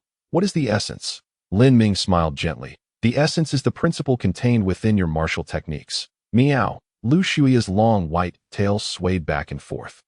Minggu, you found the principle just from sensing it. That's incredible. Lin Ming shook his head. It's not about finding the principle. Rather, it's about glimpsing a hint of direction. Confused, the little creature also shook its head. Lin Ming gazed up at the bright moon, murmuring softly, "Follow your heart, and my sword will be as I wish." As his words fell, the neatly split leaves on the ground emitted a soft crack, their delicate veins fracturing, resembling sword marks. Lin Ming smiled faintly, aware that his sword-drawing technique was distinct from Guqing Huang's, and it was this uniqueness that Guqing Huang sought to witness. If he merely imitated Guqing Huang and executed an identical sword-drawing technique, he would likely be seen as merely a junior in her eyes. Now, his sword-drawing technique had acquired a new effect, inflicting dual damage. The first strike, a sword slash, concentrated damage akin to Guqing Huang's. The second strike, an explosion of sword energy, produced multiple damage instances, elusive yet seemingly real, akin to reflections in water and flowers, should someone be struck by the sword, if the first damage did not claim their life. The second damage, cleverly concealed, would follow with a delayed burst of sword energy, possessing the effect of seeking weaknesses. As Lin Ming comprehended this strike, he further realized the significance of divine writings. The sword character divine writing carried the effect of explosive sword energy, while the observation character divine writing provided the ability to seek weaknesses. Other divine writing effects he had yet to discover or cultivate remained elusive. His sword drawing technique was founded upon divine writing, as were all martial techniques in the world. Oh, that was it. Lin Ming suddenly understood, realizing how extraordinarily gifted he would become by mastering divine writings. For him, the condensation of divine writings was not a limitation. Rather, it was the boundary of the realm from which divine writings could be condensed that posed the real constraint. Typically, the sensing realm could condense 9 divine writings, but achieving the stellar realm would allow for more. The more divine writings condensed in the sensing realm, the more could be expanded in future realms. Simply put, it resembled a game. Talents are numerous, yet the talent slots are limited. The stellar realm represents the expansion of those slots. Once expanded adequately, Lin Ming would be able to freely condense divine writings. Since he did not require a divine writing manual or the instruction of others, he could simply choose for himself. This was akin to having a superpower. Lin Ming exhaled deeply, chuckling softly. Only after achieving the stellar realm can I maximize my potential. Liu Xia leapt onto Lin Ming's shoulder, asking, Minggu, what are you saying? Nothing much. Lin Ming smiled slightly. I have given this sword strike a new name. Liu Xia's eyes widened in curiosity. What name? My sword drawing technique differs from my senior sisters and from the martial techniques recorded by predecessors. When I unleash a strike, it carries the effect of an explosive sword energy that outsiders find hard to perceive. Therefore, I shall call it Reflections in Water and Flowers. Liu Xia nodded in understanding, murmuring the name, Reflections in Water and Flowers. Then, it caught sight of the moon's reflection in the pool, breaking into a grin and pointing at the water. I get it. Just like that? Lin Ming smiled, nodding gently. Liu Xia supported its chin with its little paw, marveling. Minggu is impressive. You have a beautiful name, delicious food, a handsome appearance, exceptional talent, and a kind heart. There's no way to go wrong following you. Lin Ming. It seems something strange slipped in here. Is this a compliment or a mockery? His eyelid twitched slightly as he pressed down on Liu Xia's little head. Flatterer, hurry and get some sleep. We set off for Qingye City tomorrow. Chapter 35. Departure the next morning, at the main gate of Xianwen Academy. Lu Yifei yawned. A voice from a nearby female student chimed in. Minter, you didn't sleep all night. You should hurry back to rest. Another male voice added. Yes, there's only a quarter of an hour until the hour of Chun, and the sky is already bright. You can rest assured now. Minter, Lu Yifei smiled lightly, shaking her head. It's not about this little time. Duty is duty, and I cannot slack off even for a moment. A student complimented. Minter Yifei is impressive. Her meticulousness brings great comfort. As people around her praised her, she caught sight of a figure approaching in the distance. It was none other than Lin Ming, clad in a plain blue robe, wearing a white jade crown with a tail. His long black hair cascading down, with the little white creature perched on his shoulder, curiously surveying the surroundings. As he neared the main gate, Lin Ming inclined his head slightly. Sister Yifei. Lu Yifei smiled gently and teased. I wondered who possessed such remarkable elegance. It turns out to be our esteemed senior brother from Xianwen Academy. Lin Ming grinned and replied, Sister Yifei, please refrain from jesting. Lu Yifei shook her head and gestured towards Lin Ming's shoulder, saying, This is, the small white creature puffed out its chest and proclaimed proudly, I am Ming Ji's attendant. Understanding dawned upon Lu Yifei as her gaze fell to the long sword at Lin Ming's waist. The hilt was entwined with black cord, and the scabbard was entirely pitch black, with only the sword's tip and guard being silver white, intricately carved with the fearsome beast Yazi, symbolizing slaughter, even still sheathed. It emanated a fierce aura. Lu Yifei's eyes sparkled with appreciation as she inquired, This sword is exquisite. What is its grade? Lin Ming slightly shook his head. It is not yet complete, merely a prototype. Lu Yifei smiled gently, her demeanor as graceful as a lotus. Even in its unfinished state, it already radiates a menacing aura. Once completed, it will undoubtedly be a remarkable soul weapon. Lin Ming, though aware of Lu Yifei's role as a mentor, found it difficult to adjust to her addressing him as senior brother, despite having heard it numerous times before. That he raised his hand to touch his brow. contemplating. Indeed, the sword gifted by Mr. Bai is not an ordinary one. My departure from the academy is precisely to seek someone who can fully forge this sword. This was a rationale Lin Ming had meticulously crafted. He could not openly declare his quest for a breathing technique to outsiders. The breathing technique was considered a treasure in Qingming's. Among the 10 great families, whether others possessed it, he did not know, but he was certain the Lin family did not. The value of such knowledge was self-evident. If it were to spread indiscriminately, the ensuing chaos would be unimaginable. "How many days will you be gone?" Lu Yufei inquired, nodding. Lin Ming pondered for a moment. "The journey is not particularly short, accounting for the round trip. It will take at least 5 days, maybe as long as half a month." "Very well, let us proceed to register," Lu Yufei suggested, but a long-haired junior hurriedly approached. She stepped up to Lin Ming, her eyes reflecting a hint of youthful infatuation as she scanned him from head to toe. Lin Ming's attire today, paired with the dark sword, projected a distinct aura, transforming him into a strikingly handsome, brooding swordsman. The junior, slightly flustered, said, "Senior brother, this way please." Lin Ming smiled reassuringly. "Relax." The junior's cheeks flushed as she turned and led the way to a long peachwood table next to the main entrance. As Lin Ming picked up a pen to register, he heard Lu Yufei's teasing voice. "Indeed, senior brother possesses unparalleled charm." Lin Ming momentarily froze, casting an annoyed glance at Lu Yufei before resuming his registration.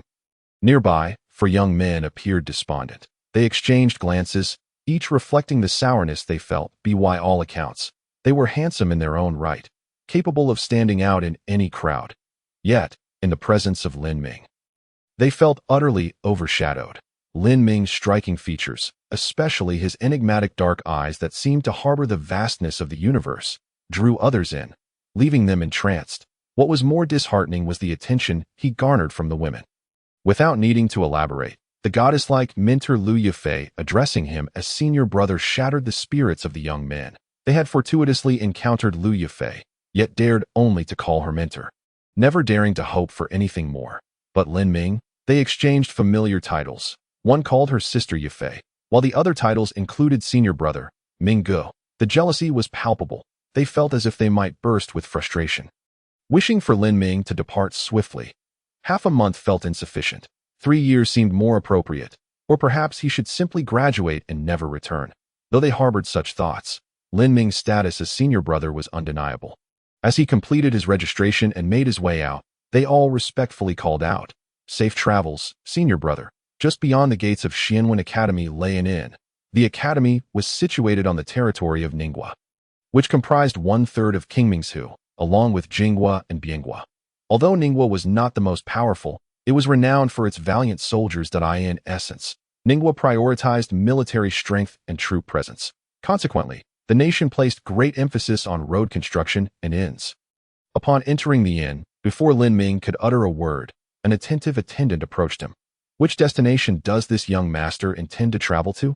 "Qingye City," Lin Ming replied softly, producing a gold coin. "I require the best and fastest horse, along with the most stable and secure carriage. If you manage this well, the remainder shall be your tip." The attendant's eyes gleamed as he accepted the gold coin, saying, "Rest assured, sir, I will see to it immediately." 1 gold coin was equivalent to 100 silver coins, while his monthly wage was a mere 20 silver coins. Arranging the carriage and horses would cost no more than 50 silver coins, leaving him with a sum greater than his 2 months' salary. After scampering away, the attendant quickly returned. "Sir, your carriage is ready. Shall we depart now?" "Let's go." Lin Ming nodded. After registering his identity, he stepped outside, only to find the carriage and horses without a driver, which struck him as odd. Suddenly, a thought crossed his mind. The 2 horses, known as Bunyan steeds, were no ordinary beasts. Although not spirit beasts, they possessed the ability to recognize routes and discern place names. Moreover, within every 30 miles within Ningguo, the journey would take only a little over half an hour for the Bunyan steeds. It became clear that only a private carriage from a wealthy household would necessitate a driver. Satisfied with the quality of the carriage and horses, Lin Ming smiled and climbed aboard. The Bunyan steeds began to trot slowly before swiftly gaining speed, racing along the cobblestone road. Liu Xia, seeing the inn shrink into the distance, seized the opportunity to let loose, jumping around excitedly. "Minggu! Minggu!" This is my first time riding in a carriage, haha. As he spoke, the small white creature leapt out of the window and clambered atop the carriage, shouting, Minggu, come up and see. The wind is so strong, so cool, so refreshing. Lin Ming silently scoffed at the thought that the wind on the rooftop might be just as brisk, but he chose not to respond. At that moment, Lu Xue darted onto the backs of the Bunyan steeds, hopping between them. Ha! Minggu, look how fun this is. The two steeds snorted in response, entirely indifferent to the ruckus created by the small creature. Enjoying the refreshing breeze and the light-hearted antics of the white creature, Lin Ming found his spirits lifted considerably. Chapter 36. On the road 3,000 miles away, in the capital of Ningguo. The Mo family, a spy clad in black, face obscured by a dark iron mask, appeared before the study of the Mo family patriarch. That I bring news from Xianwen Academy, my lord. Enter, came a somber and cold voice from within. After the Mo family patriarch, Mo Yesan, read the intelligence report, a command issued forth from the Mo family. Within an hour, this command reached the Zuayan Inn in Qingye City. This establishment was owned by the Mo family and served as their outpost in Qingye City. The innkeeper was a sharp-eyed elder, sporting a goat-like beard, his features gaunt and lacking eyebrows. He traversed the corridors and arrived at the wine cellar in the inn's courtyard, where he knocked 3 times on the door at a leisurely pace. Knock, knock, knocked out. A narrow gap appeared in the door, and a voice, cold as a chilling wind, inquired, What is it? The sharp-eyed elder replied in a grave tone, The family patriarch has issued orders to mobilize the assassins to the foot of Hakong Mountain, 10 miles away, to eliminate Lin Ming and avenge young Master Xuanji. From within the door, another voice came forth, harsh and gravelly as if burned by coal. The timing is not right. The killers of the Miaowu realm have already been dispatched. The sharp-eyed elder furrowed his brow, aware of the urgency. Lin Ming was traveling quickly along the official roads of Ningguo in a carriage drawn by Bunyan steeds. All the strongest hands were already dispatched. After a moment of contemplation, the door swung open, revealing 3 unremarkable men. From inside came the raspy voice again. 3 body refinement realm practitioners should suffice. The sharp-eyed elder shook his head. Not enough. He is the second son of the Lin family and a student of Xianwen Academy. If we are to kill him, we must do so with overwhelming force. I have taken refuge with the Mo family to recuperate and cultivate a few assassins in my spare time. But I am not a subordinate of the Mo family. Do you understand the price you must pay for my assistance? You need not take action yourself, but you do have a disciple. Is that the intention of the Mo family patriarch? The raspy voice took on a teasing tone. Cold sweat broke out on the sharp-eyed elder's forehead as he shook his head. This is my personal request. Oh, the elongated tone of the voice turned chilling. And the reason? The sharp-eyed elder bowed deeply. Young Master Xuanji is benevolent. I have received his kindness. Suddenly, a flash of cold steel shot out from the door. Swoosh! The sharp-eyed elder covered his left eye, his hands drenched in blood. You are loyal and righteous. Very well. The price for this journey will be your left you acquiesce. The opponent, without any inquiry into the matter, seized one of his eyes, revealing a heart as ruthless as it was cruel. The sharp-eyed elder dared not utter a single word of dissent. He bore the excruciating pain and bowed his head, saying, I submit. Thank you, esteemed one Dengue. Go forth, as the voice from within the door fell.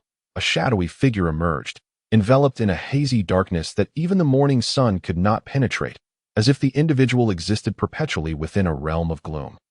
This figure was Ingue, possessing a pair of blood-red eyes that left a profound impression, reminiscent of Ashura emerging from the depths of hell. The sharp-eyed elder swallowed hard, feeling an instinctive dread, convinced that this individual was far more terrifying than the one inside. Ingue gazed at the sharp-eyed elder for a moment before turning to the other 3 inconspicuous men, stating, We depart, returning to Lin Ming's journey. After resting briefly at the second post, he set off once more, having traveled a considerable distance, with just over 10 miles remaining to Qingye City. Lin Ming gazed out of the carriage window. Gently stroking the back of the small white creature, he combed its fur repeatedly, while it lay lazily in place, occasionally flicking its tail. Minggu, Minggu, scratch my back. Yes, yes, apply a bit of pressure. Lin Ming responded with a resigned expression. He lifted Lu Xue by the scruff of its neck, as a cool breeze brushed against the little creature's face. Its snowy fur danced wildly as Lu Xue yawned widely, the wind rushing into its mouth, sending a chill racing through its mind.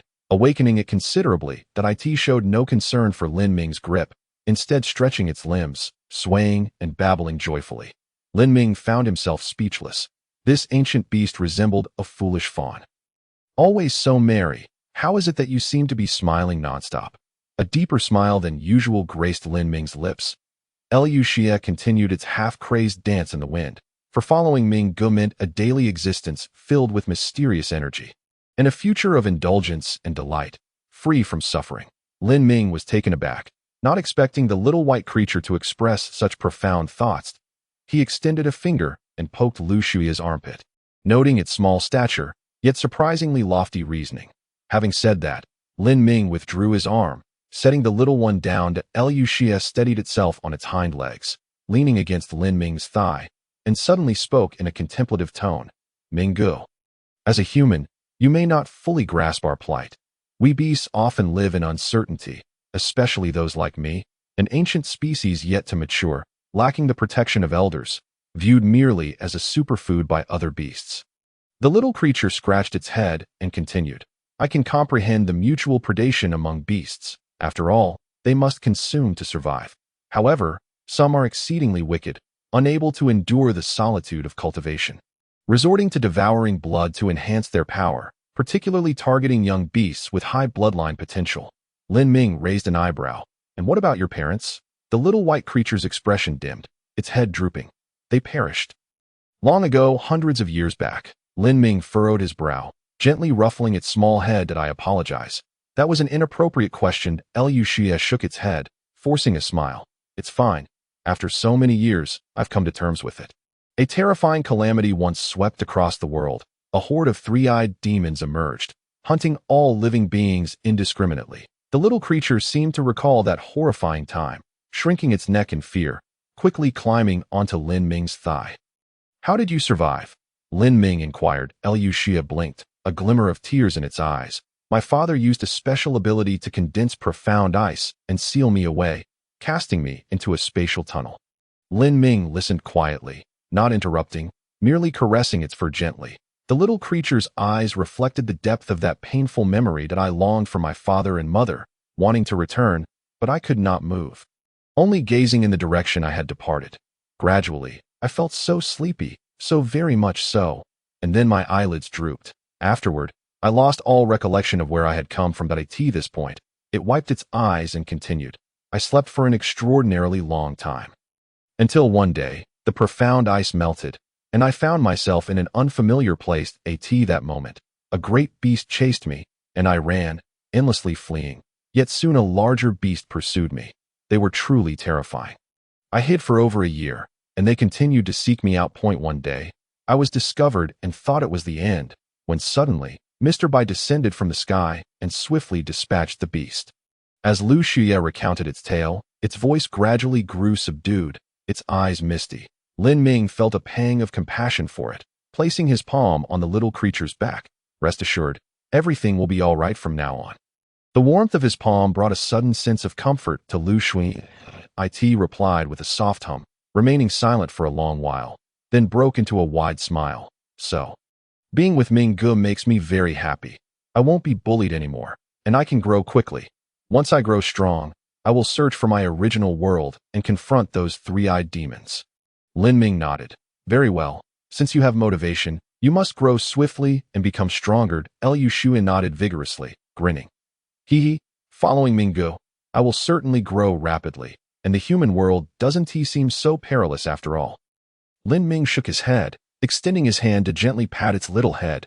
Remember, humans are among the most dangerous beings in the world. The law of the jungle, where the strong prey upon the weak, applies everywhere, though humans wear a polished facade.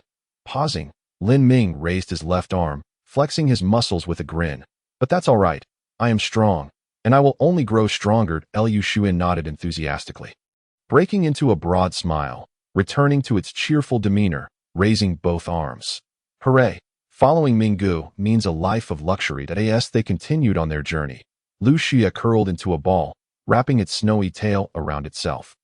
Resting on Lin Ming's thigh, Lin Ming sat cross-legged, calmly narrating stories from his memories, such as Journey to the West and Water Margin.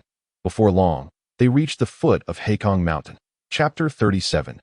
The Assassin Appears. Ingue emerges. The carriage rolled steadily, the rhythmic sound of hooves echoing. Lin Ming gazed out the window, admiring the scenery at the mountain's base. Suddenly, an eerie silence enveloped the surroundings. The sounds of wind, birds, and rustling leaves vanished completely. An unparalleled tranquility. Two galloping steeds simultaneously snorted, refusing to move forward. Something is amiss. Lin Ming frowned slightly, tapping Lu Shuiyi. Lu Shuiyi shook its fur and sniffed the air. There are scents of other humans nearby. Lin Ming narrowed his eyes cautiously. Be careful. These individuals do not come with good intentions. The little creature tilted its head. Does that mean it's very dangerous? Yes. Lin Ming nodded, brushing his sleeve to close the carriage window. Thud. Thud. He knelt, half crouching, gripping the hilt of his sword, closing his eyes as the character Guan appeared in his mind. The area within a Tianzhong radius was illuminated in his inner vision. Every detail was laid bare. At that moment, the ground shimmered with fragmented black light, swiftly outlining a dark circular ring with a 5 zhang diameter. Surrounding the carriage, 3 men emerged from the forest. They wore no masks, dressed in coarse fabric, one in blue, one in white, and one in yellow, positioned at 3 different points around the carriage. Without a word, they moved in perfect unison, raising their hands, 2 fingers of each hand pinching a talisman. Boom! 3 identical sounds echoed as the talismans ignited. A barrage of fiery shards erupted forth. Swish, swish, swish. These were fire-shattering talismans specifically designed to ignite the carriage in an instant. However, as the fiery shards struck the carriage, the effect fell short of their expectations.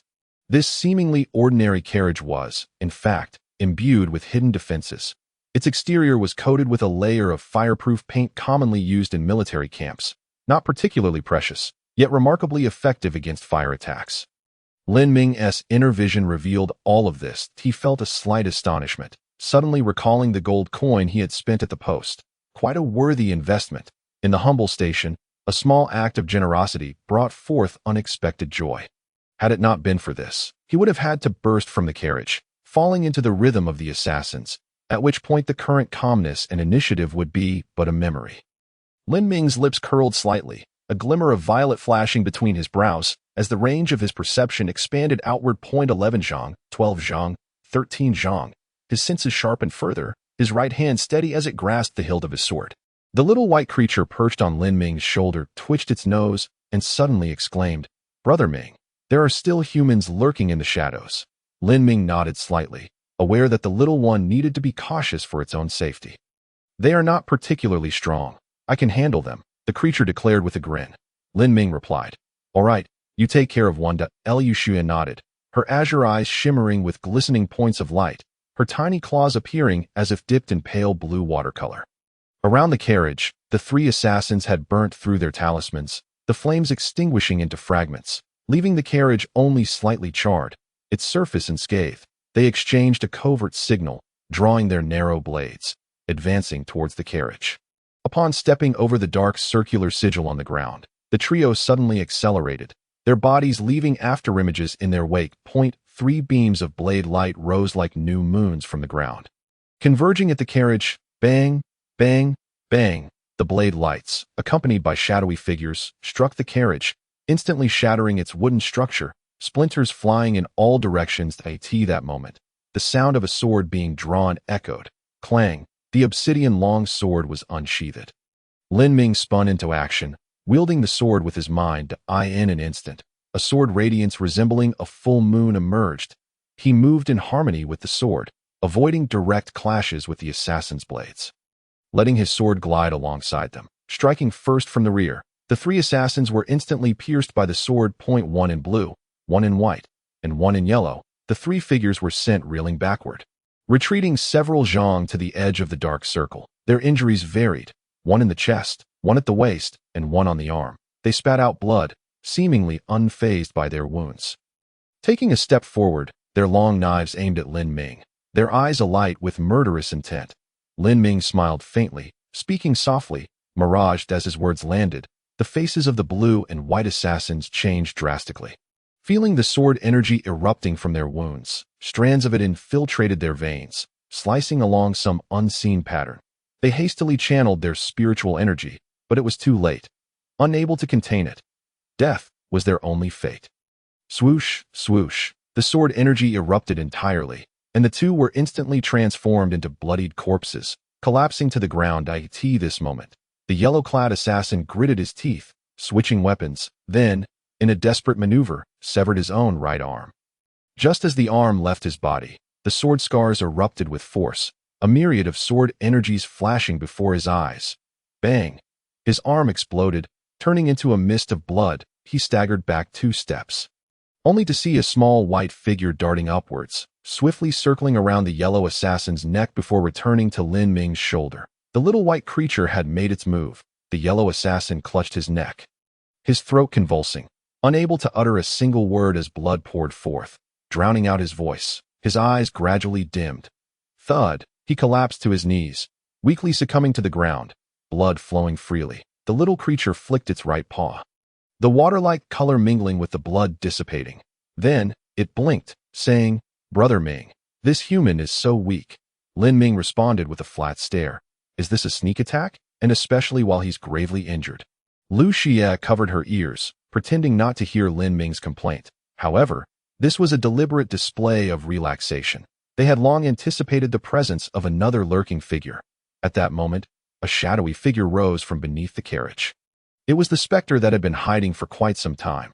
The deaths of the 3 assassins did not stir a single ripple in his heart. They had merely been bait, intended to ascertain Lin Ming's true combat prowess. Now he was certain Lin Ming still resided in the spirit awareness realm, and no matter how monstrous he might be, against my perfected body refinement, he would face inevitable demise. The specter's blood-red pupils glimmered with ferocity, his fingertips glowing with a ghostly light, coalescing into sharp claws. Boom! From below, he clawed upward, aiming directly for Lin Ming's groin. The sudden ferocity, targeting the most vital part of a man.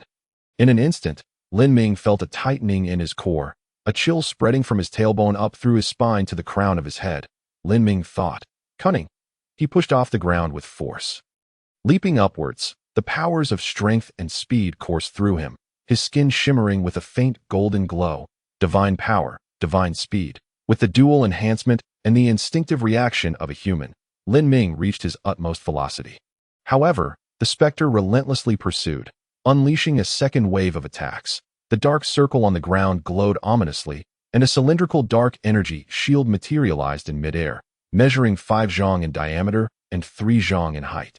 As the dark energy shield appeared, Lin Ming was about to touch it, at which point the specter's claws would show no mercy, surely tearing him asunder. Just then, the little white creature let out a yowl, sending rippling waves of water-like energy through the air. The ripples had a decelerating effect. The specter's form slowed, but Lin Ming remained unaffected at a perfect opportunity. Lin Ming exerted force from his waist, twisting his body.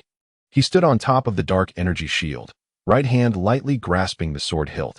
The sword understood its wielder's intent, a fierce aura flowing from its sheath. The specter appeared to see a savage beast. Its eyes narrowing, he furrowed his brow, shielding his spirit platform with energy. However, the repeated delays in this moment's hesitation caused him to miss the optimal chance for his initial ambush. Now, suspended in midair, he found it difficult to leverage his strength. A smile spread across Lin Ming's face. It's my turn now. With that, he pushed off with his legs, his figure like wind and thunder, descending with radiant sword light. Mirage, Chapter 38. I don't remember you yet. The specter crossed his arms over his chest, the darkness coalescing in front of his forearms. Having witnessed Lin Ming's sword-drawing technique once, he was prepared. He believed himself to be no ordinary body refinement realm practitioner. His talent and training far surpassing that of the 3 assassins, he could withstand Lin Ming's strike. However, Lu Xue introduced an unexpected variable in this fleeting moment, just as Lin Ming's sword reached its target. The little white creature manipulated the blood flowing on the ground, forming a blade that shot straight upwards, aiming for the specter's groin. Lin Ming thought, well done, little one. He silently cheered for Lu Xue, then suddenly channeled all his spiritual energy. The might of Mirage surged to its peak. The blade clashed with the specter's dark energy. Boom! The specter plummeted downward, just as the blood-formed blade pressed against his groin. Hair stood on end. The specter, however, did not share Lin Ming's fortune. He was in an accelerated free fall at that moment. As fate would have it, Lin Ming's second wave of mirage erupted. The sword energy detonated. In that instant, the specter underwent profound contemplation. Then, choosing the lesser of two evils, he rapidly spun his dark energy to shield his groin. Bang! The blood-formed blade was devoured by the unnamed force, dissipating into nothingness. Yet, the specter's arm remained entirely unprotected. He directly bore the brunt of the second wave of sword energy from Mirage. Swoosh! Before the specter even touched the ground, his left arm was reduced to a mass of shredded flesh. A scream echoed as he landed, rolling backward in quick succession that he knelt on one knee, gazing at his remaining right hand, riddled with sword scars, as if it could shatter at any moment. What sort of sword technique is this? The specter, filled with resentment, looked up at Lin Ming, who stood atop the carriage's bottom board. Talk too much. Lin Ming sheathed his sword again, lightly grasping its hilt. Seeing this action, the specter's expression changed drastically. Leaping back in a panic to that moment, the little white creature meowed once more, sending rippling waves of water-like energy through the air. Here it comes again. The specter's face turned pale, gritting his teeth as his blood-red pupils flared with light. This was his hidden killing move, intended for a critical moment, but he had not anticipated that a mere sneak attack would leave him with a shattered arm and grievous injuries. He knew he had to forcibly channel his spiritual energy to deploy his secret technique to counter the snowy creature. Otherwise, if delayed any longer, he would lose not just his arm, but his life. Two crimson beams shot directly at Lu Xue. Lin Ming drew his sword from its sheath, shattering the crimson beams, seizing the opportunity. The specter leaped out of the dark energy shield, chanting what seemed to be a special incantation. In the next moment, the dark energy shield hardened like stone. Gazing at Lin Ming, he seethed with hatred. Lin Ming, I will remember you. Upon concluding his words, he dashed towards the adjacent grove without a backward glance. Lin Ming shrugged and called out, Hey, whoever you are, at least leave a name. I can't quite recall you. How infuriating! The ghostly figure hesitated momentarily, stumbled a step, and then resumed its flight. The diminutive white creature, unwilling to let the villain escape, sprang to its feet and unleashed a flurry of claw strikes. Swish, swish, swish. The dark aura remained utterly unscathed. Lin Ming shook his head, dismissing the thought. That aura was likely a means of self-preservation, not easily penetrable. Lu Xue pouted, lamenting, What a pity, just moments ago, I could have cleaved him in two. Lin Ming, feeling embarrassed, rubbed his forehead and asked, Which cleaved are you referring to? This kind of cleaved, Lu Xue replied, forming a scissor gesture with her little paws, moving them from bottom to top while playfully opening and closing them. And then striking a cute pose. Lin Ming said, Later, once that dark aura dissipates. Lin Ming also soothed the two galloping cloud steeds that in truth, it was not primarily Lin Ming who calmed them. The white creature was capable of communicating with them, and after a few words, they settled down. Their legs ceased trembling, allowing them to run normally, albeit at a slightly reduced pace. Yet the most peculiar aspect was the design of the carriage. Devoid of wooden panels on all sides, with a massive hole at the bottom, yet bizarrely connected to the two galloping steeds. Remarkably, it was still functional. The journey proceeded smoothly, and Lin Ming and Lu Xue soon caught sight of the eastern gate of Qingye City. Along the way, travelers, merchants, and townsfolk began to multiply. They regarded Lin Ming with curious eyes. Which noble's son is this? He looks remarkably handsome. If only my daughter could marry him, even as a concubine, it would be worth it. The young master was indeed handsome, but this carriage was exceedingly odd. These country folk are so narrow-minded. They don't realize this is a pursuit of novelty, do they? I've made a few trips to the capital as a bodyguard, and I've seen plenty of noble sons there. They have more tricks up their sleeves than this one, though none can compare in appearance. Listening to the discussions around him, the white creature swayed proudly, presenting a wave-like movement. Minggu, they're praising you. It seems you're just like me. Lin Ming raised a hand to touch his brow, questioning, Just like what? Lu Xue chuckled, You are the most handsome among humans. And I am the most attractive among ancient beasts, Lin Ming. I've never encountered such shamelessness in a beast. Lu Xue scratched her head, responding in a rather obsequious tone, Thank you. Minggu, for the compliment. Lin Ming? I'm not complimenting you, you big-headed creature. As the carriage arrived at the eastern city gate, the customary disembarkation inspection commenced. The guards merely cast a glance at Lin Ming's aura and immediately recognized that this young master was extraordinary. Instead of subjecting him to the usual troubles, a young gatekeeper approached to accompany Lin Ming along the short entrance path. The young gatekeeper clearly possessed a keen understanding of social nuances. In just a few steps, he mentioned several places Lin Ming might find useful: the finest dining at Ziyun Residence, the fairest trading at Wanbao Tower, and the Duoji Pavilion, where one could enhance their strength. Such earnest attentiveness made Lin Ming feel warmly welcomed, prompting him to engage in brief conversation with the young man. He learned the young man's name. It was Jiang Tao. The two grew slightly familiar as they walked a few steps together. Jiang Tao smiled, saying, "Young Master Lin, take care. Should you need anything, feel free to contact me. Just send someone to the City Defense Army." Lin Ming smiled slightly, replying, "As long as General Jiang doesn't mind the bother." "That would be great, Jiang Tao." He never expected Lin Ming would address him as general, which was immensely flattering. Taken aback, Jiang Tao thumped his chest with a fist, saying, "I cannot accept such a title. Just call me Little Jiang." "Very well, Little Jiang General. May we meet again by chance." Lin Ming waved, reboarding the carriage. What a kind-hearted young master. Jiang Tao stood rooted in place, watching Lin Ming depart. After the carriage vanished around the corner, he waved once more and returned to the city gate. At that moment, a young soldier inquired, "Boss, is it really necessary?" "It's just a pale young master." Jiang Tao shot the soldier a glance. "You know nothing." Young Master Lin's demeanor far exceeds the ordinary. His background must be extraordinary. Did you not see his carriage? It may not be the finest in my Ningguo post, but it is the most practical. Moreover, the marks on that carriage clearly indicate young Master Lin was targeted for assassination, yet he remains unharmed.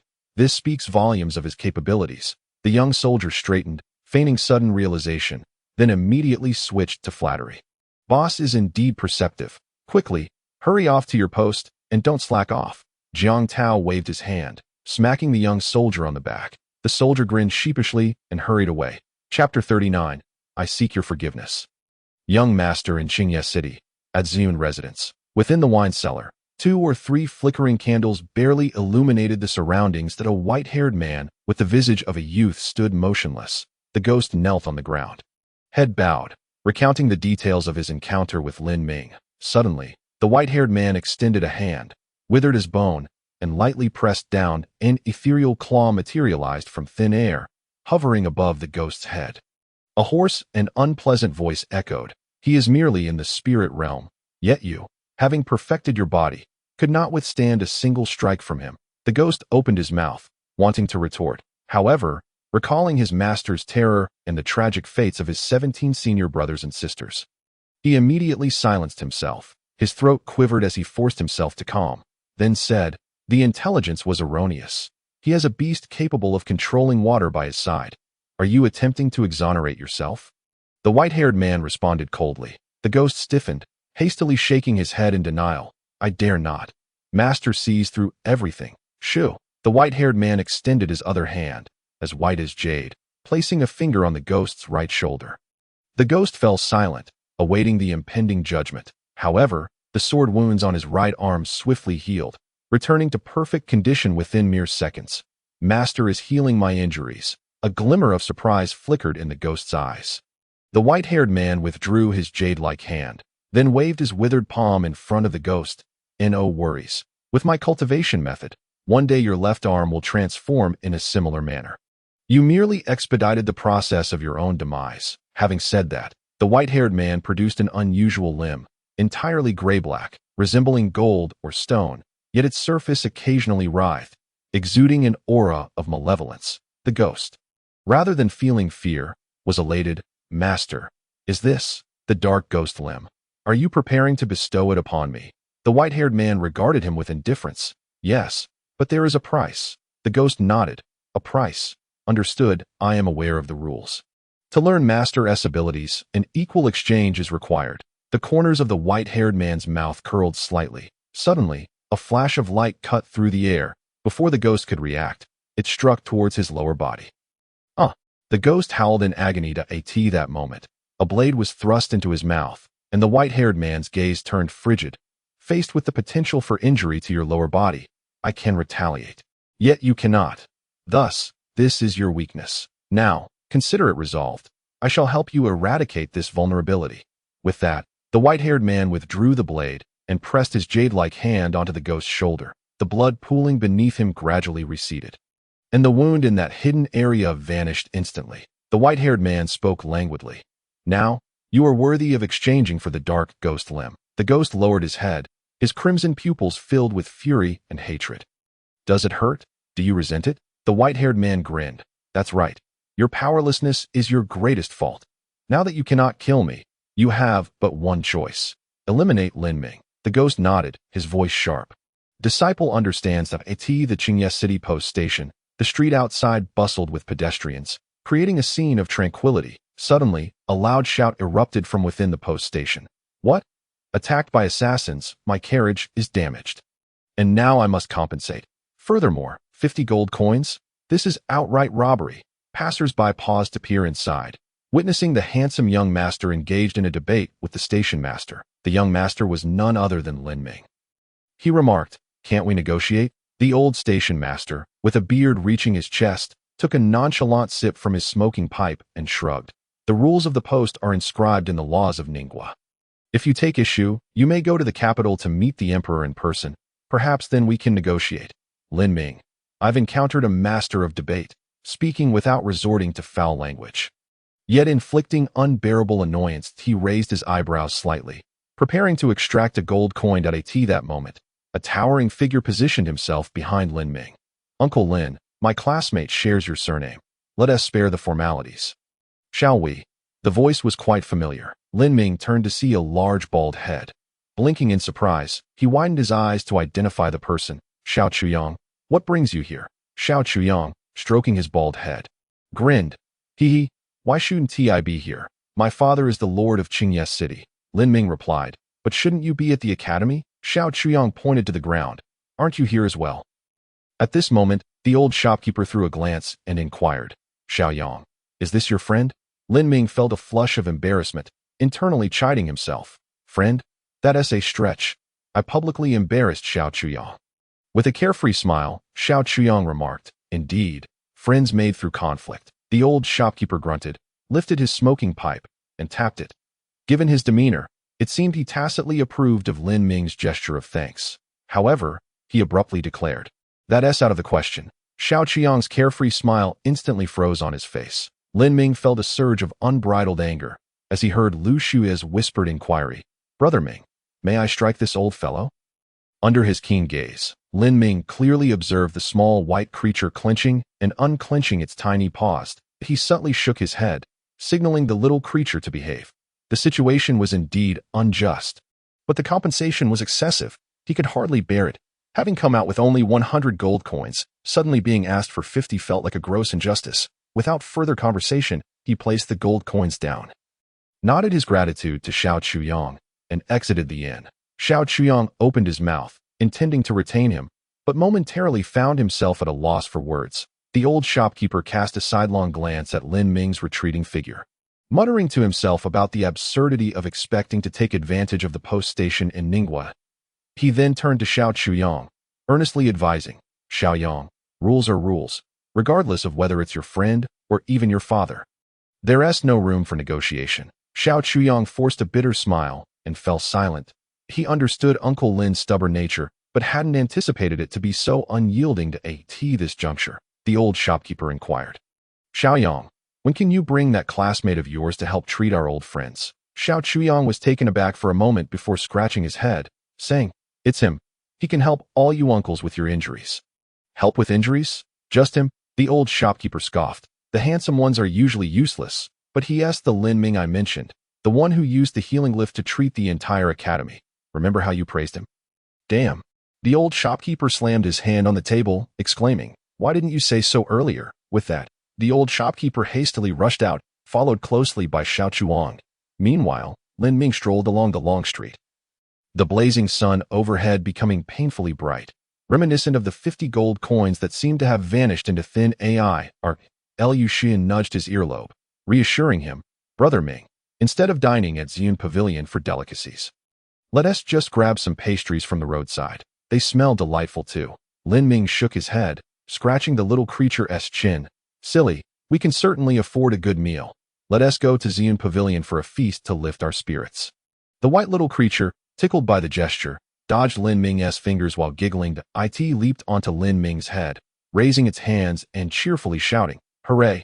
Long live Brother Ming! Let us feast." Lin Ming shook his head slightly, reflecting, this little creature truly is a bundle of joy, capable of making one forget their troubles in an instant. Just as he turned the corner, two figures rushed towards him, halting abruptly in front of Lin Ming. One was the old shopkeeper, and the other was Xiao Chuyang. The old shopkeeper, still catching his breath, quickly bowed and said, "Please forgive my rudeness. It was my ignorance that caused me to overlook your esteemed presence." Chapter 40. A banquet worth 1,000 gold. Lin Ming blinked in bewilderment, wondering what this was all about. The old shopkeeper, having a request, hesitated before speaking. He briefly mentioned that alongside himself, two old friends bore hidden injuries accumulated over many years. While they appeared unaffected on the surface, these ailments were increasingly burdensome with age, and he hoped Lin Ming could assist in their healing. After hearing this, Lin Ming remained silent, his expression as tranquil as a placid lake. Noticing his demeanor, the old shopkeeper felt a pang of anxiety. That moment, Xiao Chuyang interjected, "Uncle Lin, those injuries of theirs not only hinder their combat abilities, but also affect their cultivation. Without these injuries, they might have even been able to break through to the Taihe realm. And what of it?" Lin Ming looked at Xiao Chuyang, his eyes betraying no sign of emotion. "I am not a healer.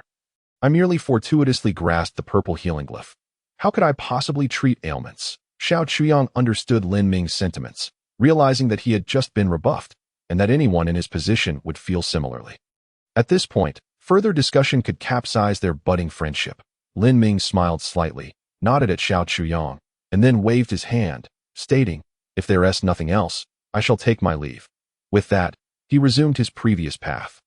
The old shopkeeper stood there, dumbfounded, unable to utter a word. That he knew he had brought this upon himself, and it was no small matter. The primary issue wasn't merely the 50 gold coins, but rather the harsh words he had added at the end, which were particularly unpalatable. He hadn't even attempted to be discreet, and Lin Ming had undoubtedly overheard everything. A remedy must be found. The old shopkeeper's forehead began to bead with sweat, his fists clenched tightly. His own injury was relatively minor, but one of his old companions suffered far worse than he had described, and without treatment, he might not survive the winter. The old companion's injury was located in his back, compounded by a unique energy that required a formidable glyph to eliminate in the vast Qingye city and its surroundings. No one could treat the old companion due to the inadequacy of the glyphs available. Lin Ming's casual mention of the purple healing glyph made it clear to the old shopkeeper that he must secure Lin Ming's forgiveness at all costs. The purple glyph transcended all ranks. It was the pinnacle of glyphs, unmatched by any. Lin Ming was his only glimmer of hope. If he wished to save face, the price would be witnessing his old companion die before his eyes this winter. Just as the old shopkeeper was torn between his options, Lu Shuya was bouncing around on Lin Ming's shoulders, asking, "Brother Ming, what delicious food will we have at Xian Pavilion?" Lin Ming shrugged his shoulders lightly, intentionally causing the little creature to stumble and tumble off his shoulder. With a slight smirk, he replied, "I don't know. We'll find out when we get there." The little creature clung to Lin Ming's clothing, hanging onto his back like a little ornament. "Is the food there better than what Brother Ming makes?" "I have no idea." The little creature swung back around to Lin Ming's shoulder, leaning its head close to Lin Ming's face. "Then I want to eat Xianjing fish. Do they have that?" "We'll find out when we get there." Lin Ming lightly flicked the little creature's forehead with his finger. Hearing the exchange, Xiao Chuyang quickly urged the old shopkeeper to approach. He whispered, "Uncle Lin, since you've already offended him, why not go all out?" The old shopkeeper remained noncommittal, nodding slightly. "And how should we go about it?" Xiao Chuyang gestured towards the little white creature. "Look how well my classmate treats that little one. Surely, we can win him over with food. Are you suggesting I treat them to the Ascending Cloud feast?" The old shopkeeper swallowed hard. "That's the only way to show sincerity and make amends," Xiao Chuyang insisted. The old shopkeeper furrowed his brow, contemplating the price of the Ascending Cloud feast, which made his heart tremble. Gritting his teeth, he resolved to go through with it. With that, the old shopkeeper hurried after Lin Ming, exclaiming, "Young Master Lin, please hold on." He then spoke directly, "My old eyes have failed me, failing to recognize your stature. I humbly request an opportunity." Rubbing his hands together, the old shopkeeper bowed deeply. "Zuayan Pavilion. The Ascending Cloud Feast. I hope you will honor us with your presence." At that moment, Xiao Chuyang darted to Lin Ming's side, whispering an explanation of what the ascending cloud feast entailed, that a genuine banquet worth 1,000 gold coins. It comprised 33 exquisite dishes, half of which had ingredients sourced from beyond Qingming Prefecture. Just the hunting and procurement required experts of the Taihe realm. Moreover, the cooking techniques were extraordinarily meticulous, employing 11 different methods: 3 cold, 3 cool, 3 hot, 3 steamed, 3 stir-fried, 3 deep-fried, and 3 braised. Accompanied by an exquisite display of song and dance, this experience has culminated in a luxurious, all-encompassing indulgence that not only satiates one's culinary desires, but also enhances the efficacy of one's cultivation. What is particularly rare is that the Ascending Cloud Feast is limited both in attendance and availability, making it an exclusive event not accessible to just anyone in the entire Qingye city. Those qualified to partake in the Ascending Cloud Feast are fewer than the fingers on 2 hands. This subtly conveys to Lin Ming that the old steward's status is far from ordinary. Were he an ordinary person, he might have readily accepted. Yet Lin Ming had long since resolved to live a life of carefree contentment. The notion of climbing the social ladder holds no allure for him. Lin Ming smiled faintly, radiating an unparalleled charm. Just as he was about to decline, he heard Lu Xie slurping incessantly. Turning his head, he caught sight of the little one with drool at the corner of his mouth. Flowing profusely, Lin Ming rolled his eyes and teased, "Little one, do you not understand the saying, a mouthful from others makes one indebted?" Lu Xie shook his little head, oblivious, but inquired, "Doesn't Ming go want to eat?" "The Ascending Cloud Feast sounds delicious." Lin Ming grinned, "Not really." The little one scratched his head and pointed at the corner of Lin Ming's mouth with his tiny paw, only to pull back and leave a glistening strand. "Hee. Minggu, you have drool too. You want to eat, Lin Ming. Am I not concerned about my dignity?" Internally grumbling, he felt as if countless black lines had appeared on his forehead and shot the little one a glaring look. The old steward, standing nearby, breathed a sigh of relief. There was hope. At that moment, the little one nudged Lin Ming's earlobe and whispered, Come on. After all, it's someone else treating if we don't eat. It's a waste. Worst case, we can just deny it afterward." The old steward inwardly roared. "I heard that loud and clear." However, upon glancing at Lin Ming, he discerned that Lin Ming's demeanor was extraordinary. Though Xiao Chuyang subtly hinted at his remarkable identity, Lin Ming remained unmoved. There was not a flicker of change in his gaze. This young man possesses a proud spirit, utterly disdainful of base actions. The old steward mused. Lin Ming shook his head gently, ruffled the little one's hair, cradled him in his hands, and turned to face the old steward. He hoped the old steward wouldn't feel pained. According to Xiao Xiong, the Ascending Cloud Feast costs a fortune for a single meal. The old steward smiled broadly, patting his chest. "Rest assured, young master, it's all fine." His words were jovial, yet inwardly he felt a pang. 1,000 gold coins for one meal. It was exorbitantly expensive. Alas, since I'm present, it's as if I'm consuming it myself. The old steward forcibly convinced himself, letting out a barely perceptible sigh before leading Lin Ming and the others forward. Chapter 41. Being handsome truly is overbearing. At the Drunken Cloud Pavilion, in the Cloud Arrival Chamber, Lin Ming, Xiao Chuang, the old steward, and Lu Xiwei took their seats in succession. The first-class service was distinctly different. Even the little one had his own designated spot. That on the pristine, round jade table, 33 exquisite delicacies were artfully arranged. The melodious sound of pearls falling onto jade plates echoed softly a short distance away. Several enchanting young women, with captivating figures, danced gracefully at this moment. The old steward returned 50 gold coins, and then added another 50. Lin Ming smiled faintly, putting 49 gold coins into his storage ring. "This is mine. I shall take it, but I want to skimp on what I owe. The fare for my journey was 1 gold coin, so since the carriage broke down, I shall reimburse 1 gold coin. What do you say, old steward?" The old steward was momentarily taken aback, then nodded. "That sounds splendid. Young Master Lin handles matters with great prudence. Truly remarkable, far surpassing this old man." Beside them, Xiao Chuyang gasped. This was the first time he had seen old Lin so complimentary towards a junior. No, old Lin was notoriously stubborn. Even in the presence of his father, Xiao Hansheng, he wouldn't show any leniency. Yet now, he was showering Lin Ming with praises. Xiao Chuyang felt goosebumps all over, becoming even more astonished. Lin Ming and Lu Xiwei began to eat. their speed raising doubts about whether they were famished souls reborn, especially the little white one, though small, not even the size of an ordinary head. His speed in consuming food was nothing short of a whirlwind. Xiao Chuyang and the old steward were both rendered speechless. They exchanged glances, each reflecting a sense of helplessness that it turned out that the little ones were utterly indifferent to the superficial. What truly mattered was the tangible food in their bellies, which was far more rewarding. The old steward inwardly grumbled, and then picked up his chopsticks. The beauty of the women playing the pipa and dancing was of no concern to Lin Ming. He didn't even glance their way. The poor women had their gazes fixed upon him, hoping for even a smile from the young master. Having spent considerable time at the Drunken Cloud Pavilion, they had encountered numerous handsome young masters, but none could compare to Lin Ming. Those other young masters tended to carry themselves with an air of superiority, even eating and drinking in small, delicate bites. To put it nicely, one might call it elegance. To put it bluntly, it could be seen as effeminacy. The women were not enamored by another sister. Rather, they longed for a man who was both grounded and gentle. However, Lin Ming was engrossed in his meal, oblivious to the longing gazes of the young ladies. The flowers yearned, while the flowing waters remained indifferent. How could the young women not feel a twinge of sorrow in their hearts? A hint of melancholy flickered in their eyes, yet they skillfully concealed it, continuing their professional dance and music.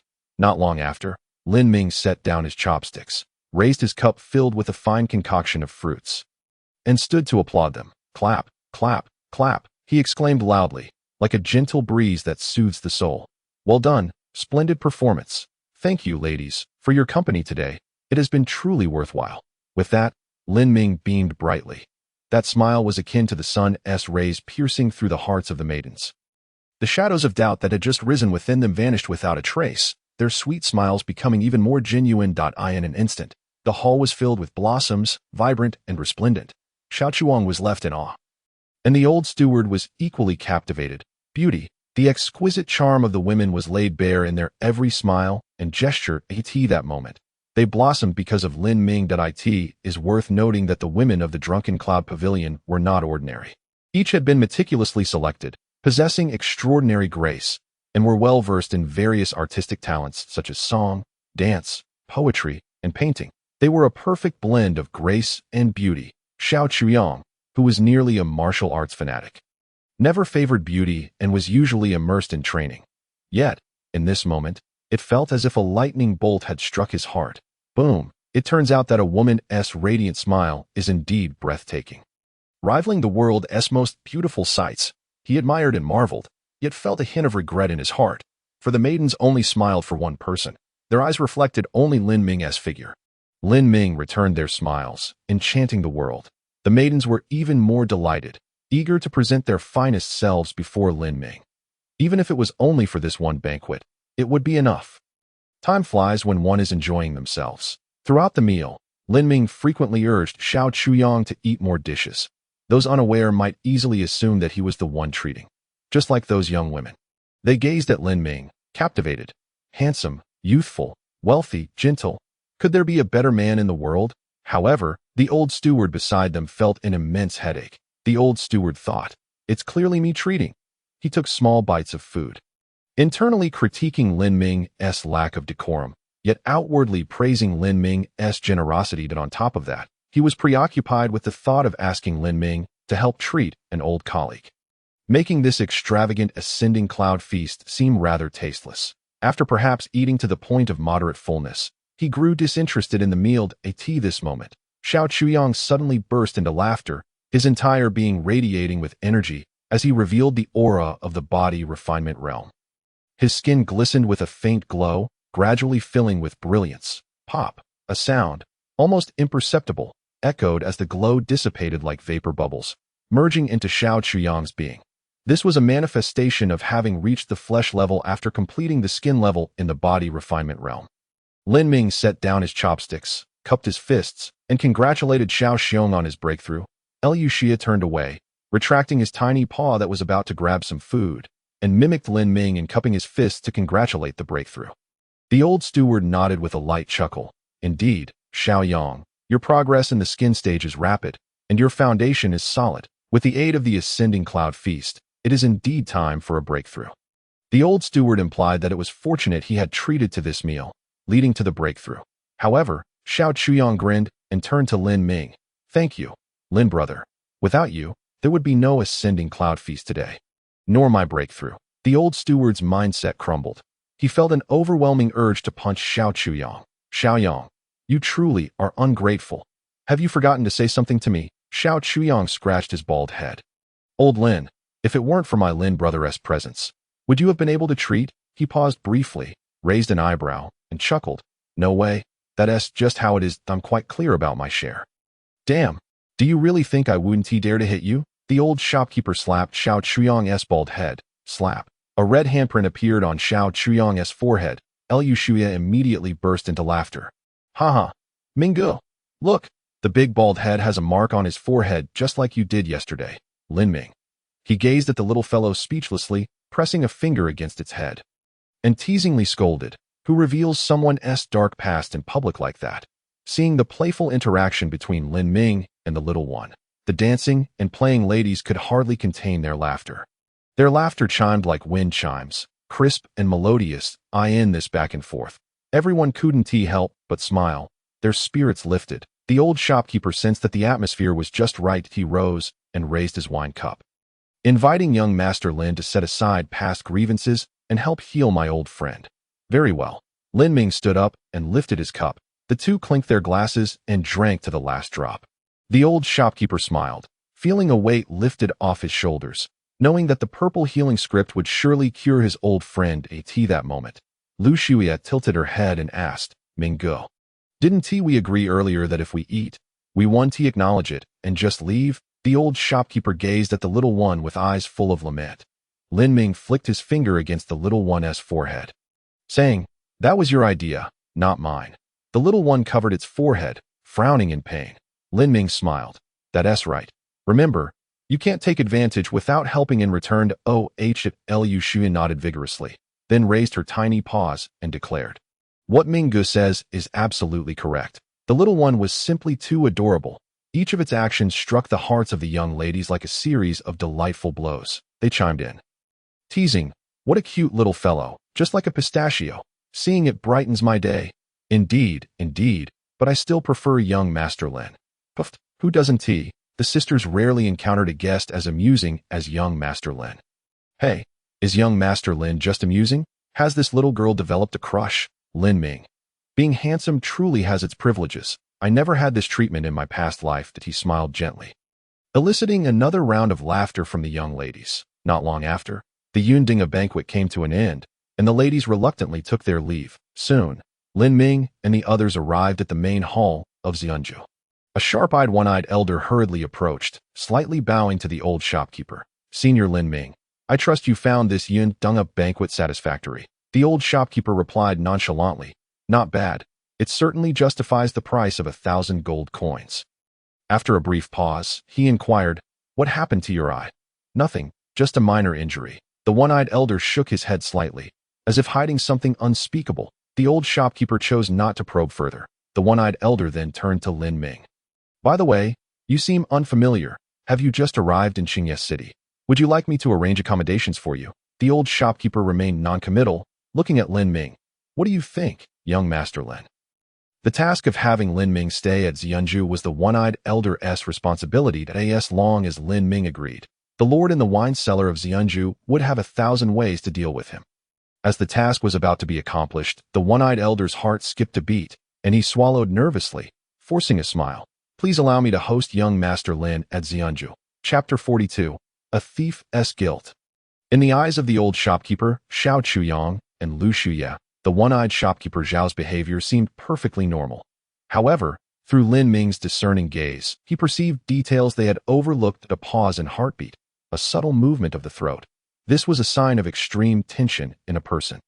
Why would an ordinary invitation to stay at an inn cause such nervousness? A question flashed through Lin Ming's mind. He scrutinized shopkeeper Zhao, and the more he looked, the more something felt amiss. His attitude was overly solicitous.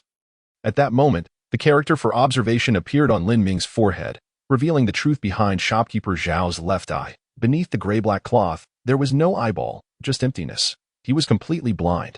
The old shopkeeper's previous surprise indicated that shopkeeper Zhao had recently lost his sight.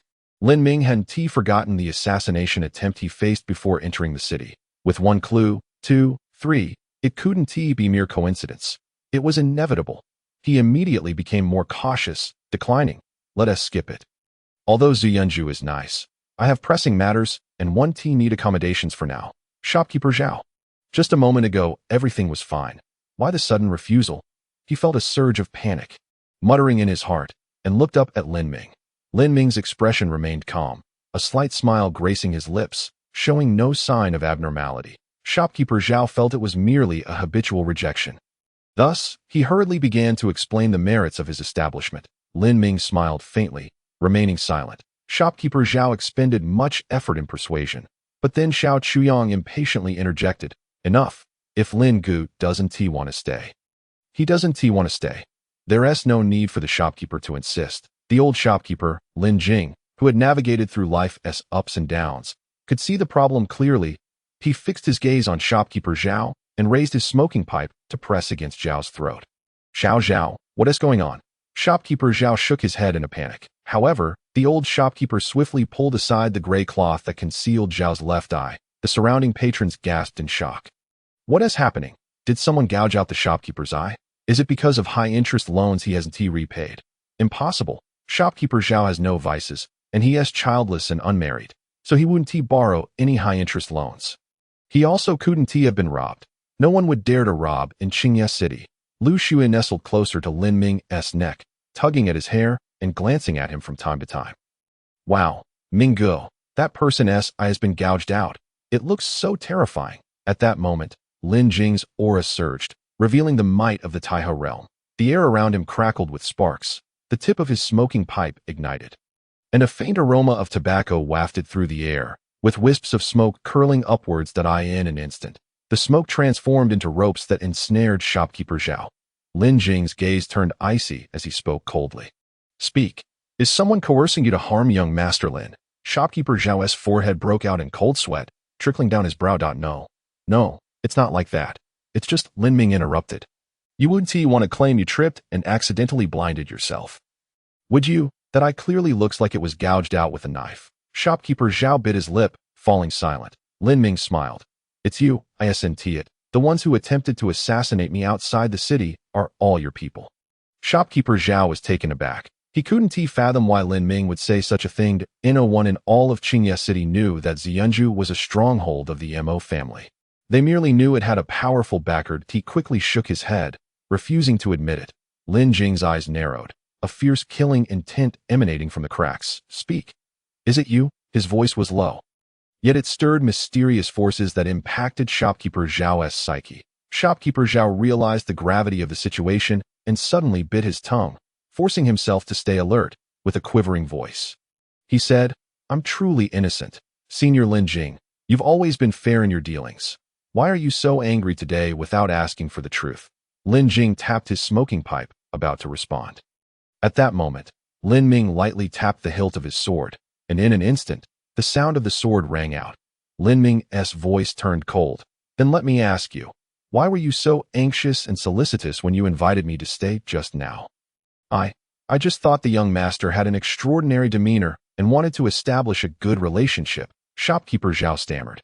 Lin Ming's anger flared, his spiritual energy surging, as if he were ready to draw his sword and strike at any moment. I was attacked at the foot of the mountain, and you, inexplicably blind, then invited me to stay with such eagerness. Do you really take me for a fool? Shopkeeper Zhao waved his hands repeatedly, bowing deeply. Young master has misunderstood. It's a complete misunderstanding. The attack you encountered at the foot of the river mountain was definitely not my doing. As he spoke, he faltered, unable to continue. For in his moment of panic, he had inadvertently revealed too much. From the surrounding patrons, someone slammed down their chopsticks, shouting, Well, you Shopkeeper Zhao, this young master didn't specify which mountain. Lin Ming nodded slightly. Indeed, I came from Xianwen Academy and passed through 3 mountains on my way here. I only mentioned encountering an attack at the foot of a mountain. I never specified which one. How is it that you, Shopkeeper Zhao, know so specifically? Could it be that you are a fortune teller? In a moment of error, the doubts of the onlookers filled the air as Zhao, the tavern keeper, surveyed his surroundings. No one wished to believe that the proprietor of an esteemed establishment such as Ziyunju would conspire against another, especially in a high-end tavern frequented by the affluent, where the wealthy feared unforeseen calamities. Under their scrutinizing gaze, Zhao found himself at a loss for words, with no viable defense to offer that moment. Lin Jing stepped forward, the white smoke from his pipe swirling more vigorously, coiling around Zhao like a noose. Oh, it was you. You caused me to expend an extra 1,000 gold coins and almost incited a rift with young Master Lin. Zhao exclaimed, utterly bewildered. Lin Jing, you, get lost. Who do you think you are, calling yourself my senior? Lin Jing retorted fiercely. Who gave you the audacity to attempt an assassination on young Master Lin while he was traveling in a post-carriage on the main road? I'm asking you. If it weren't for your hired assassins dismantling my carriage, would I have sought compensation from young Master Lin? If not for that, would I have offended him and come here to partake in this ridiculous banquet? Zhao's voice rose in desperation. Do you have any idea how precious 1,000 gold coins are? Lin Jing had endured much frustration today, yet he found himself powerless against Lin Ming. In the realm of reason, he had nothing to gain. Thus, after finding a moment to vent his fury, he exploded. I declare here and now, Ziyunju must provide me with an explanation. The prowess of a master from the Taihe realm was not to be trifled with. Their every action could harness the subtle forces of heaven and earth, making them notable figures even in Qiming Prefecture. Lin Jing's fury felt palpable, igniting sparks in the air and filling Zhao with dread. At that juncture, Zhao's justifications became a jumble of incoherence. A guilty conscience, Xiao Chuyang remarked, stroking his bald head as he approached Zhao, resting a hand on his shoulder. Shall I summon the Soul Pursuit Office? With those words, Zhao jolted back to reality. The Soul Pursuit Office was a notorious institution in Ningguo, known to be feared even by those of the saintly realm. However, the office was notoriously proud and rarely gave anyone face. Yet, Xiao Chuyang, being the son of the city lord of Qingye City, Xiao Hansheng, had the clout to summon them. The elder hidden in the wine cellar was precisely avoiding the attention of the Soul Pursuit Office. Should they come, the investigation would lead to catastrophic repercussions for the entire Mo family. Realizing he had stirred grave trouble for the Mo family, Zhao trembled violently, too terrified to utter another word. He gazed at Lin Ming, feeling as though the handsome young man was a terrifying demon well-versed in the human psyche. Hesitation and indecision plagued him. Xiao Chuyang shrugged. It seems you doubt my ability to summon the Soul Pursuit Office. Just then, a hoarse, grating voice echoed in Zhao's ear, unmistakably belonging to the elder in the wine cellar. However, the content of the message nearly caused his heart to cease beating. The voice instructed him to confess that the Mo family was the true owner of the tavern, revealing that he had received immense favors from Mo Xuanji and had sought revenge on Lin Ming, ultimately leading to his self-destruction. Zhao's body went cold. His breath and heartbeat seemed on the verge of stopping. An unnameable chill enveloped him as he realized he was cornered. The withered voice sounded like a summons from the depths of hell, and in that moment, he comprehended the ruthlessness of his situation. Exposing the Mo family as the puppet masters behind Ziyunju meant implicating one of the top 10 families in Qingming Prefecture. Whether the Soul Pursuit Office would show leniency was uncertain.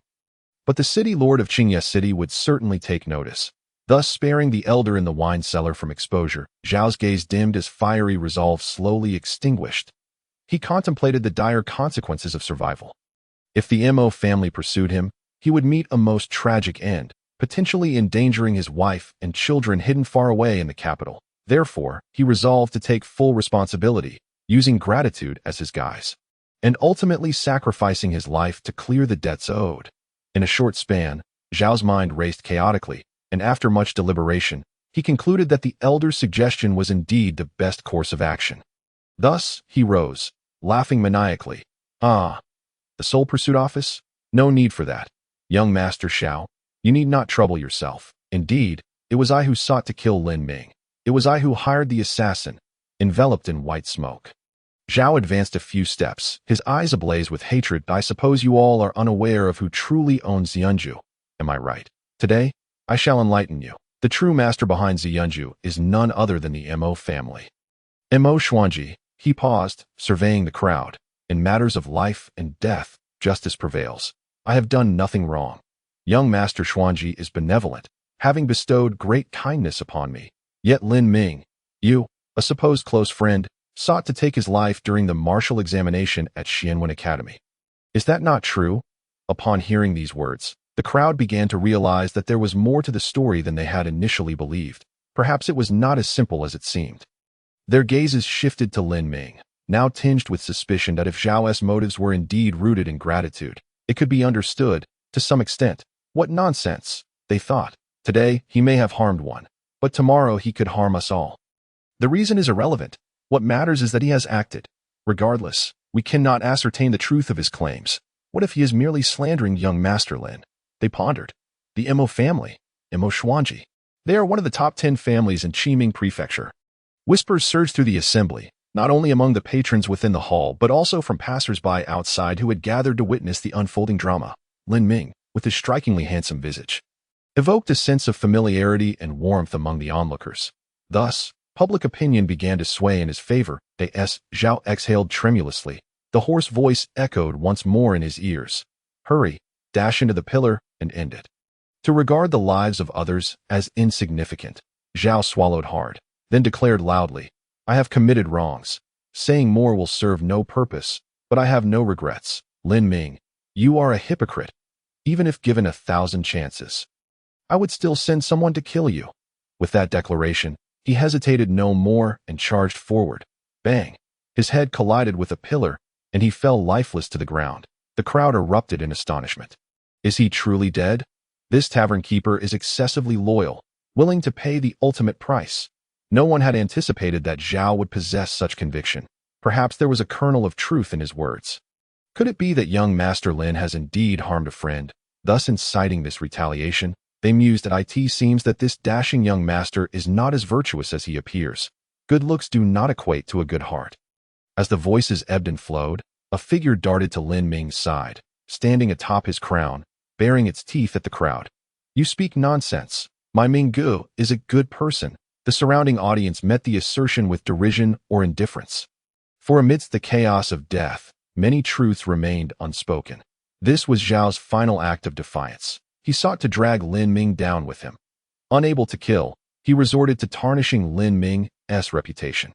However, Lin Ming's ring glimmered, revealing a stone that captured memories. Infusing it with spiritual energy, the scene unfolded. Lin Ming smiling as he conversed with two individuals, one named Imo Xuanji and the other Zhang Yu. As the image faded, realization dawned upon the crowd that Imo Xuanji was not the benevolent soul he pretended to be. He was a cunning schemer who had plotted against Lin Ming at that moment. Xiao Chuyang recounted events from Xianwen Academy, emphasizing that Lin Ming's actions against Imo Xuanji had been entirely justified. That a wave of shame washed over the audience, many of whom had earlier condemned Lin Ming.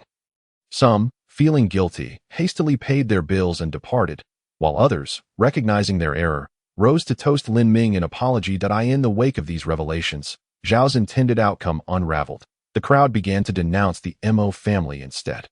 The hidden master behind Ziyunju was far from admirable. They were not worthy of respect, though they hesitated to provoke one of the top 10 families in Qiming Prefecture over a trivial matter.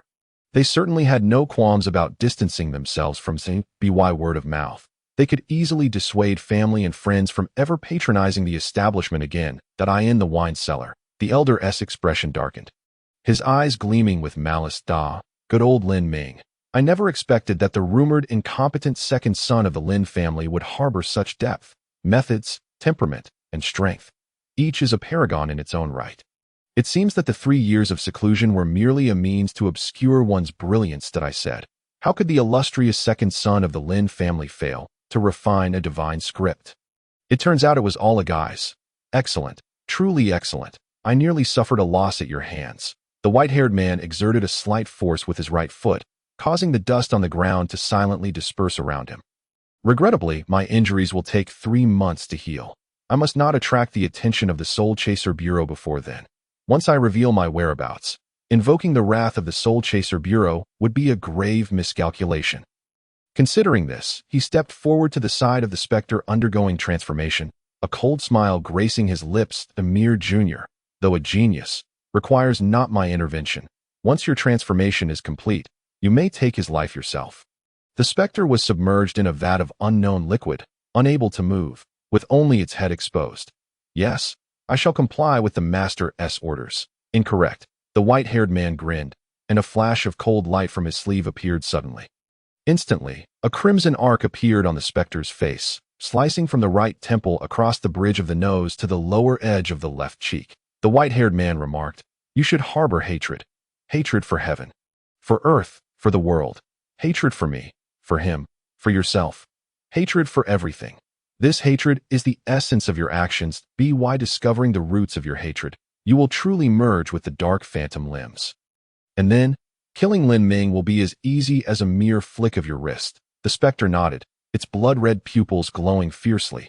Meanwhile, due to the sudden death of manager Zhao, no one at Drunken Cloud Tavern could take charge openly, and thus could not compensate Lin Jing. Lin Jing raised his hand. Crack. The signboard of Drunken Cloud Tavern shattered into dust. He raised an eyebrow and sneered. "While others may fear the Mo family, I, Lin Jing, do not. From this day forth, I guarantee Drunken Cloud Tavern will be devoid of business." The onlookers were not naive. Having mingled in the upper echelons of Qingye City for years, they recognized Lin Jing. Renowned as Lin the Leopard, he wielded a spear with remarkable skill. A seasoned expert of the Taihe realm, that it was said that he had been injured during the Three Kingdoms War over a decade ago, which accounted for his stagnation in progress, unable to ascend to the Dao realm.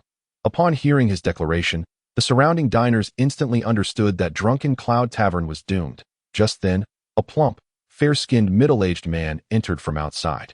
His face bore an exceptionally genial smile as he proclaimed, "I am Lu Sanyu, the manager of Wanbao Pavilion. I deeply lament the troubles that have befallen Drunken Cloud Tavern, especially for the young ladies, chefs, and staff who work here, most of whom are unaware of who the true owner is." As he spoke, Lu Sanyu's eyes brimmed with tears, and he hurriedly wiped them away, then continued, "The talents within Drunken Cloud Tavern have encountered misfortune, and many will likely be left to fend for themselves. My heart aches for them. Therefore, I wish to announce that 3 days hence, Wanbao Pavilion will open a branch focusing on exquisite cuisine, fine wines, and beautiful maidens, to be named the Delicacy Pavilion. I assure you, our standards and service will surpass those of Drunken Cloud Tavern, and I invite all like-minded individuals to join us." The crowd gasped in astonishment. Good heavens, truly remarkable. Just as Drunken Cloud Tavern faced its calamity, Lu Sanyu arrived post-haste, in full view of the public. He poached staff and lured customers. What a ruthless move, so swift that it left others speechless. So quick that the Mo family would struggle to respond. The corners of Lu Sanyu's mouth stretched into a broad grin, resembling the Buddha of happiness. He approached Lin Ming, bowing slightly, and presented a purple crystal card with both hands. "This is our VIP card from Wanbao Pavilion. I kindly ask that young Master Lin accept it." Lin Ming, puzzled, stroked his brow and inquired, "Why?" Lu Sanyu chuckled amiably, whispering, "Because you, young master, have indirectly aided Wanbao Pavilion. With Drunken Cloud Tavern now infamous, this is a fortuitous opportunity for my establishment. Following this arrangement, Wanbao Pavilion's business in Qingye City will at least see a 30% increase." Lin Ming nodded. "Accepting the VIP card. If I were to make a purchase, what discount would I receive?" Lu Sanyu was momentarily taken aback, then his smile widened even further. "A 30% discount. I hadn't expected young Master Lin to be one of us. I appreciate it. 3 days from now, we shall host a banquet at the Delicacy Pavilion. I hope young Master Lin will grace us with his presence." Before Lin Ming could respond, the small white creature perched on his shoulder raised its paw and exclaimed, "Excellent. Another grand feast awaits." Lin Ming shook his head slightly, nudging Lu Xue. The little creature giggled in delight. Lin Ming replied, "Very well, I shall attend in 3 days. However, where will it be located?" Lu Sanyu cupped his fists and shook his head. "Just across the street." Lin Ming, winky face. At that moment, Lu Sanyu turned to Lin Jing, Xiao Chuyang, and the Lin Patriarch, saying, "I also hope you will honor us with your presence." Lin Jing and Xiao Chuyang nodded in agreement. Lu Sanyu once more cupped his fists, offering a slight bow. "I shall await the honor of your visit, but I have matters to attend to, so I won't delay you further." Having said that, he clasped his hands together and turned to re-enter Drunken Cloud Tavern to pursue his endeavors. Exiting Drunken Cloud Tavern, Lin Jing patted his smoking pipe, offering an apologetic smile. What was meant to be a joyous occasion has been marred by such an incident, disturbing young Master Lin's mood. Lin Ming raised his hand dismissively, saying, It's of no consequence. This is also a fortuitous event, allowing me to discern who is behind the assassination attempt against me. Lin Jing remarked, "Your broad-mindedness is truly remarkable. Young master, I would like to ask if you have time in the coming days to tend to my old comrade's injuries." Lin Ming shook his head, the corners of his mouth lifting slightly. Rather than waiting for an opportune moment, why not go now? Lin Jing was momentarily taken aback, his eyelids fluttering as if engaged in a silent battle. After a moment, he regained his composure, a flicker of gratitude shining in his eyes. "Very well, I shall trouble you then." Chapter 44. The War God Chao Zhuqing. Following Lin Ming's display of power, Lin Jing's wrath, and Lu Sanyu's instigation, the once thriving Drunken Cloud Tavern in Qingye City was destined for utter demise. The onlookers comprehended the situation entirely, recognizing who the true pivotal figure was, Lin Ming. In the subsequent days, his name was fated to echo throughout Qingye City. Qingye City was not particularly small. After wandering for approximately 15 minutes, Lin Ming followed Lin Jing to a courtyard in the eastern district. The courtyard was not overly grand, appearing to be that of an ordinary affluent family. However, upon entering, it revealed a hidden world. As they passed through the corridor towards the rear courtyard, Lin Ming beheld many intriguing features. A rockery sculpted from curious stones, a babbling brook, and a waterfall crafted with ethereal charm. "Young Master Lin, this way please. My old comrade prefers to linger in the back courtyard." Lin Jing indicated towards the circular archway at the end of the corridor. Lin Ming smiled, saying, "Please, no need for such formality. Simply call me by my name." Lin Jing shook his head slightly, chuckling. "It's hard to change a habit." Haha. At that moment, the small white creature on Lin Ming's shoulder hopped a couple of times, saying, "Minggu, listen closely. It seems there are others conversing nearby." Lin Ming's ears perked up as he walked forward, overhearing a discussion between two elderly men. "I say, old Chow, you really ought to take better care of yourself. You are in such poor health yet still wish to drink tea. You should give it a rest. Tea cannot be consumed alongside medicine. It will negate the medicinal effects. It's nothing serious. I am willing to sacrifice a few days of life. I cannot forego my tea." "Nonsense. What are you saying? You must take care of yourself. You should live longer than me at the very least." "Alas, my body knows its own condition. The pain in my back grows worse with the cold. I fear I may not survive this winter." "A tea that moment," Lin Jing bellowed. "Nonsense. If you love tea so much, go ahead, but your life is what matters most.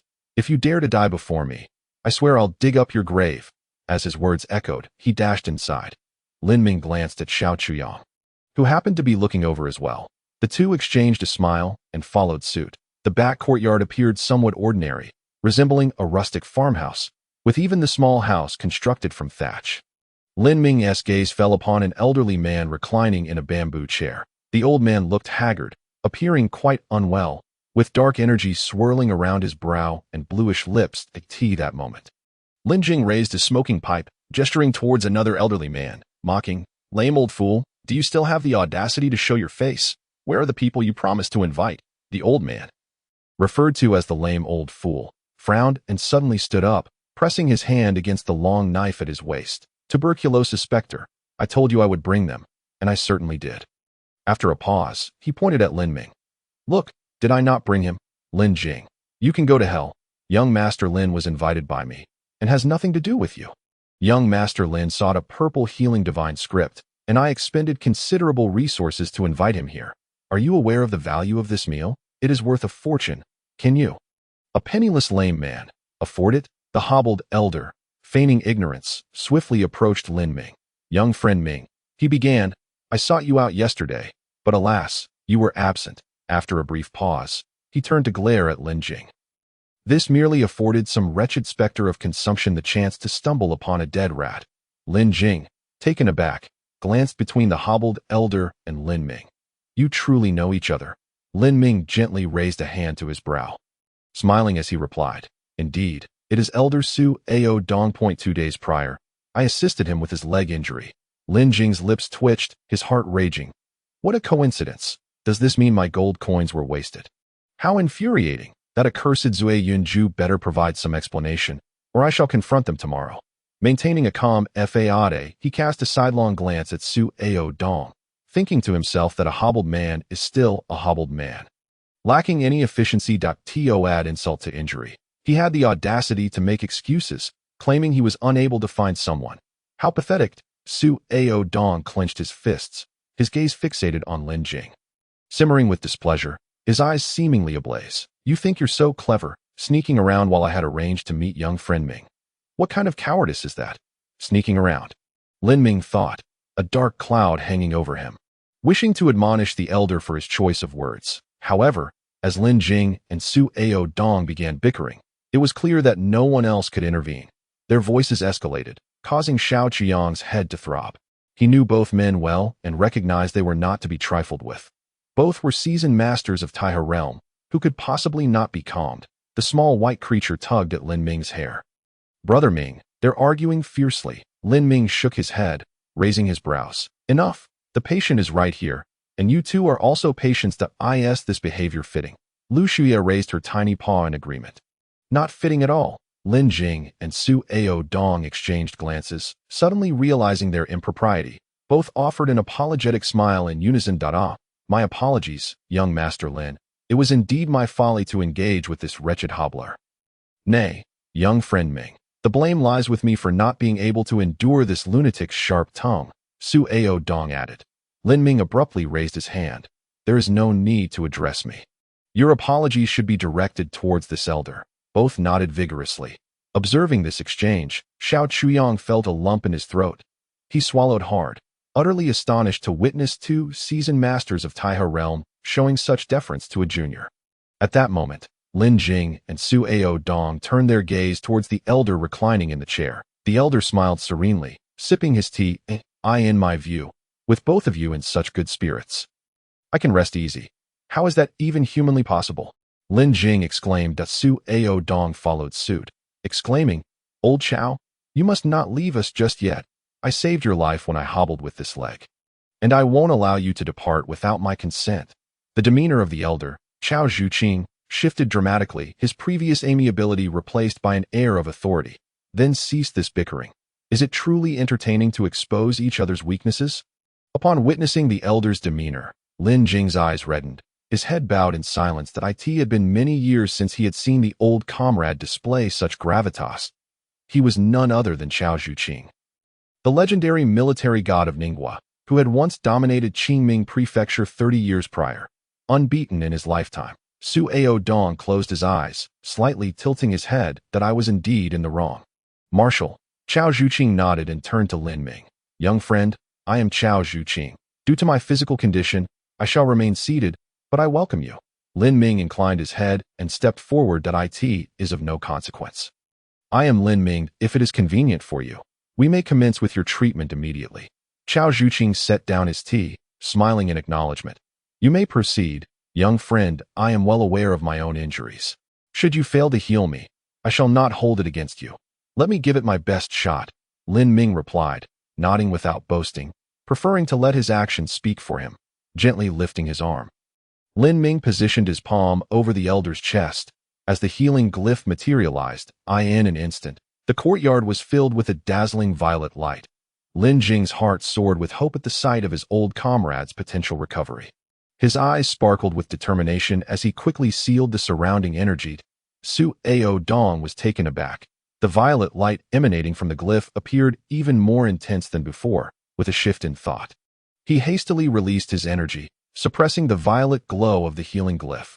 Both men were intent on ensuring Lin Ming was undisturbed, striving for the best possible outcome for the treatment. Chapter 45. All of you. Leave. The healing process was not without its challenges. Under the brilliance of the healing glyph, Chao Zhuqing's condition did not improve immediately. Though there was slight alleviation, it seemed that some peculiar force was obstructing the healing. Lin Ming furrowed his brows, the glyph for observation manifesting upon his forehead. With his mind's eye, he discerned the full extent of Chao Zhuqing's injuries. That a gruesome wound, penetrating through his chest, was revealed, short yet approximately 3 fingers wide. Surrounding the wound was a chilling azure energy, a manifestation of a special force, akin to a martial technique of divine quality. Lin Ming inquired, "What is the cause of this injury?" Chao Zhuqing nodded. "It is an old wound from a decade ago, sustained during the Three Kingdoms battle against an assassin." Lin Ming's pupils flickered. Over a decade ago, that signifies Elder Chao has endured this injury for more than 10 years. His willpower is truly remarkable. Lin Ming nodded slightly, closing his eyes as the area of his focus narrowed to within 3 feet. All of his attention was concentrated on the elder's wound. The intricate patterns indicated that the wound had flared up multiple times and had been suppressed repeatedly. Such agony was beyond the endurance of an ordinary person at that moment. The observation glyph upon Lin Ming's forehead radiated violet light, illuminating him with a divine aura. Once again, another violet glyph appeared. A glimmer of astonishment crossed Chao Zhuqing's eyes. Throughout his life, he had rarely been impressed by the youth of today. After all, he had been among the most remarkable in his youth. However, witnessing 2 consecutive violet glyphs compelled him to take notice. Inwardly, he mused, "What pure violet glyphs! It is said that they appear once in 500 years, and this young friend Lin Ming possesses 2. Perhaps this is related to the recent celestial phenomena." Contemplating this, Chao Zhuqing felt a sense of admiration for talent. Wishing to recommend this young prodigy to the current ruler of Ningguo, he opened his mouth to speak. Lin Ming furrowed his brow and, in a voice imbued with resonance, instructed, "Clear your mind and refrain from overthinking." Chao Zhuqing was momentarily taken aback, then nodded and promptly closed his eyes. He was unsure how Lin Ming had discerned his distractions. But it was a testament to Lin Ming's skill. No need to delve further. Simply following his guidance would suffice. In the distance, Xiao Chuyang wiped his brow and glanced at Lu Shuya. Brother Lin has always been so audacious, even daring to speak assertively to the old marshal. The small creature lay sprawled on the jagged stones, gazing skyward, indifferent to Xiao Chuyang's presence. "I don't know. I have only been with Brother Ming for a few days, but it seems about right." Meanwhile, Su Ao Dong and Lin Jing stood at opposite ends of the courtyard, struggling to conceal their astonishment. Although Chao Zhuqing appeared accommodating, he was resolute in his opinions, treating his old comrades with a bit more kindness. The thought of Chao Zhuqing yielding to Lin Ming's instructions was unfathomable.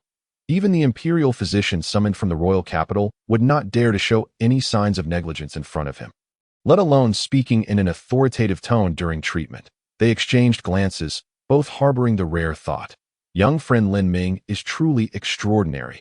As time passed unnoticed, the energy sealing the area suddenly trembled, creating a wave-like ripple in the invisible energy barrier, as if a ferocious beast were gathering strength and approaching.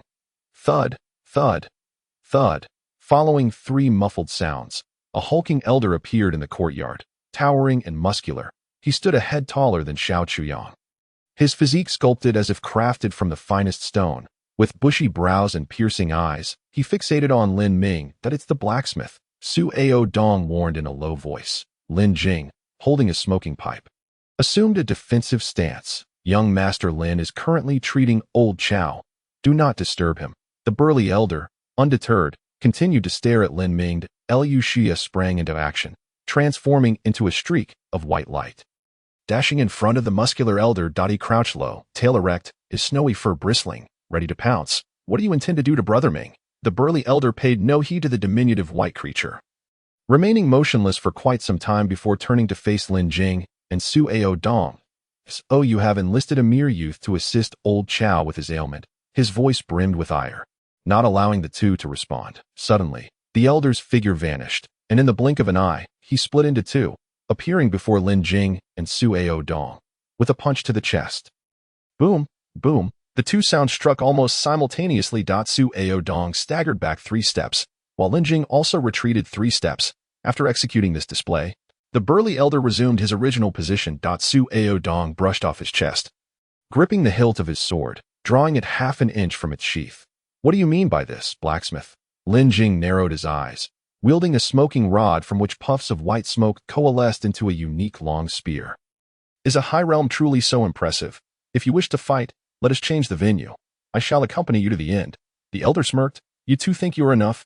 He spread his arms wide, patting his chest. "Come, strike me here. If I dodge, I shall be a coward."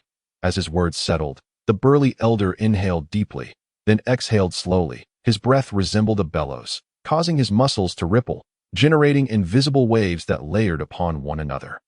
From nothingness to existence, transitioning from transparency to semi-transparency, the elder donned a thick armor formed from condensed air.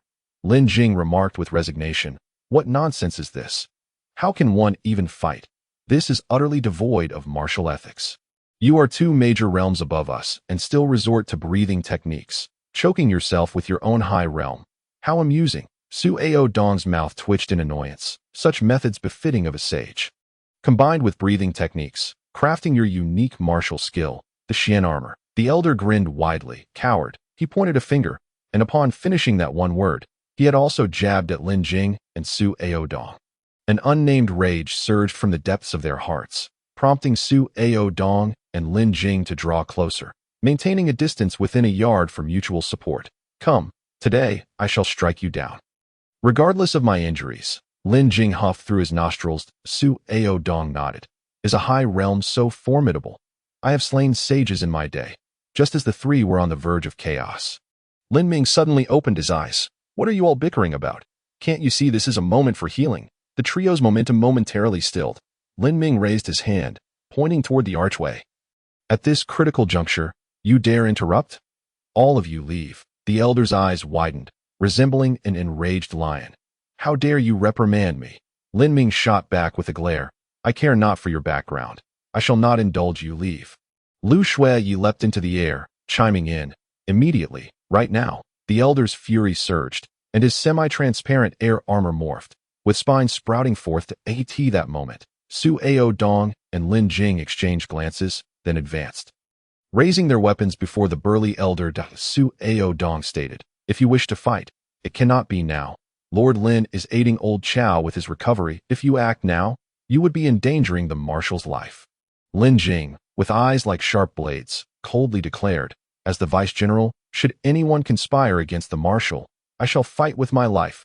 The elder paused for a moment before conceding. Very well, I shall depart, but mark my words. If this lad fails to heal old Chow, I shall use his head as a hammer starting tomorrow. Lin Ming smirked. And if I succeed, what then? Without waiting for the elder's response, Lin Ming slowly closed his eyes, disregarding him. The elder clenched his fists, clearly on the brink of eruption. Yet, from the corner of his eye, he caught sight of the suffering Chao Zhuqing. If you heal old Chow, henceforth I shall address you as Sir. With this declaration, the elder strode out. Chapter 46. Sir Ming.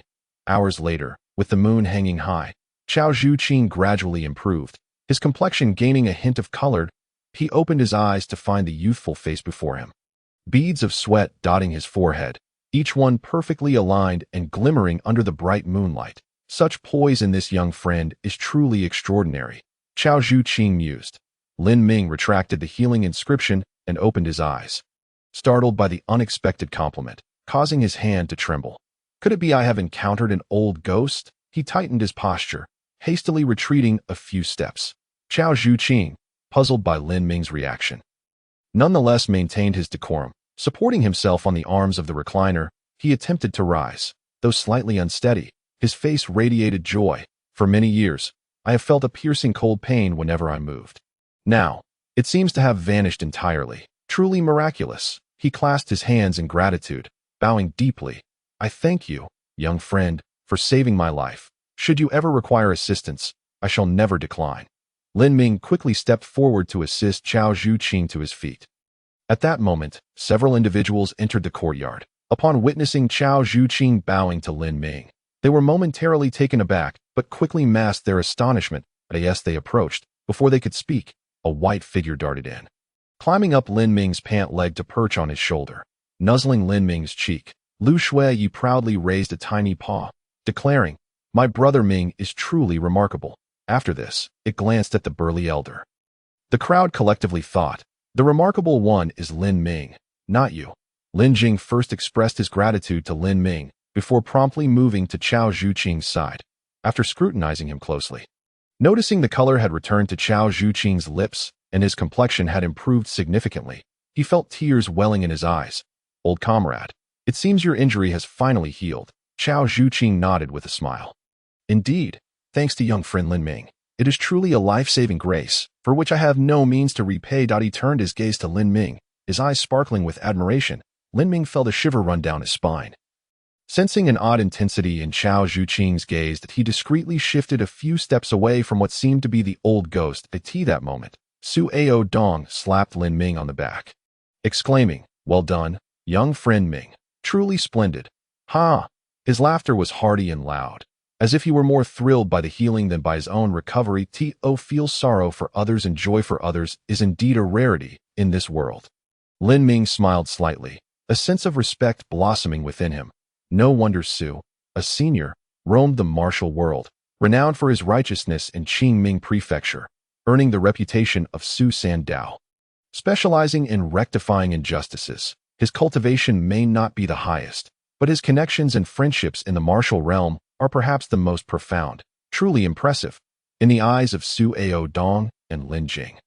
Chao Zhuqing held a high status, a blend of respect and camaraderie. Seeing that his injuries had healed and his complexion visibly brightened, everyone wore smiles, filled with joy. The blacksmith stood to the side, his imposing figure resembling a towering iron edifice. Yet his expression was peculiar. His forehead darkened, brows furrowed deeply, appearing somewhat displeased, yet he wore a smile, his eyes glimmering with a strange light, an odd sense of incongruity. Clearly, he felt joy for his old comrade's recovery, while simultaneously feeling displeasure for losing a wager. Having just been struck once, he was now facing the consequences. Su Ao Dong smirked, his left hand forming a V shape against his chin, teasingly saying, "Blacksmith, are you ready to accept your loss?" Upon hearing this, the elder's expression fell, as if elongated by a full measure. The joy in his heart was overshadowed, and with a sullen face, he slowly turned his head, his mouth opening to utter "sir," only to swallow the words back down. Though he appeared quite miserable, it was amusing to those watching. The diminutive white creature leaned closer to Lin Ming's ear, whispering in a tone that was deceptively soft yet audible to all, "The blacksmith refuses to admit defeat, does he?" Hearing this, the elder's face darkened, glaring fiercely at the small creature. His aura was formidable, exuding strength and ferocity. Lu Shuiyi shrank its head, hiding behind Lin Ming's neck. "Brother Ming will protect me. I am not afraid of you." It peeked out, gazing at the burly elder. "If you are to call Brother Ming sir, then as his little brother. You should address me as little sir." The elder gasped, feeling a sudden pang in his robust heart. Am I being provoked by this little creature? He glared with eyes as round as copper bells, his mouth half open, as if on the verge of lunging at the small creature. The logical genius Lin Ming wore an unshakable smile, ruffling Lu Shuiyi's little head. "You truly fear not for your life. The blacksmith is a sage-level master." After a brief pause, Lin Ming turned to the burly elder and mused, "With such a high realm, surely your heart is as great as your stature. You wouldn't stoop to the level of a mere child, would you?" The burly elder let out a cold snort, turning his back in silence.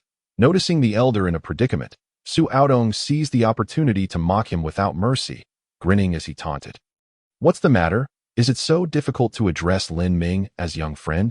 This is still in front of us old comrades. Imagine if we were outside. You'd have to greet him every time you met him. That would be even more humiliating. Better to familiarize yourself now." "Ha!" Lin Jing burst into laughter, eagerly anticipating the unfolding drama. Chao Zhuqing cracked a smile, about to chime in with a jest at the elder's expense. Suddenly, he clutched his chest and coughed out a mouthful of fresh blood. The blood was oddly colored, a mix of crimson and black, with a faint bluish hue. What was happening? Lin Jing quickly reached out, steadying Chao Zhuqing to prevent him from collapsing. Su Aodong hurried over, gesturing to absorb the blood that Chao Zhuqing had expelled. Within the blood lay a chilling poison. Before he could finish his thought, the burly elder's figure vanished in an instant. Moments later, he reappeared before Lin Ming, grasping Lin Ming's collar with a powerful grip. With immense strength, Lin Ming found himself suspended in the air, his feet barely touching the ground. "Speak, what have you done?" Before Lin Ming could respond, the burly elder abruptly pointed at Lin Jing and Su Aodong, exclaiming, "And you too, foolishly seeking help for old Chao's ailment. I won't let you off easily." At that moment, Chao Zhuqing spat out a mouthful of blood foam and, with a strong voice, shouted, "Release Lin Ming, young friend." Su Aodong stepped forward, lifting a half-palm-sized blood sphere that floated in his palm. "Old Chao has expelled all the cold poison. This is a good thing.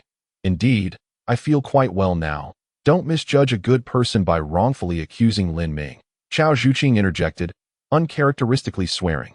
Lin Jing nodded in agreement, stating that blood was accumulated cold poison from many years. Expelling it is tantamount to curing a chronic ailment, a feat beyond the reach of many esteemed doctors. The burly elder stood frozen, his face seemingly etched with 1,000 expressions of embarrassment. Lin Ming grasped his wrist with one hand, gently twisting it until the elder's grip slackened. With a graceful descent, Lin Ming planted his feet firmly on the ground, regarding the burly elder with a half-smile. The elder felt a prickling sensation at the back of his head, a wave of embarrassment washing over him. Rubbing his hands together nervously, he opened his mouth. "I apologize." The little creature, feeling displeased, darted to the pinnacle of Lin Ming's crown and, using its long tail, propped itself up to match the elder's height. That it extended its tiny claws, baring its teeth in a fierce yet adorable manner. "You old blacksmith, unwilling to concede after betting, and wrongfully accusing a good person. What good is an apology? Quickly, call Mi Ming Guan admit defeat before offering tangible benefits." The burly elder felt an overwhelming mix of rage and humiliation, realizing it was the first time he had been so brazenly insulted for all his years traversing the world. Unable to retort or retaliate, frustrated, he clenched and unclenched his fists for a moment before Wenren Qianni wiped his face, instantly changing his demeanor to a forced smile. "I am Wenren Qianni, and I hope you will grant me some grace." Lin Ming remained silent, continuing to observe him. "Repaying kindness with animosity? Preposterous. I don't even know you. Why should I repay kindness when I am no saint?" Lin Ming's stance was unmistakably clear, leaving Wenren Qianni at a loss for words. At that moment, Lin Jing derided, "You can't even fulfill the terms of a bet, and you think yourself worthy of meeting the marshal? Just get lost." That Su Aodong pressed his hand on the hilt of his sword, adding, "A man who lacks integrity is not worth deep connections." Chao Zhuqing set down the handkerchief used to wipe the blood from his mouth, teasingly remarking, "It's not that severe. The old comrade merely finds it hard to save face. Surely he knows what he ought to call out and concede." Lin Ming caught a glimpse of Chao Zhuqing's subtle actions, his heart racing with surprise. Carrying a handkerchief indicates either a flamboyant character or a playboy, neither of which are commendable traits.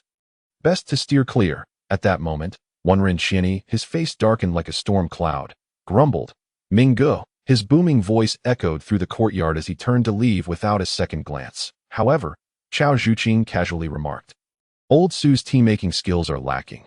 I must handle it myself." That be by the way, today I've seen improvement in my injuries. With newfound hope, I am in high spirits, and when one is in good spirits, one must have the finest tea. Su Aodong chimed in, "But that exquisite Xuanji Wudao tea is priceless." Chao Zhuqing nodded, affirming, "Indeed." Lin Jing boisterously laughed, "Wonderful. It has been ages since I've savored tea brewed by old Chao himself. Coming from Wudao Mountain, that tea is of unparalleled quality." The three began to drink and celebrate. First, they sought justice for Lin Ming, then coaxed Wenren Qianni to stay. After all, these elders had traversed life together and were astute enough to understand that if the old comrade left now, it would mean creating enmity with Lin Ming, a situation they wished to avoid. Their bond was one of life and death. While they might squabble in everyday matters, they recognized the importance of clarity in significant issues. Wenren Qianni was not a fool. He understood the sentiments of the elders. Truth be told, he disliked tea, but could never forget the taste of Chao Zhuqing's brew. It was of the finest quality. Pausing momentarily, Wenren Qianni swallowed hard, his voice deepening. "Then I shall also stay. If that is permissible?" Chao Zhuqing shrugged, shaking his head. "Whether you stay is not for me to decide. It depends on Lin Ming."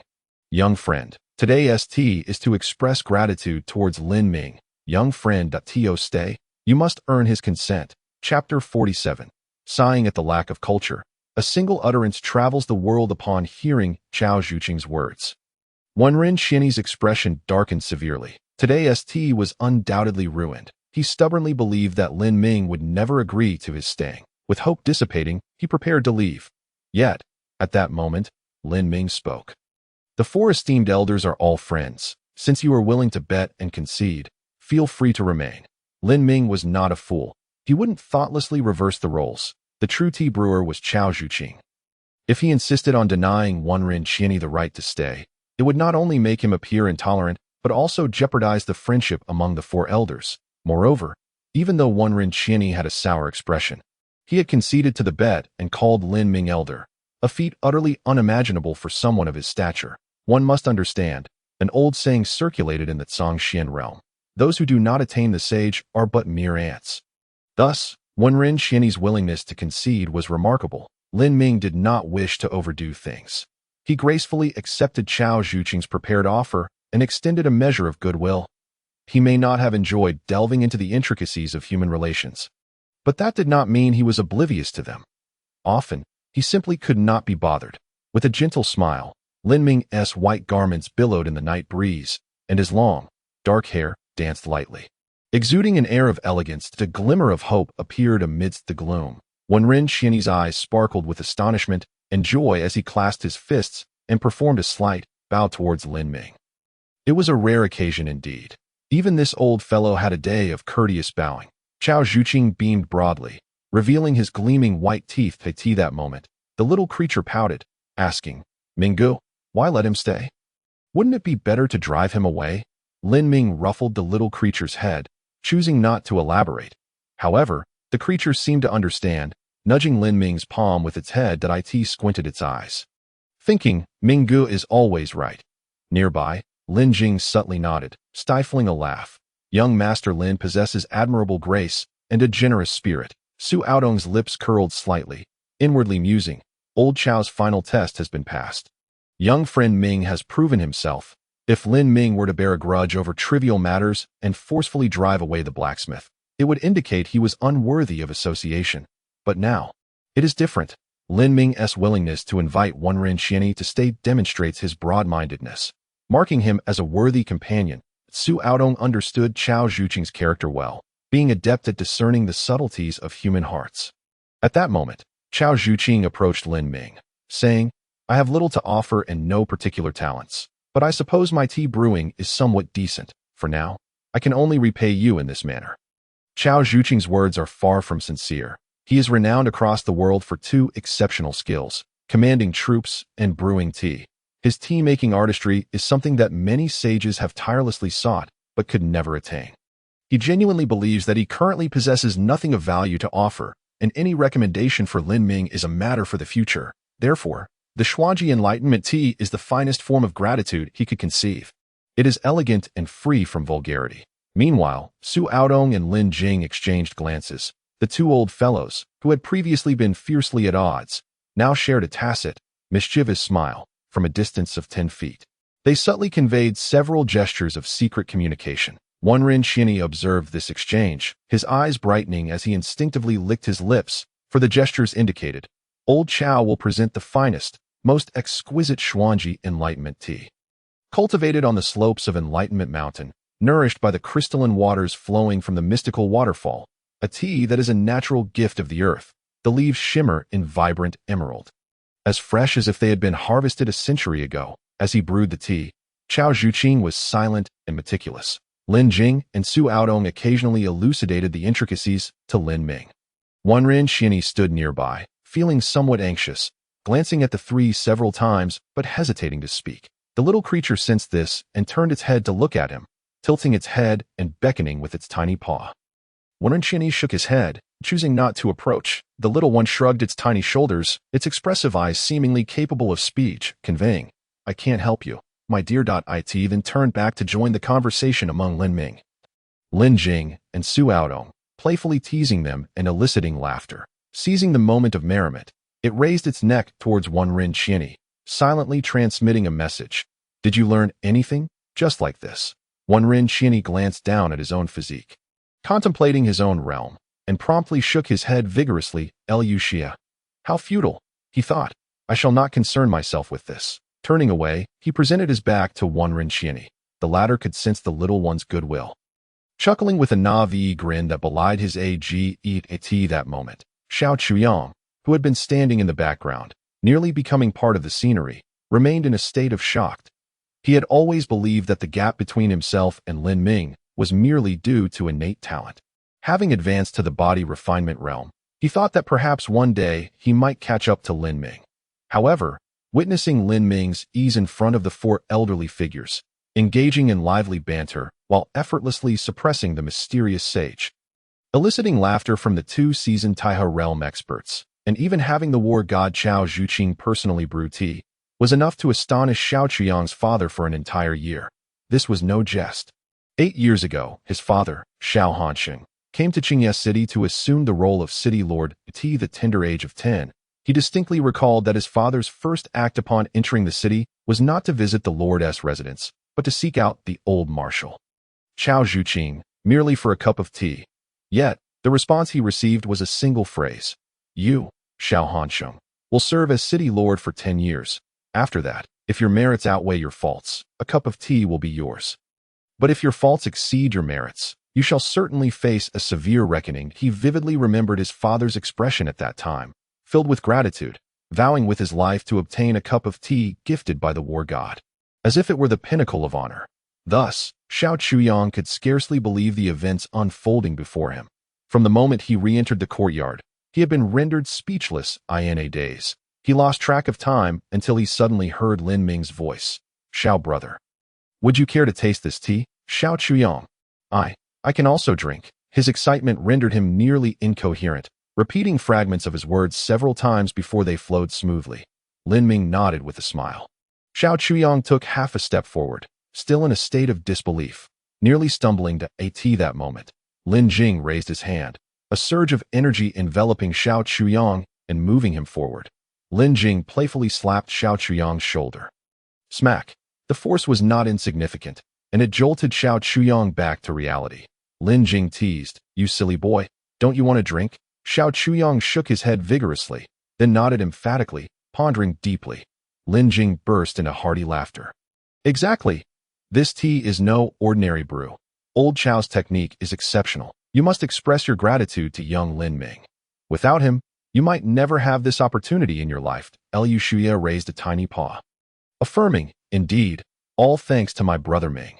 With that, it dove headfirst into the teacup. Glug, glug, glug. It drank voraciously. Aside from Chao Zhuqing, the other 3 elders had veins bulging on their foreheads, their irritation palpable. Such wanton waste. Is this how one consumes the enlightenment tea crafted by the saint of tea?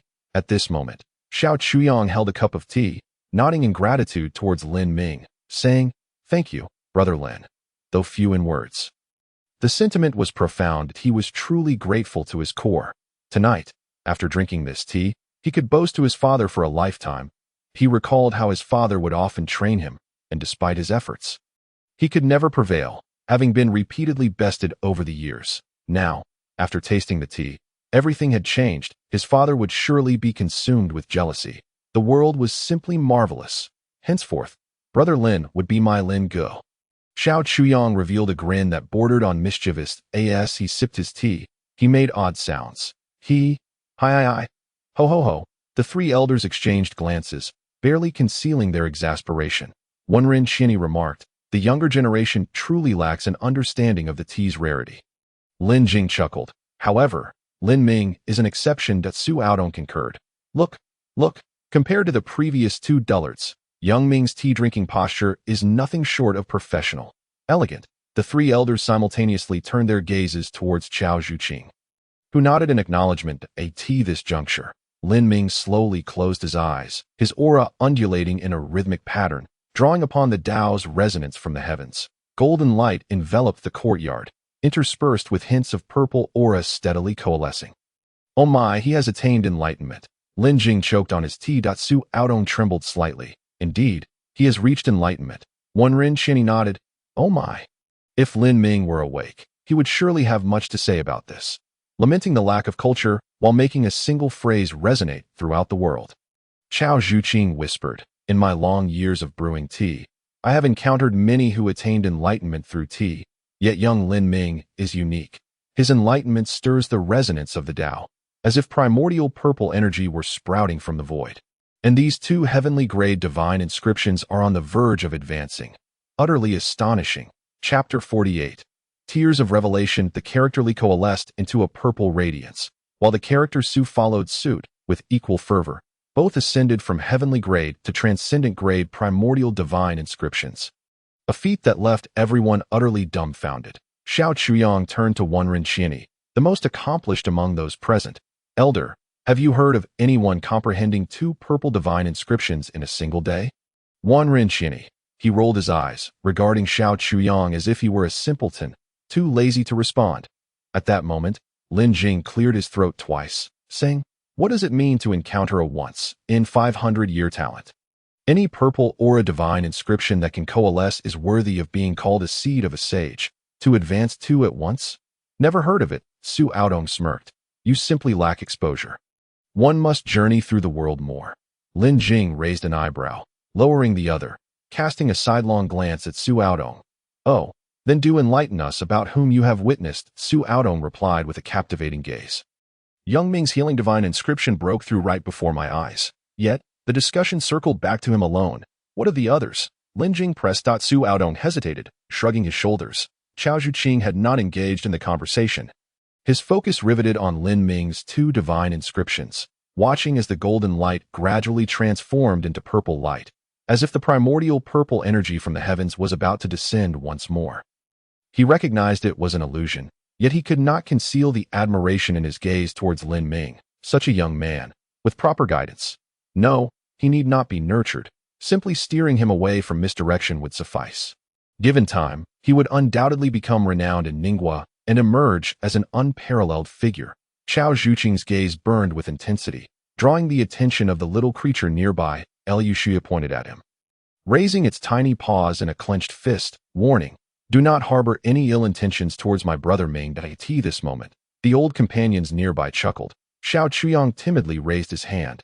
Actually, I too have coalesced a purple divine inscription. Lin Jing shot him a glance, waving his hand dismissively. Forget about yours. Do you even dare compare your so-called purple divine inscription to young Lin Ming's? Xiao Chuyang sighed deeply, feeling a mix of frustration and disbelief. Uncle, you are at least half one of us. How could you stab a knife into the heart of the younger generation? He wiped his nose, somewhat indignant, yet the intense purple light shimmering in his eyes left him speechless. It was formidable, truly formidable. The two shades of purple were not even on the same scale, although the difference was not as stark as that between a firefly and the full moon. Comparing it to a small mound versus a towering mountain seemed quite fitting. Was it possible that the ethereal purple aura in the sky a few days prior had nothing to do with me? Xiao Chuyang murmured to himself, yet everyone around heard his words. Others were oblivious to the answer, but the small white creature was not. It casually raised its tiny paw, rubbing back and forth, leaving deep imprints on a small stone. Indeed, I heard Mr. Bai and my sister mention that the one who triggered the primordial phenomenon that night must have been my brother Ming, along with that strange girl, Miss Shangwan. They said you and that other fellow named Pan were both weaklings, absolutely incapable of causing the descent of the primordial purple aura. The words, spoken without malice, struck Xiao Chuyang like a thunderclap. He could hardly believe it, shaking his head vigorously to no. Why say such things? That's impossible. He stammered as he shook his head. In the midst of this, he suddenly recalled Shangwan Yuyan's fist. Wait. I remember that girl. I couldn't even withstand one of her punches that if she truly attacked, she could certainly kill me. It dawned on him that he was not a genius at all. Tears streamed down his face as he confronted the painful truth, overwhelmed with sorrow and longing to cry. At that moment, Lin Jing offered comfort, saying, it's not too late to realize this now.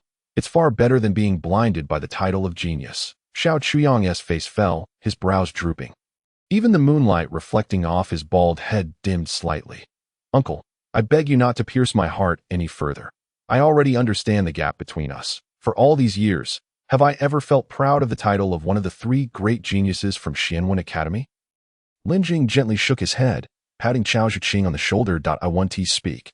Lao Chao, you're a cultured person, so please speak for me. Chao Zhuqing nodded with a smile. Being one of the three geniuses of Xianwen Academy is not much. But if the entire Qingming prefecture hails you as a genius, would you still dare to say you want to be elated? Xiao Chuyang interjected. Who doesn't want to achieve success at a young age? Everyone wishes to make a name for themselves, especially young men. Who hasn't harbored lofty ambitions? Chao Zhuqing took a sip of tea, speaking softly. You seem at a loss for words now, don't you? Standing in a position without the ability to match it is called being unworthy of your station. It will lead to a spectacular downfall. The sooner you recognize your true self, the better. Once you do, the gap between you and Lin Ming will no longer be an obstacle on your path, but rather the best guidance. His words settled. Wen Xinyi stepped forward, lightly tapping his chest with a fist, proclaiming, clumsy. The sound resonated like a mighty bell, filled with the power to enlighten and calm the mind. It would not only assist Lin Ming in achieving deeper insights, but also dispel the dust clouding Xiao Chuyang's heart. This was the goodwill he returned to Lin Ming for the kindness he had shown. The surrounding old friends exchanged knowing smiles. The principle of reciprocity was at play here. The grievances between Lin Ming and Wenren Qianni had been entirely resolved. It felt as if a great weight had been lifted from their hearts. Wenren Qianni smirked. "Do you all find me so unworthy in your eyes?" Just then, Lin Ming realized he needed to refer to Lin Ming as brother and quickly replaced his words. "Ahem, he can be magnanimous, so I must repay kindness with kindness." At that moment, Xiao Chuyang fully awakened, gazing intently at Lin Ming and the two divine inscriptions above his head. The rich purple light seemed to cleanse away his self-pity. Xiao Chuyang smiled brightly, exuding confidence that I shall take Brother Lin as my example, walking the path without confusion, forever pursuing the pinnacle of martial arts. Lin Jing smiled with satisfaction, patting him on the shoulder. "Good, that's the spirit." Su Aodong grinned, giving his knife handle a pat. "Not bad." However, the small white creature was not pleased.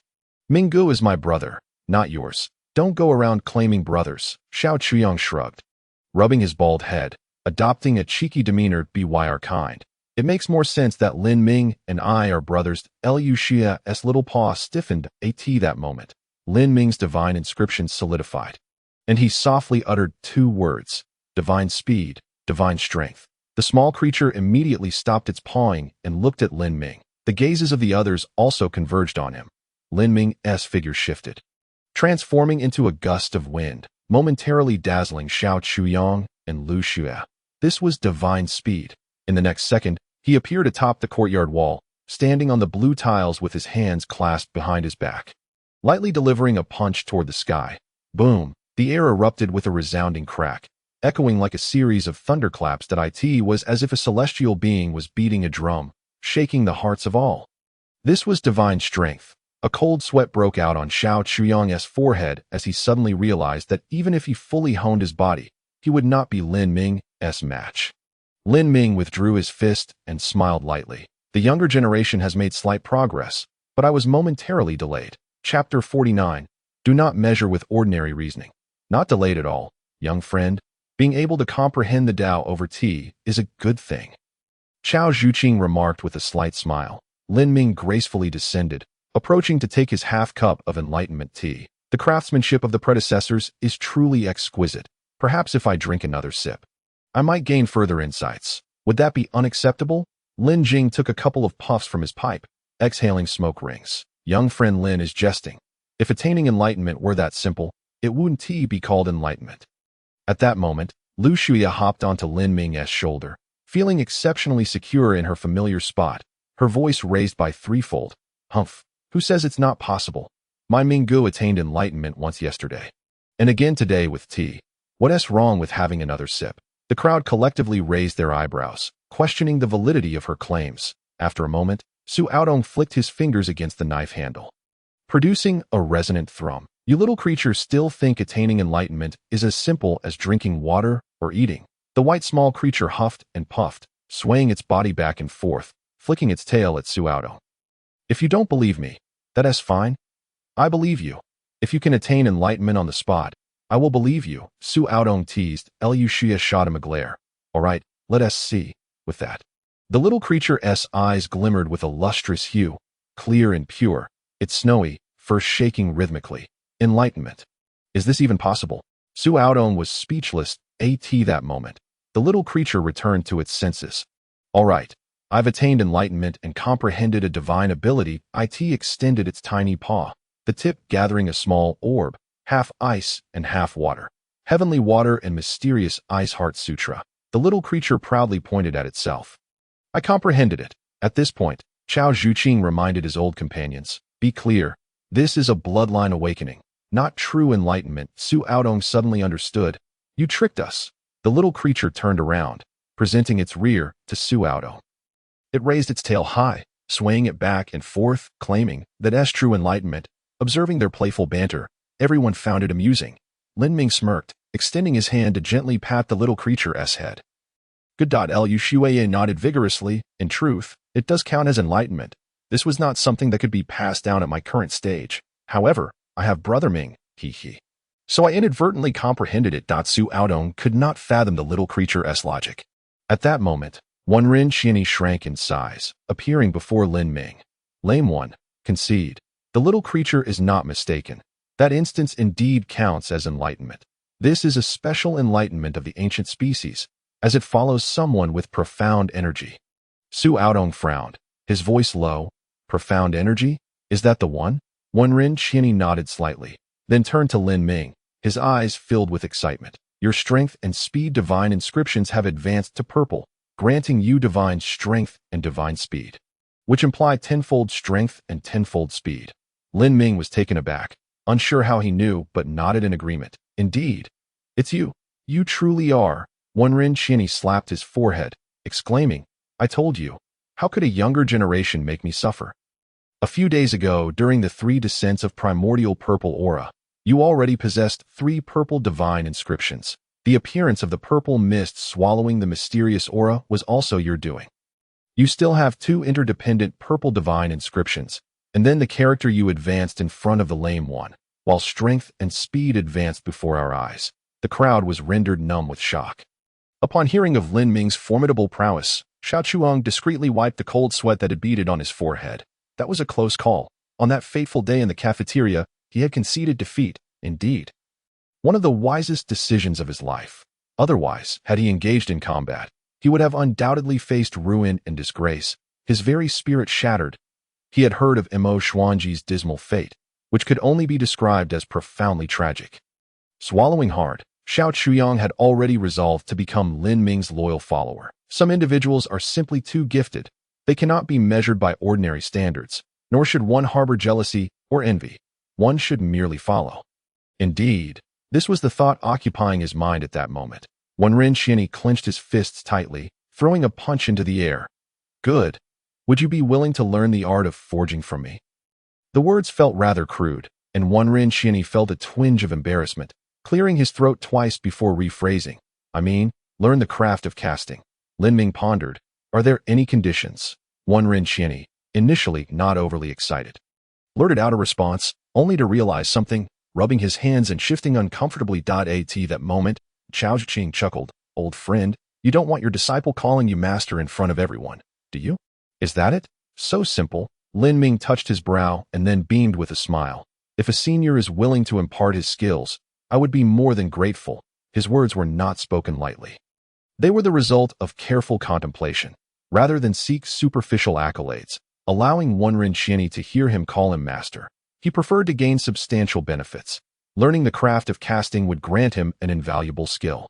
Perched on Lin Ming's shoulder, the little creature tilted its head, nudging Lin Ming's earlobe, and whispered, Brother Ming, what is the craft of casting? Wenren Xianyi took a liking to the little one, and, without waiting for Lin Ming to respond, answered, it means that once you master it, you can thrive anywhere in the world with this exceptional skill. Wow. Thriving everywhere sounds wonderful. Brother Ming wants to learn, and so do I. Lu Shui's eyes sparkled as it waved its tiny paws, scattering small spheres of ice and water, creating a dazzling spectacle of shimmering fireworks in the courtyard. The little one's words flowed smoothly, a masterclass in flattery, striking a chord with Wenren Xianyi. He regarded the little creature and nodded. Very well, tomorrow at the hour of the snake, come to the Iron Body blacksmith shop in the south of the city. Lin Ming chuckled, then inquired, by the way, Senior Wenren, as a forger yourself, do you know where No. 21, Furnace Street, in the south of the city is located? Upon hearing this, Wenren Xianyi and the 3 elders stared intently at Lin Ming, their expressions quite peculiar. A shiver ran down Lin Ming's spine, and the little creature slipped behind Lin Ming's head, peeking out with one eye, murmuring, the old fellow's gazes are rather terrifying. At that moment, Chao Zhiqing curled his hand into a fist, resting it against his chin. Does the young friend truly not know? Lin Ming, puzzled, asked, know what? Chao Zhiqing replied, the place you mentioned is a blacksmith shop. Lin Ming shrugged, well, of course a blacksmith shop is where forging is done. What's the issue? As he spoke, he suddenly realized the crux of the matter. The location he sought was indeed the same as the one Wenren Xianyi had mentioned. In other words, Wenren Xianyi was Uncle Bai's master. This exceptionally robust elder was precisely the person Lin Ming had been searching for. The breathing technique, He was to learn it from him. After searching high and low, the answer had come effortlessly. Lin Ming clasped his hands together. Senior Wenren, I have come to Qingye City specifically to seek you out. Lin Jing choked on a puff of smoke, exhaling 2 wisps of white vapor. Ah, what a coincidence. Su Aodong rubbed his thigh and settled into a chair. Young friend Ming, what did you hear about forging? Chao Zhuqing smiled silently, clearly waiting for Lin Ming's response. Lin Ming opened his mouth to speak, but then glanced at Wenren Qianni. The crowd observed his gesture, not rushing to inquire further. Wenren Qianni, being highly skilled, lived long and had vast experiences. Upon reflecting on Lin Ming's background and innate talent, he understood the reason behind it all. With a broad grin, Wenren Qianni remarked, we are all old friends here. I can trust you. There's nothing that cannot be said. After a pause, he continued, is it merely for the breathing technique? I do possess it. But you must answer me one question. Lin Ming nodded. Please, senior, go ahead. Wenren Qianni, with an impassive expression and a calm tone, asked, did the white pup from Xianwen Academy send you here? Chapter 50. I only focus on my goals. Lin Ming, after a moment's contemplation, he candidly replied, if the white pup you refer to is Bai Chenhai, then you are indeed correct. That blasted Bai Chenhai. I have no interest in him, yet he clings to me like a stubborn leech every day. Lin Ming raised an eyebrow, secretly mocking. This seems inconsistent with what Bai Chenhai said. He claimed that Wenren Qianni did not wish to associate with him, leaving him no choice but to resort to such measures. However, from Wenren Qianni's perspective, prior to resorting to such measures, Bai Chenhai had likely attempted countless other strategies. Thus, the moniker White Pup was coined. This seemingly trivial exchange coalesced into valuable information in Lin Ming's mind. The true relationship between Bai Chenhai and Wenren Qianni was not entirely negative. The former's tenacity in clinging to the old blacksmith could not merely be attributed to strength. Although Wenren Qianni had not revealed his aura, Lin Ming possessed the observational divine script, enabling him to perceive details beyond ordinary perception.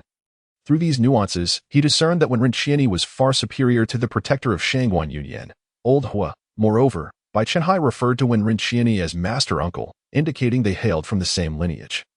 With a considerable gap in their respective strengths, suggesting Bai Chenhai was likely not Wenren Qianni's match. Lin Ming chuckled. Senior, are you aware of my intentions for seeking you out? Wenren Qianni grinned widely. The white pup's schemes cannot escape my notice. He flexed his muscular chest, bouncing nonchalantly. He has his strategies, and I have my countermeasures that I can teach you the craft of casting. But if I do not take you as my disciple, I will not impart the breathing technique. That settles it. Well then, I shall forego learning the craft of casting. Lin Ming replied with a slight smile, recognizing that Wenren Qianni held him in high regard. Perhaps due to the 2 newly acquired divine scripts, divine power and divine speed could indeed aid in the art of casting. Lin Ming and Wenren Qianni exchanged glances. The former wore a playful smile, while the latter's face was as solemn as water. The air, moonlight, and gentle breeze seemed to still in that instant. The 3 elders around them watched quietly, not uttering a word. Xiao Chuyang felt an itch in his heart. Discomforting. He had heard of the breathing technique, but never imagined that this robust elder possessed it. This was an extraordinary treasure. In the grand families of Ningguo, the Ning clan was royal, and their royal status stemmed from the secretive breathing technique. In the vast Ningguo, only the royal family was officially recognized to possess the heritage of the breathing technique.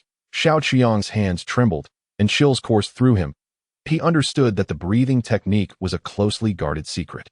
And while others were not outsiders, he felt like the sole outsider he was undoubtedly marked for silencing. In a panic, he suddenly heard Lin Jing's voice in his mind. Do not worry, you will be fine.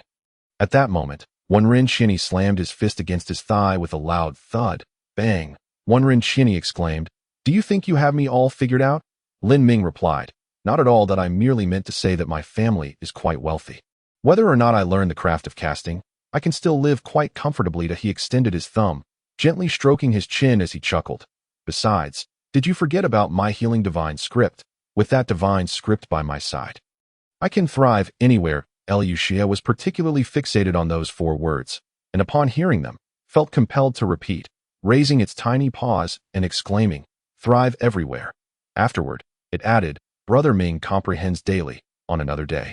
He can switch to 2 different divine scripts for enlightenment. Isn't mastering the craft of casting a piece of cake? The little one's voice was reminiscent of a sprightly child. imbued with a hint of fresh, endearing innocence. Unreservedly candid, the child unwittingly articulated the crux of the matter. Wenren Qianni consulted the divination oracle, which foretold of a singular individual, the only potential heir to his legacy. The oracle had uttered a few cryptic phrases. In the primordial chaos, all things arise. The purple mist devours the dark. 9 numbers are the limit. The inheritance of casting, divine power, and speed. Those few words were laden with divine scripts, encompassing the characteristics of the destined individual, all of which seemed to apply to Lin Ming. In essence, Lin Ming was the only individual to whom Wenren Qianni could genuinely bequeath his legacy. Contemplating this, Wenren Qianni waved his hand dismissively. Enough, enough. You may learn the breathing technique if you wish, but if you think to merge my lineage with the Xian sect, forget it. The former reason is my primary purpose for coming here. The latter is merely an afterthought, and I am indifferent. Lin Ming nodded with a light smile. Is it truly that casual? Wenren Qianni's face was a canvas of astonishment, his brows knitted tightly together. You, my friend, seem unaware of Xuanzong's true prowess, do you? He inquired. But no matter. Whether Xuanzong is formidable or feeble holds no significance for me, that I solely focus on my own aspirations. You do not regard Xuanzong with any reverence.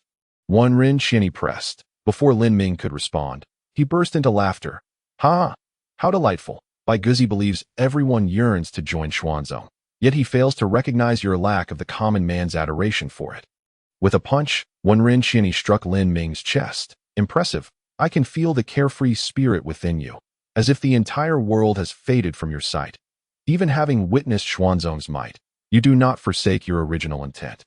This is because I have traversed realms, Lin Ming thought to himself, a smirk playing on his lips. Does the esteemed elder imply that I may learn the breathing technique? He mused at there are indeed limits to your understanding. Wenren Qianni replied, dismissing the question with a shrug, his thick brows arching in pride. He scrutinized Lin Ming for a moment. You are still in the spirit perception realm, gathering 9 divine runes. What you desire now is merely to break through to the extreme star stage. At this juncture, he took a couple of sips from the enlightenment tea. If you wish to learn the breathing technique, very well. Tomorrow morning, at the hour of the snake, come to my shop to report. Lin Ming nodded with a smile. All right. Lu Xia pointed to his own forehead. And I too. Wenren Qianni nodded slightly. That is permissible. Having said this, he drained the last of his enlightenment tea, set down the celadone cup, and clasped his hands towards Chao Zhuqing. With a step, Wenren Qianni vanished without a trace. Involving spatial manipulation, a saint's means, a flicker of yearning passed through Lin Ming's eyes as he settled back down to sip tea with the 3 elders in the courtyard. As events reached a lull, Xiao Chuyang took his leave, eager to return home and display his prowess before his father. Subsequently, Lin Ming arranged a specific time for the elders' ongoing treatment, continuing to savor tea until the deep hours of the night. During this time, he absorbed countless stories of their pasts, revolving around Chao Zhuqing, Su Ao Dong, and Lin Jing. Some tales were mere urban legends, some long-forgotten secrets, and others spoke of the gallant exploits of warriors and wanderers. The little creature listened with rapt attention, for these were the legendary tales of the elder generation. Ever since that day in the carriage when Lin Ming narrated stories, it had developed a fondness for the art of storytelling. Unbeknownst to them, time flew by. The moon set and the sun rose. A night had passed. Morning sunlight bathed the streets. Bustling pedestrians traversed the main thoroughfare of Qingye City, at the entrance of Iron Body Forge at No. 21 Luhua Street. Lin Ming arrived as promised, having actually come an hour early. Standing at the doorway, he surveyed the surroundings. Aside from the sign, the forge itself was rather unremarkable at that moment. Lu Xia, still drowsy, curled up on Lin Ming's shoulder, yawning incessantly, tucked within his own tail, unable to lift his tiny paws. Lin Ming stepped inside, finding no one present, yet he was greeted by a dazzling array of weapons. The little creature instantly perked up, its eyes wide with wonder at the array of armaments. Excited, it was no longer drowsy and lunged toward one of the items. Just then, a youth with hair like steel needles sprang from the inner hall, swinging a fist towards Lu Xia.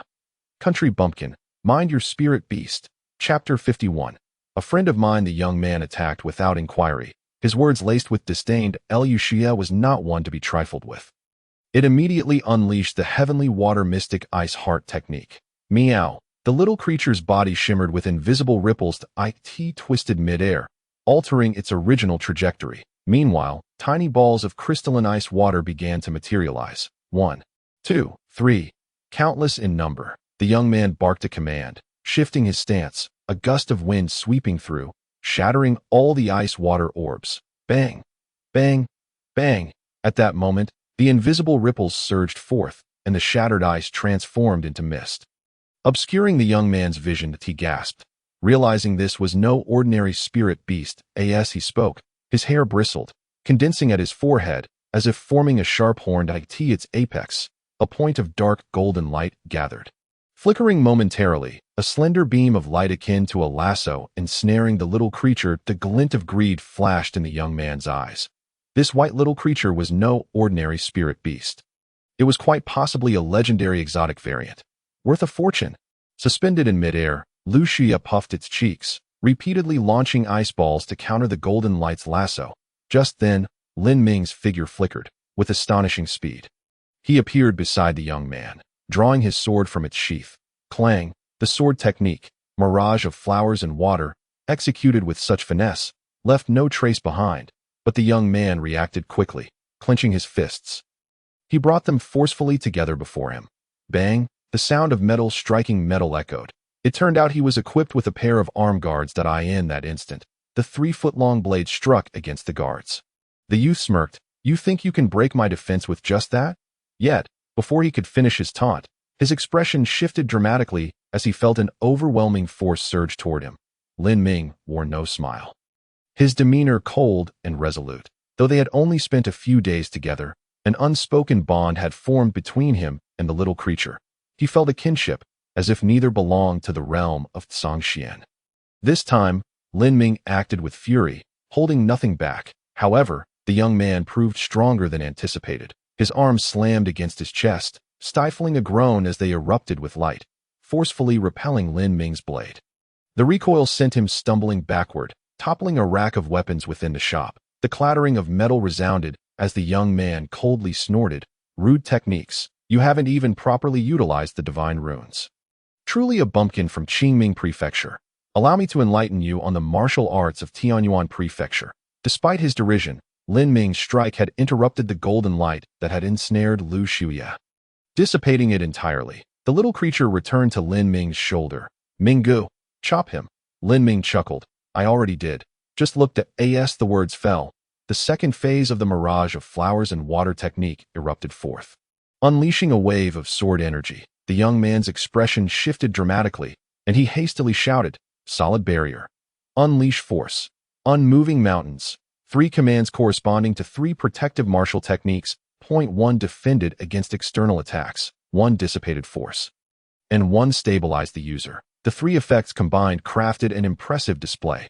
However, Lin Ming held no murderous intent. Sizzle. A crisp tearing sound echoed as the young man's garments were shredded into tatters.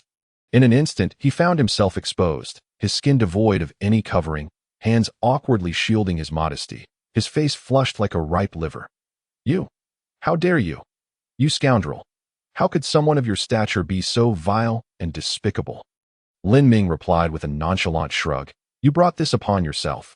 I had no intention of killing you with a single strike, that I merely allowed the sword energy to linger upon your attire. And yet you foolishly redirected it. Tisk, truly, I've never encountered someone so dense. The young man, flustered and enraged, sought to retaliate, yet the absence of clothing rendered him quite embarrassed. He took small, awkward steps back, muttering curses. Despicable scoundrel, Lu Shuya huffed in retort. You are the despicable one. You were the one who ambushed me first. So Minggu had no choice but to draw his sword.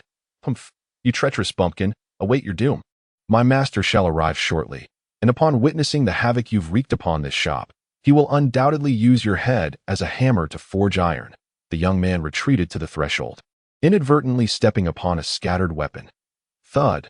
He yelped as his heel bled, lifting his foot only to remember his state of undress, hastily attempting to cover himself.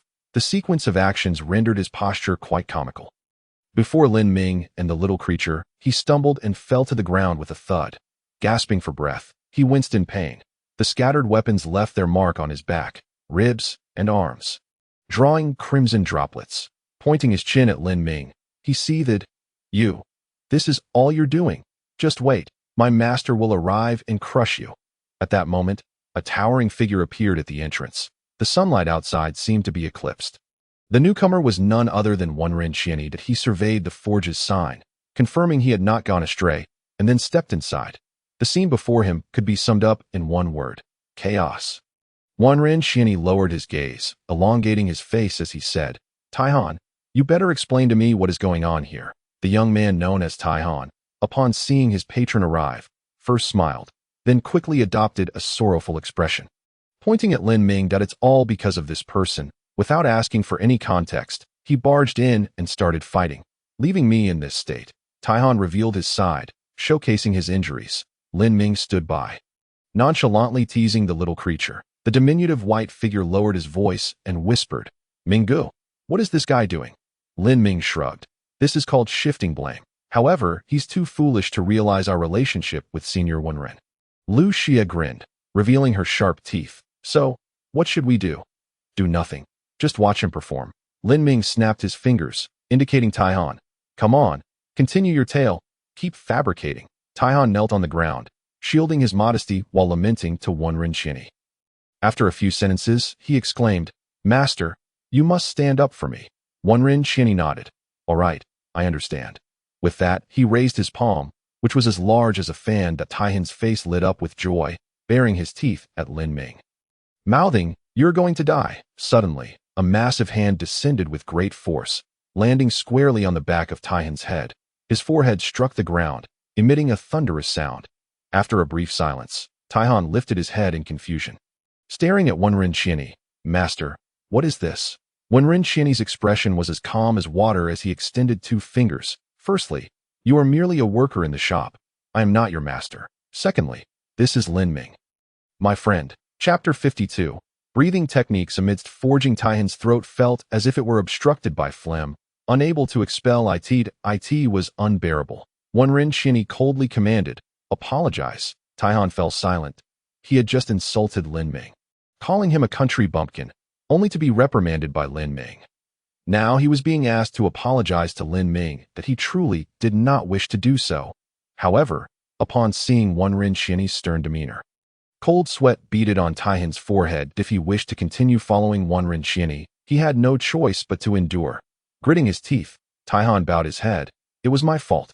I implore you, young master, to be magnanimous." Lin Ming nonchalantly acknowledged him with a sound, then ignored Taihan. "Senior, when shall we begin?" Wenren Qianni did not pursue the matter further, pointing towards the inner hall. "Right now." With that, he led Lin Ming and Lu Xia inside. "Go change your clothes, then clean up the mess you made, and ensure it's done before noon." Taihan. "Yes."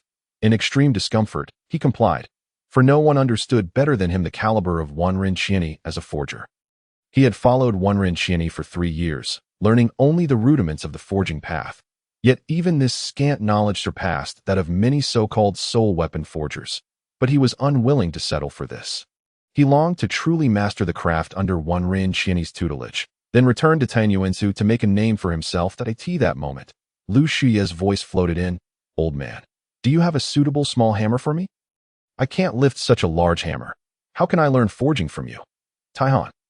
He thought he must have misheard and dug at his ears to listen again. However, Wenren Qianni let out a cold snort. An invisible pressure enveloping the inner hall. Taihan could hear nothing. Feeling helpless, he could only change his clothes and begin cleaning outside.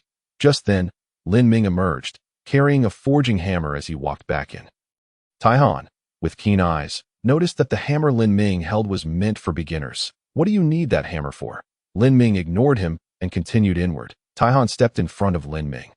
"Hey, I'm asking you a question." Lin Ming raised the hammer in his hand. "Can't you see for yourself?" With that, Lin Ming sidestepped past him. Taihan's voice rose an octave. "You're learning forging from the shopkeeper?"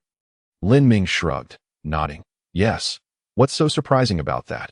What seemed like a mundane matter to Lin Ming sent Taihan's mind into turmoil. It shattered his understanding.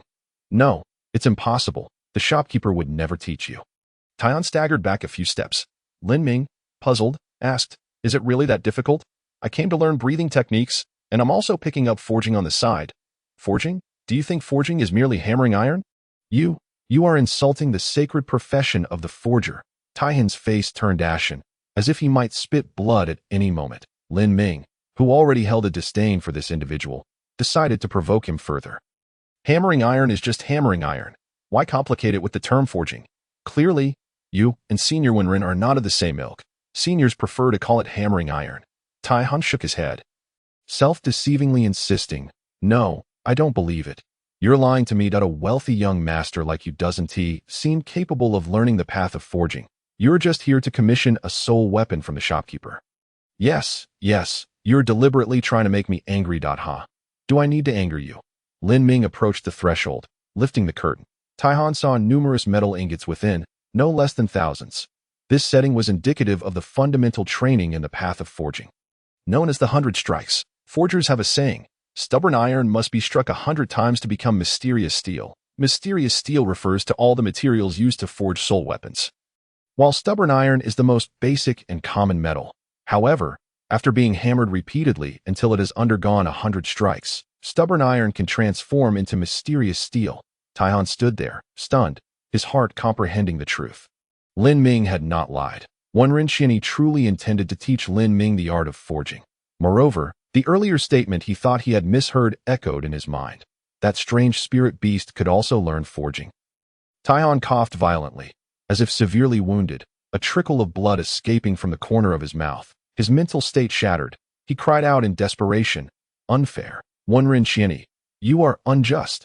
I came all the way from Invincible, following you for 3 years without a single day of rest, solely to learn the art of forging from you. Yet you refuse me. Fine, I thought perhaps the time was simply not right.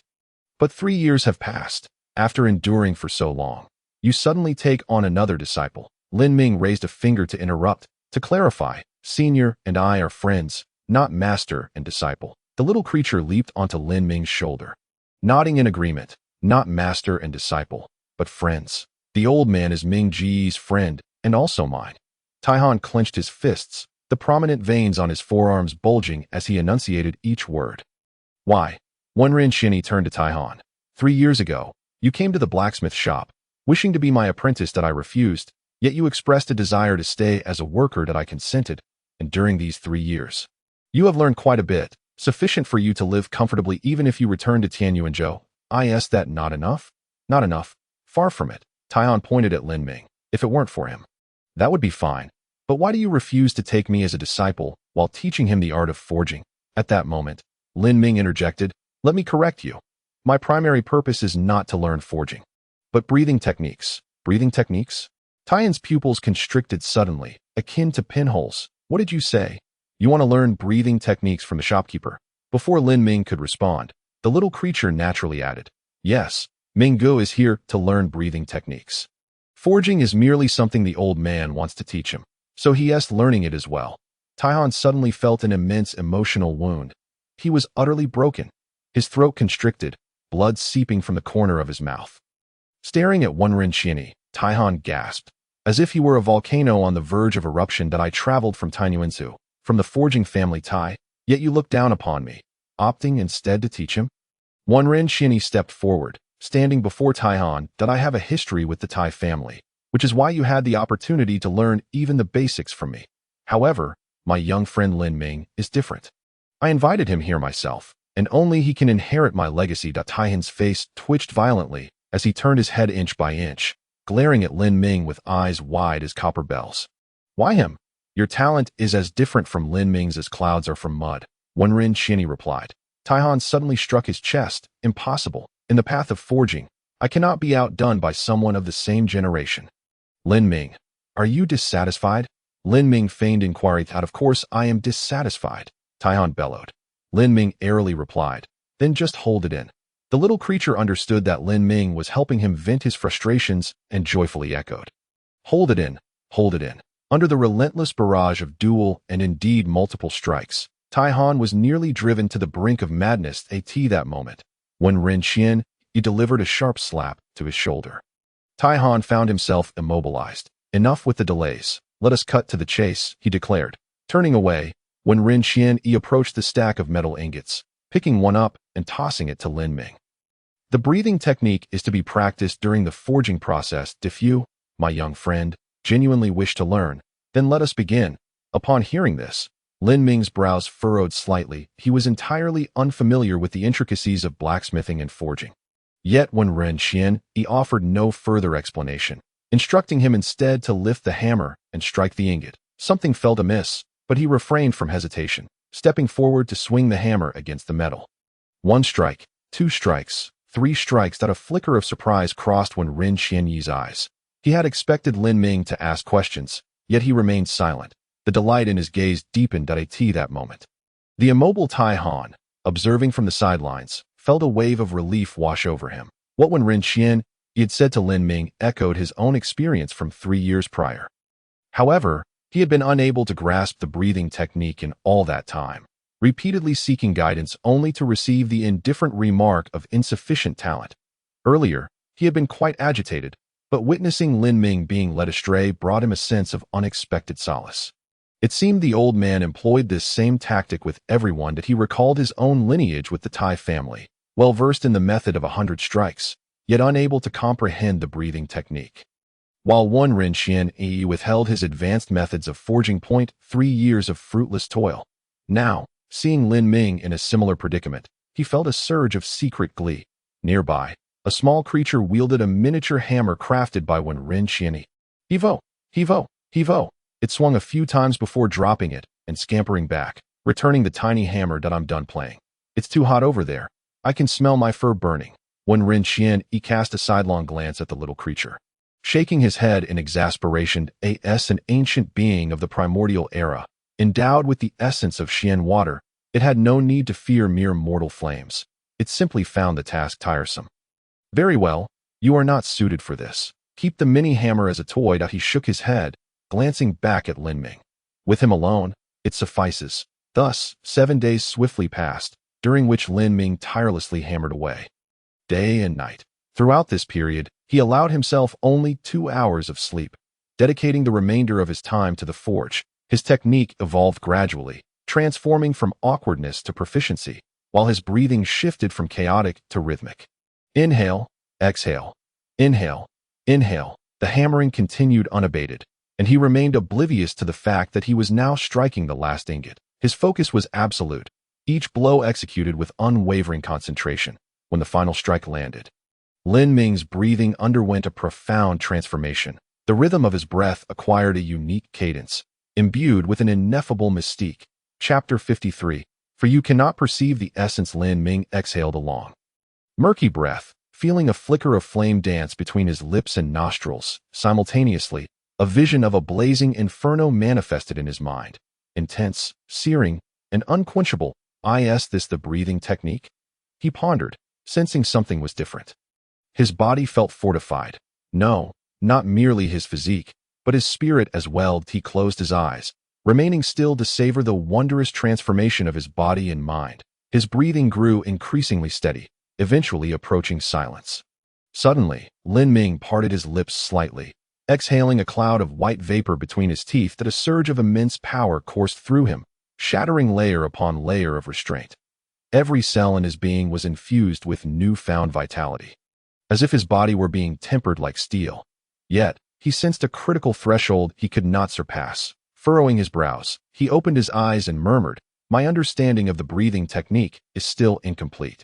There must be other secrets." At that moment, the little white creature appeared from somewhere, darting up to perch on Lin Ming's shoulder, exclaiming, "Brother Ming is amazing.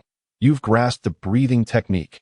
Lin Ming affectionately ruffled the creature's head, realizing, indeed, he was now poised to advance to the realm of body refinement. The creature basked in the warmth of Lin Ming's palm, preparing to indulge in its charm. The curtain at a distance was drawn aside. Tai Han, one hand gripping a hammer and the other holding a semi-finished sword, strode swiftly toward Lin Ming. No, this cannot be. How could you possibly comprehend the breathing technique? The shopkeeper's methods are mere deception. It's impossible to truly master the breathing technique. This is simply... So this is what you believe. When Ren Qian interjected, having appeared behind Tai Han, he delivered a sharp slap to Tai Han's shoulder. The sudden jolt left Tai Han's hands trembling, causing him to fumble the hammer and sword. Stumbling to the side, he pointed an accusatory finger at Lin Ming. No, it must be your bias. You told him some secret. Some special method? With a weary sigh, when Rin Qianyi replied, Indeed, there are secrets, but I have yet to impart them to Lin Ming. With that, he ignored Tai Han, sidestepping him to stand beside Lin Ming. He picked up the ingot Lin Ming had been hammering, seemingly unfazed by its high temperature. Weighing it in his hands, he pinched it lightly, leaving 2 small indentations. Lin Ming, my young friend, you have grasped the foundational technique of 100 strikes in just 7 days. Truly a prodigy of blacksmithing. Tai Han's lips twitched involuntarily as he stepped closer to know. Even if he has talent for cultivation, he could not possibly excel in forging at his age. He is still only capable of 100 strikes. A skill even a 10-year-old of the Tai family should master. When Rin Qianyi shook his head at last. You speak the truth, young master of the Tai family. You came not merely to learn the art of forging, but also because your ancestor made a pact with me. Otherwise, do you truly believe I would take you on as an apprentice?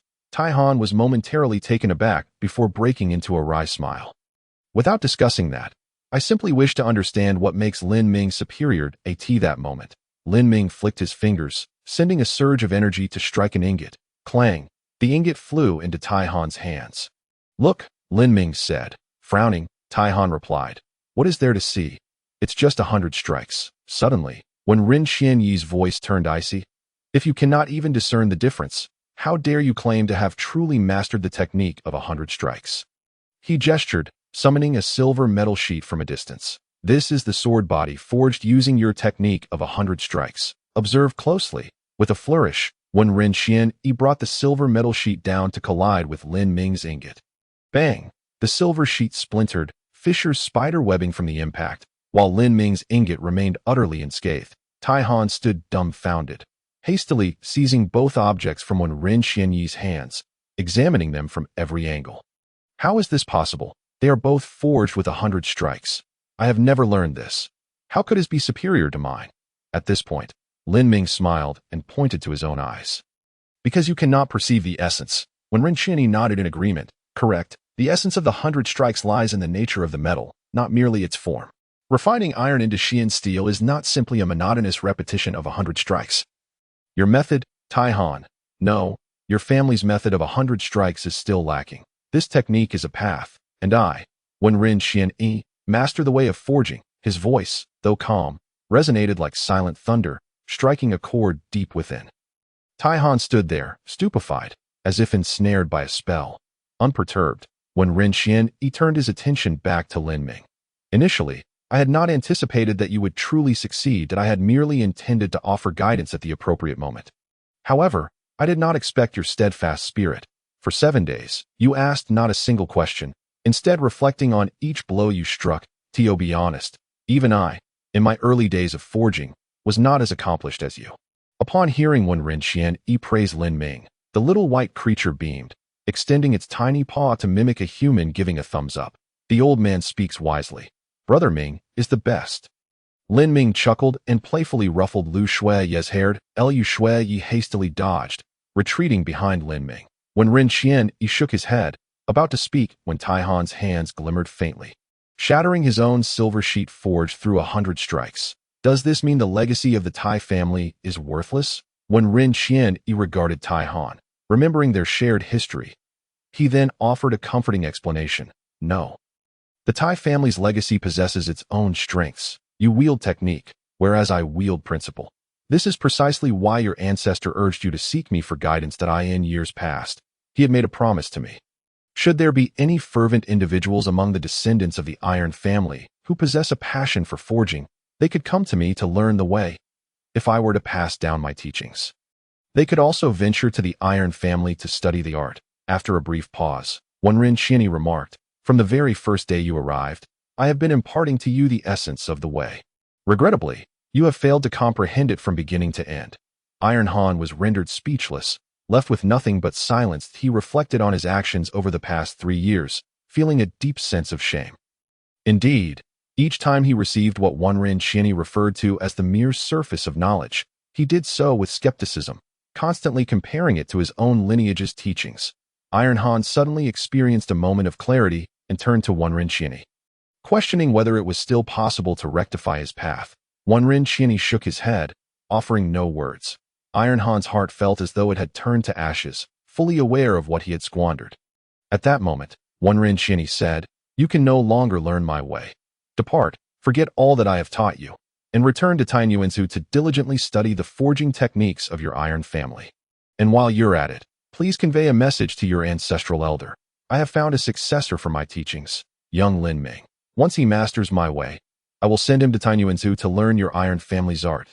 Iron Han responded with a low murmur of acknowledgement, then left the blacksmith shop, dejected and lost in thought. Wenren Qianyi sighed softly and turned to Lin Ming. "Young friend, your innate talent is extraordinary. Not only have you grasped the way of forging, but you have also perceived the breath of fire, truly remarkable." The little fellow mumbled, "Fire, it's too hot. I don't like it." Lin Ming gently tapped its cheek and smiled at Wenren Qianyi. "I haven't fully comprehended it yet." Observing the seemingly playful yet profound gaze of Lin Ming, Wenren Qianyi felt a wave of relief wash over him.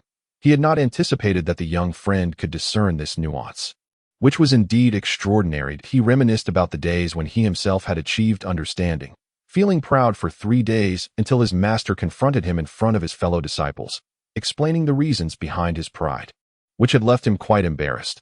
Wenren Qianyi shuddered at the memory, shaking off his past and laughing. "Then let us proceed, young friend, and I shall impart to you the secrets of the breath of fire." Chapter 54. The Divine Script and Me. More like instinct, Wenren Qianyi waved his hand, causing the blacksmith shop's windows to slam shut and the doors to close. An invisible force enveloped the surroundings, blocking outsiders from perceiving the interior. That he raised his hand, gently stroking his chest, and said, "Breathing has its innate and acquired distinctions. Ordinary individuals breathe into their chests, resulting in short breaths and fleeting lifespans." His hand moved downward to his abdomen as he continued. "Martial practitioners tend to breathe into their bellies, which is slightly better than the average person, yet still insufficient to be termed as a true method. Both of these are forms of acquired breathing. Beyond acquired breathing, there exists innate breathing, which is known as the breath method."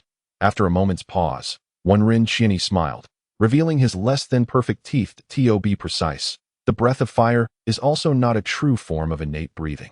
Rather, it is a path, a method. Lin Ming nodded, understanding why it was referred to as the breath method. The little creature raised its paw, swishing its long, white tail, asking, "What's the difference?" Wenren Qianyi arched his brow and pointed at his heels. "It is said that in ancient times, there existed true beings who breathed through their heels, creating a bridge between mind and body with each inhale and exhale, endowing their every movement with unfathomable power. Our task, as mere descendants, is to strive to approach the innate and discover the true innate methods." That a hint of nostalgia flickered in Wenren Qianyi's eyes, as if he had witnessed the ancient beings firsthand. At that moment, the little creature transformed into a white shadow, darting before Wenren Qianyi and playfully kicking his chest. "Old man, you were daydreaming." With that, Lu Xia pivoted and returned to Lin Ming's shoulder. Wenren Qianyi smiled apologetically, raising his hand. "Now, let us return to the matter at hand and directly analyze the divine script of fire, elucidating the breath of fire." Lin Ming nodded in agreement. Subsequently, the two settled onto small stools in the blacksmith shop. Wenren Qianyi briefly outlined the incantation and was about to delve into the interpretation of the fire divine script when Lin Ming interjected with a smile. "Senior, you need not explain the fire divine script.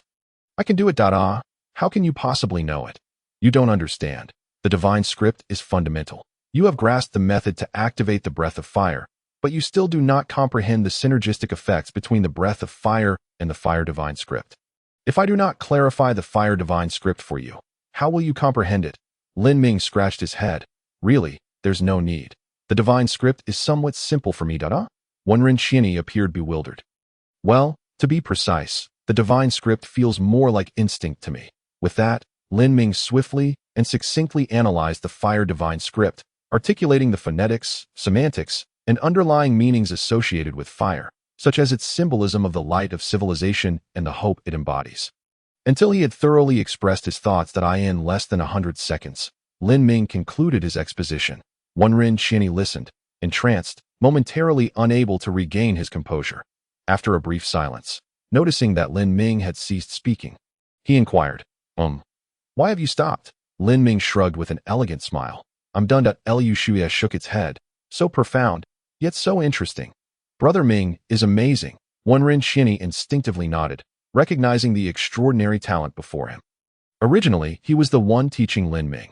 However, after hearing Lin Ming's interpretation of the Fire Divine script, he felt as though he had experienced a subtle breakthrough himself. This was utterly astounding. Wenren Xianyi wiped his forehead and remarked, "Young friend Lin Ming, your innate talent is truly unparalleled in my lifetime. Perhaps you should practice on your own for a while.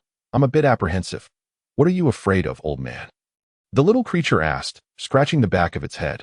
Wenren Xianyi chuckled, glancing at it. "Afraid I might hinder your brother Ming. Afraid of leading the young astray." He had never felt old until he encountered Lin Ming.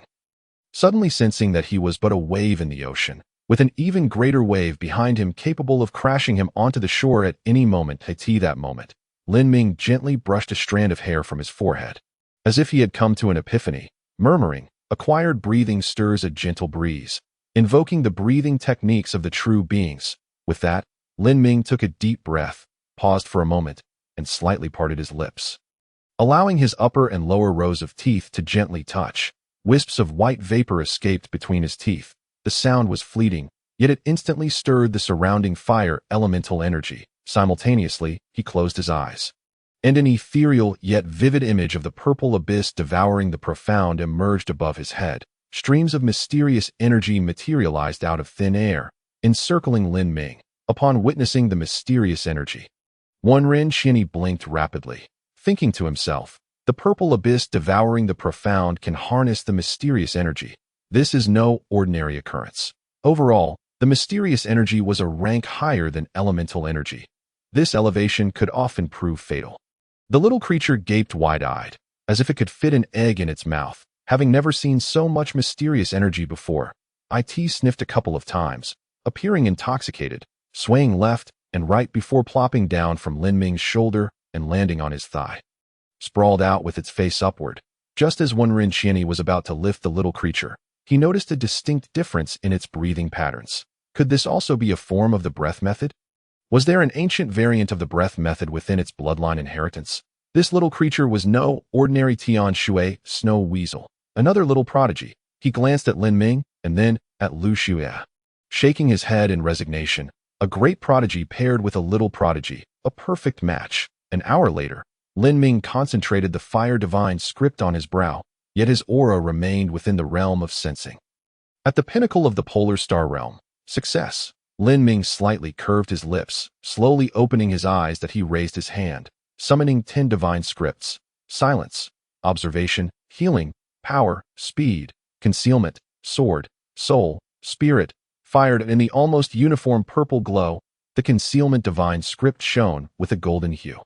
A high-grade celestial script. However, the Fire Divine script was different. It was neither black, silver, gold, nor purple, but rather a blend of indistinct red and orange. If one were to describe it, it would be the color of crimson and orange, the very color of fire. "What is this?" Lin Ming was about to inquire when he realized that when Wenren Xianyi had vanished from sight, a small weight settled on his leg, and looking down, he saw the little creature lying on its back, breathing in the mysterious energy.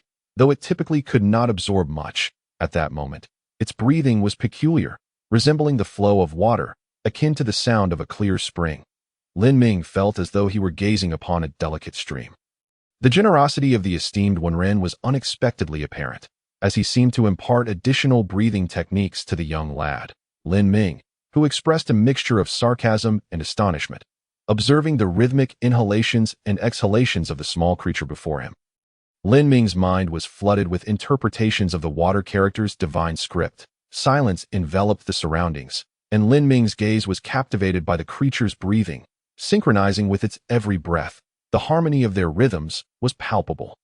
The flickering flames at his mouth and nose appeared to dissipate, replaced by a refreshing flow akin to a gentle stream. In that moment, the fire breathing within him surged forth in rebellion, as if his very body were inhaling, or perhaps it was his cells that breathed. Remarkably, the coexistence of both water and fire breathing did not result in the anticipated explosion or unwarranted repulsion, but rather fostered a natural unity, gravitating towards a harmonious equilibrium. The fiery character inscribed upon Lin Ming's brow playfully nudged to the left, extending its hand to beckon the space that had emerged in an instant. A water character sprang forth, exuding a blend of joy and shyness. A little girl. Thus, the fiery boy and the watery girl clasped hands and stood shoulder to shoulder. Lin Ming shut his eyes once more, and his breathing transformed in a wondrous manner at this juncture. Wenren Qianyi entered the scene. Chapter 55. The Ultimate Ace. Observing the peculiar breathing pattern emanating from Lin Ming, Wenren Qianyi's thick brows furrowed. Has my young friend Lin Ming perhaps mismanaged his breathing technique? He hurried closer, extending a finger to rest beneath Lin Ming's nose. After a few moments of contemplation, Wenren Qianyi withdrew his hand and straightened his posture. How curious. Lin Ming's breathing technique seems off, yet there appears to be no apparent flaw. What could be the matter? Could it be that the breathing techniques of our Xianzhu lineage possess some hidden effect? Frustration mounted as he recalled dozing off during his master's lectures. Had he missed something vital? The more he pondered, the more unsettled he became, causing him to run his fingers through his hair in irritation. In that moment, his peripheral vision caught the small creature's breath once more. Wenren Qianyi exclaimed, "Ah, indeed, this is also a breathing technique. It seems to be the water breathing." With this realization, he tilted his neck slightly, fixating intently on Lin Ming's mouth and nose, inhaling and exhaling. The rhythm grew increasingly profound, revealing a miraculous blend of water and fire, strength and gentleness. Enlightenment dawned upon Wenren Qianyi. Lin Ming had made an insightful connection, utilizing his understanding of fire breathing in conjunction with the fire character to reverse engineer the small creature's water breathing. Such talent in divine script is beyond the capabilities of ordinary individuals. This exceptional aptitude was simply astounding. Wenren Qianyi set aside all distractions, intent on witnessing the potency of Lin Ming's newly forged breathing technique, a synthesis of water and fire breathing. Over the course of 2 hours, Lin Ming underwent multiple phases of bodily refinement. The first led him to break through to the Polaris realm, a delayed refinement. The second saw him take another step within the Polaris realm, grasping the 11th divine script, water, thus initiating another round of refinement. The third phase involved the unique effects born from the fusion of water and fire breathing, granting Lin Ming yet another refinement. Nonetheless, even after 3 refinements, Lin Ming had yet to achieve the refining realm. Wenren Qianyi felt numbed by the experience. He refrained from contemplating the extent of Lin Ming's extraordinary prowess, unable to fathom the strength he would possess upon fully refining his body. In truth, had he himself been in Lin Ming's position, he would have been no match for the young man. Even if 100 opponents had converged upon him, the sense of humility washed over him. Thankfully, Wenren Qianyi did not pride himself on physical strength. His talents lay in forging. Even so, he clutched his chest, panting for breath to regain his composure. At that moment, Lin Ming's breathing technique reached its culmination. With each inhale and exhale, it resonated like a bellows. The air within the room surged, causing metal objects to clang and rattle. Such a formidable breathing technique. Wenren Qianyi felt a tremor ripple through him as he unleashed an invisible aura to suppress the disturbances caused by Lin Ming's powerful breath. Otherwise, the very act of breathing could have obliterated the room itself. Once the chaos was quelled, Wenren Qianyi's pupils constricted sharply. He placed one hand upon Lin Ming's forehead and the other against his navel. Uttering a single word, clumsy, the sound resonated with an ancient timbre, akin to a great bell tolling. Lin Ming's eyelids fluttered, his lashes quivering, as if on the verge of awakening. Yet, his breath continued to swell. Surrounded by spiritual energy and the extraordinary essence birthed from the purple mist swallowing the mysterious phenomena, as if reluctant to let him return to consciousness. "Beware!" Wenren Qianyi's voice thundered, echoing in Lin Ming's ears. Awaken! Lin Ming's eyelids trembled more violently, a sliver of light breaking through. In that moment, Wenren Qianyi cautioned, "Lin Ming, my young friend, focus on controlling your breath. Do not allow your breath to control you. The path is a pursuit, not a possession. Remember." Lin Ming's eyelids drooped momentarily before snapping open. A hiss escaped his lips, a misty vapor escaping between his teeth. Raising his arms, he smiled. "Thank you for your assistance, esteemed elder." Wenren Qianyi shook his head. "I have encountered similar situations in texts, yet you have allowed me to witness it firsthand. That was quite perilous." Lin Ming nodded, wiping the sweat from his brow as he recalled the moment, sensing as if his spirit were distancing from his body. Akin to a soul departing, gravitating towards the purple mist swallowing the extraordinary phenomena. The consequences of entering such a realm were unknown to him, and presently, Lin Ming had no desire to explore it. Perhaps, upon reaching greater heights in martial cultivation and attaining a deeper understanding of himself, he might consider it that moment. Wenren Qianyi placed a hand on Lin Ming's shoulder and said, "It's good that you've returned. Now, I have a few words for you. Make sure to remember them." Lin Ming nodded, assuring him he would. Wenren Qianyi smiled. "Your breathing technique is formidable, and your fortune is exceptional, but never speak of it to outsiders. Now that you are here, you must only present the fire breathing. The secrets of the water breathing and the harmonious blend of water and fire must remain concealed. They will serve as your ultimate ace." Lin Ming smiled brightly. "Understood. I shall keep it in mind." From the concern evident in Wenren Qianyi's gaze and the clarity of his words, Lin Ming felt the weight of a senior's care. This smile was elegant and warm, akin to the most unpretentious jade. Wenren Qianyi was momentarily taken aback, then playfully slapped Lin Ming on the shoulder with considerable force. "You rascal! You will surely be a charming rogue in the future. Do not disappoint the young ladies." Lin Ming responded with a puzzled expression. "Why are we discussing this?" Thoughts drifted through his mind as he quickly answered, "I will choose my partner with caution and remain steadfast." Wenren Qianyi chuckled. "Nonsense. With your talents and looks, are you only to marry one?" Lin Ming raised his hands in surrender. "Is there a problem with that?" Another firm slap landed on Lin Ming's shoulder as Wenren Qianyi earnestly declared, "A true man should marry all the women he loves. Having 10 or 20 wives is no issue at all." Lin Ming was taken aback. Having crossed over from the modern world, he had been there for less than half a month, and his mindset had yet to adjust to that moment. The small creature piped up, "Then why doesn't that old man marry a grandmother?" Wenren Qianyi's forehead twitched with irritation as he shot a disdainful glance at the small creature. "Just woke up and already spouting nonsense? Go back to sleep." The small creature sniffled, rolled off Lin Ming's lap, and raised its right paw, forming a fist with its back facing Wenren Qianyi. Then, the longest claw flicked up, a gesture akin to a middle finger. This was the first time Wenren Qianyi had encountered such a posture, yet he discerned the contempt contained within. Raising his hand, he prepared to deliver a playful smack to the small creature's head. Just then, the small creature's mouth and nose erupted with splashes of water.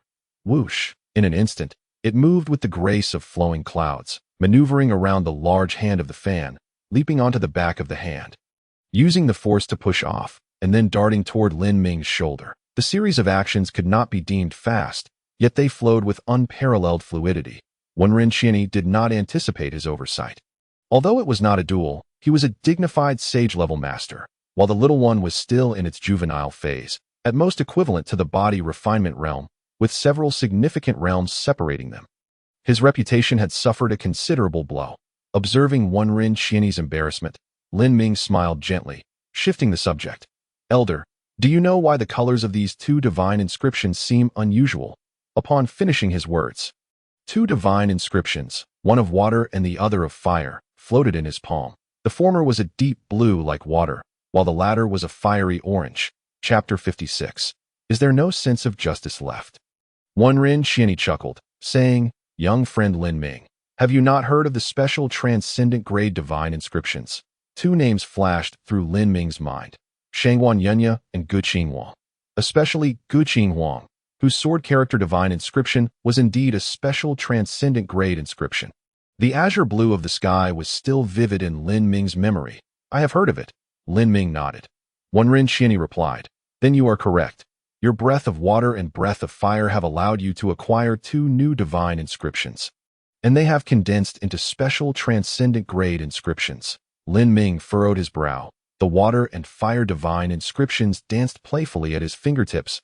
If that's the case, upon reaching the star realm, is it primarily through the coordination of breathing techniques that one can condense divine inscriptions? Wenren Qianyi shook his head. "No, of course not. There exists a subtle barrier between the 9th and 10th realms. Once you break through this barrier, you can continue to condense divine inscriptions. However, while your body may be able to endure, your soul's capacity is uncertain." Liu Xia leaned in, inquiring, "Why?" The little one was like a worm in Lin Ming's stomach. It asked the question he had just thought of. Lin Ming extended his index finger, gently stroking the little one's fuzzy head. The little one giggled. The hint of warmth flickered in Wenren Qian's eyes as he replied. The specific reason remains unknown to all, but as far as I know, achieving the breathing technique and condensing the 10th divine inscription already qualifies one as a prodigy among geniuses, the little one exclaimed. Huh, is the breathing technique that difficult? In the room, the three of them, you, me, and Minggu, all could do it. Wenren Qian's lips twitched slightly, while Lin Ming ruffled the little one's head, saying, Be good, now let Elder Wenren continue. The little one's furry ears trembled as it nodded, then climbed back onto Lin Ming's shoulder, sitting cross-legged and adopting a serious listening posture. Wenren Qian shook his head helplessly, his eyes filled with indulgence for the little one that after 7 days of companionship, he had grown accustomed to the little one and the occasional bursts of joy it brought. Wenren Qian sat on a small stool, raising his index finger. First, the breathing technique is difficult to master and relies heavily on fate. He then raised his middle finger. Second, mastering the breathing technique does not guarantee one can achieve the star realm. Pausing for a moment, he raised his ring finger.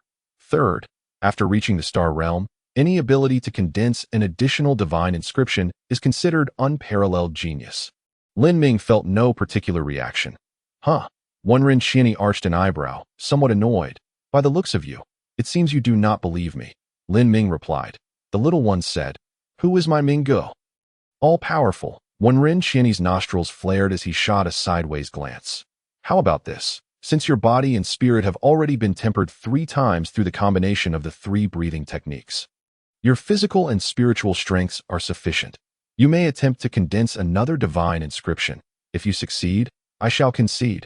Lin Ming grinned teasingly. If I succeed, will there be any benefits for you? Wenren Qian waved his hand. Sure. Lin Ming smiled slightly, unsheathing the sword from his waist. If I succeed in condensing it, I would trouble Elder to fully temper this sword. Wenren Qian took the sword, succinctly responding. All right. Lin Ming's sword-like brows arched upward, the curve of his lips exuding confidence. Wenren Qian mused internally. This lad is far too composed. He seems to have it all together, yet he does not realize that the strength of the soul is innate and challenging to cultivate. He chuckled mischievously, recalling his own struggles when he condensed his 11th divine inscription. Looking at Lin Ming, the corners of Wenren Qian's mouth curled into a smile. The little one cast a sidelong glance at him. He quickly assumed a serious demeanor, but internally, he was quite amused, unable to conceal his delight. The corners of his mouth curved once more. The little one gazed intently at Wenren Qian, who hurriedly covered his mouth. He was stifling a laugh, waiting for Lin Ming to make a blunder, while justifying his intent.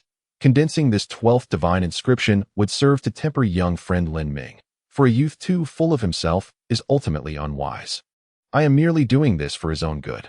However, the old man and the little one waited for a quarter of an hour, only to find Lin Ming furrowing his brows, remaining motionless. Wenren Qian raised an eyebrow, chuckling. What's wrong? Have you sensed the difficulty even before attempting? Knowing when to retreat can sometimes be a virtue. It's no trouble. Lin Ming shook his head, his brows slightly relaxing. I just found myself momentarily indecisive. Wenren Qian instinctively responded. Ah. Lin Ming lightly pressed his lips together before explaining. It's nothing.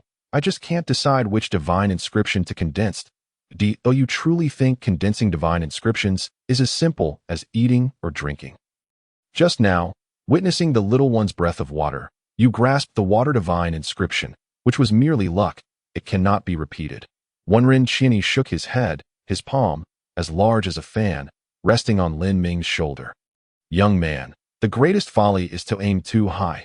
Just then, the flames in the corner of the blacksmith shop flared up. The flames flickered, emitting sparks that resembled fleeting orange-red lightning. Lin Ming blinked, suddenly slapping his thigh. That's it. The little one was startled by Lin Ming's exclamation. Wenren Qian was also momentarily taken aback, instinctively retracting his hand at that moment. Lin Ming's brows relaxed, and he smiled as he raised his right hand. His ring and little fingers curled slightly, while his middle and index fingers pointed skyward, and his thumb rested naturally beside them, but he softly uttered, Thunder.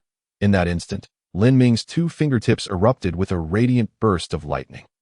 The purple brilliance crackled with a sound reminiscent of popping fireworks. Following that, Lin Ming's fingertips condensed into a vibrant purple lightning divine inscription. Above Qingya City, The primordial purple aura suddenly surged, though it was not very pronounced in broad daylight.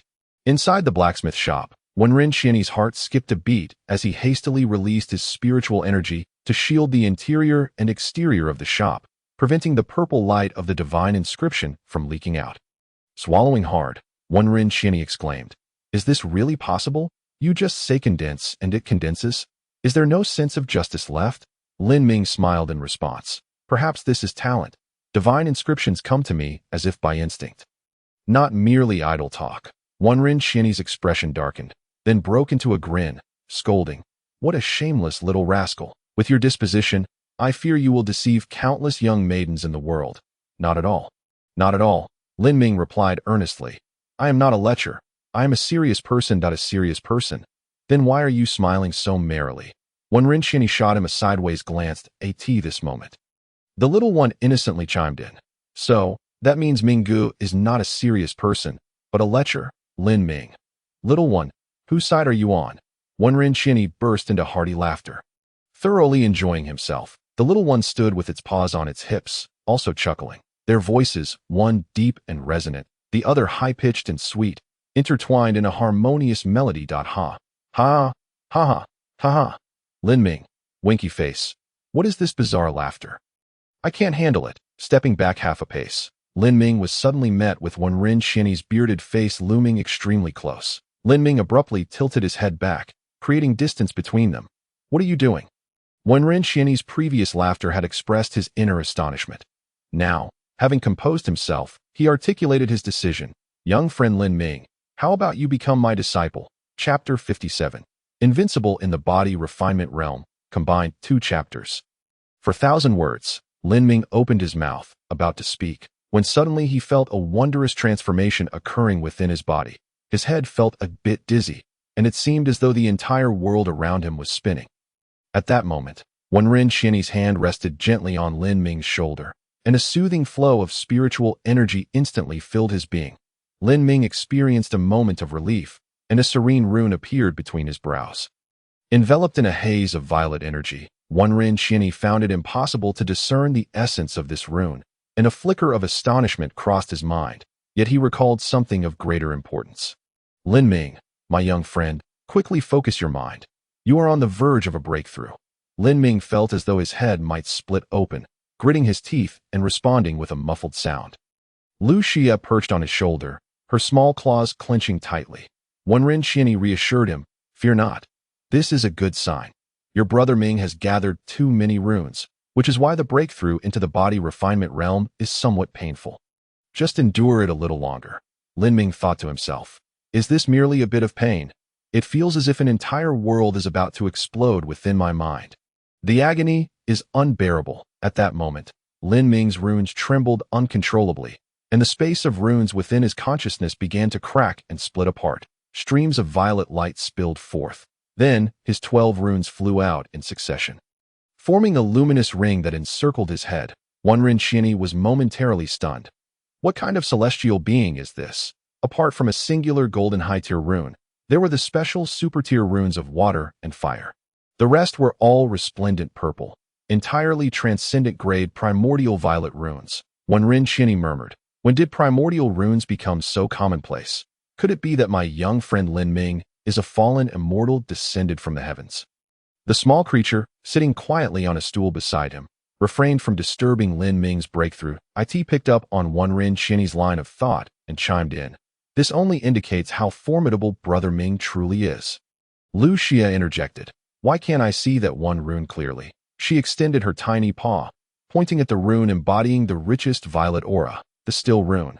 Wenren Qianyi shook his head. "The purple light is as magnificent as the sun, and the violet energy permeates as if from the primordial chaos. This rune must be deeply intertwined with the principles of heaven and earth.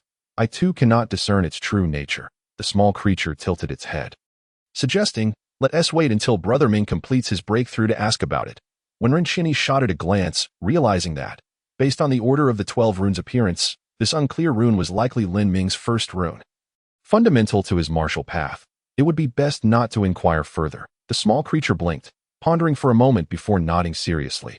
"All right, I'll keep my mouth shut and not ask." At that moment, Lin Ming's soul and spirit runes began to coalesce, forming a miniature violet abyss that devoured the surrounding purple energy. The still rune did not intimidate the violet abyss, but instead allowed it to flow freely. The primordial violet energy coalescing within the abyss was not consumed. Rather, it transformed into a thread that enveloped Lin Ming's soul non-transcendent rune in concealment. The violet threads wrapped around the hidden rune in layers. Akin to a silken cocoon, the golden radiance was completely obscured within. After a moment of silence, the hidden rune erupted with divine light, radiating a rich purple hue. Wenren Xini exclaimed, "The gathering of runes and their advancement can truly be as effortless as eating and drinking. It has advanced again.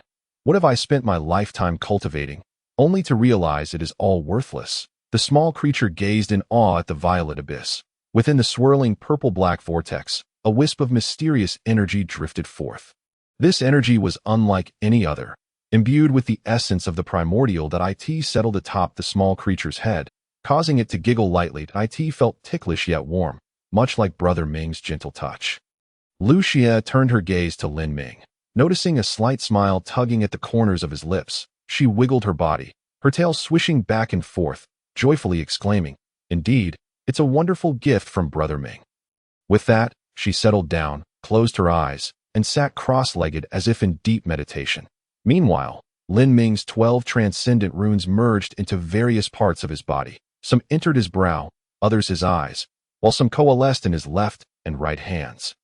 The 12 runes corresponded to 12 locations within his body. Lin Ming's physique emanated a formidable aura, starkly different from that of the sensory realm, the body refinement realm. Moreover, Lin Ming's breathing suddenly intensified. Hiss! Wisps of white mist escaped his lips, the air thickening around him to in the next instant. Lin Ming flared his nostrils and inhaled deeply to that moment. The surrounding mysterious energies, spiritual energies, and primordial violet energies seemed to respond to an unseen command. Swirling towards him in a torrent, his body was undergoing its fourth refinement. A lustrous sheen appeared upon his skin, resembling gentle ripples on water or the soft caress of a breeze. Pop! With a light sound, Lin Ming's breakthrough was complete. He had entirely ascended to the body refinement realm. Moreover, he had surpassed the first layer of this realm, the superficial stage. He opened his eyes, and two brilliant lights flashed momentarily. Rising to his feet, Lin Ming took a moment to acclimatize to his newfound sensations. Runes were no longer merely runes. They had transformed into a state of enhancement within him. For instance, divine strength, divine speed, and the heart's eye. These abilities that he previously needed to summon consciously in the sensory realm were now innate.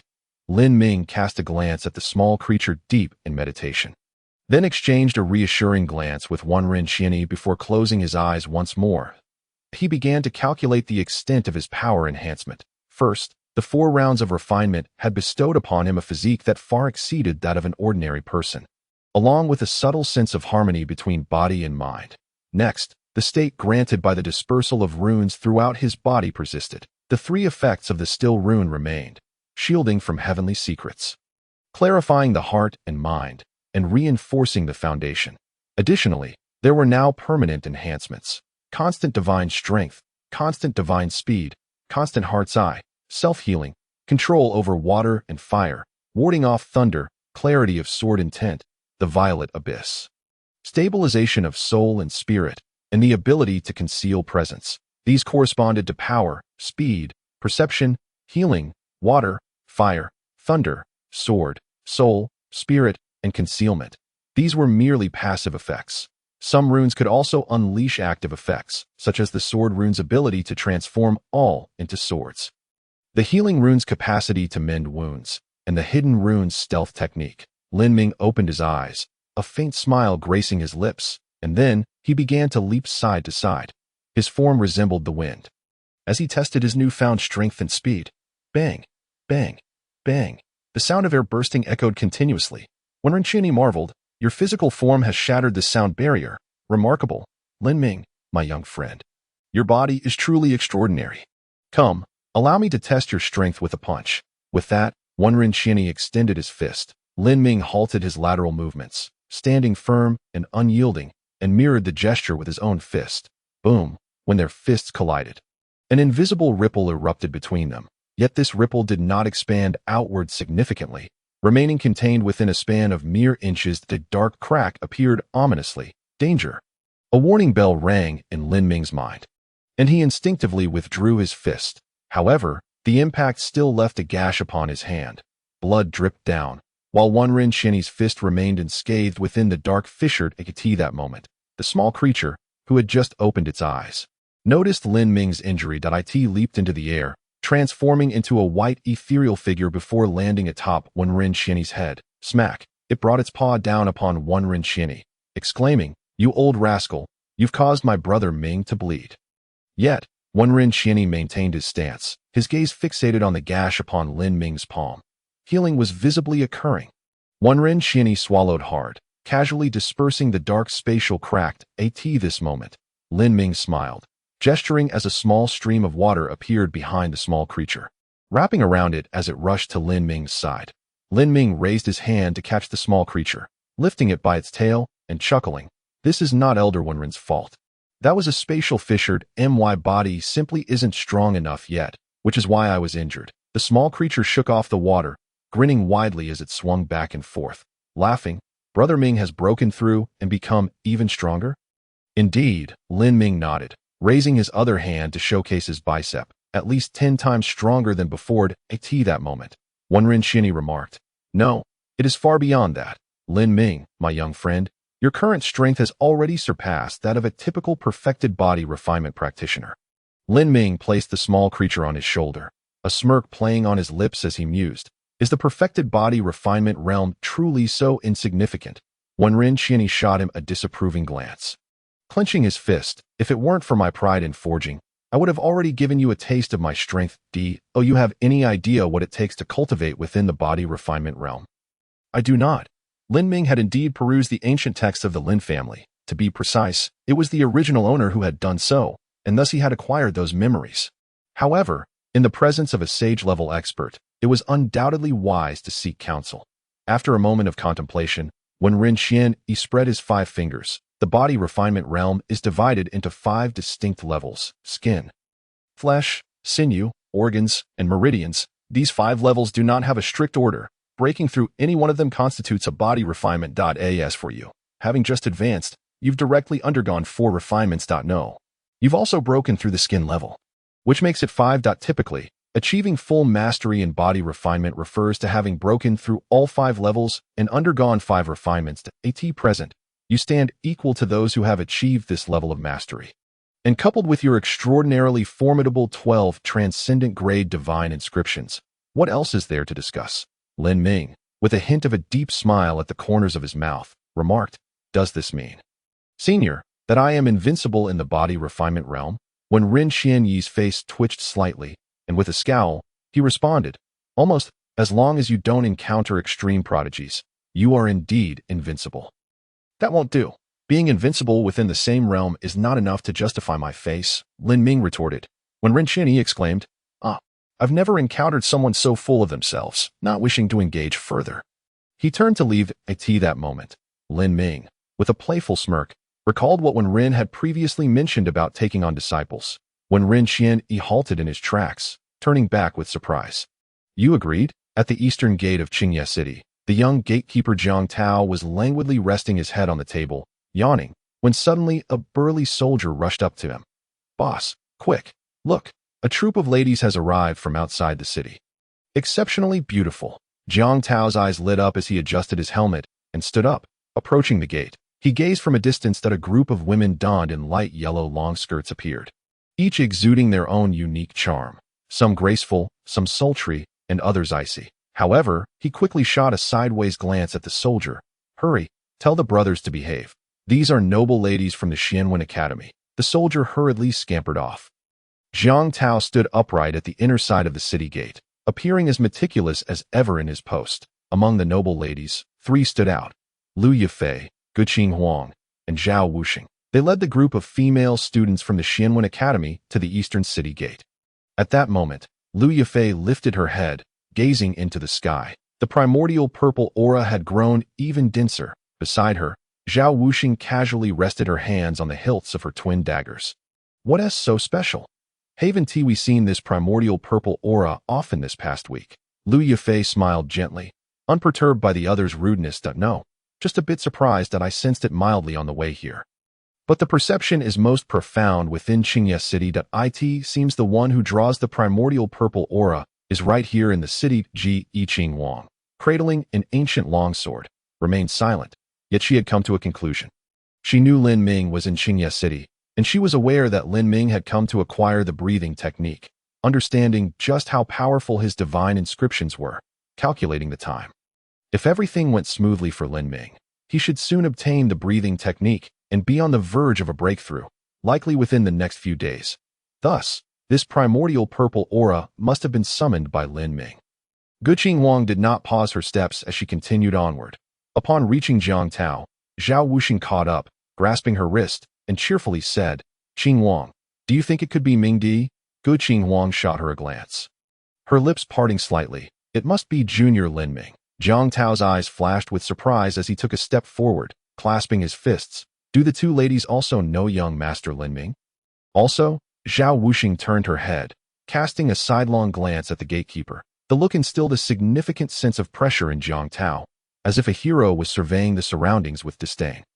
He suppressed the urge to retreat and declared, "I have met young Master Lin once, and recently, he has been the most talked-about figure in the streets of Qingye City. Do tell." Zhao Wuxing expressed her interest in the tales of the martial world. Eager to hear the story, avoid disturbing passers-by at the gate. Jiang Tao led them to a nearby square table. Lu Yifei, equally intrigued by Lin Ming, followed suit. The other female students from the outer academy soon gathered around as well. For a moment, Jiang Tao felt his heart race, surrounded by over 10 stunning women, each one more beautiful than the last. They were beyond his reach. He swallowed hard, feeling somewhat awkward that moment. Guqing Wang flicked her fingers against the hilt of her sword. Buzz, Jiang Tao steadied himself. What has Junior done? Zhao Wuxing, surprised, wondered why the usually aloof Guqing Wang seemed so concerned about Lin Ming. Could it be just because of their encounter on Xianyun Peak? That seemed implausible. Lu Yifei brought her hands together before her, a gentle smile gracing her lips, concealing her thoughts. Subsequently, Jiang Tao recounted Lin Ming's entry into the city and the amusing events at Xianju, also mentioning Lin Ming's visit to the finest blacksmith shop on Luohua Street. Upon hearing this, the three ladies led the other girls into the city. Their original intent was to head 30 miles north of Qingye City to the Black Mountain to hunt the beasts within. However, upon receiving news of Lin Ming, the group decided to seek an inn in Qingye City for the night. Chapter 58. Let Ming Ge become the master of the token. Additional update. At the Ironcraft Body Strong blacksmith shop, Lin Ming and one Ren Qian sat on stools, separated by a short distance. That a little creature perched on Lin Ming's shoulder, glancing back and forth between the two. Its large eyes blinked as if wanting to speak, but constrained by the tense atmosphere, it simply covered its mouth with its tiny paws, remaining silent. Earlier, upon hearing Lin Ming's words, when Ren Qian, he had been exceedingly delighted, even going so far as to slap his own face to insist on taking Lin Ming as his disciple. Yet, at the last moment, Lin Ming said, "Senior, don't you think our current interaction is rather comfortable?" When Ren Qian pondered for a moment and realized it was indeed the case, he was accustomed to conversing with Lin Ming as a friend across generations, and the sudden proposition to take him as a disciple felt rather awkward, especially since he had never taken a disciple in his life. Deep down, he harbored an inexplicable unease, though he concealed it well. Lin Ming's observational divine inscription had not revealed anything. Moreover, when Ren Qian, he had long suspected by Chun Hai's scheme. Now, the tension between the two deepened and silenced. At this juncture, Lin Ming broke the silence first. "Senior, I understand your dilemma. A man's word is his bond, especially when it comes to promises made to loved ones." When Ren Qian's eyes flashed with a hint of nostalgia. "Indeed, my master passed away years ago, and his sole wish was for me not to return to the Xian sect. I have also experienced some old matters from back then, and I myself am absolutely unwilling to return to the Xian sect." Lin Ming nodded. "Then let this matter rest. I will learn from you, but I will not formally take you as my master." When Ren Qian deliberated, "In truth, I do not wish to take you as a disciple, but I feel it is imperative to bring you into the Xianji lineage. However, that scoundrel by dog has his own designs. If I take you in, and you return to the Xian sect, I would have to follow suit. In that case, he would accomplish his aim, and I would not wish to see them succeed. Not, to be precise, the Xian sect. Is it that you do not wish to return to the Xian sect? Or do you not want the Xianji lineage to return? Lin Ming inquired, furrowing his brow. Of course, I do not wish to return. The Xianji lineage has already been re-established on his side. Does the Xian sect truly wish to air its dirty laundry in front of outsiders? Lin Ming nodded in agreement. At that moment, the little creature could no longer contain itself, leaping up with its claws outstretched, exclaiming, "Isn't there a token? Old fellow, just pass the token to Ming Gu and let him become the master of the token." Upon hearing this, when Ren Xian's mind opened up, Lin Ming felt the same surge of inspiration. Both of them, as if electrified, simultaneously envisioned a new direction. When Ren Xian would accept Lin Ming into the Xianji lineage, transferring the token to him and allowing Lin Ming to become the master of the token. In this way, Lin Ming and one Ren Xian would be of the same generation. When Ren Xian slapped his thigh in delight. "Ha, splendid. The little one speaks wisely. Let us do it this way. I will give you the token. You have learned the breathing technique, and then I shall impart to you the art of forging. This way, you will be fully qualified to become the master of the token. Moreover, the best part is that by dog is actually one generation beneath you." When Ren Xian contentment abounds. Ha ha ha. There truly is no more delightful method than this. One Ren Xian, with an astute expression, turned to the young one and inquired, "What kind of gift do you desire? I shall forge it for you." The little one blinked, glancing at Lin Ming, who nodded gently in affirmation. A smile spread across the young one's face, exclaiming, "Brother Ming has agreed." Thus, it pondered for a moment, then picked up a miniature hammer. "I want a weapon too, but not one to hold. I wish for one that can fly." Lin Ming chuckled. "Well, how remarkable. While common folk ride swords, you shall ride a hammer." When Ren Xian raised an eyebrow, snorting, "What's wrong with a hammer? It embodies true masculine romance. In my view, you should indeed wield a hammer. After all, comprehending divine inscriptions is a breeze for you. Why not create a divine inscription of the word hammer?" Lin Ming's lips twitched, opting for silence. His quietude served as the most eloquent reply. Yet, one Ren Xian remained unfazed, secretly amused. "Little brother, do you think you can escape? If you wish to learn the art of forging, you must wield a hammer." It is no jest that a sly grin crept upon one Ren Xian's lips. Come, Lin Ming, dear friend, and the little one, assist me. We shall commence the ritual of inheritance. It must be conducted with formality." With that, he began to tidy the surroundings, aligning metal ingots neatly against the wall and polishing the weapons displayed on the rack. Lin Ming and Lu Xie joined in the effort. After a quarter of an hour, the blacksmith shop appeared pristine, as if it had just opened its doors. One Ren Xian chuckled with satisfaction. He retrieved a token from his storage ring and tossed it to Lin Ming. "Here, catch. This is the Xianju order. With it, you shall be the commander." Lin Ming. "This hardly seems appropriate that we've spent half the day cleaning. What about the ritual of inheritance? Is it truly this simple?" One Ren Xian shrugged, hands clasped behind his back, a mischievous grin on his face. "Indeed, it is as such. I am not within the Xian sect, nor do I wish to return. Besides, it has been over 200 years.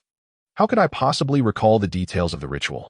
Lin Ming felt an urge to punch the old man, yet the little one acted first. Liu Xue wiped the droplets clinging to its snowy fur and sprang into action. With a swift motion, it struck one Ren Xian's forehead, intending to leave a mark akin to Mr. Bai's teaching stick. However, the little one suddenly found itself in a different position, colliding with one Ren Xian's solid chest. Ouch! The little one bumped its head and tumbled down. Lin Ming extended a hand, conjuring a stream of water to catch the little one, a celestial water snow ferret. Lu Xue was unparalleled in water. With a swift motion, it returned to Lin Ming's shoulder, hands on its hips, glaring at one Ren Xian. "Old man, have you turned into a villain, forcing us to do your hard labor?" As it spoke, Lu Xie raised a small paw, revealing a chipped claw. Look, this has a notch now." One Ren Xian. Lin Ming nodded. "Indeed, Elder One Ren, your actions seem rather ungracious." One Ren Xian furrowed his brow for a moment, then grasped Lin Ming's meaning. He grinned. "No worries, my young friend. I have bestowed upon you a tremendous benefit." "What?" Lin Ming was perplexed. One Ren Xian rested his chin on one hand, stroking his stubble as he chuckled. "From this day forth, By Guzi shall address you as Shirshu. Lin Ming clicked his tongue, feeling it was merely an empty title, but still desired something tangible. What would be considered tangible? Wenren Qianyi inquired. Without hesitation, Lin Ming unfastened the long sword at his waist and presented it. This was a sword that had yet to be fully completed. Wenren Qianyi nodded. Excellent. I shall use this sword as material to teach you the true way of forging. Chapter 59. A young lady travels great distances to see you. What more is there to say? Within the blacksmith shop, Wenren Qianyi rose and grasped a heavy hammer. With a decisive motion, the hammer descended with force. Clang! The hammer met the metal ingot with a resounding strike. Upon closer inspection, this was true forging, whereas yours still lacks the proper heat. Once his words fell, Wenren Qianyi furrowed his brow, his expression turning focused and serious. Sparks flew from his mouth and nose. The breath of fire. He then began to swing the hammer, the sound of clanging ringing incessantly. Wenren Qianyi's arms seemed to transform into streams of light, appearing as countless afterimages, within a mere 3 seconds. The forging was complete. Lin Ming felt a spark of understanding. Wenren Qianyi said, "Do not rush to close your eyes. Listen to me." Lin Ming nodded. The little one perched on Lin Ming's left shoulder, sitting upright and attentive, embodying the image of a diligent student. The art of forging comprises 3 key principles: 10, 100, and 1,000. Wenren Qianyi's voice took on a deeper tone, his pace steadier, enunciating each word with clarity. The first principle is 100 forgings. Through repeated hammering, common iron is transformed into profound steel. The more skilled the blacksmith, the more fluid and effortless the hammering becomes, requiring less time. The second focus lies in 10 quenching, mastering 10 methods of quenching, which aids the blacksmith in extracting the essence from minerals or materials while discarding the dross. Lastly, the third principle is 1,000 refinements, which demands the utmost effort, especially in controlling the heat. This refers not to the general concept of heat, but to the precise heat you apply. Some secret processes are the result of countless explorations by our ancestors. Thus, even with extraordinary talent, without the accumulation of knowledge from predecessors, it would be a farce to expect to discover the best forging methods through mere individual effort. Lin Ming and the little one nodded appropriately, providing slight feedback. At this moment, Wenren Qianyi smiled, about to continue his discourse. Knock, knock, knock. The sound of urgent knocking echoed twice, unmistakably coming from the front door of the blacksmith shop. Is anyone there? A voice that Lin Ming found familiar rang out. A woman's voice. Wenren Qianyi frowned, turning his head to shout, "We are not working today. If you have business, come back tomorrow. No, we are here to find someone." The woman's voice was gentle, devoid of any anger. Wenren Qianyi raised his eyebrows, glancing at Lin Ming. "Are they looking for you?" "It seems so," Lin Ming replied, rubbing his temple with a smile. Through his keen perception, he discerned 3 young women, Lu Yifei, Zhao Wuxing, and Guqing Wang. I see. Wenren Qianyi chuckled. "Young friend, go open the door." Lin Ming, "I don't understand."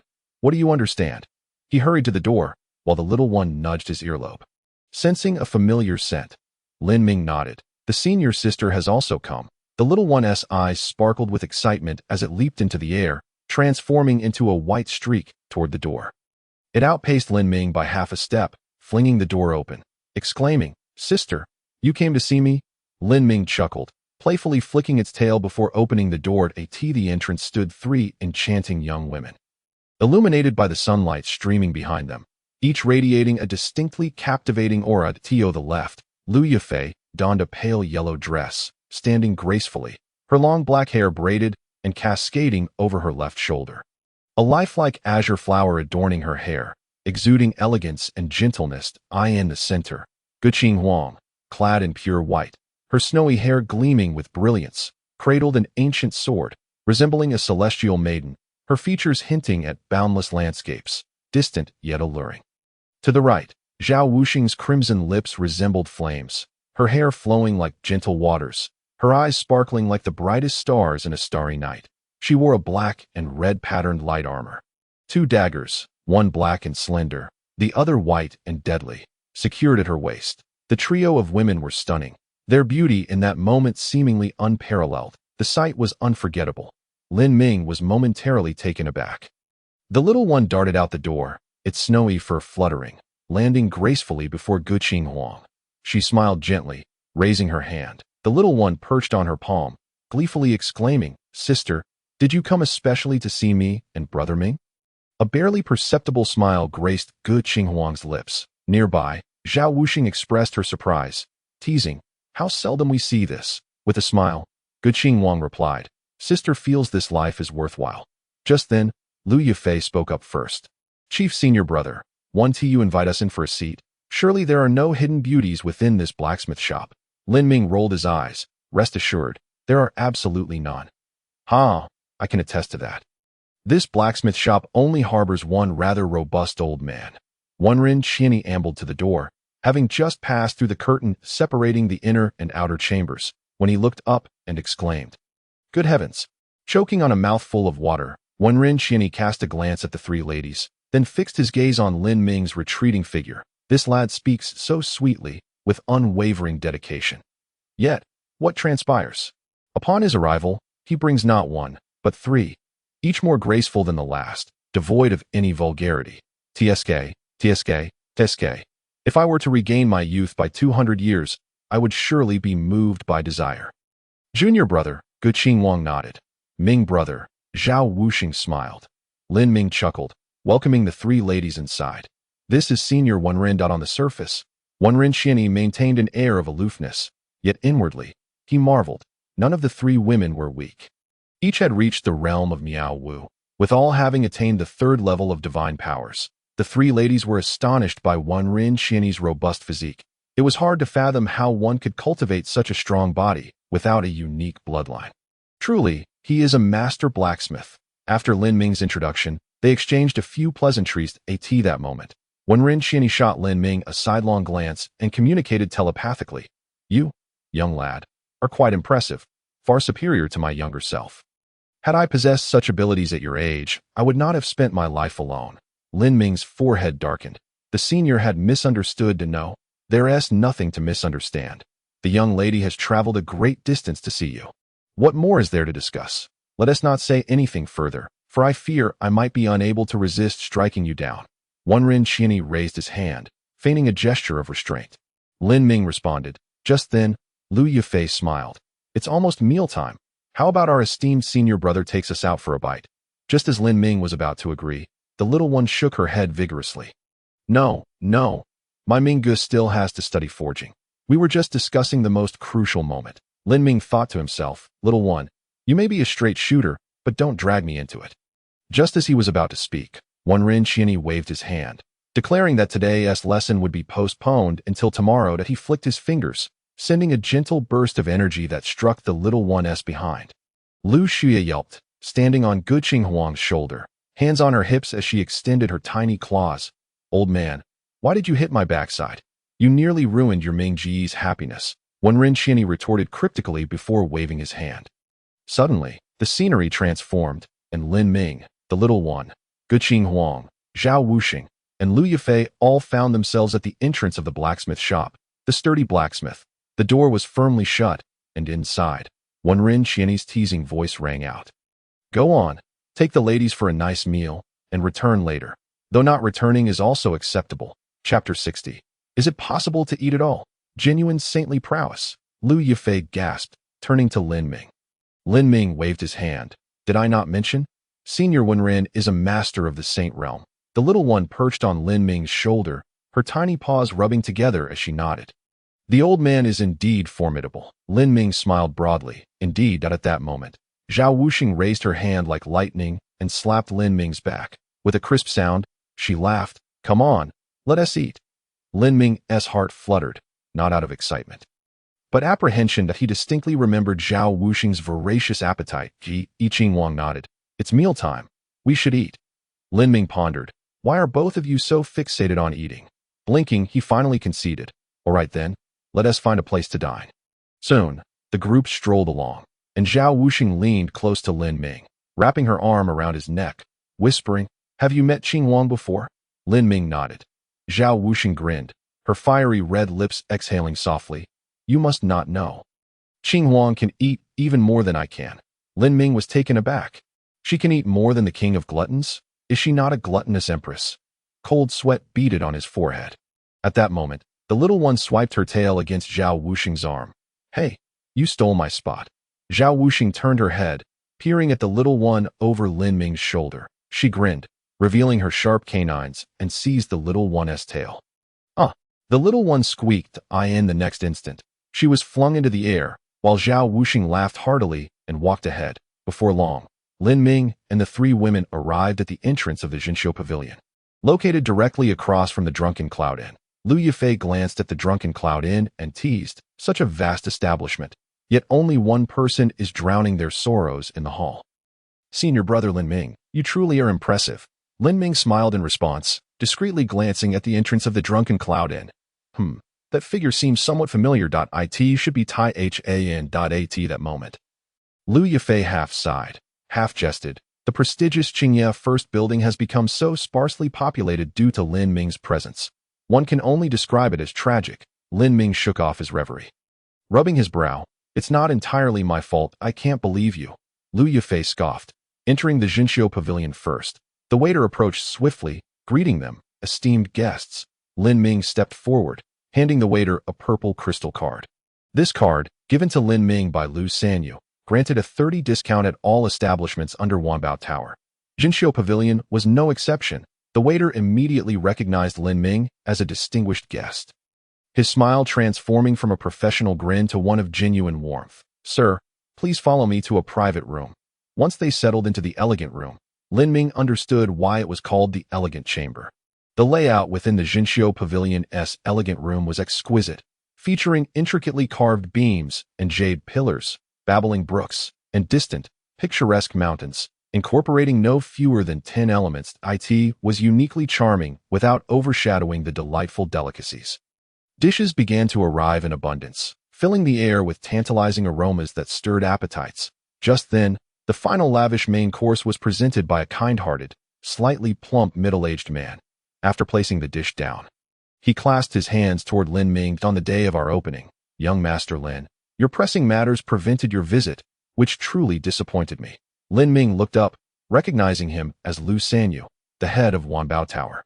Bowing slightly, Lin Ming replied, You are too kind. Lu Manager, it was merely a matter of timing. I encountered a cultivation hurdle. Manager Lu's smile broadened, and he returned the gesture with a slight bow. Ha! Young Master Lin's presence is a blessing for our Jinxiu Pavilion. Therefore, today's feast is on me, Lu Sanyu.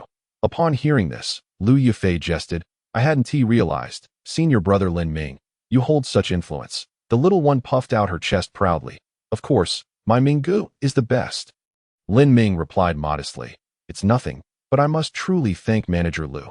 Lu Sanyu chuckled and exchanged a few pleasantries before gracefully excusing himself, allowing Lin Ming and the others to enjoy their meal in peace.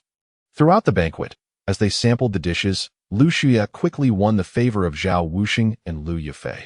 However, the little one still remembered how Zhao Wuxing had tossed her aside, and thus, she remained indifferent towards her. Each time Zhao Wuxing teased her, the little one would scamper away, only to return with a cheeky face. Oh, not bad. Zhao Wuxing chuckled, occasionally teasing the little one, yet this did not hinder her from devouring her food. She eagerly gobbled down meat and drank copiously, her mouth glistening with grease, exuding a captivating charm. The other two ladies appeared to be more composed. However, as time passed, Lin Ming noticed something unusual. Qing Huang was meticulously savoring her food, seemingly consuming little, as there were hardly any bones left before her. Yet this was because she swallowed the bones whole, crushing them effortlessly. Lin Ming thought, too fierce. I can't compete. He glanced at Zhao Wuxing, who was tearing into a leg of lamb with great enthusiasm, chewing while her bright eyes seemed to say, See, I wasn't wrong. Meanwhile, at the entrance of the Jinxiu Pavilion, where the manager was often stationed, the bald-headed manager wiped his sweat and addressed Lu Sanyu. Master Manager, are you sure you want to cover the bill for young Master Lin? Lu Sanyu cast a casual glance at him. What's the matter? It's just a meal that I haven't used up my quota for hosting this month. The bald manager chuckled nervously. As long as you are happy, but you might want to prepare yourself. Lu Sanyu asked, Prepare for what? Is it possible to eat me into bankruptcy? The bald manager nodded vigorously. Indeed, it's quite possible. Your quota for the month is nearly exhausted. Lu Sanyu exclaimed. Are you joking? Just 4 people and 1 spirit beast can consume my entire month's quota? The bald innkeeper, drenched in cold sweat, took out a handkerchief and wiped his brow repeatedly. This month, you can still host a feast with 300 ordinary dishes, 100 medium-quality delicacies, and 30 exquisite gourmet offerings. Indeed, is it possible to consume all of that? Lu Sanyu slapped his thigh. The bald innkeeper touched his hairline, hesitating for a moment, wanting to speak, but holding back. Ultimately voicing his concern. In my opinion, if young Master Lin and his companions continue to eat like this, your monthly allowance will vanish. Lu Sanyu. I don't believe it. Go take a look. Lu Sanyu hastily left, returning shortly to the counter, where he sat on a stool. He appeared as if he had turned to ash, his lips slightly parted and his brows lowered, exuding an aura of despair. The bald innkeeper forced a smile, inwardly relieved. That was close. Thankfully, the head innkeeper values young Master Lin greatly. Perhaps he can help me shoulder the burden. Inside the elegant chamber, Lin Ming and his companions were enjoying their meal. At that moment, Zhao Wuxing put down his chopsticks and said with a smile, Ming Di, are you interested in heading to Black Mountain? We plan to hunt a large number of bloodthirsty Bodhi demons. Lin Ming paused, asking, I know about Black Mountain, but what exactly is a bloodthirsty Bodhi demon? Zhao Wuxing shrugged, seemingly unsure. I suppose they are akin to monsters. Qing Wang continued to eat slowly, focused and serious. Lu Yifei added with a smile, they aren't exactly monsters. Strictly speaking, they are demon beasts, though their forms are peculiar, possessing unique soul talents that make them quite difficult to hunt. No wonder you three experts from the marvelous enlightenment realm are involved. Lin Ming chuckled. The little creature licked its claws, asking, why hunt them? Are they delicious? Lu Yifei shook her head. Not tasty, but defeating bloodthirsty Bodhi demons yields blood relics, which are very beneficial for cultivating the body refinement realm. Moreover, if their numbers grow too large, it could trigger a beast tide in Black Mountain. Therefore, Xianwen Academy, Qingye City, and various loose cultivators and wanderers regularly organize hunts. After a pause, she smiled brightly. Chief brother, shall we go together? Chapter 61. The communication jade slip. Lin Ming curled his fingers, resting them against his chin, pondering for several seconds before nodding. If it is beneficial for the body refinement realm, then I shall go. But not immediately, at least not for several days. That moment. Qing Wang put down his bowl and chopsticks, wiping his mouth. Are you learning the art of forging from Senior Wenren? Yes, as they say. A skill is never a burden. It is always good to learn another craft. Lin Ming agreed. The little creature raised its claws, a skill that allows for a life of luxury. The ladies chuckled softly.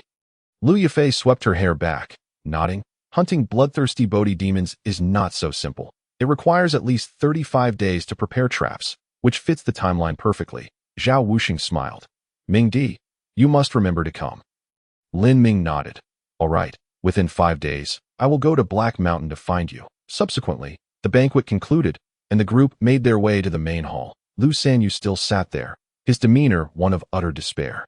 Lin Ming turned to the bald innkeeper beside him and inquired, what seems to be troubling you, Master Lu? The bald innkeeper's eyes twitched, inwardly grumbling. Anyone can ask, but you cannot. Despite his thoughts, he forced a smile. Oh, just a bit worried. I understand. Every month, middle-aged men have a few days like that. Lin Ming nodded. Zhao Wuxing. The little creature whispered. Why? Why? Lin Ming smiled without answering, bowing to the two innkeepers. Thank you, Master Lu. For your generosity. We shall return next time. Lu Sanyu seemed to hear something dreadful, his face turning pale before flushing red. Regaining his composure, he forced a smile. All right. At that moment, Lin Ming produced a piece of soft armor, asking, by the way, could Wanbao Tower help me sell this armor? Lu Sanyu blinked, recognizing the armor's origins, crafted from precious jade silkworm silk. Young Master Lin, this is a fine item. Why not keep it for yourself? It's too close-fitting, and I dislike those who have worn this particular armor, Lin Ming replied. How willful. Lu Sanyu took the armor. Then I shall take charge and help you exchange it for a new snow-silver silk armor. Although the quality is slightly lower, it is brand new. That works. I am at the Iron Body blacksmith shop. Just bring it over later. Lin Ming smiled, quietly adding, no need to make up the price difference.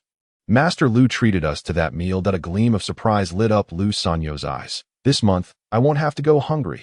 Meanwhile, he gained a deeper understanding of Lin Ming. Despite being a young master from a prestigious family and an outstanding talent, He remained down-to-earth and well-versed in human affairs. Such a person is destined for longevity and greatness. I must cultivate a good relationship with him. Lu Sanyu presented a communication jade slip, saying, "Young Master Lin. This is a communication jade slip. Please keep it safe. Should you wish to purchase or auction anything in the future, you can always find me at Wanbao Tower. We will also provide you with timely updates on the latest news." Lin Ming accepted the jade slip with a smile and a nod before departing to as the moon began to rise, its silvery light cascading down. Lin Ming and his companions walked along the street. Lu Yifei half-teasingly, half-seriously remarked, "Obtaining a communication jade slip from Wanbao Tower is quite an accomplishment." Lin Ming turned his head slightly. "What difference does it make? Wanbao Tower has branches throughout Qingming Prefecture and several surrounding states. Their information network is quite extensive. Having a communication jade slip will be immensely convenient for you. You'll understand this in a few days," Lu Yifei explained. Lin Ming shrugged, sensing that Sister Yifei was well aware of this. Perhaps even possessing her own communication jade slip, Lu Yifei chuckled, brushing it off. "All right, it's getting late. I must return to the inn to fulfill my duties as a mentor." Lin Ming nodded. Lu Yifei smiled lightly, her steps graceful like a lotus, moving away at a pace that seemed slow yet swift. Turning his gaze, Lin Ming asked, "Sister Xueye, Wuxing, are you not returning?" Zhao Wuxing raised her elegant brows. "What? Do you find us bothersome?" Lin Ming's face flushed slightly, shaking his head that of course not to at that moment. Guqing Wang suddenly spoke. "I thought your sword was already forged." Zhao Wuxing exchanged glances with Guqing Huang and Lin Ming, her thoughts racing. Something is amiss. Zhao Wuxing hooked her arm around Lin Ming's shoulder, adopting a tone of a big sister. "What is going on? What secret agreement have you two made?" Lin Ming spread his hands, recounting the dual agreement between them. Zhao Wuxing's mouth formed an O as she pressed her palm against Lin Ming's chest. "Ming Di, you are quite brave.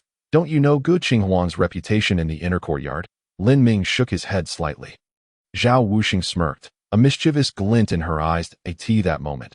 Guqing Huang shot her a glance, a glimmer of sword light flickering in his eyes. Zhao Wuxing felt a chill run down her spine. Her instincts as a warrior warning her of danger, she exchanged a brief gaze with Guqing Huang, and after a moment of silence, she patted the hilt of her sword. All right, I won't say anything."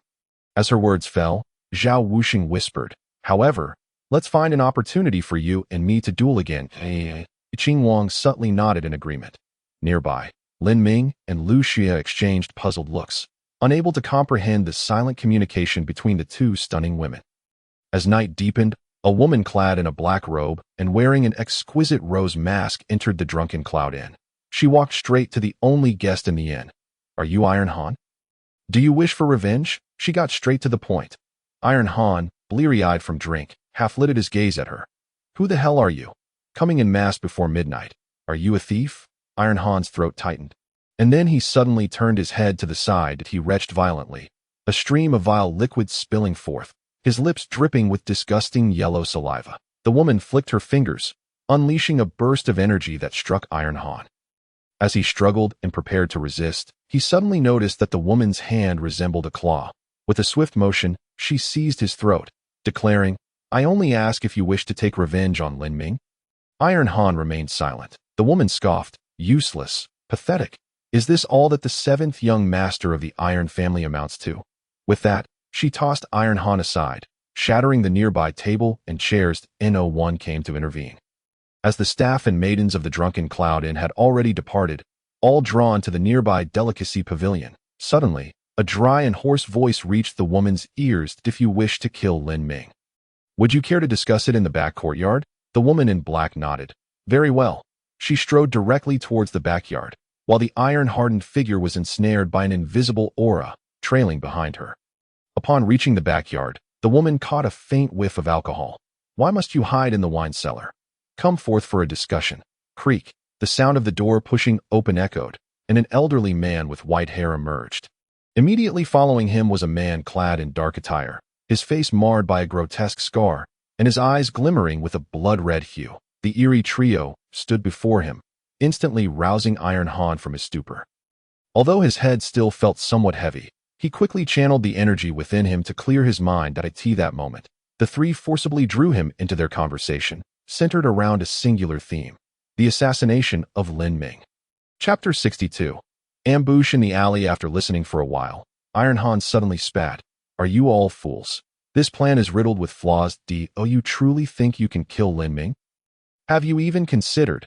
He intended to reveal Wenren Xianyi's formidable strength, but abruptly recalled the words he had overheard upon leaving the blacksmith shop. Wenren Xianyi had never owed him anything.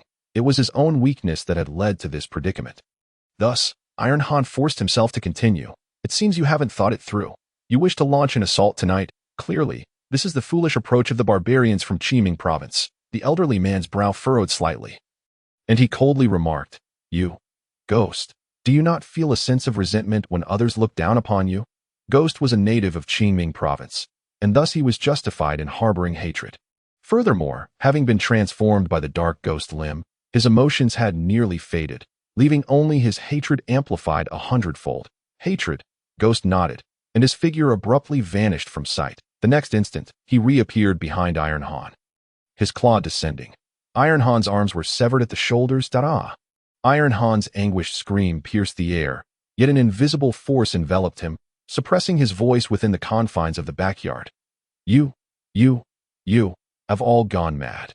You forcefully summoned me here, yet severed my arms. Do you not fear the wrath of the Iron family? Iron Han's words trailed off as he suddenly felt a sharp pain in his chest. A long, ghostly claw had pierced through from behind. He did not even need to lower his head to see the sharp. Lin Ming swiftly reminded the little one. Liu Shuiyan nodded, his limbs resting on Lin Ming's shoulders. Fully alert to their surroundings that moment, the woman in the black robe, Wu Yu, stood atop the wall at the edge of the alley. Bathed in moonlight, the enigmatic rose mask on her face hinted at a touch of mystery. While her disheveled black hair danced as if caught by an unseen breeze, her eyes sparkled with a dangerous allure, a combination of seduction and wildness, and her long, slender right leg was exposed beneath the black robe. Wu Yu raised a hand in greeting, her voice laced with sweet laughter. Young Master Lin Ming, it has been a while. Tonight, I have come to claim your life. Chapter 63. How could a master possess such a foolish name? The full moon hung like a silver disk, its luminous glow illuminating the entire alley. A gentle breeze stirred, swirling dust and grass clippings into the air, brushing against Wu Yu's skirt. She walked gracefully through the air, as if descending a staircase. With a soft thud, the heels of her shoes lightly struck the ground as she halted before Lin Ming, extending one leg sideways. It was smooth and white, yet the surface of her skin shimmered with fragments of ice. Each flake resembled tiny barbs, rendering her akin to a thorny rose. Are you not going to run? Wu Yu's voice carried a hint of seduction. Lin Ming furrowed his brow slightly, feeling a strange familiarity in her voice. In an instant, three faces flashed through Lin Ming's mind. Guqing Huang, Zhao Wuxing, and Lu Yufei. Could it be one of them? Lin Ming mused silently, managing a faint smile as he gestured to the little one on his shoulder. Now it's 2 against 1.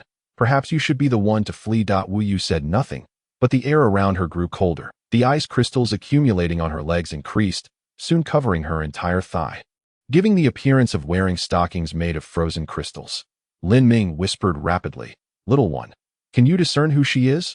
Or does she seem familiar? Lu Xia twitched his nose and shook his head, replying, Minggu, I can't tell who she is. There's a new fragrance in the air, and the more I inhale, the more muddled my mind becomes. Lin Ming sighed.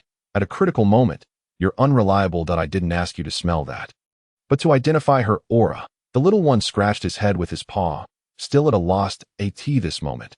Wu Yu's lips curled into a smirk. Young Master Lin Ming, are you curious to know who I am? It seems you already have some guesses, but how accurate are they? The playful intonation of her words was both charming and dangerous. In a blink, her form vanished from sight, leaving only a shattered trace of ice on the ground. The next second, Lin Ming abruptly turned his head, his upper body leaning back sharply. A fierce gust of wind rushed past him. Just as he dodged, he saw that leg suspended in midair, forcefully altering its trajectory. Descending like a battle axe. Wu Yu's heel threatened to strike his face. Lin Ming did not attempt to block it. His keen perception revealed that it was merely a feint. The true danger lay in her other leg. Silent and swift, it moved without generating wind, aiming directly at him. Lin Ming clamped his hands around the leg before him, while simultaneously thrusting his waist forward, using his head as a battering ram against the heel that was about to collide with his face. Wu Yu's expression shifted slightly. She had not anticipated that Lin Ming could detect her true lethal intent, nor that this seemingly refined young man could unleash such ferocity. Battering the heel with his head was something no ordinary person would conceive. Moreover, Wu Yu's downward axe-like strike appeared fierce, yet she had only exerted a fraction of her strength. In the clash of their techniques, the balance of power shifted. Wu Yu's heel grew numb, swaying backward, while Lin Ming firmly grasped her ankle, rendering her unable to escape for the time being. She suddenly exclaimed, "How can you be so strong? Even if you've broken through to the body refinement stage. This physique is too exaggerated." Wu Yu attempted to divert Lin Ming's attention with her words. Lin Ming smirked slightly. "You seem to have overlooked the little one." At his words, Wu Yu's mouth curled in surprise. The little one sprang from her blind spot, his paw glowing with a faint blue mist. With a swift motion, he struck down, shattering the ice crystals enveloping Wu Yu's thigh. At that moment, Lin Ming pulled back forcefully. With divine strength, he spun around and swiftly closed the distance. Launching himself into Wu Yu's center line, he elbowed downwards. Boom! Wu Yu was sent flying, and during her flight, the little one unleashed a barrage of ice shards as well. Yet, Wu Yu emanated an aura belonging to the realm of insight. A faint ice character appeared in her eyes. In an instant, strands of ice emerged from thin air, accurately shattering all the ice shards. Crack, crack, crack. The shattered ice flowers exploded into the air, forming a modest cloud of icy mist that briefly obscured Lin Ming and the little one's vision. Liu Xue, feeling impulsive, transformed into a white shadow in midair. Poised to chase into the mist, Lin Ming activated his speed, taking a few quick steps to reach out and grasp the little one's snowy tail, saying, "Do not recklessly pursue." The little one, always obedient to Lin Ming, swayed back and then climbed onto Lin Ming's shoulder. Just then, Wu Yu waved her hand, the icy threads slicing through the air. Swish, swish, swish. She clapped her hands. "Good, very good. I did not expect your progress to be so rapid. In just a short time, you can actually trade blows with me. Your flattery is unwarranted. It was merely a matter of life and death." Lin Ming chuckled. That Wu Yu blinked lightly, realizing Lin Ming was subtly mocking her. Yet, she remained undeterred. Seizing the lingering ice mist, she quickly formed seals behind her, intending to ensnare Lin Ming, for she had another ally, the white-haired man. Before setting out, the white-haired man had made it clear that he would only intervene if the ghost failed. That man possessed the strength of the Taiho realm. Should he act, Lin Ming would stand no chance of survival. However, Wu Yu's calculations were thwarted. Lin Ming, with his keen perception, was not obscured by her visual distractions and caught sight of her forming seals. He quickly retreated, deftly flipping to stand atop the wall at the alley's edge, then ruffling the little one's head. He said, "It won't be so easy to trap me. Farewell, Sister Wu Yu." As his words fell, Lin Ming leaped down from the edge of the wall. Witnessing this, Wu Yu recalled how Lin Ming had previously evaded her pursuit. It was exactly the same. "You shall not escape." Wu Yu's voice turned urgent, her sealing gestures halting. She chased to the alley's edge. However, separated by a wall once more, her pursuit ended in failure again. Lin Ming's presence had vanished entirely, and the area before her was devoid of any trace of him. At that moment, a new aura approached, and the white-haired man appeared at the top of the wall, standing beside Wu Yu. He coldly regarded her. "Where is he?" "I lost him," Wu Yu replied, shaking her head. The white-haired man sneered. "Where are my people?" Wu Yu nonchalantly replied, "Dead, eliminated by Lin Ming, and that little one in unison." "Oh, don't you think you owe me an explanation?" The white-haired man's voice grew increasingly frosty. He cared little for the ghost's fate, but was concerned about the dark, ghostly limb that the ghost possessed. The ghost was merely sustenance for the dark, ghostly limb.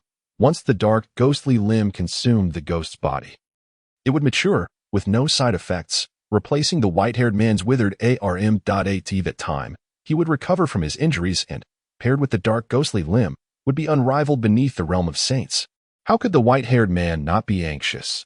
Seeing the unmasked malice in the white-haired man's eyes, Wu Yu remained unperturbed, her cold voice exuding an icy chill. "That if you have the courage, do harm to me. Let us see how long it takes for the Xianhua Tower to eliminate you." A flicker of surprise crossed the white-haired man's eyes. You are from the Xianhua Tower?" Wu Yu raised her hand, producing a token. The token was pure white, resembling the radiant moonlight condensed into form, featuring a crescent moon and an ancient pavilion atop a mountain etched on its surface. If Lin Ming were to see it, he would recognize that this token shared the same origin as the one he possessed. However, while his bore the engraving of Wu Chuliang on its reverse, hers was inscribed with a hazy moon concealed within mist. Displaying the tokens, Wu Yu turned to leave At this moment. The white-haired man had already reigned in his murderous intent. He walked through the dark world, understanding better than most the terror of the Xianyue Tower. Are you not going to pursue her? Wu Yu did not glance back, waving her hand dismissively. There will be plenty of time in the future. Moreover, I advise you not to pursue. He should have arrived at the blacksmith shop by now. The blacksmith shop? What significance does that hold? The white-haired man's words went unanswered as Wu Yu's figure vanished at the alleys, and that he furrowed his brow, gazing toward the direction of the blacksmith shop. Ultimately unwilling to abandon the dark, ghostly limb. Whoosh! The white-haired man made his way towards the blacksmith shop. Before long, he arrived at the entrance, where he happened upon Lin Ming and a small figure standing at the threshold.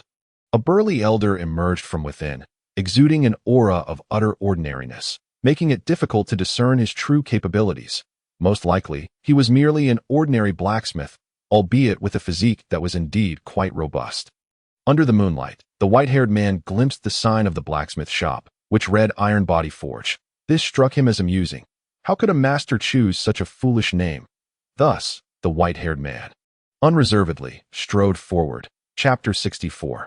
My lord, I disliked jests as he approached. His disheveled hair danced wildly, and an imposing aura emanated from him, causing the air to grow heavy. Tiny particles of dust hovered in the stillness, coalescing into minuscule, almost imperceptible blades to the naked eye. With a sharp hiss, there was no superfluous chatter, only the disdain of a powerful being for mere ants. The white-haired man advanced leisurely, appearing to move slowly. Yet in truth, he was exceedingly swift. That it was precisely because of this incredible speed that he found himself regretting it too late. The minuscule dust blades caused no harm, having been obliterated in the rifts of space. Upon witnessing the flickering spatial fissures, the white-haired man hesitated, paralyzed by fear.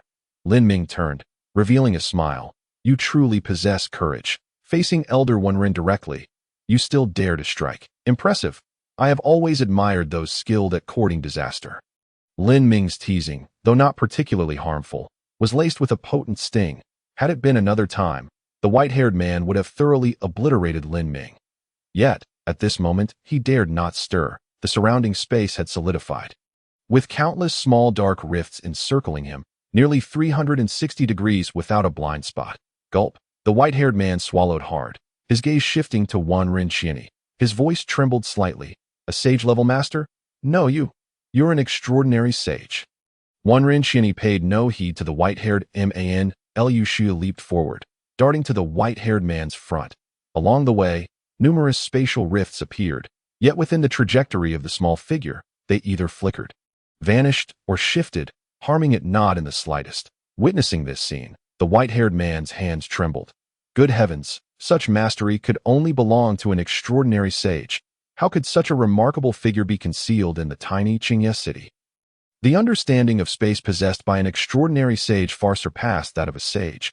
Bluntly put, one could take on 10 without issue. It was evident that if he could not find a suitable excuse, he would undoubtedly meet his end here today. That moment, the small figure perched atop the white-haired man's forehead, its hind legs pattering incessantly. It silently counted. 1 little paw, 2 little paws, 3 little paws. Ever since witnessing Mr. Bai's teaching stick previously, it had felt that leaving a mark on a human forehead was particularly exhilarating. Today, it finally had the chance to express itself. The small creature gleefully raised its legs, joyfully landing its paws, and feeling it was not quite sufficient, it directly dropped all 4 limbs. Double the pattering. The corners of the white-haired man's mouth twitched violently, yet Wenren Qianyi stood there, a faint smile gracing his face, seemingly quite entertained by the spectacle. Thus, the white-haired man forced a smile, revealing a disingenuous grin. Lin Ming turned his head, glancing behind the white-haired man. Was it Wu Yu who summoned you? A chill ran down the white-haired man's spine. He hadn't anticipated Lin Ming's accuracy. However, his mind raced like lightning, considering, contemplating, and then contemplating some more. In merely half a second, he arrived at the conclusion that Lin Ming had no idea who he truly was. The white-haired man tilted his neck, supporting the small creature with his forehead, and explained with utmost gentleness, "What are you referring to, a name? I truly do not know. I merely wish to." What did he wish for? The previous strike had been lethal. Could it be that he sought to jest? Lin Ming unceremoniously interrupted the white-haired man's words. The white-haired man offered a bitter smile. Indeed, my mind was clouded, and I rushed in without clarity. Foolishly mocking a master and deriding such a rustic sign to at that moment, a smile curled at the corners of Lin Ming's mouth, reminiscent of a demon grinning in a nightmare. Jesting isn't such a terrible thing. Elder Wenren quite enjoys a good joke. Wenren Shinny nodded, stepping forward in a single bound, standing before the white-haired man that he raised his fist, the size of a sandbag, and clenched it tightly before the white-haired man.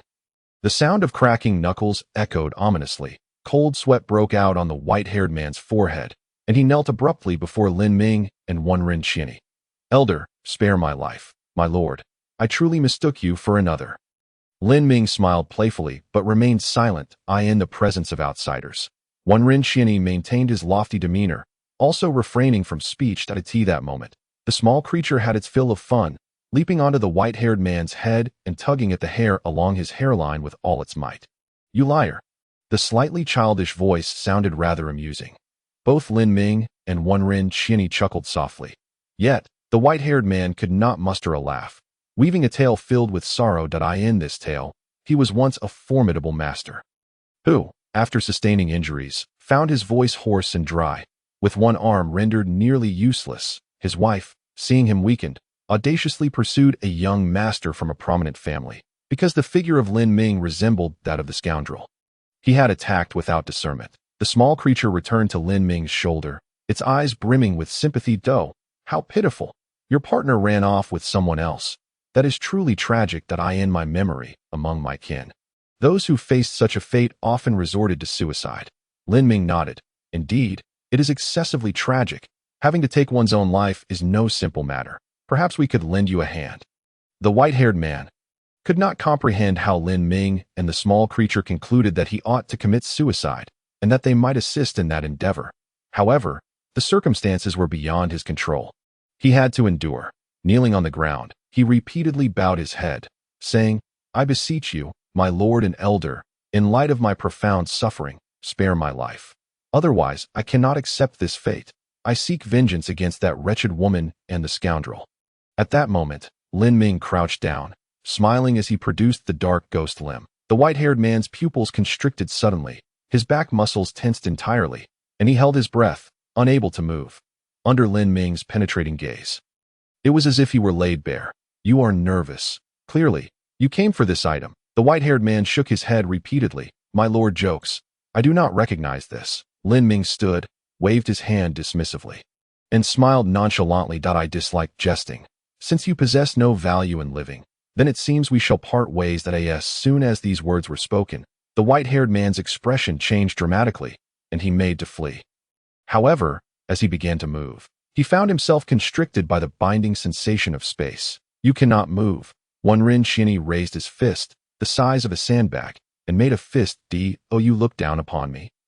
The white-haired man shook his head vigorously. "No, no, no. I absolutely mean no disrespect." Wenren Shinny continued, "Then why do you attempt to flee in my presence?" The white-haired man's voice was strained, tinged with a whimper. "I am not fleeing. My legs just gave way." The small creature piped up. "Coward. Weak legs are the worst, old man. Just knock him out with one punch." Wenren Shinny nodded. "Very well."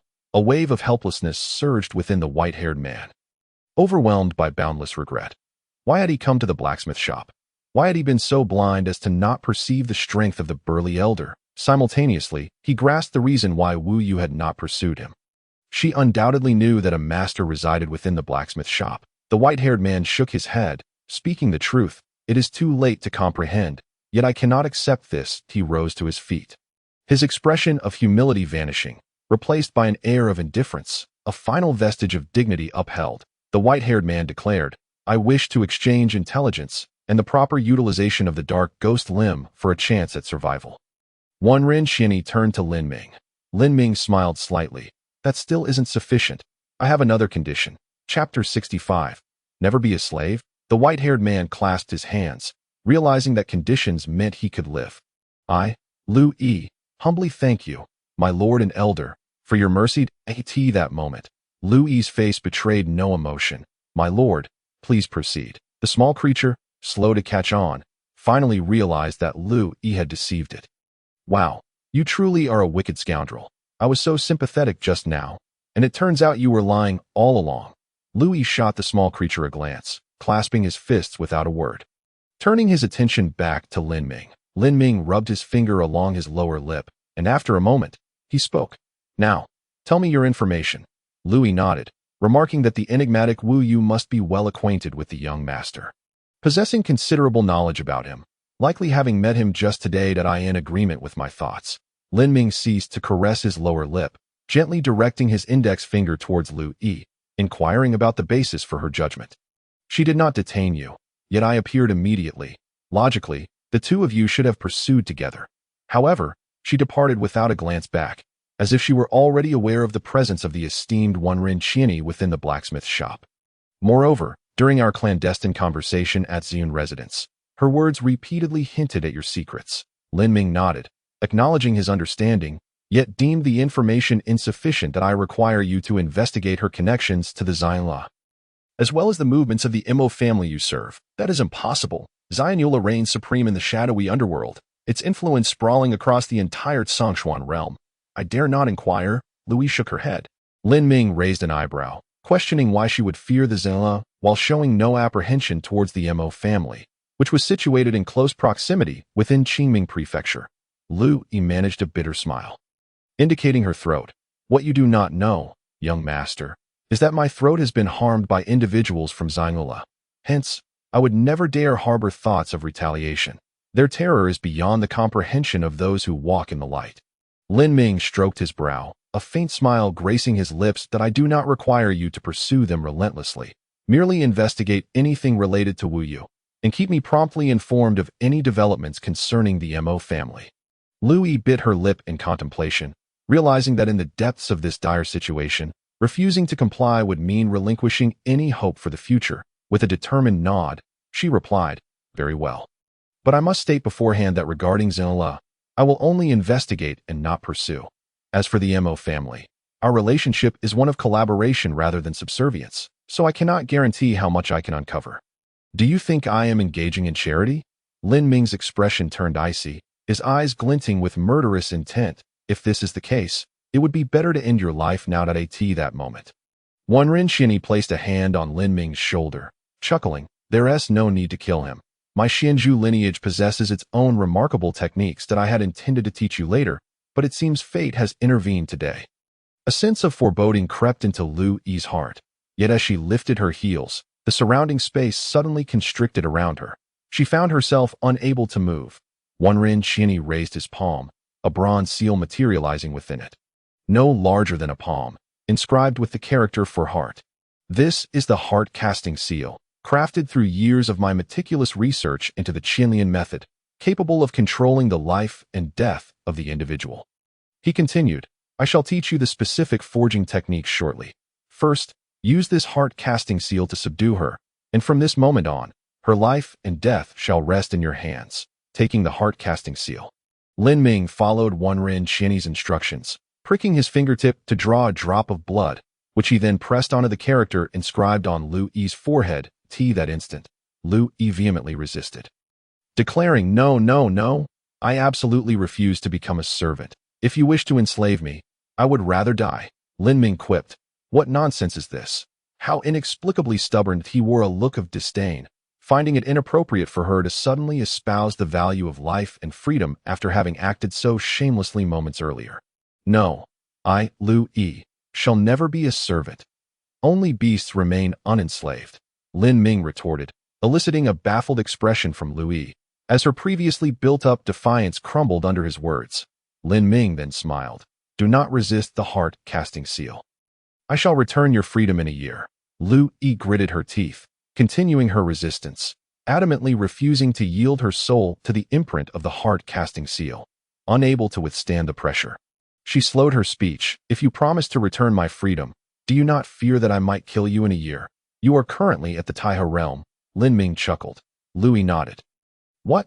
Do you believe yourself so exceptionally gifted that you can reach the Taihe realm within a year? Lin Ming shook his head. Not necessary. Confusion flickered in Louis's eyes. Wenren Qianyi interjected, in a year's time. My young friend will ascend to the Miao Wu realm. The Taihe realm will not pose a threat to him. No. My young friend possesses unparalleled talent in divine inscriptions, rare in this world. Once he masters the divine arts, even entering the Dao realm will pose no challenge to him. Lu Yi turned to Wenren Qianyi, only to find a pair of tranquil, wise eyes. Elder speaks with sincerity. Louis gasped, impossible. There cannot exist such a prodigy in this world. You are merely short-sighted. There are talents of this caliber in Tianyuan Prefecture, and they still pale in comparison to Lin Ming. So, if I agree to accept the heart-casting seal, it could be seen as an honor of sorts? Lu Yi mused self-deprecatingly. Lin Ming, sensing her disbelief, summoned forth several divine inscriptions. All of them radiated a uniform purple light. Lu Yi was momentarily stunned, swallowing hard. How could this be? 7 pieces of purple Qi Hongming divine inscriptions. This. The little creature chimed in with a smirk. What you see is merely the tip of the iceberg. My brother's divine inscriptions far exceed this. Louis's eyes glazed over. It dawned on her that those who stand out often know how to conceal their brilliance. Lin Ming would never reveal all his secrets in her presence. The mere glimpse of his divine inscriptions had left Lu Yi profoundly shaken. Very well, I agree to accept it. Please uphold your promise, young master. Lu Yi relinquished her resistance, and the imprint of the heart-casting seal swiftly completed its mark on her forehead. Subsequently, she detailed the method for utilizing the shadowy ghost limbs before taking her leave. Upon returning to the blacksmith shop, Wenren Qianyi spoke gravely. The Wu Yu you are investigating likely resides among those 3 young ladies from today. Lin Ming shook his head, acknowledging the possibility but unsure of their identities. Wenren Qianyi remarked, You must have your suspicions.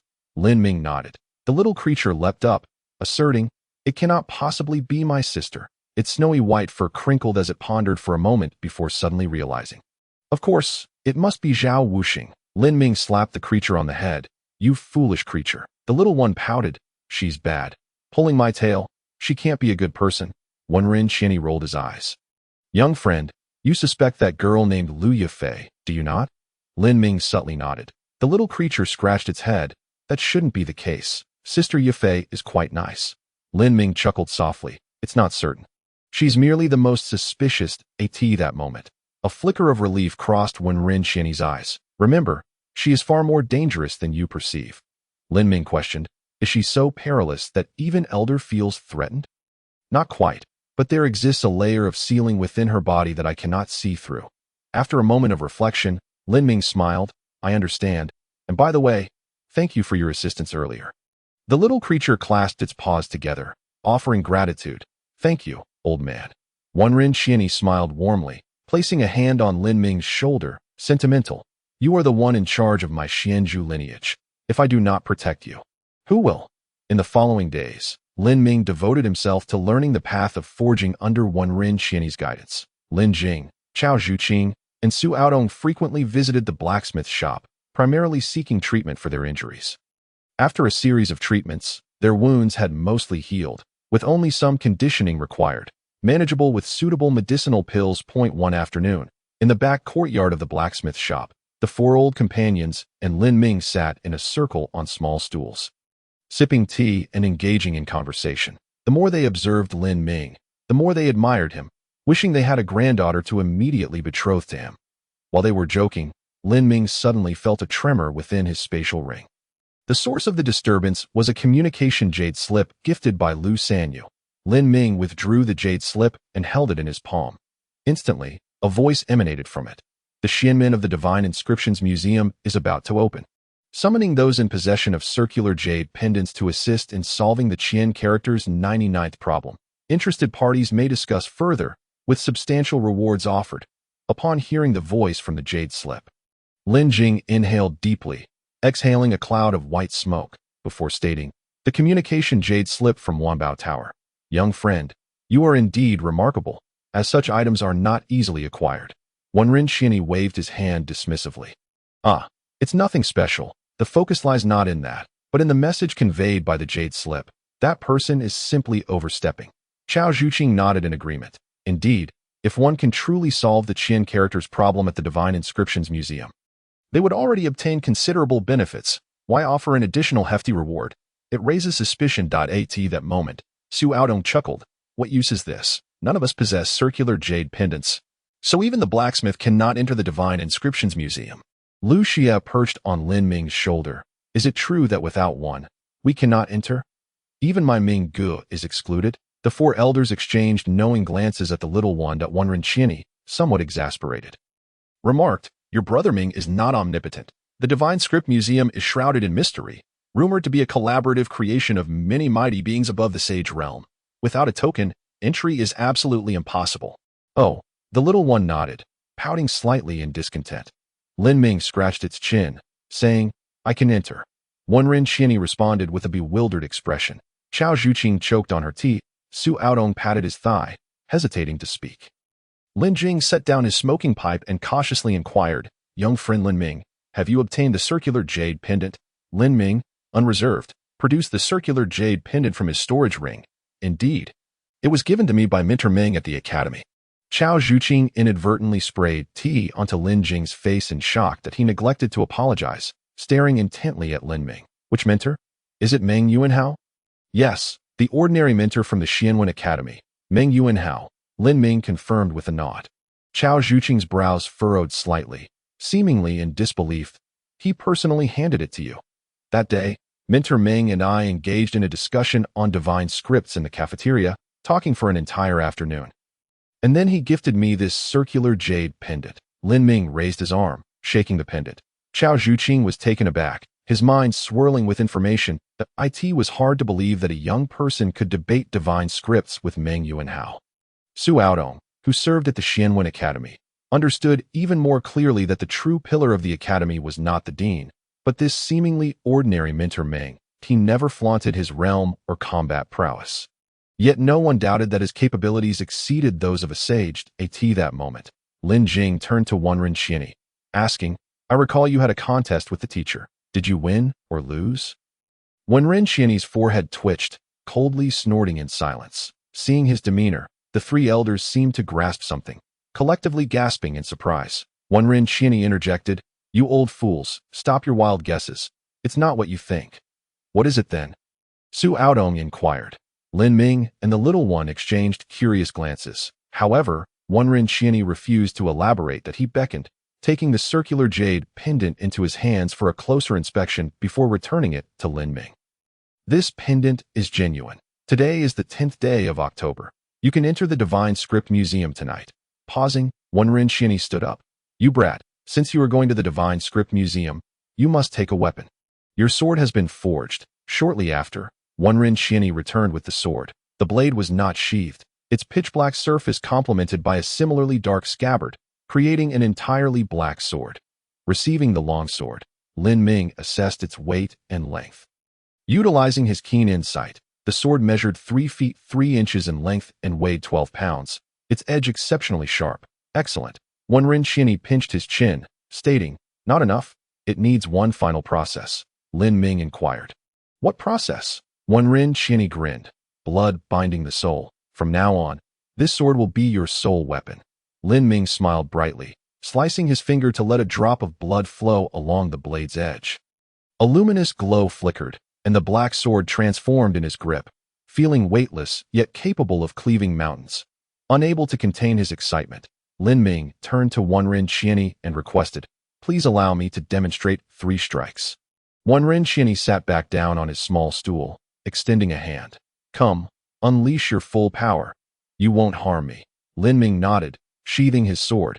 His breathing rhythm underwent a mysterious transformation, sparks flickering at his nostrils. In a moment of silence, he exhaled forcefully. The sound resonated like a dragon's roar as he lunged forward. The strike was swift and fierce, as if the afternoon sun were being pulled back. Not bad. Wen Qianni raised his palm in a feigned manner. The collision of the black blade and his rough palm produced a resounding thud. Lin Ming should have staggered back, but orange-red electric sparks erupted from the sword. Lightning cracks spreading across its edge, the power doubled. A glimmer of surprise flickered in Lin Ming's eyes, and he parted his lips slightly. Mirage and Moonlight. As the words fell, the second wave of damage. Sword chi eruption, unfurled. Wenren Qianyi let out a soft exclamation, closing his fingers to unleash an invisible force. He aimed to suppress the second wave of Lin Ming's sword technique. However, Lin Ming had already sheathed his sword. Gripping the hilt once more, the character for Thunder materialized on his brow. For the second time, he drew his sword. The Thunder character surged forth, accelerating the flow of spiritual energy manifold, while Lin Ming also operated the breath of fire. Thunder and fire combined, producing an explosive effect. The moment the black sword was unsheathed, a surge of purple-red thunder fire erupted forth. The sword sang mournfully as the black blade, enveloped in purple-red thunder fire, struck at Wenren Qianyi's palm. At that moment, Wenren Qianyi's expression shifted, thinking to himself, "This lad's moves are not flashy, but his timing is impeccable." Wenren Qianyi had just dissipated the first sword's energy eruption, and now he was presented with a fleeting vulnerability. A normal person would never catch it. However, Lin Ming's keen insight illuminated the moment, and his thunder character accelerated his movements, allowing him to seize the opportunity. As the black sword descended, thunder and fire erupted. Wenren Qianyi's palm recoiled slightly before he hastily tightened his grip. The second sword's energy eruption was extinguished within his palm. Yet, Lin Ming's third strike was already drawn again. This time, it was neither fierce nor overbearing, but flowed like water. Unbeknownst to him, he had transitioned to the breath of water, the black sword wrapped in an almost imperceptible mist, striking again at Wenren Qianyi's palm. Wenren Qianyi's expression changed slightly.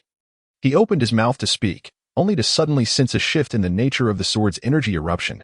Those delicate strands of sword chi flowed like water, swiftly cascading around him. Wenren Qianyi's eyes widened as he exerted force, an overwhelming spiritual pressure descending upon him. Within a foot of him, the water-like sword chi dissipated with a series of thuds. However, the small stool beneath him shattered into dust. The three old fellows observed him with teasing glances, silently piercing yet poignant. Wenren Qianyi thought to himself, technically, he lost at a true extraordinary sage, momentarily careless, allowed a mere body-refining junior to gain the upper hand. Wenren Qianyi sulked, unwilling to speak, yet the little one hopped onto his shoulder, saying, "Old man, don't cry. Losing to Brother Ming isn't shameful." Wenren Qianyi exclaimed, "I choose death."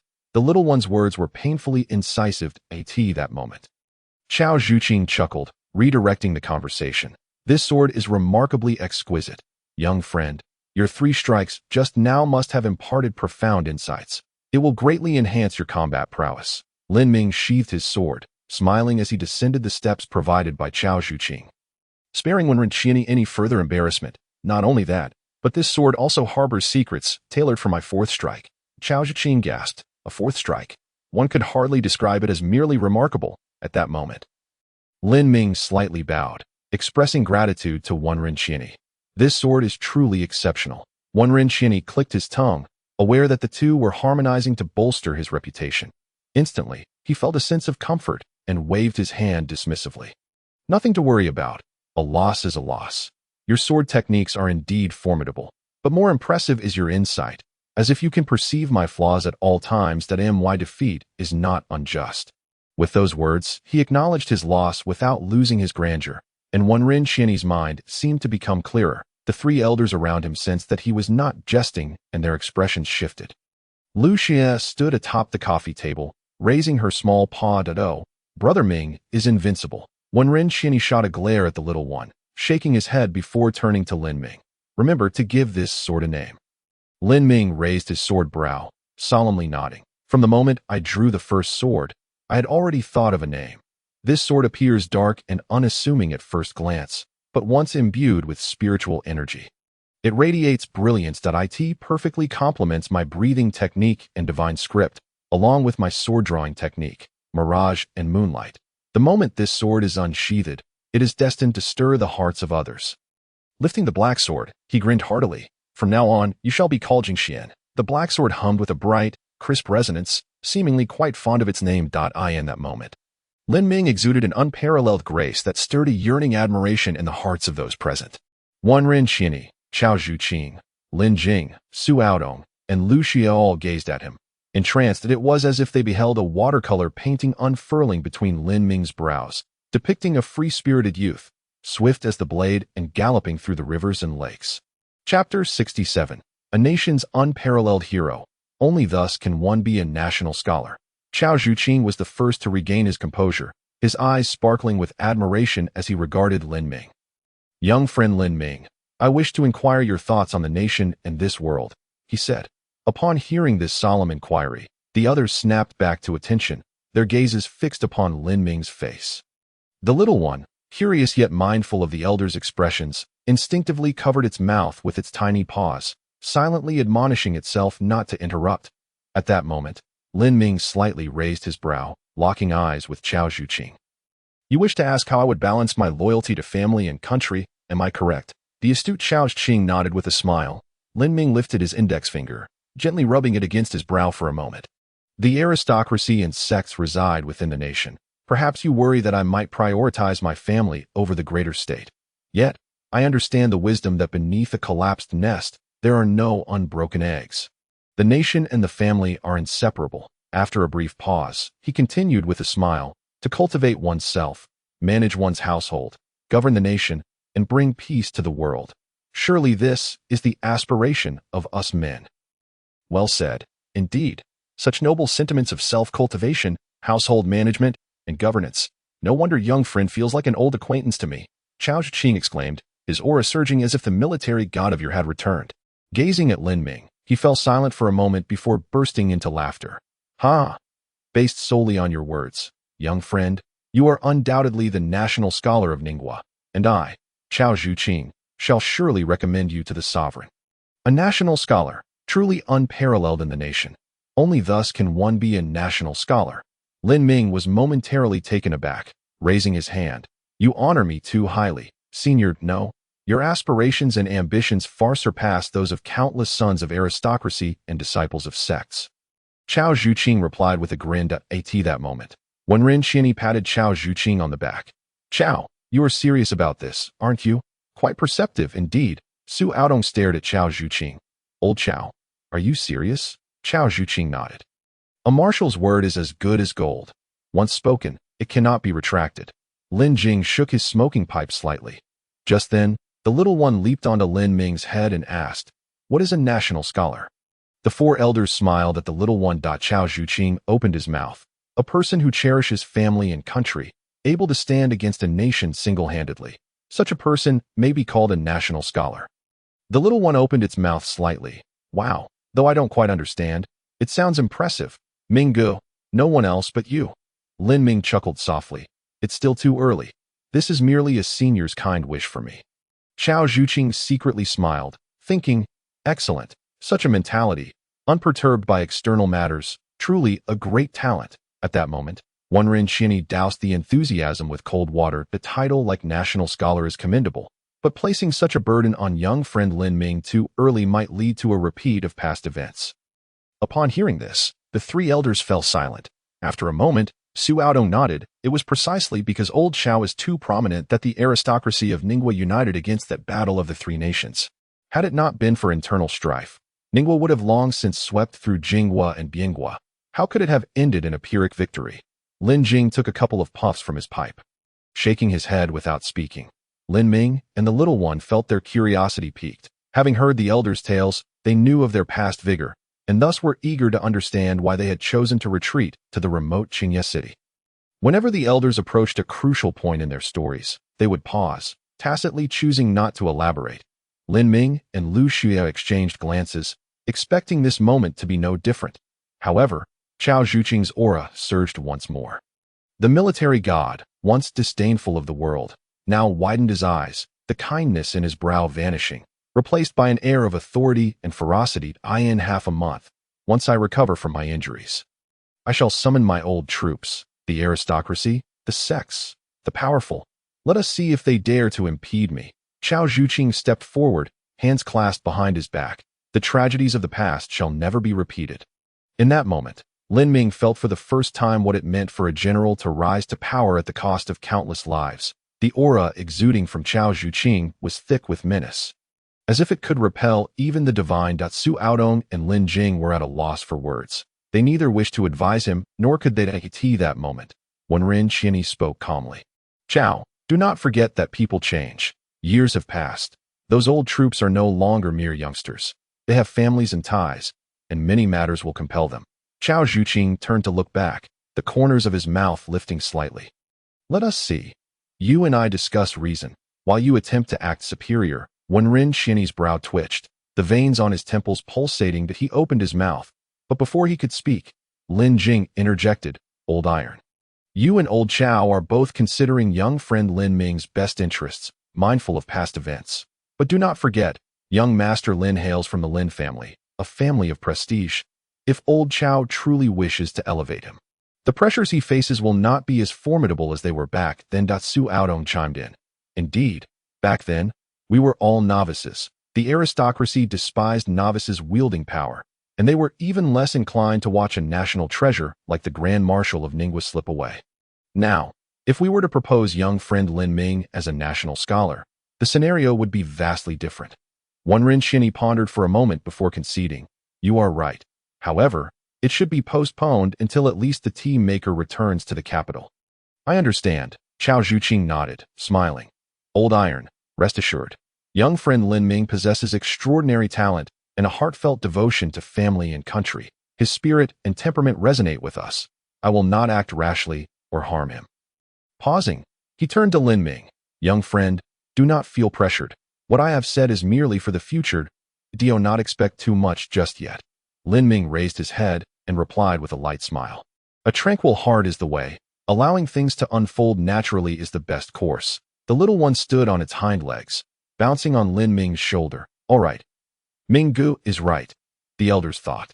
This little one is delightful, though sometimes it speaks with an old soul and offers astute insights that make us feel quite ashamed at times. One truly wonders if it is the reincarnation of an ancient being. Just then, Ren Xianyi slapped his forehead. Right? I almost forgot to inform my old friends. Young friend Lin Ming has become the master of our Xianzhu lineage. The three elders were taken aback. Chao Zhuqing's expression darkened, pointing at Ren Xianyi, cursing, damn. Oops, my apologies for jumping the gun. Ren Xianyi chuckled mischievously. I truly am at fault. I shall drink to that. 1 cup for my transgressions. Saying this, he raised his teacup and downed it in 1 gulp. The 3 old friends feigned to strike him, but he laughed, using the abilities of a sage to control the space around him, and in a flash, he vanished from sight. Lin Ming chuckled at the absurdity of it all. It's quite amusing to see a transcendent sage being chased off by 3 Taihe realm experts. The little one sat on Lin Ming's shoulder, giggling, then lay back. Minggu, can you take me to the Divine Text Museum tonight? Of course, Lin Ming replied with a smile. Chapter 68. Remembering Mr. Ming and the carefree little one that night, in the backyard of the blacksmith shop, a circular jade pendant emitted a faint glow. Floating in midair, Lin Ming stood beneath the pendant, while Lu Xia perched on his shoulder. The former was clad in a white robe, a black sword hanging from his waist, while the latter, with snow white fur shimmering under the moonlight, grasped a small hammer in its tiny paws. Looking up at the circular jade pendant, the little one grew impatient, scratching its head, then its rear, and flicking its tail. After a moment of restraint, it finally asked, Minggu, how much longer? Lin Ming gazed at the bright moon. It's at its zenith. Oh, the little one pouted. Before long, the double dragons playing with a pearl design at the center of the pendant began to radiate rippling waves of energy. Hum, hum, hum. After 3 soft sounds, a door appeared, neither metal, stone, wood, nor jade. The door bore the words Xianmen, glowing with a spectrum of 9 colors. The circular jade pendant floated into Lin Ming's palm, and with a slight smile, he stepped into the Xianmen. Splash. The air shimmered like water in ripples. The little one found half of its body stuck outside. Minggu, Minggu, pull me in. Lin Ming turned around to glance. The little creature wriggled like a squirming caterpillar, pushing and squeezing its way forward, its limbs and rear inching closer, yet that long, snow-white tail remained stubbornly stuck outside. Lin Ming shook his head, letting out a soft chuckle. Why not leave your tail here for the time being? The little one replied with a huff. Humph. Minggu has also turned naughty. All affection will vanish, won't it? Lin Ming raised an eyebrow. Who taught you such playful banter? He playfully tapped the little one's head, then lifted it up, attempting to tug on its long, white tail. Ouch. Ouch. It won't budge. The little creature squirmed in discomfort. Lin Ming withdrew his hand, and scrutinized the luminous screen at that moment. The circular jade pendant flickered with a faint glow, floating into the air, accompanied by the indifferent voice of an elderly man. A jade pendant may only admit one person, Liu Xue quickly exclaimed. I am not a person. I am not a person. The pendant's glow seemed to momentarily falter, as if caught off guard. Suddenly, the indifferent elder's voice transformed into that of a playful young girl. What an adorable little voice. It must be a charming little creature. The dean has decided to let you in. The previously indifferent elder's tone shifted to one of exasperation. This is against the rules, Dean. Humph, I don't care. Since I am the dean, I shall do as I please. This is what you all agreed upon, or else I shall resign as dean. No, no. If you resign as dean, it will create chaos. The two bickered, only to realize their conversation was still connected, meaning their words were heard by Lin Ming and the little one. Oh dear, it's all your fault. A sound of fists landing on someone echoed from the pendant, abruptly cutting off. Soon after, a burst of light erupted from the jade pendant before it fell back into Lin Ming's hands. The luminous screen that had been blocking the little one's tail was struck by the light and instantly released its hold. The little creature hurriedly wriggled free, scampering up Lin Ming's arm to perch on his shoulder. Cradling its tail and meticulously grooming the fur, Lin Ming gently patted the little one's head, then lowered his gaze to the jade pendant in his hand. He pondered the identities of the two voices he had just heard. Just then, a brilliant light shone from an unknown source, dazzling and blinding. Lin Ming instinctively squinted. Liu Xue gasped, quickly shielding her eyes with her tail. Moments later, the radiance dissipated, and both Lin Ming and Liu Xue surveyed their surroundings. The ground was pure white, with a ceiling that lacked a light source yet did not appear dim. Two circular white jade discs stood quietly on the ground, with a jade steel of the same material positioned between them. Lin Ming shook his head, stowing the jade pendant away as he approached for a closer look. The steel bore inscriptions detailing the rules of the Divine Text Museum, as well as the functions of the jade steel and discs. The steel served as the portal to the second level of the museum. By placing a hand upon it, one could enter the true Divine Text Museum. The jade discs allowed for the alteration of appearance. Standing upon one could change one's visage at will. Liu Xue rubbed her little paws together and darted over to the jade disc on the left. She stood upright, swaying her head, while her form gradually transformed. Moments later, the little creature joyfully exclaimed, Wow, Minggu, look at me. I've turned into a person. At that moment, she had transformed into a finely sculpted child, appearing to be about 3 or 4 years old. Dressed in a simple white garment, her style closely resembled Lin Ming's current attire. How did you think to disguise yourself as a human? Lin Ming chuckled softly. Hee hee. The little one giggled shyly, moving her fingers awkwardly before pointing to her eyes, because they looked just like Ming Ji's. Look, my eyes have turned deep black. They look so pretty. Silly, your glassy azure eyes are even more beautiful. Lin Ming said, ruffling the little one's head. By the way, since you've changed your appearance, you should have a new name. How about I call you Wanyo Xiaodong? All right, whatever Minggu says is fine. The child's big eyes sparkled as she raised her tiny hands. The sense of DJVU was striking, and Lin Ming smiled. But you can't call me Minggu anymore. The little one pouted. Then what should I call you? Lin Ming did not answer, but walked over to the adjacent jade disc. He furrowed his brow for a moment, then snapped his fingers. With a soft sound, Lin Ming's appearance shifted from that of a handsome youth with rosy lips and white teeth to that of a refined and dashing young man. His white robe subtly transformed into a pristine scholar's attire. He smiled gently and declared, From now on, I shall be known as Mr. Mingji. You may refer to me as Sir. The little one nodded eagerly, leaping onto Lin Ming's shoulder and settling comfortably. However, as Liu Xue's weight increased, she inadvertently found herself perched precariously, causing her to tumble. Oh no! She squeaked as she fell headfirst to the ground. Lin Ming swiftly conjured a stream of water with a water script divine text, creating a soft flowing blanket beneath her. The little one bounced off the water blanket and quickly stood up, instinctively shaking her body as if trying to rid herself of droplets. However, there were no droplets on Liu Xue, leaving her momentarily confused. Minggu, I called it wrong. Lin Ming chuckled, shaking his head, and flicked his fingers. A gentle current of energy flowed forth. With a soft sound, Liu Xue felt a light tap on her forehead, causing her to pout in self-reproach. I forgot again. Lin Ming shook his head, crouching down to tousle the little one's transformed black hair. Listen to me. It should be like this, after a quarter of an hour. Lin Ming taught the little one how to bow respectfully and remember the proper titles. Approaching the jade stele, Lu Xue performed a proper bow. Greeting, Mr. Mingji. Well done. Lin Ming nodded slightly, raising an eyebrow with a gentle smile. Remember, you are now Wan Yu Xiaodong. The little one nodded vigorously, patting her chest. I am Wan Yu Xiaodong, and also Mr. Mingji's attendant. Subsequently, they passed through the jade stele and entered the True Divine Text Museum. The initial area was a vast circular plaza. The ground resembled clouds and mist, yet felt solid underfoot. With at least 100 people milling about, the little one felt a bit anxious, shrinking down beside Lin Ming and tugging at his pant leg. Mr. Mingji, where are we going? Lin Ming, clad in a white robe with a black sword at his waist, transformed into an elegant young scholar. He nodded slightly and pointed ahead. Let us first take a look at the Qian character's 99th problem. Lu Xie raised her small hand, cheerfully exclaiming, Sir is going to solve the problem. As soon as the words left her mouth, everyone around, regardless of age or gender, turned their attention towards them. Their gazes were tinged with curiosity, skepticism, and a hint of disdain, as if the Qian character's 99th problem was a taboo not meant for ordinary individuals to approach. Chapter 69.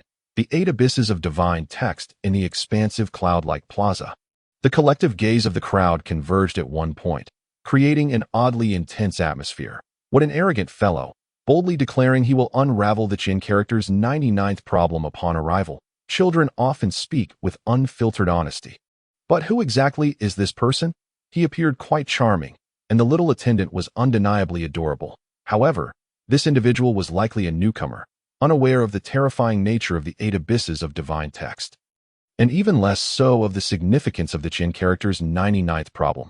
The crowd murmured amongst themselves, causing the little one's face to flush crimson.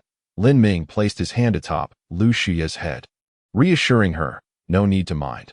Let us move inward. Lu Xie felt she had misspoken and brought trouble to Lin Ming. Her small hands clenched tightly, but Lin Ming smiled. Don't worry, we are here in disguise. They have no idea who we truly are, the little one remarked. It seems to be that way. Wow, Minggu is truly impressive.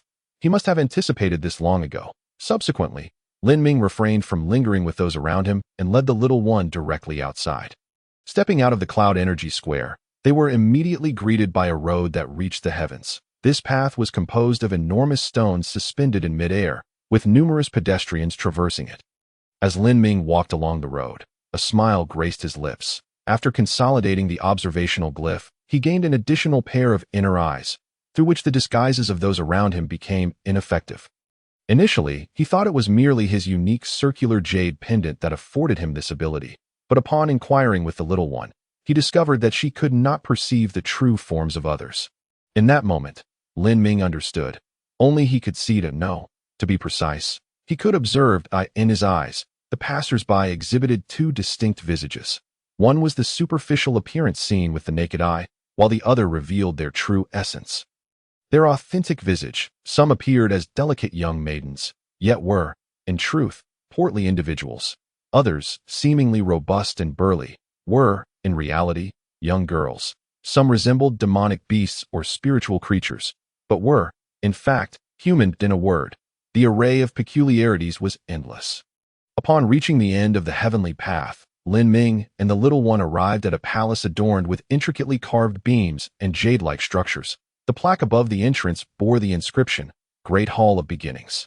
This grand hall was interconnected, with the route Lin Ming took being merely one of many that as he entered. He was suddenly greeted by the melodious call of a young lady. The tone was strikingly familiar, reminiscent of a past life spent traveling somewhere. Indeed, it was akin to that of a tour guide, an uncanny resemblance. Lin Ming felt a flush of embarrassment as he touched his brow with his index finger, then guided Lu Xue to the side of the young lady with the guiding voice. There were 3 such young ladies, all strikingly beautiful, with sweet smiles that seemed almost unreal. However, through Lin Ming's inner vision, the 3 ladies appeared consistent in both their inner and outer selves, not mere portrayals by coarse, unrefined men that a glance revealed, one clad in green resembling bamboo, another in white like clouds, and the last in red akin to maple leaves.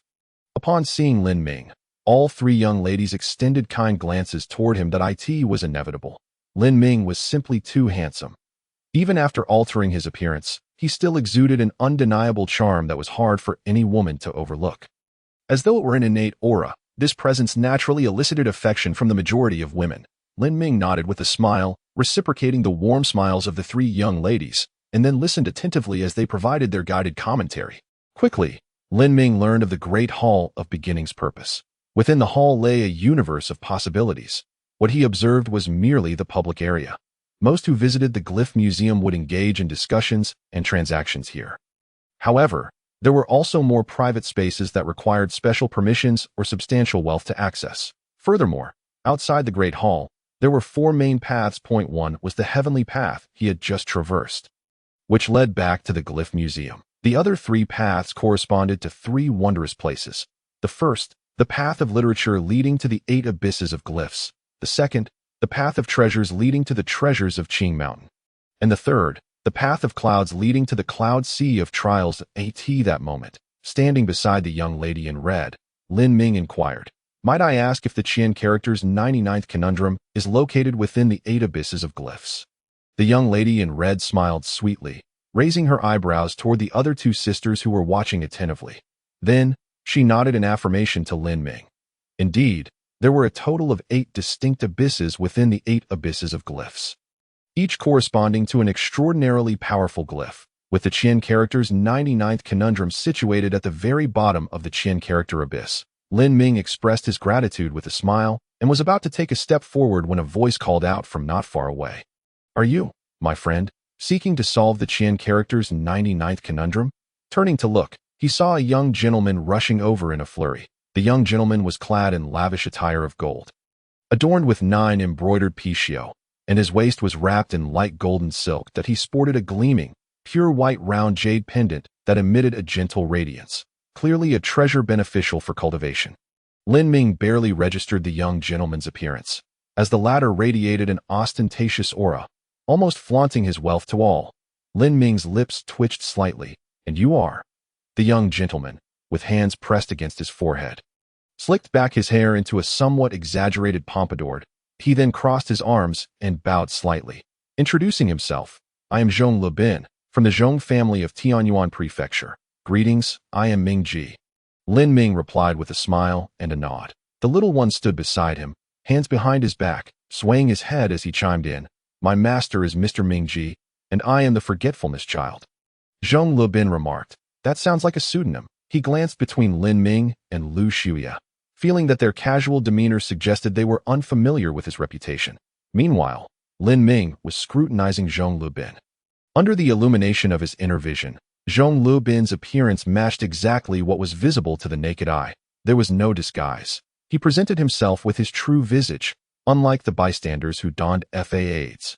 Similar to the three young ladies associated with the Glyph Museum, this indicated he must possess some form of backing. Furthermore, from Zhong Lebin's tone, Lin Ming could deduce that the Zhong family of Tianyuan Prefecture was indeed formidable, and Zhong Lebin was a significant figure within it.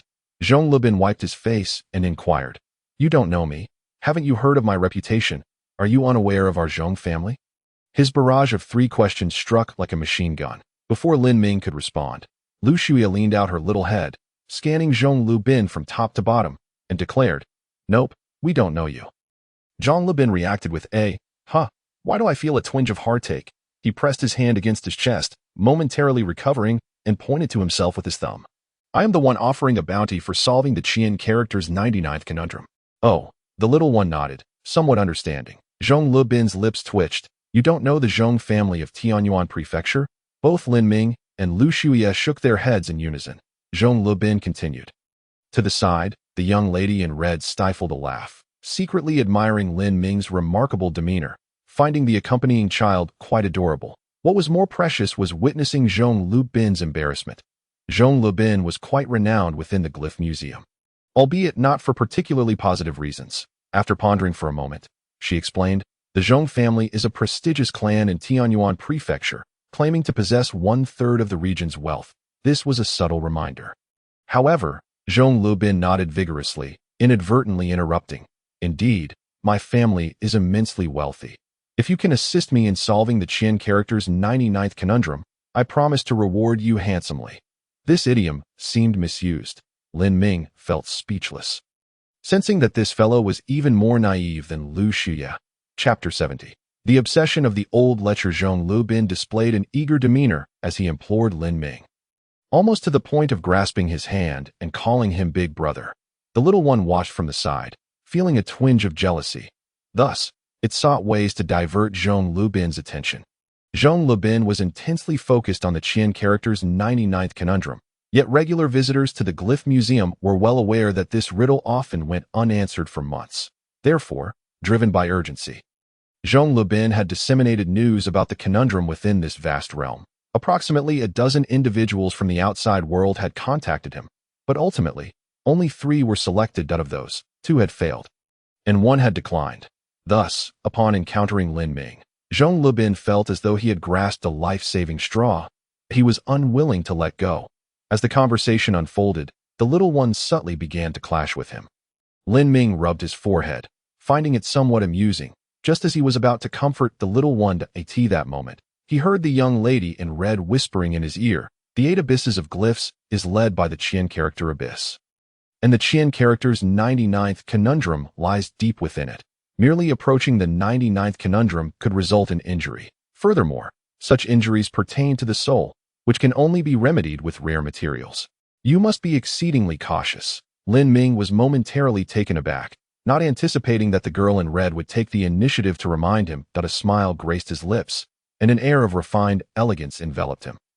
The young lady in crimson gazed into Lin Ming's eyes, her expression slightly dazed. After a brief pause, she regained her composure, and upon looking at Lin Ming again, her cheeks flushed with a hint of color, and a shy smile danced at the corners of her mouth. "I in the distance." The girl in blue and the one in white tugged at their sleeves, glaring at the girl in red. Yet, the latter seemed oblivious, lost in the enchantment of Lin Ming's smile and gaze. Witnessing this scene, Zhong Lubin suddenly found himself at a loss for words.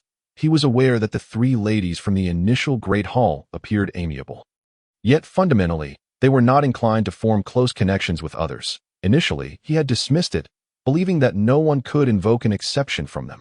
However, after Lin Ming's arrival, Zhong Lubin realized that he, like the ordinary masses, fell short of the standards set by the 3 ladies in their eyes. Zhong Lubin's heart cried out in frustration at that moment. Lin Ming exchanged a few pleasantries with the girl in red before striding toward the path of Wen Yuan. The small companion promptly followed, clenching a tiny fist directed at Zhong Lubin behind them. After a moment, Zhong Lubin hurried to catch up, exclaiming for Lin Ming to wait a moment. "What is it?" The small companion interjected, blocking the way. As Zhong Lubin was about to speak, Lin Ming interjected, "In truth, there is no need for you to persuade me. The moment I heard the mention of the Qianzi No. 99 problem in the communication jade slip, I had already resolved to witness it for myself." Zhong Lubin was overjoyed, quickly stepping alongside Lin Ming. "Then I must express my gratitude to you, Mr. Mingji." At that moment, the small companion interjected, positioning themselves between Lin Ming and Zhong Lubin. "Gratitude for what? My master is simply solving problems out of his own desire. The outcome has nothing to do with you." Zhong Lubin, feeling defeated, remarked, "I concede defeat. I never expected such wisdom from someone so young." With that, he darted ahead, turning back to bow slightly. "My apologies for my rudeness. I failed to mention a specific reward. Please do not hold it against Mr. Mingji. The reward is secondary. I must ask you, why are you so fixated on the Qianzi number 99 problem?" Lin Ming chuckled lightly, his hands clasped behind his back as he walked forward. Zhong Lubin paused. Then his face lit up with delight. "Does this mean you agree?" "I will decide after hearing your answer," Lin Ming replied, maintaining his leisurely pace. Zhong Lubin hurried to catch up, pondering for a few seconds before carefully stating, "Actually, it is for a young lady." Liu Xia raised her hand and quipped, "You lecherous fool." Zhong Lubin replied, "I kneel before you." After all his emotional build-up, the small companion's interruption left him momentarily speechless. "Your remarks are quite sharp," Lin Ming observed with a slight smile. "Forget your worries. Let him finish." The small companion nodded vigorously. Lin Ming turned to Zhong Lubin, urging him to continue. "Well, I have taken a liking to a young lady and wish to win her favor and marry her. However, She believes my family is too wealthy and fears that my intentions are not genuine, but merely a passing fancy.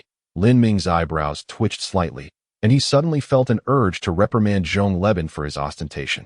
How terribly pretentious. You barely spoke a few words before soaring to the stratosphere. Shaking his head, Lin Ming remarked, "You should simply tell her that you have never cared about wealth and friendship. As no one can match your fortune, the same applies to pursuing women. Thus, your feelings are sincere." Zhong Leben fell silent for a moment before smacking his forehead in realization. "No, Mr. Mingji, no. Brother Mingji, you are like a brother to me. Your words resonate deeply within my heart." Lin Ming observed as the small companion sprang forward, stepping on Zhong Leben's ankle. "Do not presume to be close with my master." Zhong Leben chuckled awkwardly. Stepping aside. "No, I am not being polite. I genuinely did not anticipate hearing such thought-provoking words today. At that moment, a man with a fox-like face approached, sneering. I wondered who it was. Turns out it is the esteemed young master Zhong. "What? Have you managed to deceive someone into solving a problem?" Zhong Leben frowned and turned, exclaiming, "You." It was Hu Xian. The fox-faced man's appearance resembled a fox with fiery red fur, yet this was merely what met the eye. Through the lens of perception, Lin Ming discerned not a man, but a tall, stunning woman. Hu Xian laughed heartily. "Ha! The Qianzi number 99 problem is as difficult as ascending to the heavens. A moment's carelessness may leave one's soul wounded. I advise you to refrain from harming yourself and others. Furthermore, if the young lady A Qiao does not favor you, it is simply that no amount of wealth will change that. Are you truly convinced her challenge is to test you rather than to dismiss you?" Zhong Leben's expression darkened as he muttered, I simply like a Qiao. Humph, with you, such wishful thinking." Hu Xian scoffed at To outsiders. It appeared as though Hu Xian and Zhong Leben were bitter rivals vying for the affection of the young lady A Qiao. However, Lin Ming perceived the genuine nature of Hu Xian's identity, as the beautiful woman's lips curled into a smile, clearly amused. Lin Ming raised an eyebrow, glancing between Zhong Leben and the fox-faced figure. And an inkling of understanding began to dawn upon him. What manner of being is this? What stature does one hold? Lin Ming sensed Hu Xian's true identity as a woman. Then, observing the interaction between Hu Xian and Zhong Leben, he suddenly felt as though they were engaged in a peculiar jest akin to that of a couple. What does the young lady A Qiao look like to evoke such longing? Even to the point of spending vast sums? Lin Ming inquired with a smile. Zhong Leben hesitated, opening his mouth to respond, but a flicker of wariness crossed his eyes. Why does Mr. Mingji suddenly ask this? Through his perception, Lin Ming noted Zhong Leben's subtle movements. Shaking his head, Lin Ming reassured him, "Rest assured, I have no interest in your young lady A Qiao." Upon hearing this, the most affected was not Zhong Leben but Hu Xian, who coldly laughed. "A mere commoner. Though the exterior is decent, your taste is lacking. How could you possibly comprehend the beauty of a Qiao?" In response, Lin Ming touched his brow as if he had merely harbored some doubt before. He could now be 100% certain that Hu Xian's true identity was indeed a Qiao herself. Otherwise, why would she gnash her teeth in indignation? The small companion, feeling indignant, raised a small hand to retort. "Nonsense. My master is 1,000 times superior to that of Qiao, more beautiful and charming." Hu Xian, her fox-like features bared, was about to counter. Lin Ming gently pressed down on the small companion's head, stating, "Men and women should not be compared in such a manner." After a moment, Lin Ming turned to Zhong Leben, a playful smile gracing his lips. "Is the young lady A Qiao tall, with phoenix eyes, willow leaf brows, an oval face, exquisitely beautiful makeup, and a preference for an ornate hairstyle adorned with 3 jade hairpins?" Zhong Leben's eyes widened in disbelief. You must have seen a Qiao." Panic surged within him as he realized he had unwittingly revealed too much of his emotions. "Oh no."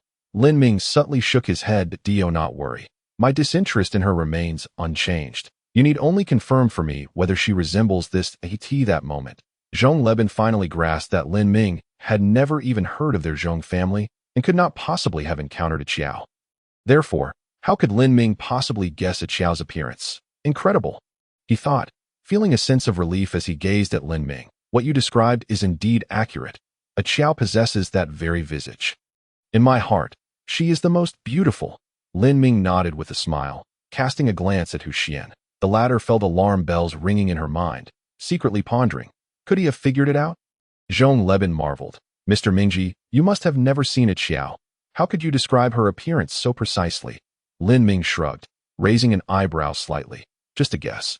Zhong Leban, unconvinced, thought, how could one guess so intricately? Mr. Mingji is indeed a remarkable person, possessing methods to discern, or perhaps my yearning for a Qiao has been so profound that you sensed her appearance. Upon uttering this, Lin Ming was taken aback that Hu Xian was equally stunned, and a Qiao's true form flushed with embarrassment. At that moment, Lu Shuiye kicked Zhang Leban's ankle. Zhang Leban frowned. What was that for? The small companion clenched their tiny fists, ready to strike. Lin Ming chuckled. Well done.